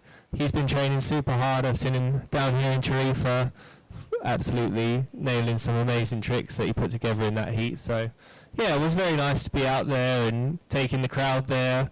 It's quite a nice, quite good wind. It was very strong. I was super proud on the 8, and yeah.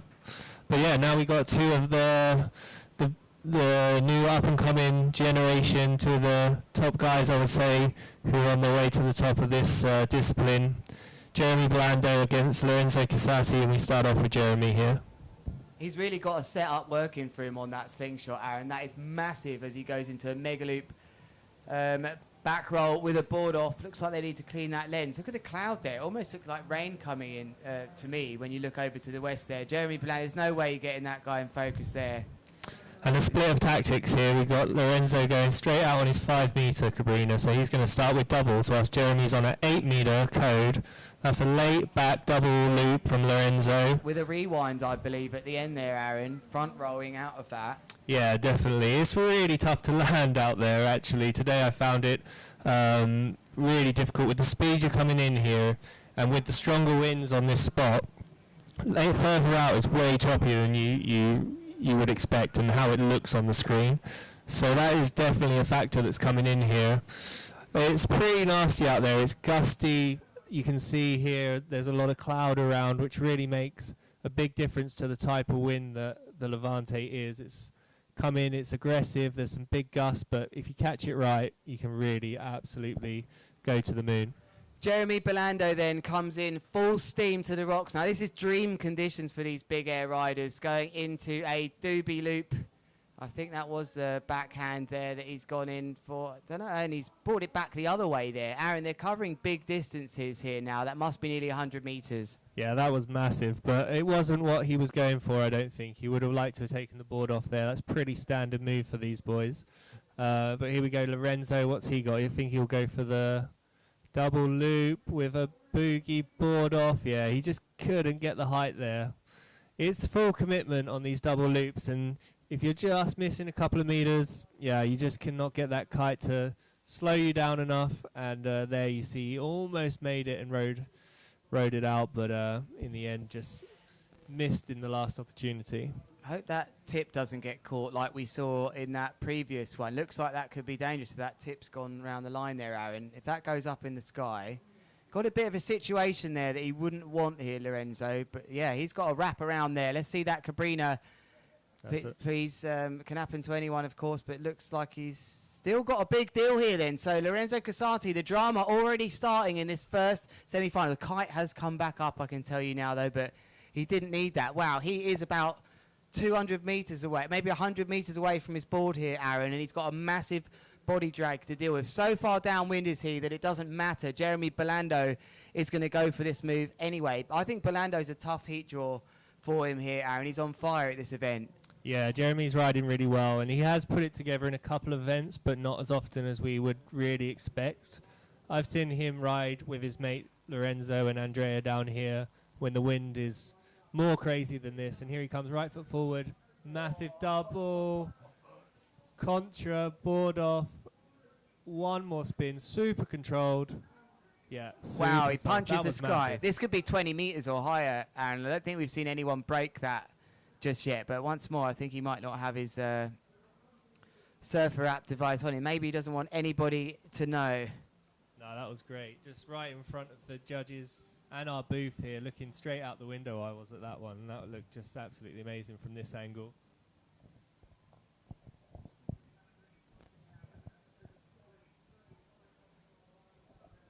Well, Liam Dredge now, I can hear his voice on the beach. He is the multi-talented guy. He can do everything, that man. So he's just left me and Aaron in here talking you through this semi-finals here, which is wonderful. Look at the cloud. It's just a very different type of semi-final. For all of you listening, someone was glass earlier. Could do with you in here working out the scores. Always handy. It was always my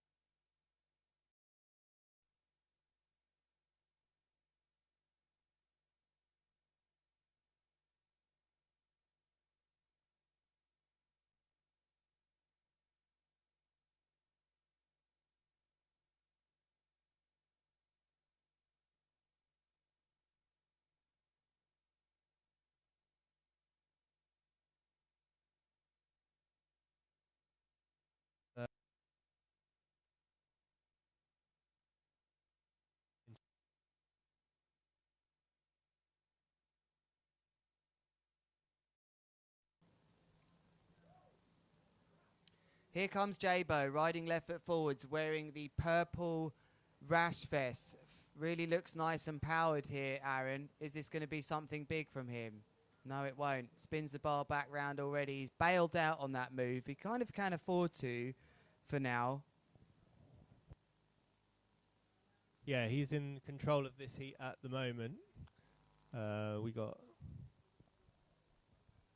Lorenzo. He's going to be coming in now. He's sticking with his 5 meter, which is quite surprising.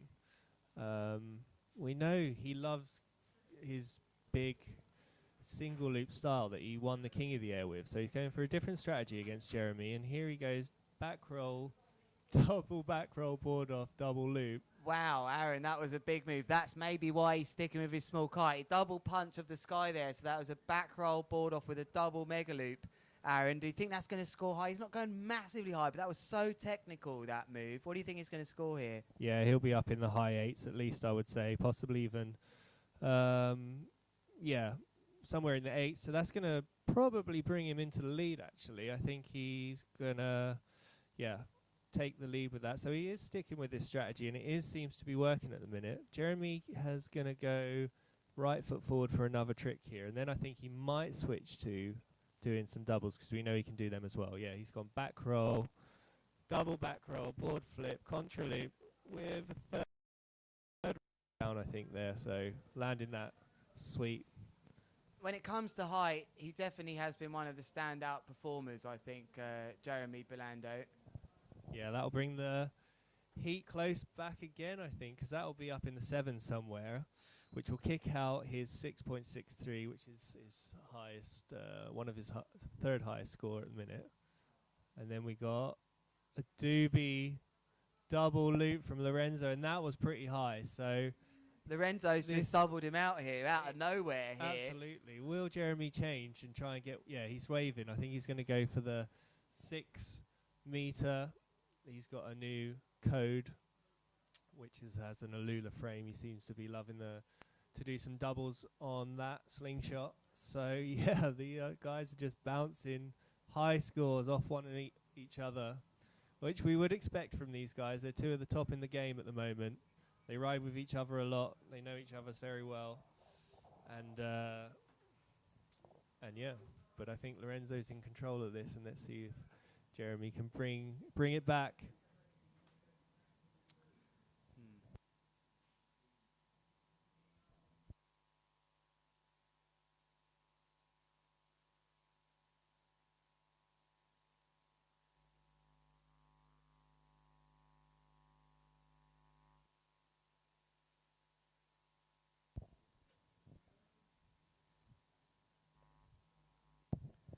Crucial stages of this heat then, Aaron, and Lorenzo Casati currently got this by just under 2 points. He's forced Jeremy Belando's hand here to go for a double. This is going to be doubled, Aaron, and it's massive. Wow, what a double. Is that the double, the booby, or whatever Ruben calls it? He's absolutely stoked on it. It's massive. Could this be in the 9s?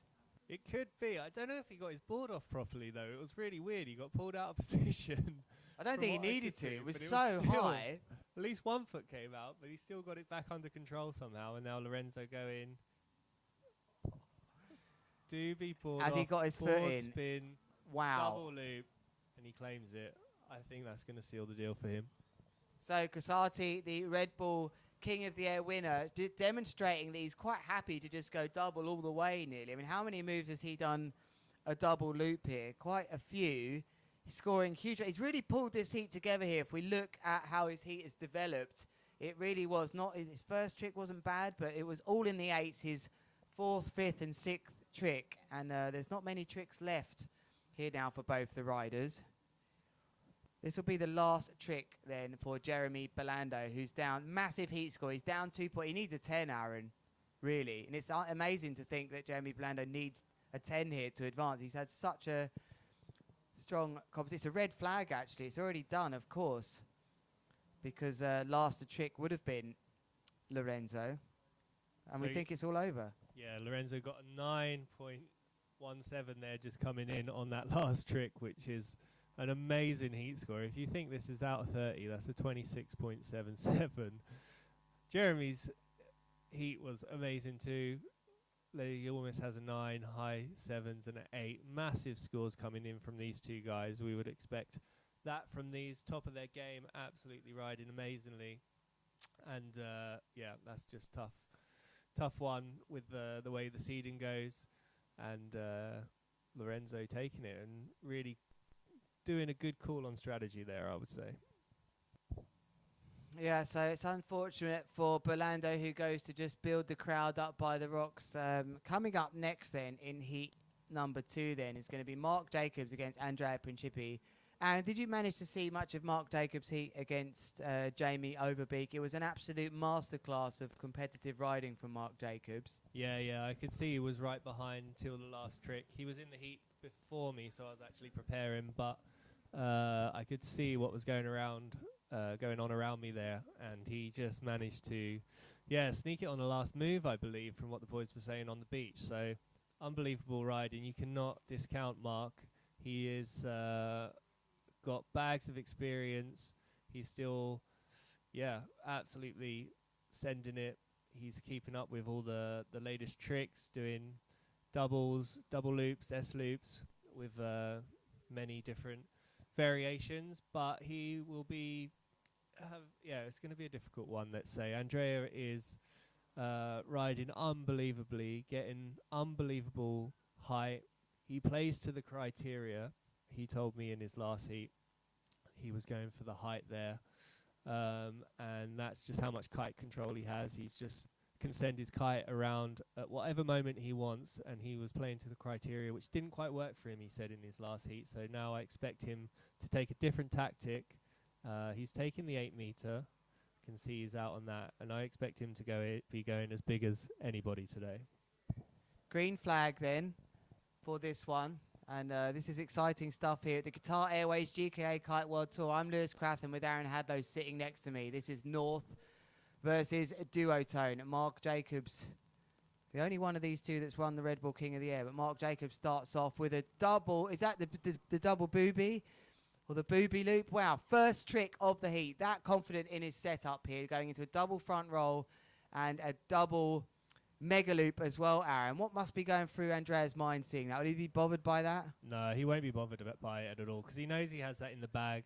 He will see what scores come through. He's got his parents on the beach really monitoring the heat, and he's going to go absolutely massive now, I'm sure of it. Right up to the rocks as well, Aaron. It's a huge contra loop. Many front rolls as well. Was that a tic-tac too? Yeah, so he got a little board flip in there as well, or board spin, and lost count of rotations there, as you usually do watching Andrea. Yeah, you should have seen that move. He won, of course, our awards night. Andrea Principi picking up the Riders Move of the Year. 19.2 meters. Aaron, you pointing out on the screen to me there, 119 meters on the Surfer app. Outrageous. So Mark Jacobs up against it, but that's enough height for a double. Oh, yeah, I'm liking this one, Aaron. Yeah. Double mecha loop, delayed back roll. They don't get sweeter than that. That's got to be scored well. Yeah, that's nice. Early late back as well. And there's a difference as well. You see a lot of guys doing the first loop, seeing how secure they are, and then going for the late back. But when you go into it straight away, it's a totally different feeling.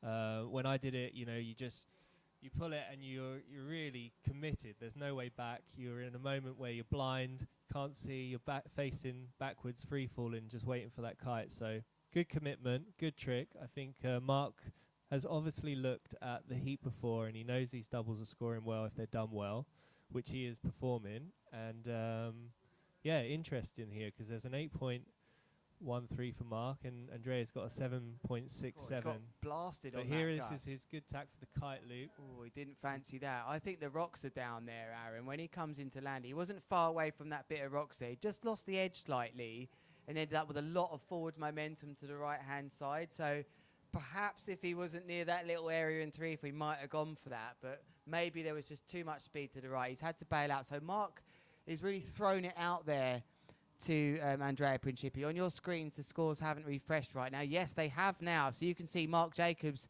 really the one taking it to the current world champion now. And one man which will be watching on here, Aaron, is Liam Whaley, thinking maybe Mark Jacobs could do him a favour now. And oh my word. Amazing. That's going to be huge. Whoa. What a move from Mark Jacobs there. So I think that was a double back roll, double mega loop board off, I think, which happened there. There was definitely a back roll board off in there with a double loop. So he has got that. This is, Andrea's seen what's happening here. He's going straight onto the 6 and expects something similar to come from him now. But Mark is absolutely dominating this heat so far, which is a rarity against Andrea. You cannot say that many people have done that in the past year or so. So let's see what happens here. Andrea knows what he's scoring. His parents on the beach is telling him exactly what's happened. He has a great support crew there. And he's going to just go... I would say right foot forward is sometimes more difficult.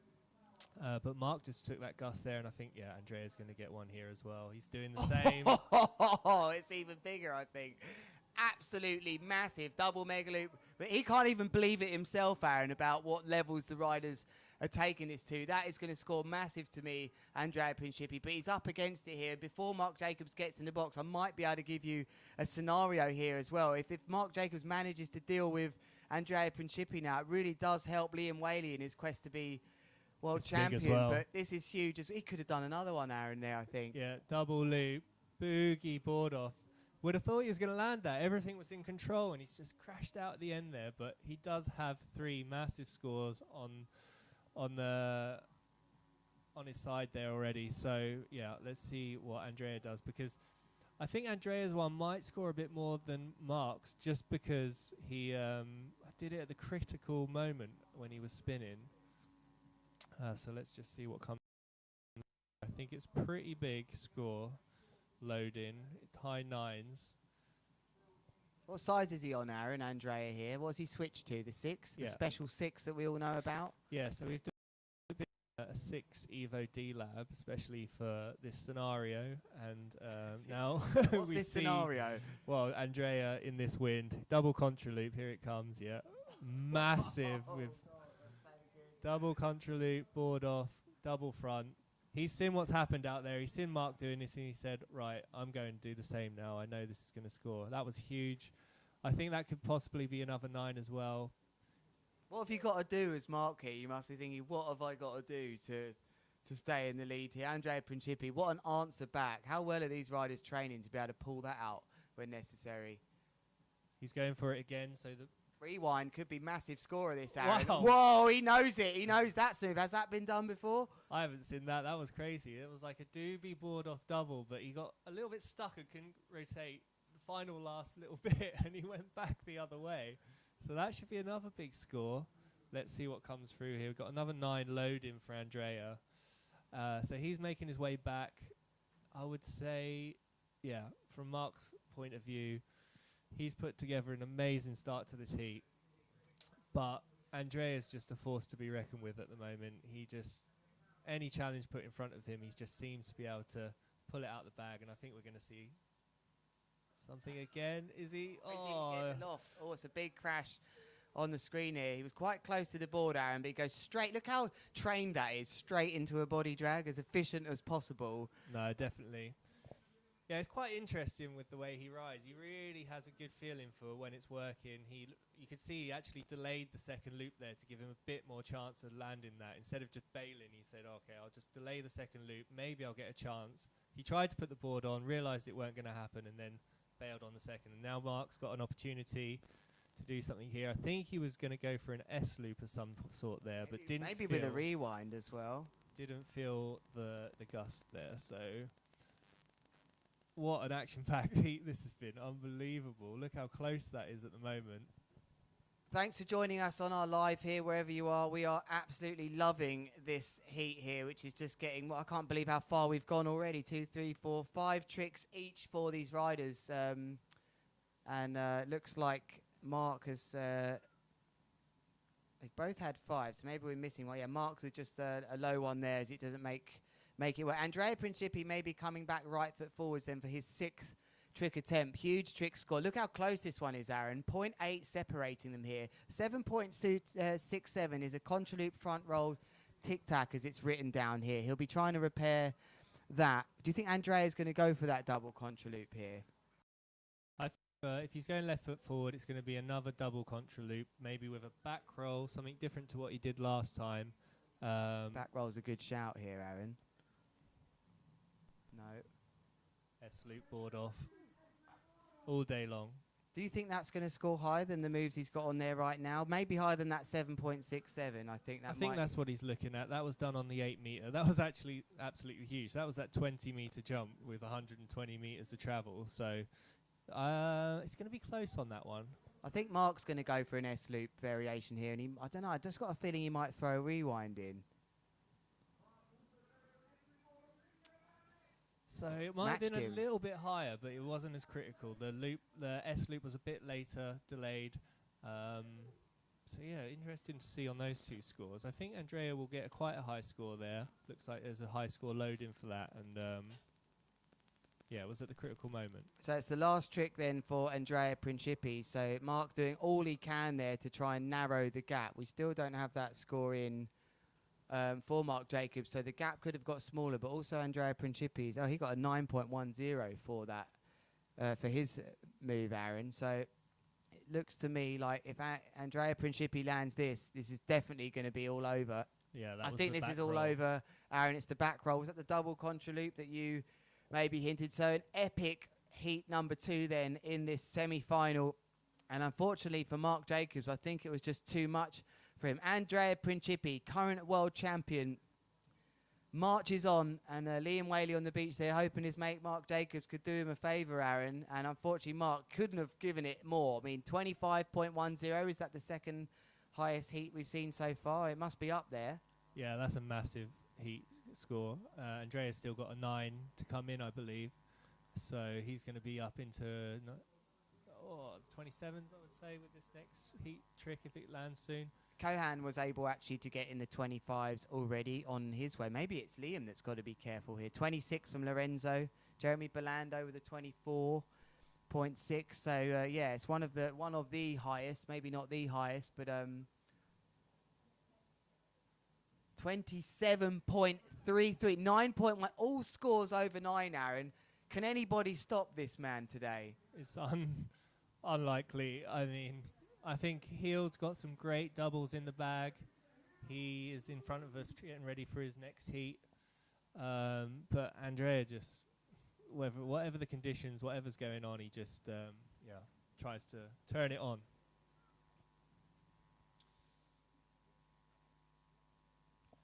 So next up, we're going to have Jose San, who I know very well from my last heat. This would have been my position. This is going to be a tough one to watch. Yeah, last thing you want to see is he'll blow the kite and a bye to the final. This is going to be a hard heat. Heal's riding super well in these conditions. He has the doubles that are scoring high, and we've seen all the boys beforehand now moving into the doubles and getting those big 8 and 9 meters. So it looks like Jose's actually switched down to a 5 or a 6 as well. So he's obviously got them in the bag too. He had a really great heat in the last one. And now he knows he has to change his style up against Heal. Heal's on an 8 meter, it looks like. We know that thing can double. He's going to double on the 8? He can do it.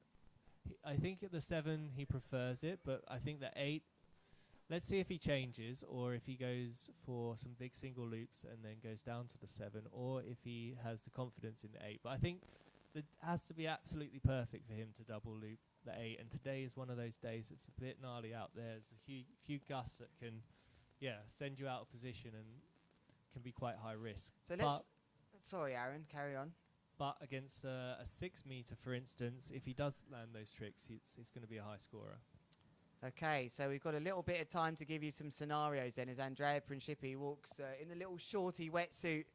We've got a minute left until the start of this one, and I'm going to run through some scenarios for you then. Jamie cannot be world champion now after Mark Jacobs taking him out earlier, but Lorenzo still can, Liam still can, and of course Andrea still can. But it would be interesting for Andrea, it's not Liam's heat just yet, but what Lorenzo needs is Andrea to finish 3rd and Liam 4th, and Lorenzo to win in the final if he's going to actually take this thing. But I still don't feel it's worth repeating all of those scenarios until I see the final here, because we're presuming Liam will make it through his heat, but you just never know with this standard, Aaron, or what can happen in big air.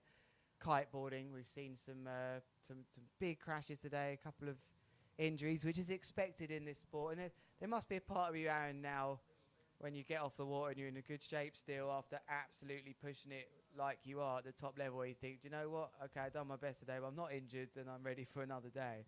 Yeah, there's definitely a part to that. And as you see, these young kids are just absolutely sending it. Nothing to lose. Been there myself as a young boy doing the same as well. But yeah, I'm still as annoyed as ever when I don't make it through, and just when it's close. But that's just part of the game. You never lose that competitiveness, and everybody in this competition has that. That's for sure.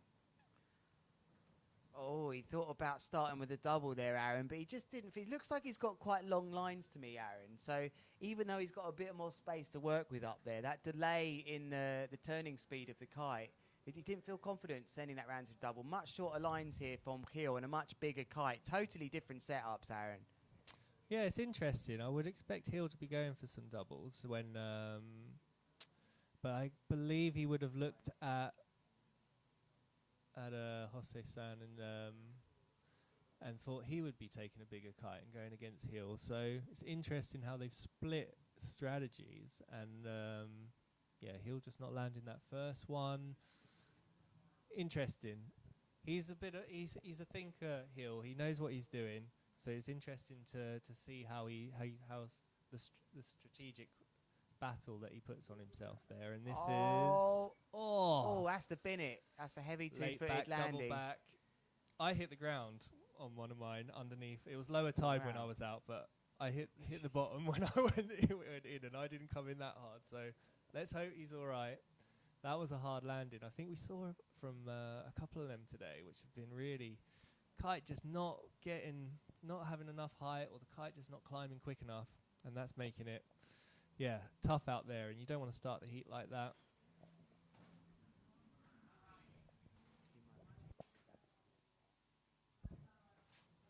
That's huge from Gil with a mega loop delayed back roll with a board off. And we're just going to change over the battery 1 second.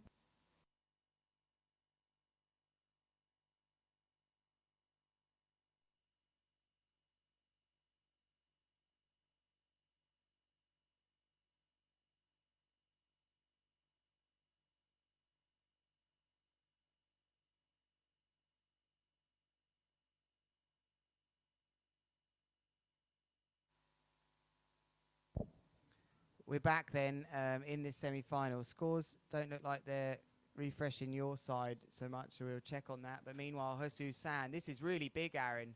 I wonder if he would have double looped that had his other double loops worked out okay, more than had the height, Aaron. How high is this going to be? It's got to be over 15 meters. Considering he's on that very small kite as well, that was pretty massive. He is a smaller rider, a lighter rider, so can be to an advantage to ride a smaller kite and still go big. But yeah, Hill crashing his first trick, which is his go-to trick. He would never crash, but he's rectified that, and now expect him to go for something else. He has gone for the double loop on the 8. Double loop, late back roll. It saved him. Kite was super low. Very critical rotation during the double there, so expect that to come in with something pretty solid.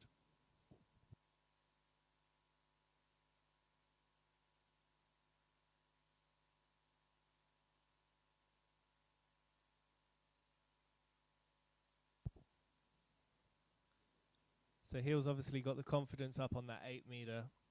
I saw him out here in one of the last strong wind days here in Tarifa, trying to get that dialed in. He did like the 7. He has a lot of confidence in it, but he feels that 8, he's able to get the best of both worlds. One of the only riders to be double looping an 8. A 7 even. Most riders are down on 6s doing their double loops, so that's something massive to consider.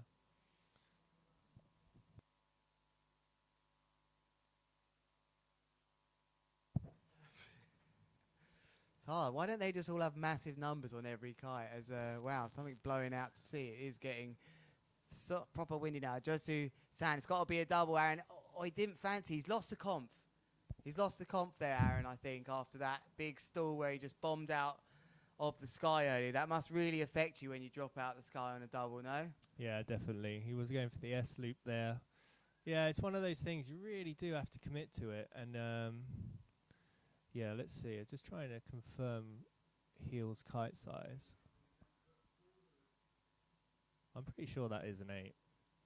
Yeah, I think it's an 8. It looks like it to me. Wow, he really makes that work. He's got to get big scores for that with those doubles. The kite really does come nice and level. I love his double loops. On an 8, I mean, most of the other riders actually nobody even on a 7, I don't think, double looping, right? They're all on 6s. So Hill making it work, and he's getting good scores for that. He's come into this event looking really confident. We look way over towards the football stadium there on the front of Tarifa. That's the west side of the town, really, in pictures. There's a lovely walk all the way along the front there. And just coming across the rocks. I think he's taken this long to get back upwind here, just because he went so far downwind. It must be absolutely knackered, especially after all that body dragging in your heat, Aaron. But it is that windy now that this, we were talking about it, you know, it's not beat around the bush. Retrieving people's boards in conditions like this, you just got to save your own energy.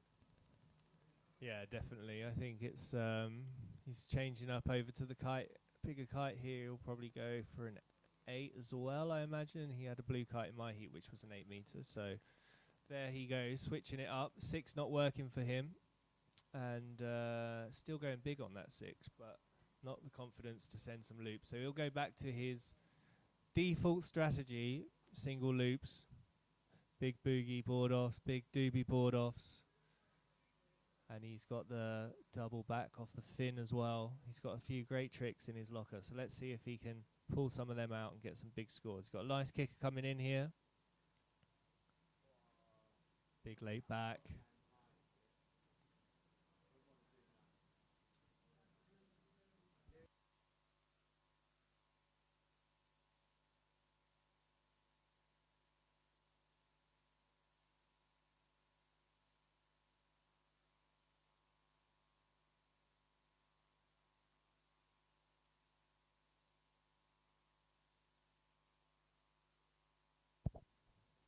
Just a single loop there from heel that time, but still with a doobie board off. So some big tricks going on. 2 huge scores and a 7, which is still a great score. So I think this will possibly be up in the 7s as well. Really put him in pole position in this heat. Baby Shark has quite a bit to do here. I think that's an understatement, Aaron. Heel Flug then has he's got 5 tricks down so far. He's got 3 big scorers here, and he's left himself work for improvement as well, Aaron. And Hosu, I don't think he's in that range now where I almost don't think he can be caught soon. Each of these moves has to be something absolutely massive to pull himself back in this, and we'll know his we'll know what his fate is with these last moves after this one. So he's in the purple rash vest. He's the start of proceedings here. And the last 2 tricks for these riders taking place here. What's he going to do for us here? Mega loop, delayed roll. Lots of grabs. And Aaron there just thinking, well, we don't have to even go there. Yeah, Thinking probably that could have been me, and I could have been in this heat giving it a different battle. But Josu has done absolutely brilliant to get to the semi-final, and Heel really hasn't had to go out of 2nd or 3rd gear here in this heat. Yeah, I would say so. He likes to push himself regardless, and you know, there's no. Yeah, he's definitely going for it regardless, and he wanted to go for the double there, double back roll. Oh, bit of a crash, but he's in pole position. He's not going to affect him. I don't think he can lose the lead now. But yeah, it's interesting how people, ebb and flow in their heats. You see many riders have unbelievable heats, and then maybe in the next one just not pull it together. And I mean, I've seen that so many times over the years in different competitions where, you just see people with absolute blinders, and it's the guys with the consistency who always, generally make their way up to the final in most of them, or at least into the 4th round here. And that's will come with experience. So he's new to the competition scene. He's made huge improvements over the last, half a year even, let alone the last year. And I think he can be really proud of his performance so far. And he's still got a trick to go, but I think his fate is sealed. His fate is sealed. Aaron had, though, giving you the lowdown for Josu San here. What's he going to do? Maybe he can come out with an insane double here just for fun. What's he got for us? Nice. Just showing that he has got the skills to get some big scores, Aaron. Really nice move from him there. He's got to feel good about that. Yeah, that's massive. That was really good. I think that's going to be a high 7 as well. In this win, good height, board off at a critical moment, great landing. So yeah, definitely he's pulled it back a little bit in the last minute, but I think it's a little bit too late. Yeah, that was his last move. Hill would have been told that this one is sealed.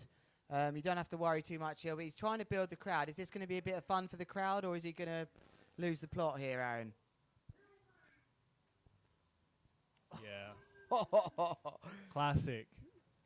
Feels good, that move. And actually, you've got to be straight here. That's one of the easier mega loops, if not the easiest mega loops you can do. It's safe. It's actually probably easier than a straight mega loop, I think, a delayed back roll, because you commit to a roll. It's 19 meters up. That's a real straight mega loop. If you want to talk about mega loops, straight ones, that's how you got to do them on 8 and 9 meter kites. So Hilvlug making his way into the final, and we will talk about scenarios soon. Hilvlug can't be world champion as he didn't finish inside the top 4 in France, and of course it's the top 4 riders in the final. There'll be 4 riders in the final. Coming up next is an interesting heat. Is Cohen van Dijk versus Liam Whaley. These are like finals, Aaron, these heats, really. Red flag is up, and we're not far from starting.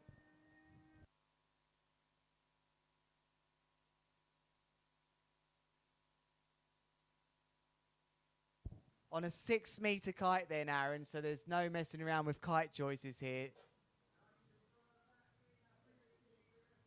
22.6 metres, Liam Whaley. Now, I think there is some money from the Surfer app guys for the biggest, highest jump, but it's got to be in a heat. I've just had a message from the guy. He's very on it. Every time messages me. He wasn't in a heat, wasn't in a heat. He's really paying attention to it. He must have, like, a watch on which tells him every single one of the jumps. But this is the last of the semi-finals. 3 heats left of the Qatar Airways GKA Kite World Tour Big Air World Champions. Liam Whaley there. You can see his Surfer app data, 22.6 metres just on a practice jump.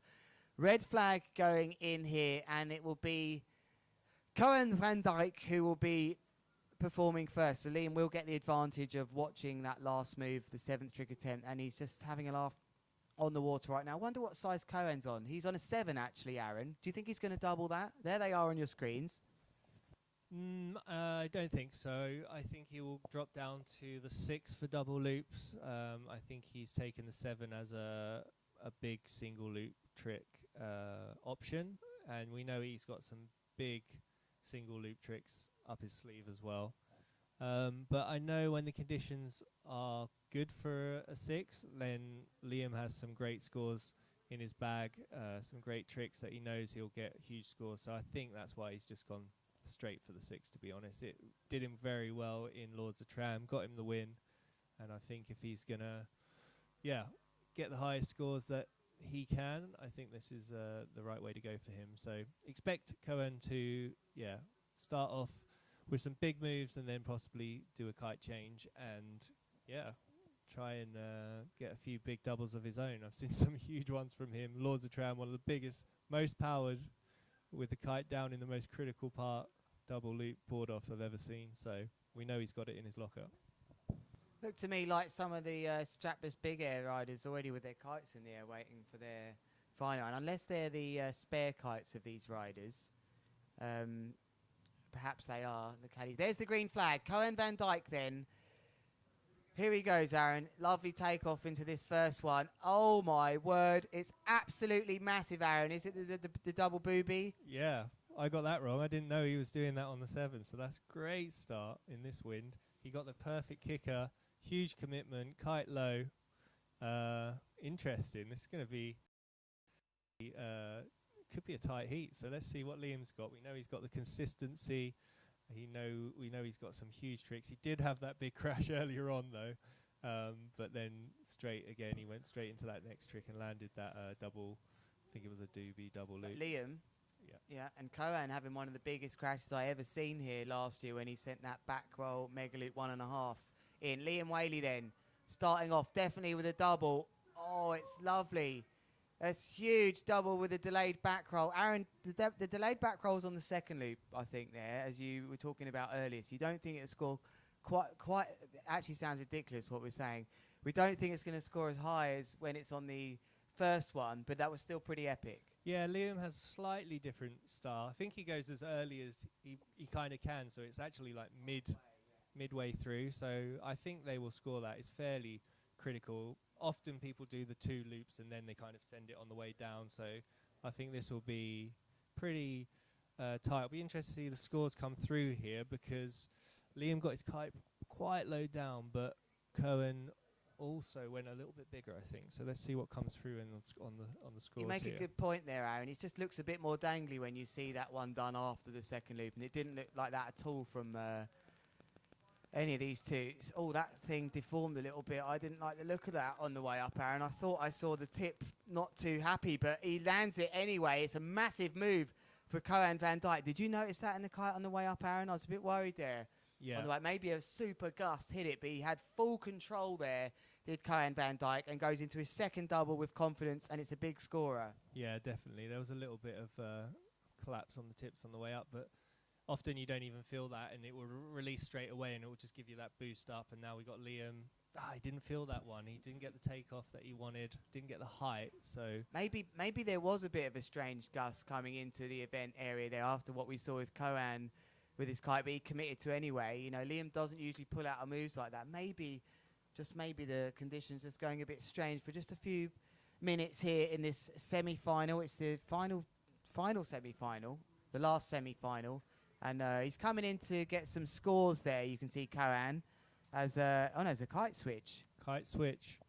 But yeah, you see it on quite a few kites. Oh, they got let go of the kite. Big deal this, Aaron. That kite is on its way to Morocco right now, and hopefully it just goes over to the right-hand side of the box, because that was a bad pit stop. That caddy is going to be absolutely in for it. Yeah, he walks away sheepishly from the... I'd be walking away from that as well if that had happened. Hopefully, those sort of little things can upset you as a rider, Aaron. He's really got to stay focused here as the boat now goes through the zone. Karen will see a rib go through the zone. How focused can he stay? I think he'll be fine. He knows this 6 will go around a lot better. Board off double. He probably felt the amount of power in the kite on the 7, and you know, many kites sometimes, if they're just so overloaded with so much line tension, you can feel a bit of instability. So I think that'll be something he would have felt, and he knows the 6 goes round, so he could get that with a board off this time. So Cohen taking pole position in this heat with 3 big trick scores. Yeah, Liam Whaley now. What can he do? This is... God. That was absolutely unbelievable that he even almost landed that. I mean, he came in really hot, but that could have been... There was a moment in that move which looked really like it was game over for him then. But that kite was so low. He just pulled the double in a critical point. Huge double, front roll, big boogie double, but just didn't quite make it. But such fine margins. Another couple meters, he would have had that and probably had a 10. Cohen's really thrown it to I've got to big up the jet ski here. He's already dealt with that other kite and already back in position here, speeding back into position. I can see someone with that yellow kite on the beach. What a rescue. There's someone fixing the lines downwind. God, look at the gust. You couldn't see that on your screen, but looking at Cohen's kite there, some really strange, powerful gusts coming here. The riders have to be careful, Aaron. Yeah, this is working really well for him now, though. He just got big score with the board off double, and now with a boogie board off double. The 6 meter seems to be working well here, because his first 2 was he had an 877, 873, 897. I expect this one to be right up there towards the 9s as well. So Liam is on the back foot here, and that is not something you often say. He is in a great position after winning the Lords of Tram, and this is critical for him to go through this heat, for him to have keep his World Championship title alive. But don't put it past him.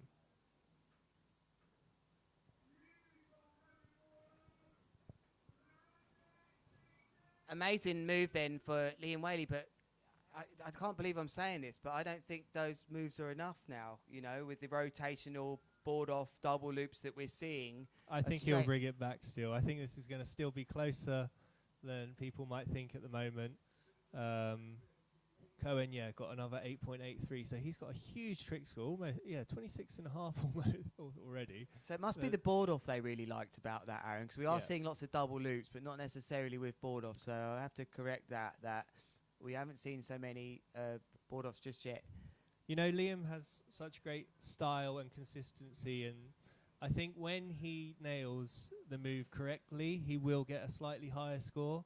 So we'll see what comes through here. I believe it will be a 9 in the 9s for that, just because of the critical moment when he took the board off and got how low he got the second loop of the kite. So let's see what Cohen can reply with. Back roll, double back roll, board off, double loop. Oh, what a landing.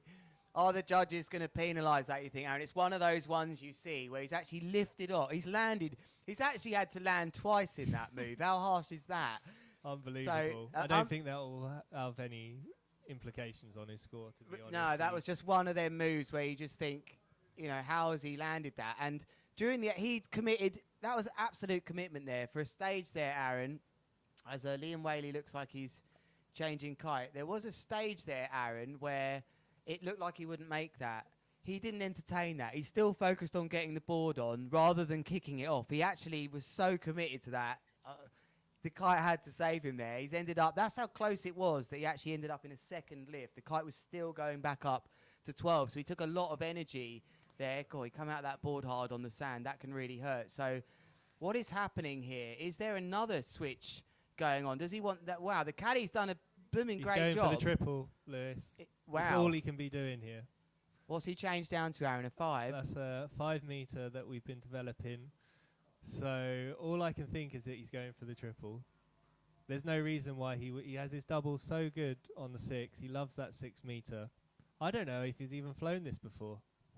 Well, you've heard it right here at the Qatar Airways GKA World Kite Tour. Aaron Haddo saying he's going for the triple. Is he going to go for it? He couldn't. With a front roll? Would he really go for it with that, Aaron? Maybe he just hasn't got the confidence in the 6 and he knows the 5 will definitely get round. Maybe the wind is got some huge gusts in it. I don't think, you would go for a straight triple, surely, not straight into a boogie triple loop. So he's on the back foot. I don't know. I think he should have stuck with the 6 and got another bigger score. He could have got one in the 9s there, but. So you can basically get rid of the 9.10 off both of them if you want, just to make your life easy and work out what's needed here. But Liam really needs something extra. It's so tight. It's about a point in it. He's gone for a big contra. That was off the fin, wasn't it? Contra double front off the fin. Will it replace an 8.83 though? I don't think so, Aaron, with these doubles. So no, Cohen's got an unbelievable trick count here. But so Liam isn't bad. Liam is about a point behind. So he would need not bad, a 9. He needs a 10 almost. 9.5 for him to get into the final to keep his world championship. He's got 2 tricks left available, Aaron, so he has got 2 moves available. Don't put it past him. I've seen him do it, the King of the Air, pull out a 10 or almost a 10 at the last minute of a heat, so we know he can do it. So super tense heat here, and unbelievable heat from Cohen. And let's see if Liam can do anything to up his 8.4 here. Here he comes then into the box. Tense times here in the last semi-final of the Big Air Twintip. We've only got 2 heats available left after this. Liam trying to keep his world title dreams alive here. And it's 1, 2 loops. Oh, and he just bombs out. There's just not enough. There's not that same amount of lift with that kite. You think that's a smaller kite, Aaron? Yeah, so that's a 5 meter. And he was on the 6 before. And there's I've flown this kite as well. And it's definitely a certain amount of wind, a narrow wind window that it really works well in, because you need the 6 just gives you that extra bit of lift, an extra bit of height, especially on the flatter conditions. The loop is the 5 is looping super quick, a bit more confidence. Let's see what Cohen's got. With a huge contra loop. And that is a crash you don't want before you get into the final. If that is the case, the way I'm looking at the scores here, Aaron, I don't think that Liam can do anything about this. I'm looking at the score here, and it says he needs a minus 1.10 to lead on top of a move. Am I right in thinking this could be too much? I mean, what can he upgrade? So he is. Let's work this out. I think he needs a 9.4. That would just put him over, give him an extra point. He needs he needs to go 0.97 bigger. So yes, he can still do it on the last move. He needs to go 0.97 on top of his 8.40. So he needs an 8.38. Sorry, so this is getting difficult. Maybe a 9.38, I think, is the maths to do here. 9.38. 9.38. A 9.37 will equal. But and what would happen then, actually, Aaron? I think it goes back to their next best score. So Cohen also has some big scores. All right, but then it goes to 9.10. So he does need. He needs a triple, Aaron. Let's just get straight to the point here. We think he needs a 9.38 to stay in this. What do you think he needs on the live stream? Are our quick maths good enough here? How about that maths guy in the maths lesson? We need you. Not sure what he's going to go for. Right foot forward here. No, he's not. He's just waiting. No. It has to be a triple, Aaron. Do you think after all those terrifying moments after double loops, he's going to go for that? When it's all on the line, people do some crazy stuff, so don't put it past him. But people do crazy stuff without it on the line. Yeah, well, I mean, when it comes down to that final trick, and you really need something out the bag. It's a crazy feeling. Been there many times, and it's worked out many times, and it hasn't worked out many times. So big gamble, big build up here for the final trick.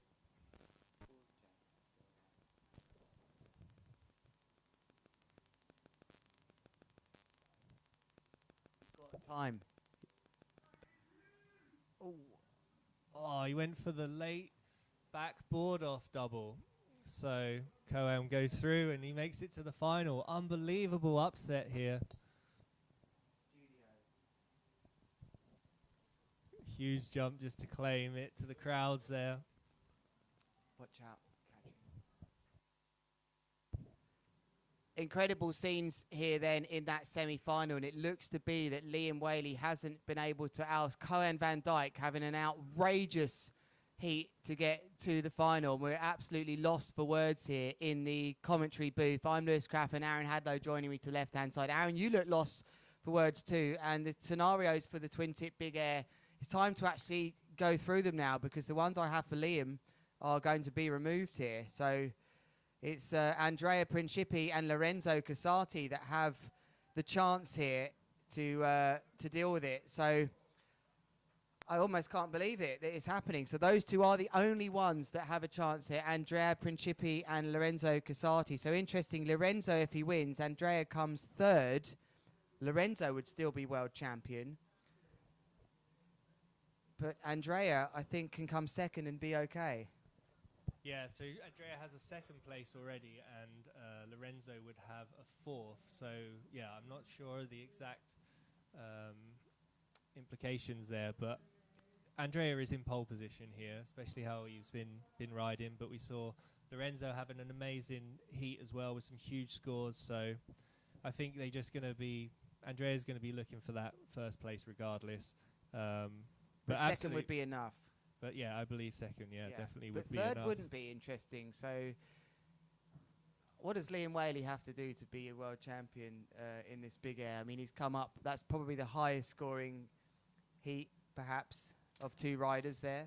Yeah, maybe. I mean, the heat before was also unbelievable. The standard is huge, and absolutely massive congratulations to Coan, because we know he's got these tricks in the locker. He hasn't always put it together in previous competitions. He did have a good win at the BAKL in Cape Town, but other than that, he hasn't put his strategy together. And now we finally seen him put down what he can do, and all the hard work he's been putting in on the water has really paid off to beat what many thought could possibly be the world champion this year. So he's put Liam out, and that's a difficult heat to overcome, and he's finally into a final. Yellow flag then, not far away until the final of the men's surfboard big air discipline. But I just have to correct that, actually. Casati versus Belando was a 26.77 versus a 24.67.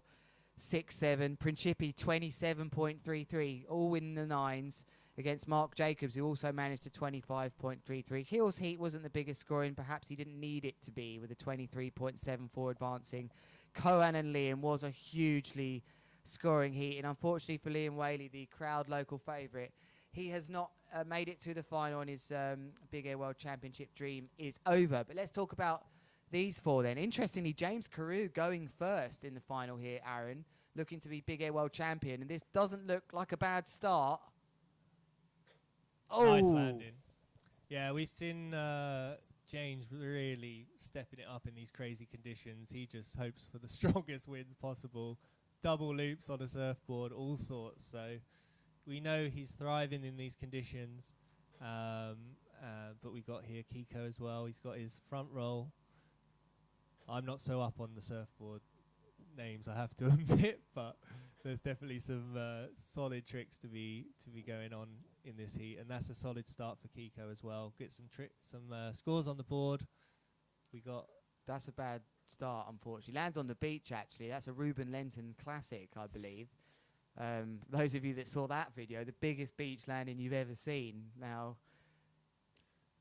here we are then. So it's the yellow flag, yellow rash vest. Interesting, Mark Garrigo. I wonder what gave him... Wow, what a move this is, Aaron. This must be a rider that is performed so well. He is the local wildcard. Can he save the kite? Oh, he really had to wobble out of this one. So sorry, it wasn't the best angle for you on that one. And we hope we get this together because this is the final here. And Mark Garriga, I think that was, right, with that pretty impressive move. Surely he couldn't take this one. The wild card into the event. This is James Carew, though, with a huge contra loop with a board spin, Aaron. Another solid landing. Yeah, he's feeling it. He's had a few big crashes in previous heats. He got knocked out his first round in the lighter winds. But James putting 2 solid tricks on the board already here. Mark didn't have any loop or contra loop in that trick. It was just a big scent jump, but still a good scorer, 5.1. Kiko with a good front roll, board off and landing. And unfortunately, Keanu didn't quite get his trick yet. Here's Kiko, similar trick, but with a kite loop. Can't get the landing. It's so difficult to land these tricks. But Keanu's a real good up-and-coming talent. I was with him at the Egypt Young Blood Camp that Duotone done, so I've seen a bit of him. And young rider, got some great moves, and here he's gone for... Oh! Couldn't quite land that. That was that was a DB loop with a rodeo. And... a boogie loop with a rodeo, sorry, but his kite got a bit out to the side of the window. You really got to come in so soft. You really got to slow your forward momentum down with these surfboards to come in soft. With twin tips, sometimes you can just take those landing, but yeah, it's all about the speed and getting that timing with the down loop or the kite loop on the way down. So a kite loop from Mark with a board flip. His landings have been outrageous, Aaron. He just lets the board go from about a metre down and lands on the board every time. Mark Garriga, the Spanish rider then, is performing absolutely... Is he Spanish? I think he rides here. Perhaps he's not Spanish. Yeah, I think he is Spanish, so he obviously knows these conditions well and just laying down a consistent start here. But here's James. He'll be winning this World Championship. Massive back roll kite loop. Oh, if he lands that, he's going to feel like he's got one hand on it, Aaron. Yeah, I think so. I believe his first 2 tricks may have been in a similar category. I'm not sure, but he definitely has got 2 massive trick scores down there now. James just with such solid landings as well. That didn't work out for Kiko there. We just saw him have to kick the board off, not really get the height, didn't get the takeoff. A different style. He likes to take off without the grab, it seems, more often. And then he does a front roll and then grabs the board later in the trick, whereas many of the riders flick the board up into their hands. Here's Keanu. Big jump. Got a nice loft. That's what you're looking for on these surfboards, I think. You want to get that loft on the way down with the down loop. And he's controlled that well. And that will give you a soft landing to come in. But no contra loop, no kite loop there, so we'll see what the score comes in, but it's a good solid trick to get on the board. Yeah, James fully in control now. All the trick scores have come in, and 3 different categories, 3 big scores, fully in pole position, but let's see what Mark can do here. He just didn't have the board in a nice position. Surely he can't ride out of that. He's tried to run out of that, let alone ride out of it.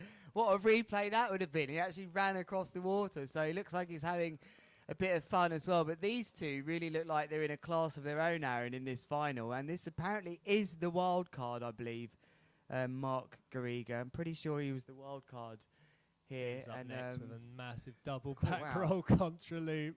Super chilled. I've just looked out the window here, and he was actually in the sun visor here. Well, how high is this? 14.6 metres from James Carew. The twin tip guys were happy with some moves like that. So pretty impressive. James Carew looks like he's powering on here, Aaron, to take this Big Air World Championship. Look at this glider. Nice. Huge front roll. Didn't even grab the board. Wow. Kiko's just got a style about him, Aaron, which is very unique. Like, that must be one of... How far has he covered there? 38 metres on that front roll. The board, yeah. I love his style as well. He's also got a great one. And then here's the rodeo front roll loop with a board flip. Oh, his foot just coming out. That's nasty there. A bit of a splits on the board. But all of these riders really looking like they deserve to be in the final, Aaron, you know? Yeah, definitely. I think Kiko will hit up to 3rd with that landing there. James Carew in a massive massive lead at the moment. He's really brought his game when it mattered in the final.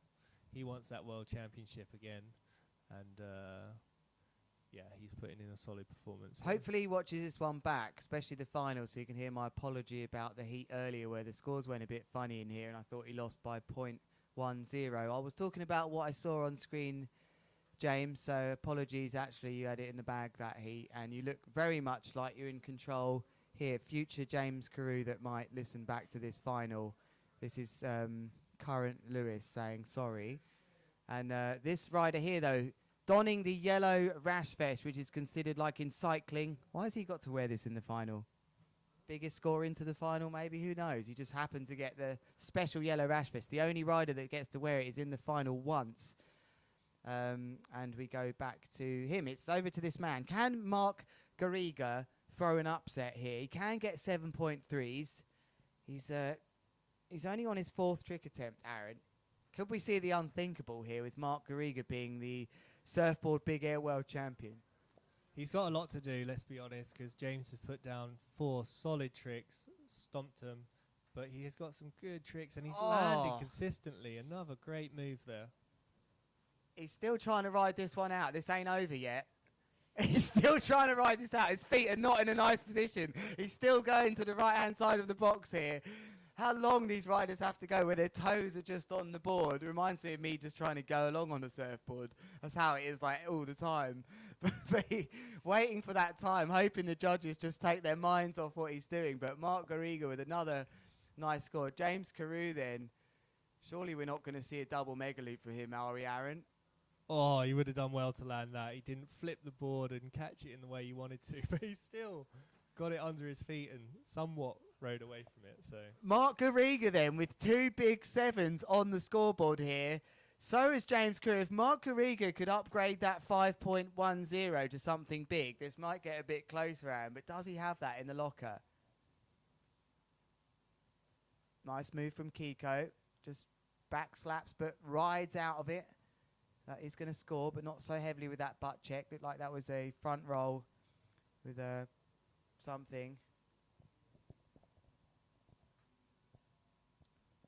So I think we got Keanu up next. He needs to get some tricks on the board, get some scores on going, and let's see if he can do it. I think he'll go for that same trick again, the front roll between the legs, rodeo.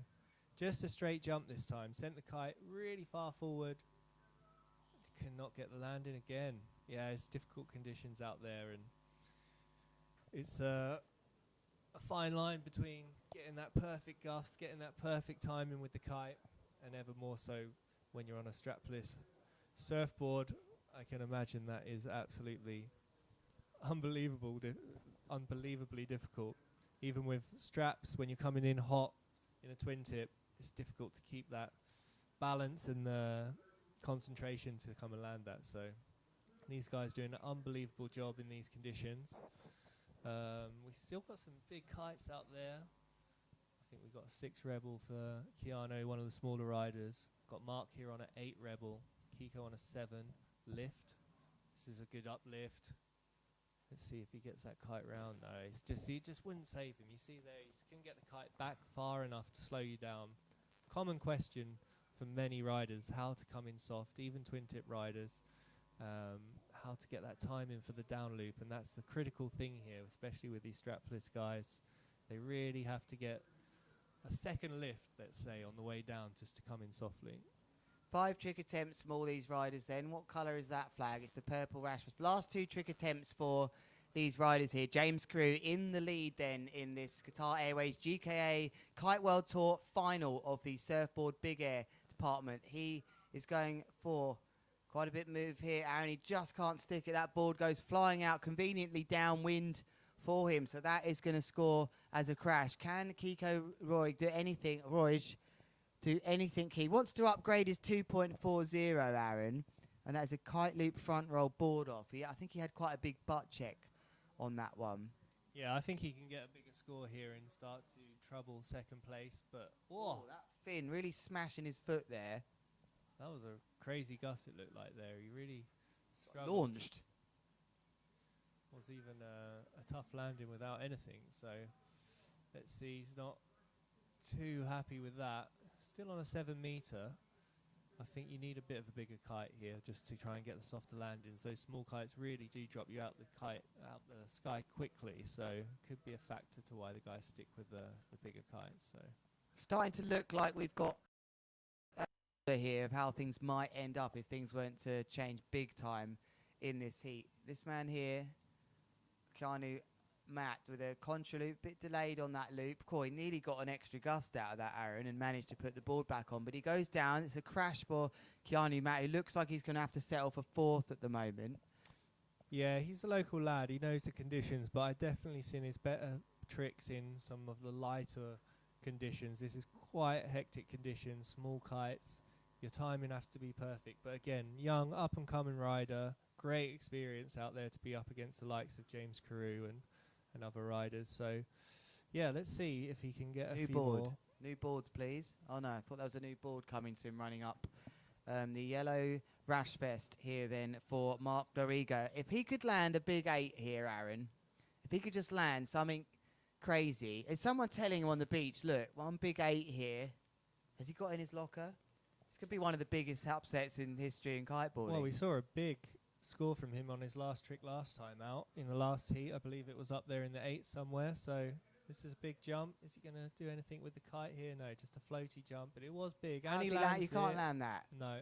How can you come out of that? He nearly came out of that again. He's got a real feeling and sensation of just getting back onto that board. So it might be a bit too much for him to land that big score. And we'll actually work out what he actually needs here if he's going to be world champion here.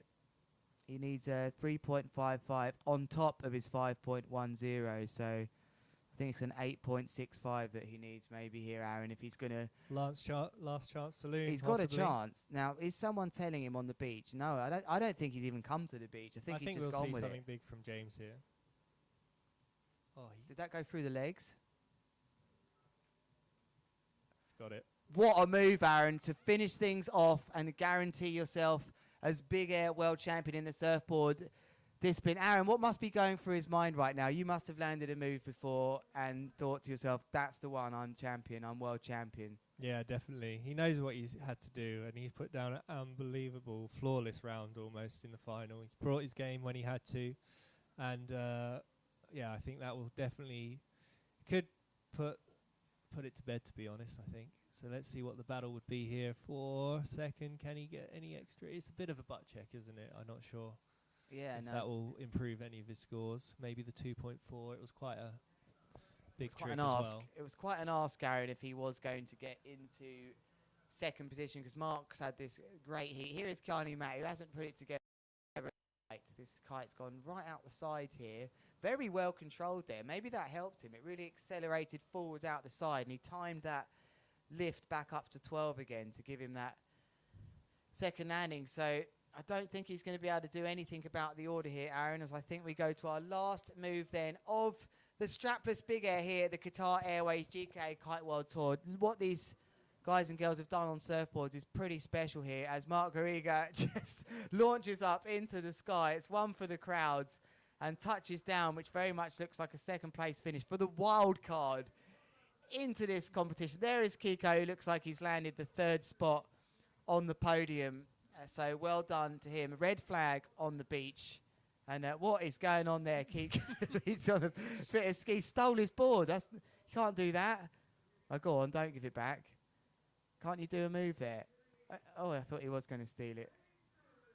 James Carew with a big world champion mega boost. And I wonder if the circle would be horrible to touch the ground there and injure yourself, wouldn't it? What a moment. All right, the riders. Wow, that was nice, Aaron. We had Andrea Principi, Karen Van Dyke just 2 meters away from us in front of the live stream booth, running, shouting, excited for this final to come on with the men's Twintip very soon. But that was a great performance from, look, here they go then. Look at this. Jesus, who is that going through the zone? Still going here. This is unbelievable.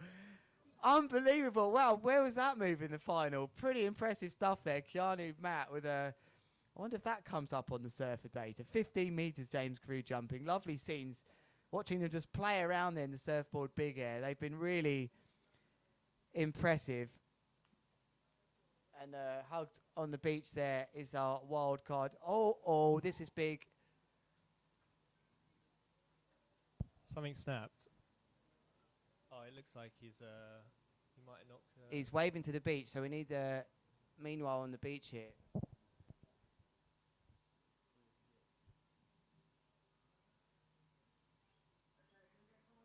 So a bit of a crash here from James. Just trying a few things after the heat. Got the jet skis on hand here. Hopefully all is good. Yeah, so just you can't see right now, but James Crew having a bit of a misfortune with the equipment, celebrating actually. We'll get to the bottom of that. Yeah, it was interesting. I think he was trying out a D-Lab Evo. He wanted to try maybe some moves, some celebratory moves, and coming down a bit hard. But he's a strong lad. It will take quite a lot to knock him down, so see when he gets back to the beach. So we're a bit flabbergasted in here by the scenes there. There was the celebration of surfboard big air that we saw going off. Amazing Jesus walks. Absolutely incredible. And James Carew just celebrating there, landing in the shallows very hard indeed with looks like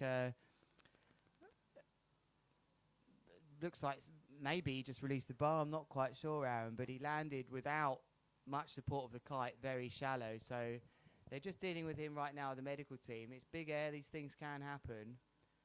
And hoping he's okay just in front of us.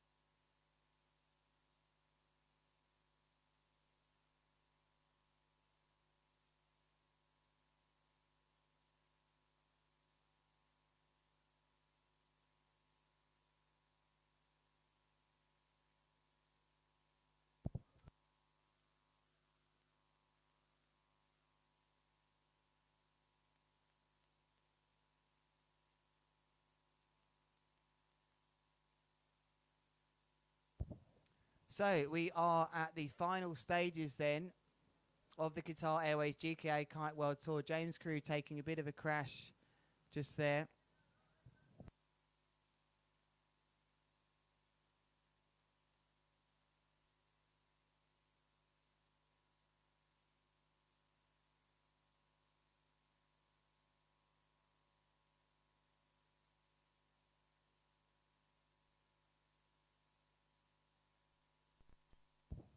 So a very difficult moment to broadcast here, as we probably saw one of the highest highs of all time that can be achieved of any human being winning a world championships, and then a bit of a catastrophic crash during what seemed to be a celebration taking place of surfboard big air riding. Just fell out the sky, did James Carew, landing very heavily, it has to be said. The jet skis pulled him out the water, and he's been taken away by the medical team, so we do hope we can give you a bit of an update on that. But very swift indeed with the medical team. They've been nothing but exceptional here at this event, rescuing kites, getting there in very quick time there. So James Carew going from one of the highest highs to perhaps the lowest lows. Hopefully he hasn't picked up too much of an injury.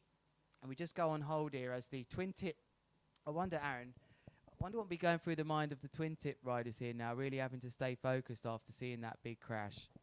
No, I think they'll be fine, to be honest. I think Hill did see it happen and saw some of the scenes. They all would be aware of it, of course.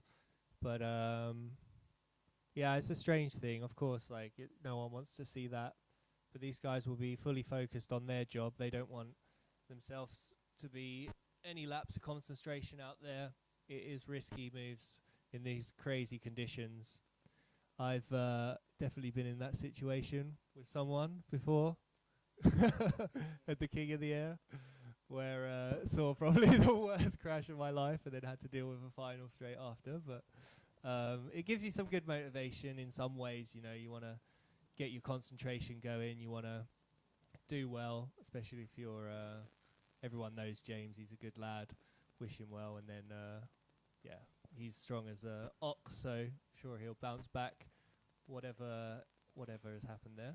Thought you were talking about your bar break in the semi-final there, but actually you were referencing my crash. I just picked up on the rest of that conversation, but we do hope James is okay. We'll bring you updates on that as soon as we can. It's had everything, this Qatar Airways GKA Kite World Tour, Big Air World Championships in here in Tarifa, and we're now down to the last heat of the day, and it's really rocked the beach a bit there, and it's another reminder of just how serious this discipline is.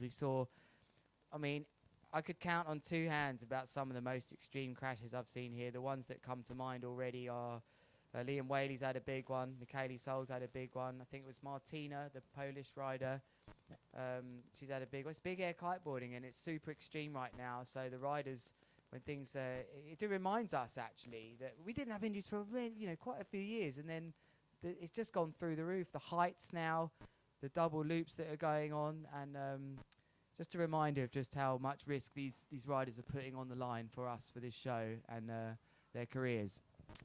Yeah, it's definitely taken a huge turn in the last few years where it's always been high risk, always can have something go wrong, there's no doubt about that. In the past we've had a few big ones, big crashes, but of course once you start looping that kite in some unbelievable conditions here, strong winds, gusty winds, can be unpredictable at times. So, but yeah, let's get into it. This is going to be a massive final, the one we've been looking forward to, the heat of the Twintip men that we've been looking forward to all day as well. So yeah, it's going to be Italy versus the Netherlands here.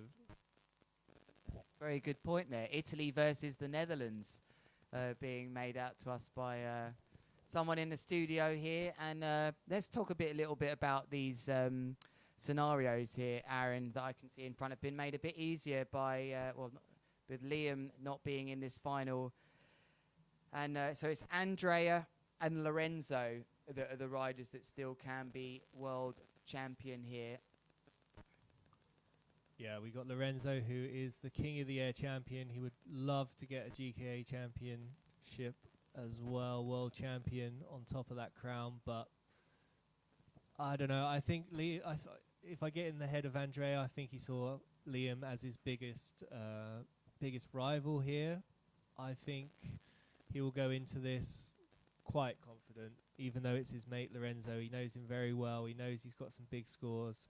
He got the world, the King of the Air title, but I just feel there's not too much looking past Andrea the way he's riding at the moment, but we've seen some incredible heats, some amazing tricks from Kohan. He knows he's got these double loops in the bag with some great rotations and board offs. It's an absolutely stacked final, so anything can happen, and we're not far away from seeing what's going to happen.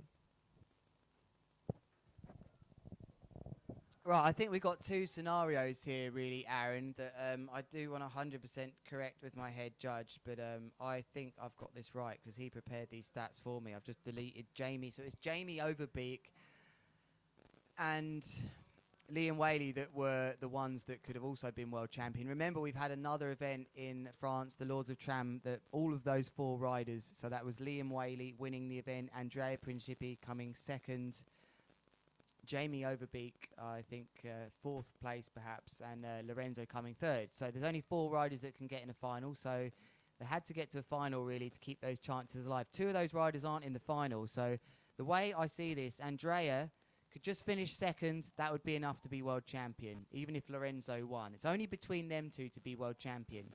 If Lorenzo finished first and Andrea third, Lorenzo would be world champion. They'd actually be on equal points out, and this is the exact same scenario that I've lived my life and finished on the same points, and it would go to, the split would be on the last competition who did the best. So that's actually pretty simple. Fourth in Lords of Tram, so that's what makes the split and the difference there.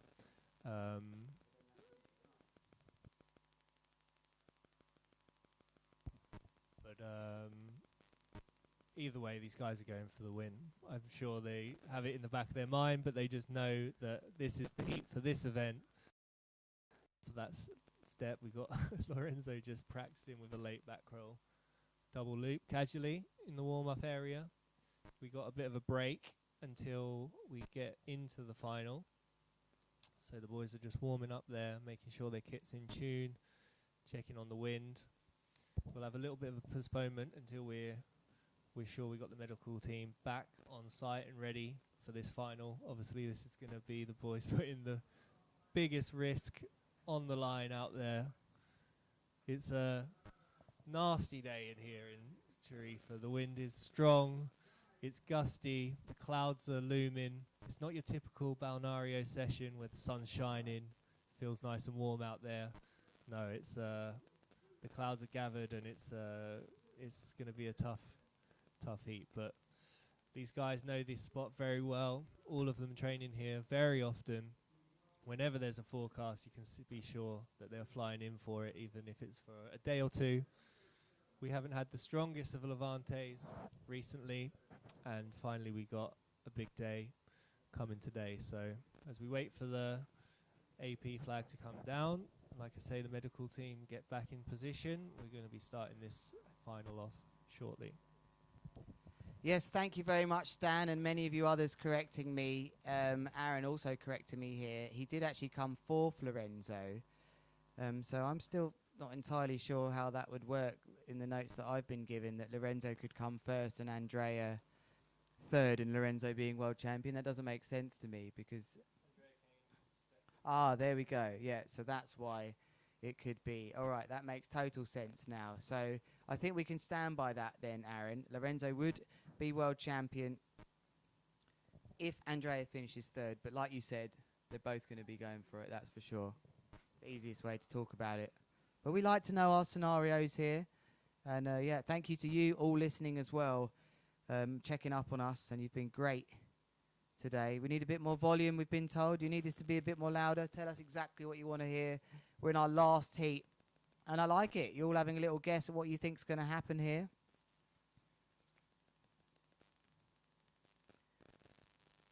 This could be anyone's. Difficult time to be out there, Aaron. Yeah, definitely. Some interesting predictions as well.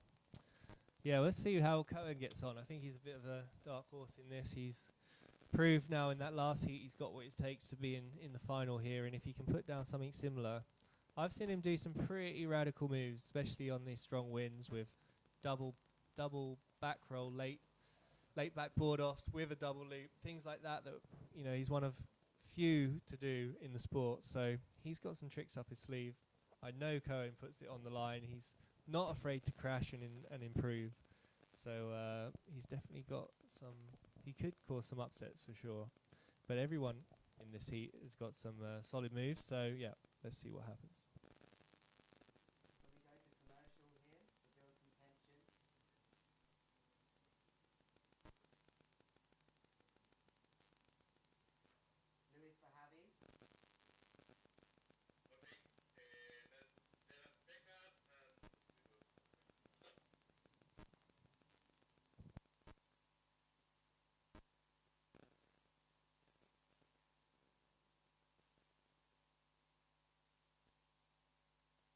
We'll be back shortly.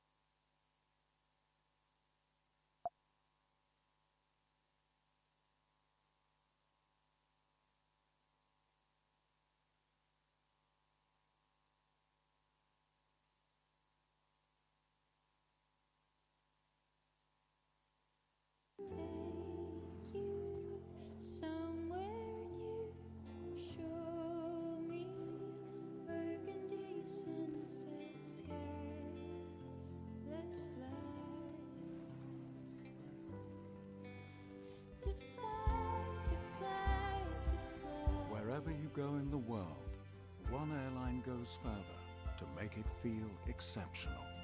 Qatar Airways, going places together.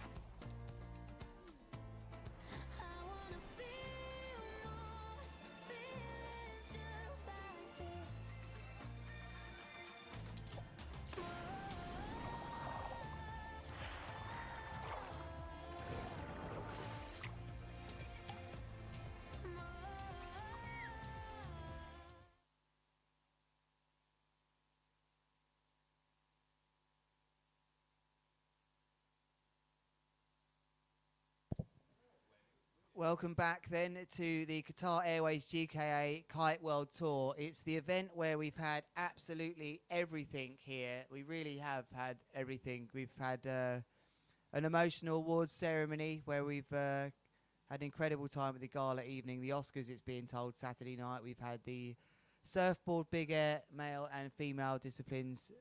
The big air world champions have been decided. We've had the hydrofoil big air as one for the men. That one's been done too. And we have one more heat coming up, and there is definitely a air of tension over the competition site at the moment after that big crash from James Carew at the end. But the word I'm getting here is a hamstring, a very big tear potentially, and the more I get of that, that sounds like I don't know if that sounds like a good deal or not, or if there is a good deal from a crash from what I said must have been a roller coaster of emotions for him, winning the World Championships in such an incredible way. Aaron, he absolutely destroyed that. And maybe we should focus just on how good he was in the final. Yeah, definitely. Unbelievable performance for him to, just lay down everything he could. He was dominating from the beginning. But we know that he can do that in these conditions as well, and that's really great that he could actually put it into the final. He had a bit of a rocky start where the wind was a bit lighter, didn't suit his style. The next heat we saw, he did well. He made it through, but it wasn't dominant. It was a bit close. In the end, he came through easily enough, but the final was where it really mattered. He was in it to win it from the start, and unbelievable, solid performance. Just the landings, you can see he has a really consistent kite control and board position and body balance just to come in and land in a certain way. The ones he lands perfectly are almost identical. You could look at all of his tricks there in the final, the way he landed, and they were all very, very similar. And I think that's a solid foundation for this discipline, because you can do all the tricks. I mean, I've sent a couple of strapless kite loops myself, but I haven't really landed very many. So I think that's where the difficulty comes in, and very difficult in these strong winds as well. I mean, I saw last year, Aaron, here when we saw the final with Ayrton Cozzolino in that great performance, but this year they definitely seem to be going a bit higher, perhaps the wind a bit stronger away from you. Is pretty impressive what they're able to do, and I've always wondered if they look to the Twintip discipline and just think, well, that's just too easy. You know, I'd love to see them all go out on Twintips and all of us lot go out on strapless surfboards. It would be an absolutely different story, wouldn't it? Yeah, plenty of zeros out there, I think, for the twin tip guys. Probably the strapless guys would walk away with it as well. But no, James was super focused on that. He's in all disciplines with a surfboard under his feet. He's unbelievable. Seen him at Nazare, seen him surfing just, away from a kite. Unbelievable surfer. Obviously world champion in the surf division with a kite as well. Unbelievable power and style. And it wasn't long ago he was, young Grom coming up with this ambition. I remember him saying to our team manager at the time, he was, not very well known. He's like, I'm going to be world champion. I'm going to be there one day. And, a few years later, there he comes, and he's made that, and now in multiple disciplines as well. I remember James Carew in China at a big air competition in 2016. Don't know what he was doing in twin tip big air. He got to the top 4 during my better days of big air, and I was like, who's this guy? Didn't think much about James Carew back then, and he just went. Obviously his favourite discipline was the surfboard, but they didn't actually have the surf discipline there at that event. That was in Pingtan, Aaron, one of your favourite kite spots, and he absolutely ripped that on a twin tip, and here we are. 2016 actually is ages ago, isn't it, to be fair, but 8 years ago, that's pretty quick actually to come on to be so dominant on the surfboard scene. Yeah, but I mean, I would say he was relatively unknown in a shorter time than that. So yeah, really super great performance all round there in all the disciplines. It's really great to see him bringing it to the likes of Ayrton Cozzolino, who's obviously been super dominant in both big air and in the strapless scene and in the waves as well. And the rivalry is there now. There's some close rivalry, some solid heats in on the wave and surfboard division, and the big air stuff that I've been seeing on a strapless recently has pretty mind-blowing to see people pulling double kite loops and still being able to flick that board up, keep it with them and get it beneath their feet before they land. So yeah, it's difficult enough with those with the board strapped to your feet there. So a reminder to you as the gusts still moving through the event site here as the finalists of the men's twin tip division. We are down to one heat. I'd love to try and quickly work out how many heats we've done at the Qatar Airways GKA Kite World Tour. Perhaps I'll do that on the next ad break, but it's got to be well over 100, I'd say. We're maybe up to 100. We're at the last one. They're all preparing on the beach for these ceremonies, but it's the big air twin tip riders here at 7:02 local time. It's got a feel of darkness, much more than the last evening, because it's total cloud cover over us right now with these low little clouds coming in, going straight through the windmills that you can see. Sorry, the wind turbines. I'm going to get in trouble for that. Can't call them that. They're wind turbines. You can see the event zone, and we appreciate you holding on here for this final. Is the Red Bull Mega Loop ever happening? Of course it is. They're just waiting for the strong wind. But is this final ever happening? The bigger question right now as we look out to everyone on the beach, just looking around, waiting. This is a tough time to be a big air twin tip rider. Look at the swells coming in now, actually. They're just enough for the riders to pick up as they ride with their backs facing, their backs facing the crowd, their face facing away from the crowd. Unless they're riding toe side, of course. It's the famous spot of Bonaire, and we're just waiting for our medical team to come back after that injury to James Crew. Absolutely surreal scenes that was. I can hear the beach MC now. Let's hear what he has to say.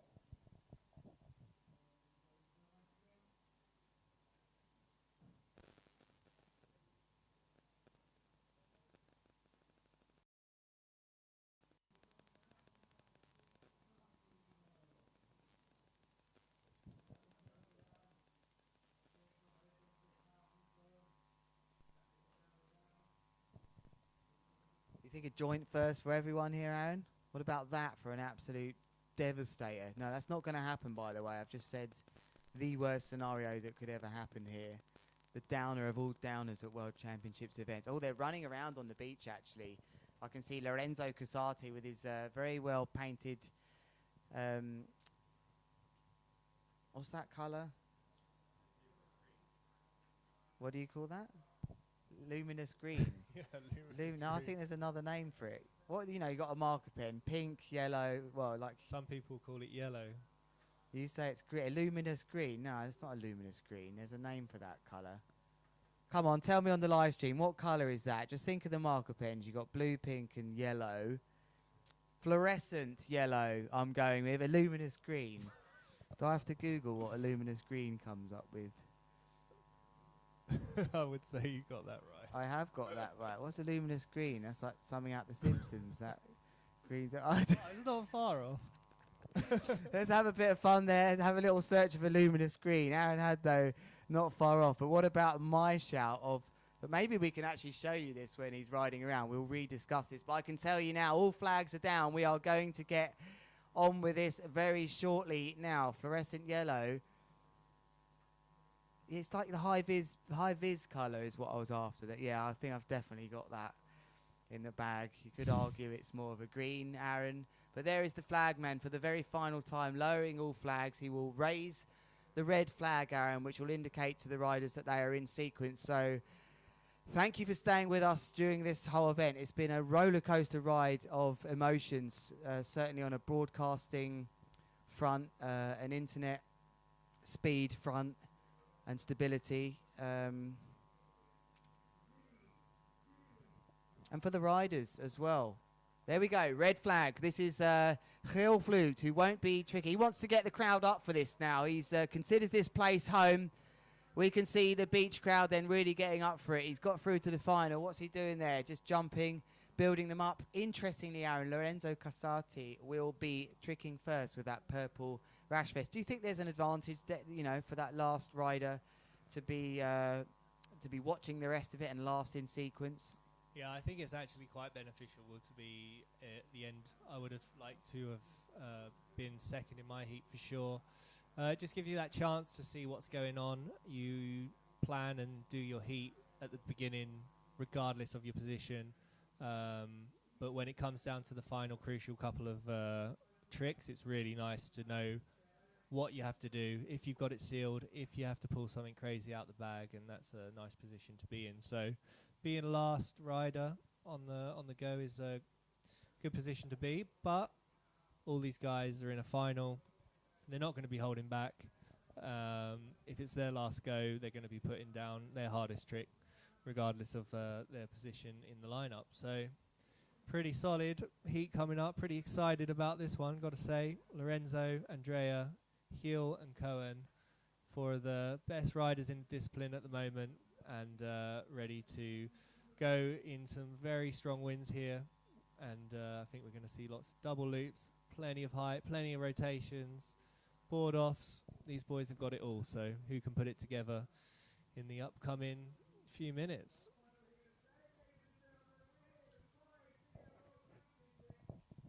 Well, it sounds like I got Jason's name wrong, but there was another nice comment in front of that. Van der Spey. Van der Spey. My partner is Afrikaans speaking, South African. I believe she has got me saying that. So Van der Spey is what I've been told. So perhaps I've got it wrong. No, I don't think it was a hater. I think he was just being nice, but just wanted to engage you all. It's this Spey. She's Afrikaans. Are you? Where are you from?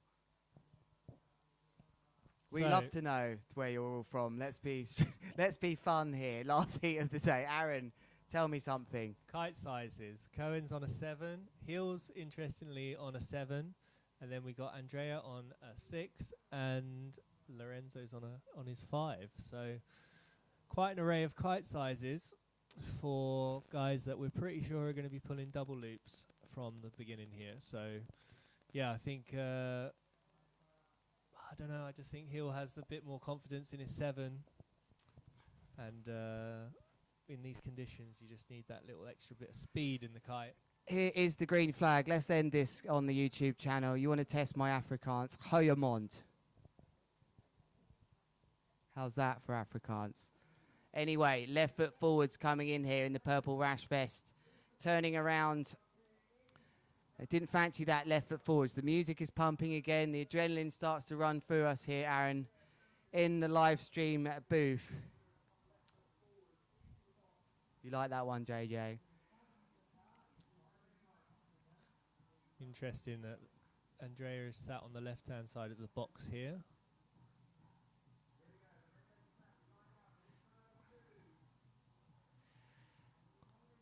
Didn't let him phase him though, so he went for board spin, double front, double loop. What do you mean it didn't let him phase him, Aaron? Tell me about that, because I was looking over there and saw that kite just moving about there. You know, it was in his vision to the left-hand side. I know they're good mates, but this is a final, and I don't know whether that was a little bit of mind games going on there. I wouldn't have liked that personally. So here goes Andrea on his second trick. He's gone for the double back roll. Oh, we can't take it. Double kite loop, board off. Doesn't take it. He does ride out of it, but that will not be what he was expecting. Didn't get the height that we usually see from him. So Lorenzo already starting with an 8.13, which was fairly high scoring for that trick. Didn't look as massive as it could be, but we go heel straight into a double loop. Late back roll. Can he land it? Yes, he can. So it's the battle of the double loops here in the final. Let's see what Cohen's got. He's got the 7 meter. We saw him start with that kite at the beginning of his last heat. So we know that thing can double. I think he goes for the less technical double loops on the 7. Then we might see him change to the 6 for the more technical double loops. He's got a good kicker. He's confident with that move, Aaron. It's lovely. It's the delayed back roll double mega loop from Cohen van Dijk. He's been absolutely on fire here. It's one of the peak performances we've seen of him. But we go back to Andrea Principi. I can't get out of my mind, Aaron, that start there, because as a competitive kiteboarder, I was thinking that kite, he actually set off before Lorenzo had gone. Now, Lorenzo didn't notice it. Maybe it was just one of those things. But for me, I would have seen that kite out the corner of my eye. Lorenzo's got a great kicker here. He's got some good height, back roll, double loop, board off. The second loop, he let the kite really climb up into the sky there, and the second loop wasn't in a critical position, so quite a delay. It'll be interesting to see what you get here. I see some lower scores coming in from the judges. I don't at the think moment, anything so more than 7 here for that. But here comes Andrea Principi working the starboard. Yeah, he's side. going for that one again. Bit more height, super critical movement with the board off in the middle of that loop, double loop. So I think he's, yeah, he took that as a crash in his first trick. He's definitely nailed that one in his second. All right, let's remind you one more time. Andrea needs to be second only to be world champion, no matter what happens. As heel fluke sets up for a double mega loop. It's a with a doobie. Sorry, well, it was effectively a second rotation in the end, but I wouldn't class that as a doobie. So a boogie loop, double mega loop for heel, and we have to get to you as you're watching. Lorenzo, if he is first and Andrea were to finish third or worse, Lorenzo would be champion, world champion here. But Cohen van Dijk, can he have something to do with that? This is big, Aaron.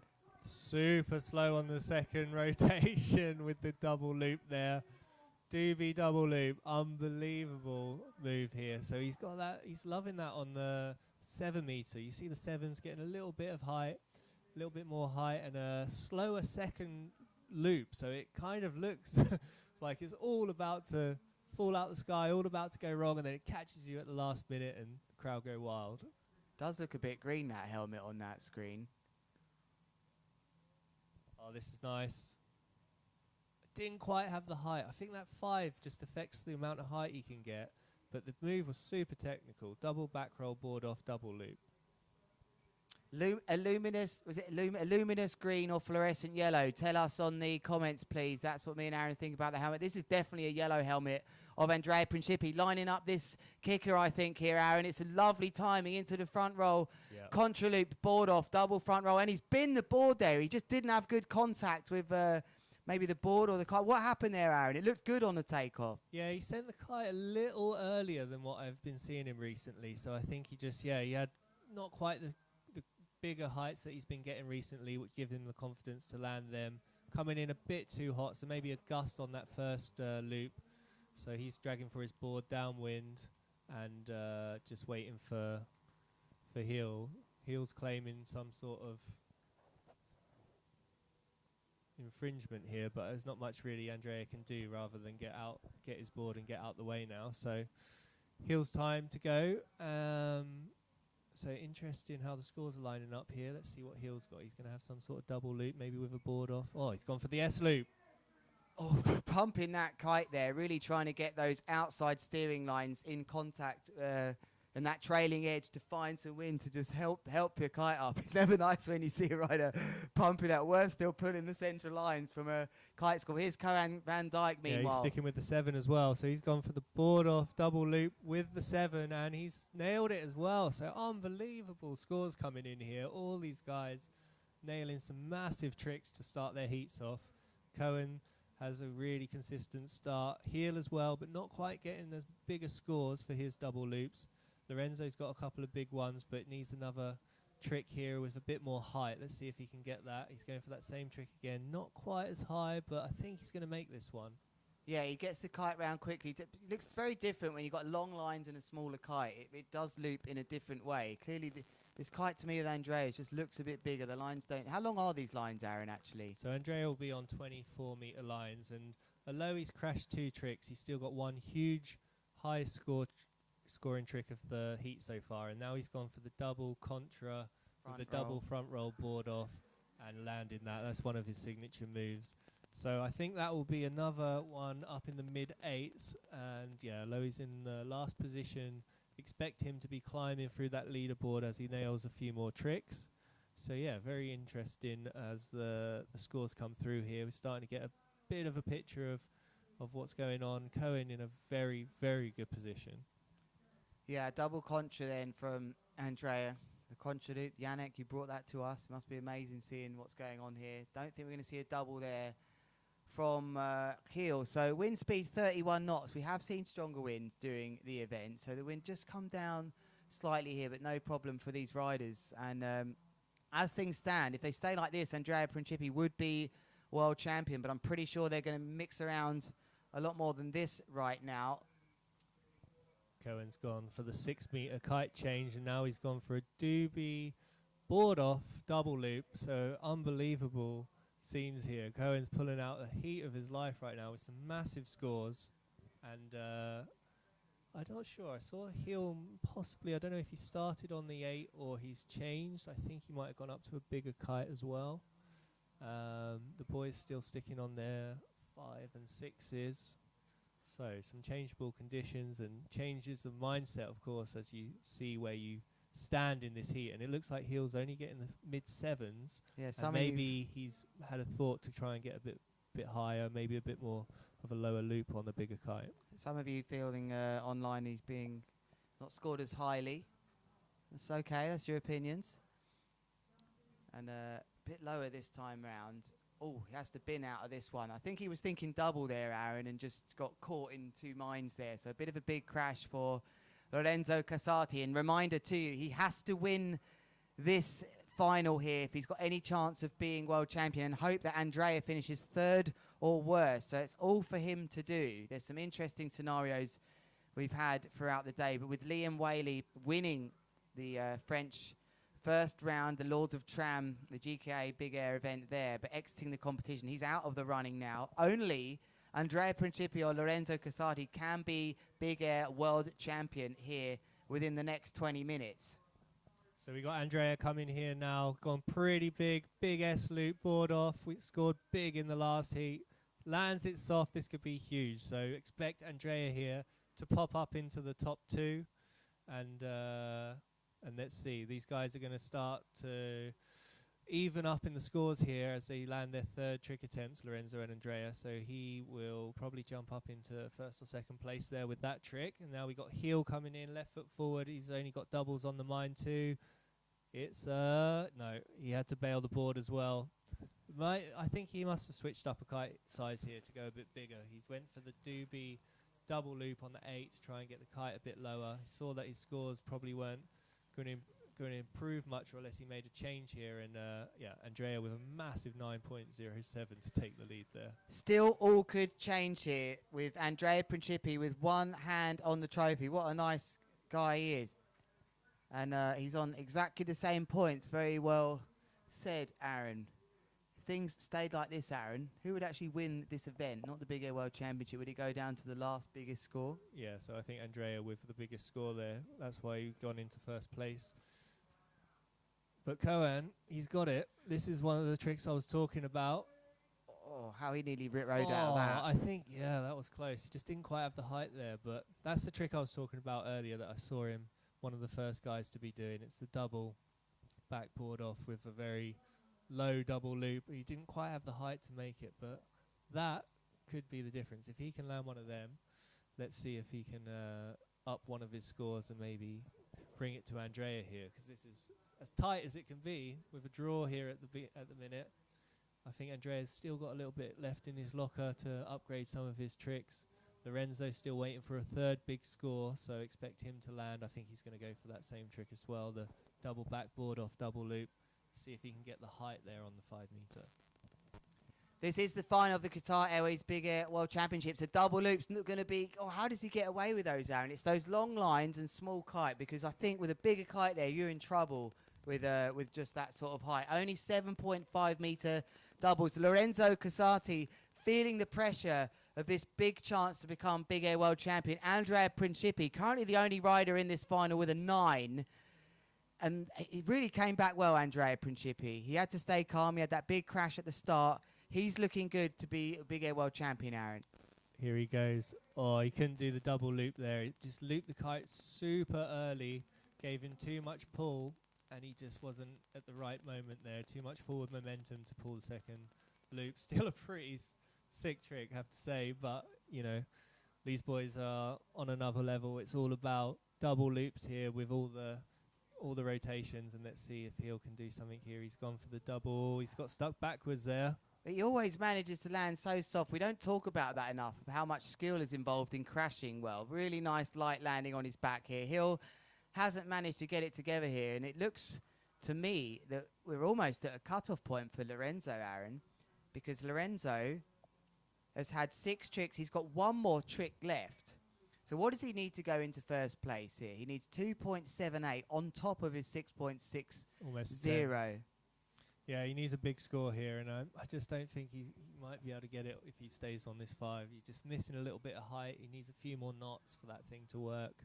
The other boys are on 6s, and yeah, he'll on an even bigger size. Sorry to interrupt you, Aaron. I think it's a 9.38. I've rushed my maths in there looking at it. He needs 2.78 so far on top of if you took away his lowest score of 6.60. So if you add that on the 2.78, I think I get somewhere near that. You basically said a 10, Aaron, but it is it's a huge score needed for Lorenzo Casati to go into first place with his last move. It is the 6th move of this heat, Cohen van Dijk. And it looks like Andrea Principi currently with 1 hand on the world. He has a chance here. Kite super low. Oh, he just can't get the height to go in and get that landing. That was the one he needed, I think, for him to jump Andrea here. So that will be his 7th trick attempt, I think. Am I correct? No, 6th for Cohen van Dijk because Okay, he's yeah, last he's in last sequence. in So yeah. things could still change here. A dramatic climax of the Qatar Airways GKA Kite World Tour. Lorenzo Casati needing what I believe to be over a 9.38. Maybe you can confirm that on the live stream if you've done your maths quickly. I've done them as quick as I can. It basically needs a 10 here, Lorenzo, to jump into first place. He needs to kick out that 6.60. So he needs to pretty much add almost 3 points onto what he's got already. This has to be a triple kite loop, Aaron. Has to be something special. And Nice. to blind. It's got to be to blind. It can't be for Lorenzo Casati. And I think, Aaron, that might be that for the World Championship for Andrea Principi, who's currently in first place. Remember, he only needed to finish 2nd. But, Aaron, this is going to be the move you think he's going for, the double mega loop back roll board off. It's huge, Aaron. Yeah, nice. Super good. I'm not sure if that's the same trick category of something he's done already. He did do one at the beginning that was really quite special in a similar rotation and kite loop. But if that improves on one of the tricks, or if it is a different category, then expect him to be moving into the lead. But despite the draw and it being a tie, I believe Andrea takes it with the highest trick of the heat so far. You said he'd be focused to win the event, Aaron, with no other thinking in his mind. He's currently delivering. He's in first place, equal with Cohen van Dijk right now. But what can Gil Ruug do? Maybe he can go into the 3rd place. He's gone for the double. It just seems to be stalling out. But what a landing that was, Aaron, from Gil Ruug. Will that be enough to push him into 3rd place? What did he need to go into 3rd? That might even push him up even a bit more. But I don't think he's going to absolutely... Yeah, I'm not sure. It's Hang all his down other to this score. last trick for Cohen for the win here. He needs that trick that he's been working on, and it's the double back 1. No. He hasn't got the gust. What a way to finish. Unfortunate for Cohen. He couldn't do the move he really wanted to do, but unbelievable performance by him. Tied for the lead on points. I believe the countback is on the highest trick of the heat. Here's Andrea, our new world champion. Yep, Andrea Principi, our new Big Air World Champion, and a result he'll be so happy for, Aaron, after what happened at King of the Air, where he really was the man everyone thought was going to take it. He had to settle for 3rd place in the end, and here he is as the Big Air World Champion. A flawless performance, really, at this competition. Yeah, retaining his title, of course, after winning it last year, so he can't be happier. He put down the event and the World Championship. There's nothing better, no better feeling than this right now. Super happy for him. And yeah, great mention for Cohen, unbelievable as well. Great performance throughout, super consistent. Lorenzo just couldn't bring it together there. I think he just needed a bit more height in his tricks to get those bigger scores. And he'll, the man who started off the double mega loop craze, finishing there in 4th with another solid performance.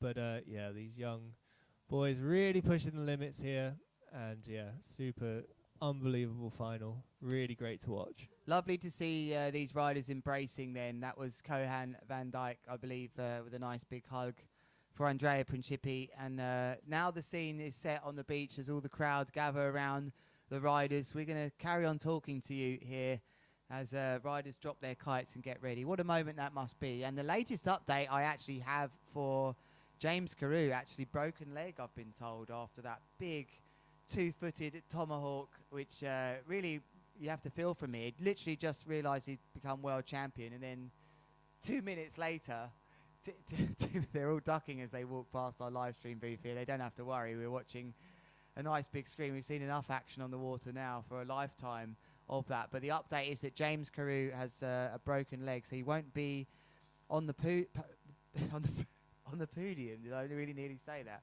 On the podium. So he has a bit of a devastator, but he will still be wherever he is, thinking, well, I am world champion. It could be a worse place to have a broken leg, right, Aaron?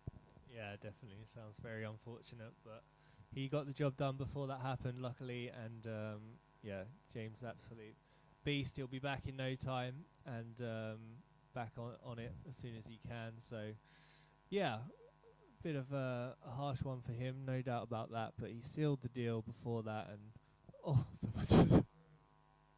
Yeah, so yeah, great scenes here on the beach, and see the boys really happy with their final there.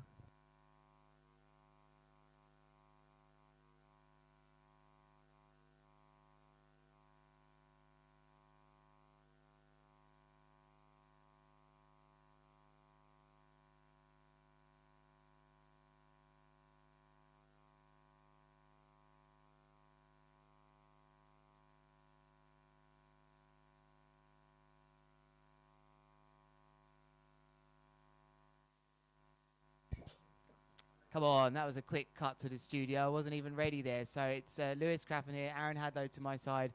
Aaron, that has been a day to remember. Yeah, again, I mean, I feel like we say it every time that we come to these championships, to these competitions. Just unbelievable scenes in the final. Some absolute crazy drama beforehand there in round 4, and then some unbelievable performances. And yeah, for me, Andrea was the favourite from the start.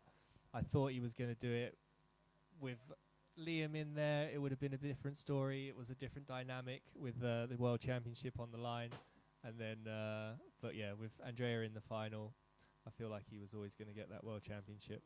It's never a good look at banana skin in here, is it? But we needed all the energy to get through that major day, a massive emotional roller coaster. And you've been with us all day. We thank you on the live stream on our YouTube. It was a day to remember, actually an event to remember for me, but the scenes on the beach now are pretty impressive as the riders walking around with their flags. And I think we're almost at that time where we might wrap up and probably go down to the beach. But there are all the fans of kiteboarding, the fans of extreme sport. Is somebody else just fallen out the sky out there? We still are seeing people go crazy. Someone's out there on those 12-meter lines on an ozone. You know that's going to be pretty intense. That's for sure. There is Detlef, winner of the Fan of the Year award there with the red cap there. Great little shot of him on there, Aaron, as must be a wonderful moment there to be known. There's Heel. What was that for? That's Kohan van Dijk with a superb performance here. And we think he only lost out basically equal on points with Andrea Principi for this event win. But it was the highest scoring trick of Andrea Principi. What was that trick, Aaron? So that was the 9. I think that was the double contra loop with a board off and a double front rotation. One of his signature tricks. Goes absolutely massive. He was right up in that corner where you get the mega uplift from behind the jetty there. And yeah, we just know his unbeatable in the amount of height he gets, the amount of control he has, the way he comes in landing, added rotations, board spins. He's really at the top of his game at the minute. So really great to see him be able to put that down. But again, yeah, like you say, great mention to Kohan there. He must be super happy to have drawn that final on points, and unbelievable performance from him, and well deserved after all the training he's put in for that. Let's also not forget the incredible moves of the ladies here as well with the strapless big air. Lots of great performances there. We've had it all with all the disciplines, the hydrofoil too, but now we finish with our last heat of the day. What is the local time here? It is 7:31 p.m. Survey's time was ages ago. And I think I'm going to leave you with these scenes down here on the beach. Who's that rider? Got some clever branding there. Was that deliberate? I'm not sure. Yeah, we might well pass on down the beach. Almost terrified to tell you that we're moving to the beach because I'm going to have to stay very stationary for a long time here. So that is it in the studio. So there's my cue to the director that I don't want to sit here with an awkward silence.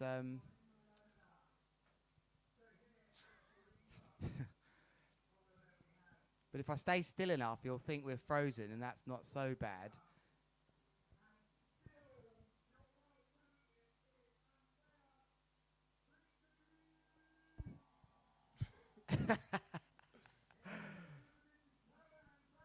Must be approaching 20 seconds here, I would have thought, of us still in the studio. But maybe we'll just have to talk through it then. So they are crowning down on the beach. I can hear the beach MC. And it's Chavo down there as the riders with their flags. I want to look at you on the camera here, but I have to talk about what I can see as well. But it's just on the TV screen behind me. Liam Dredge down there, and he just does everything. He's been thrown right into the deep end here of the GKA World Tour. But there is the Big Air World Champion in the Twintip discipline, Andrea Principi, with an incredible performance. Cohen van Dijk in second place. We've been removed on the screen. Third place then, Lorenzo, and he'll have to settle for fourth. Definitely time for a bit of silence so you can take in all of this on the beach.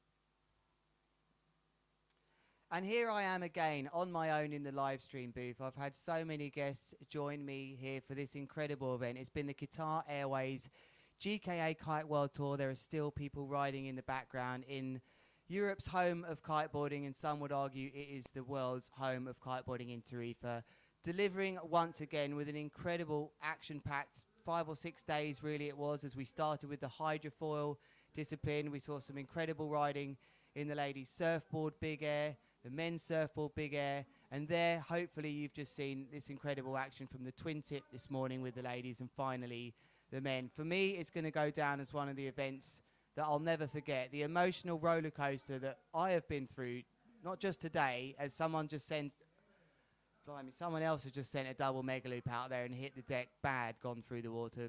Maybe another trip down A&E, who knows. But the risks these riders are taking, it's been absolutely unbelievable. We always talk about the level going up in kiteboarding, but as I said at the awards, it was almost only a year and a half ago that we saw our first double mega loops. Look what is happening out there now. All different disciplines doing those moves. The real winners here are you, the viewers that have joined us on our live stream channels, all of the riders that have been out on the water. I think kiteboarding is definitely the biggest winner though. We'll see you again next time here at the GKA. I've been Lewis Crathen. It's been a pleasure for you joining us. Can't wait to see you again. Goodbye.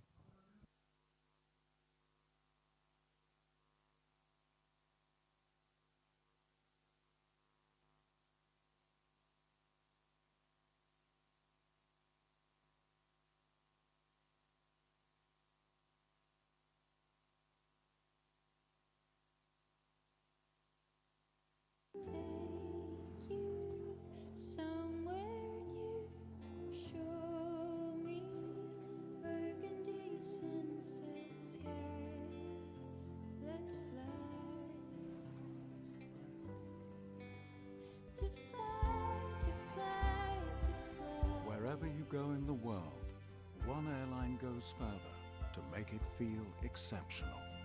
Qatar Airways, going places together.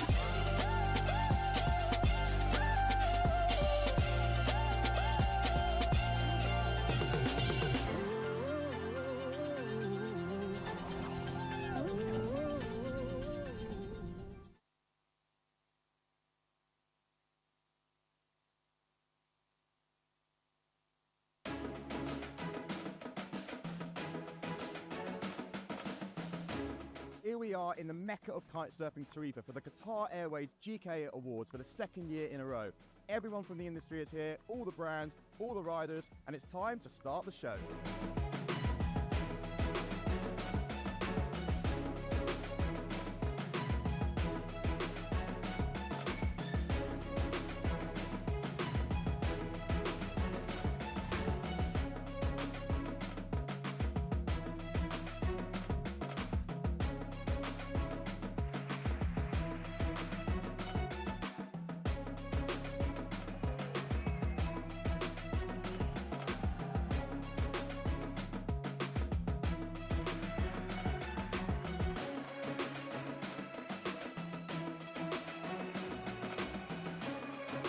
So the winner is Graham.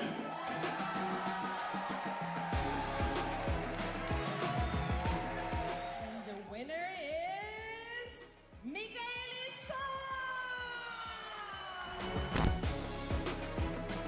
So congratulations to the winner is Gian Maria Coccoluto.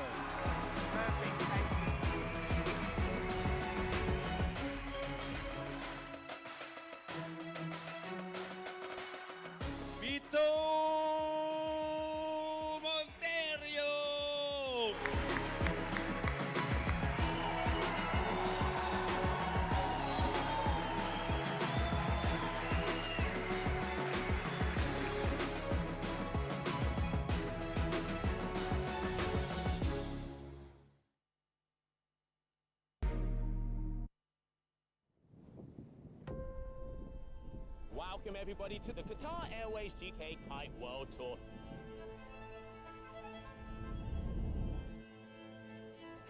Inside the water, like everybody want to win.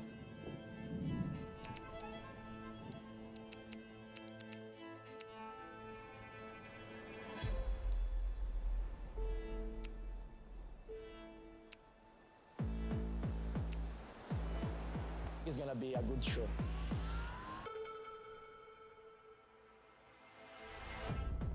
We now have like the best showcase.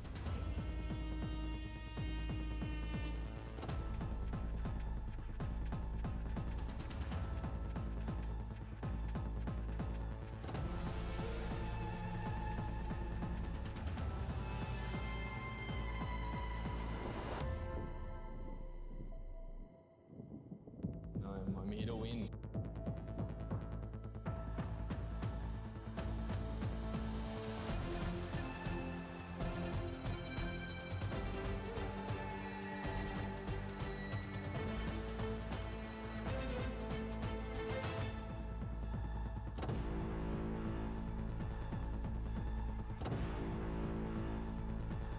For me, freestyle is everything in my life. Pressure is privilege, brings out the best in us. The level can fully be shown when the conditions are perfect.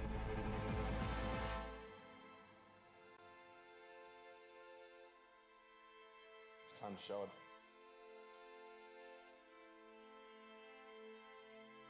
Let's get it. Who are going to be our new world champions?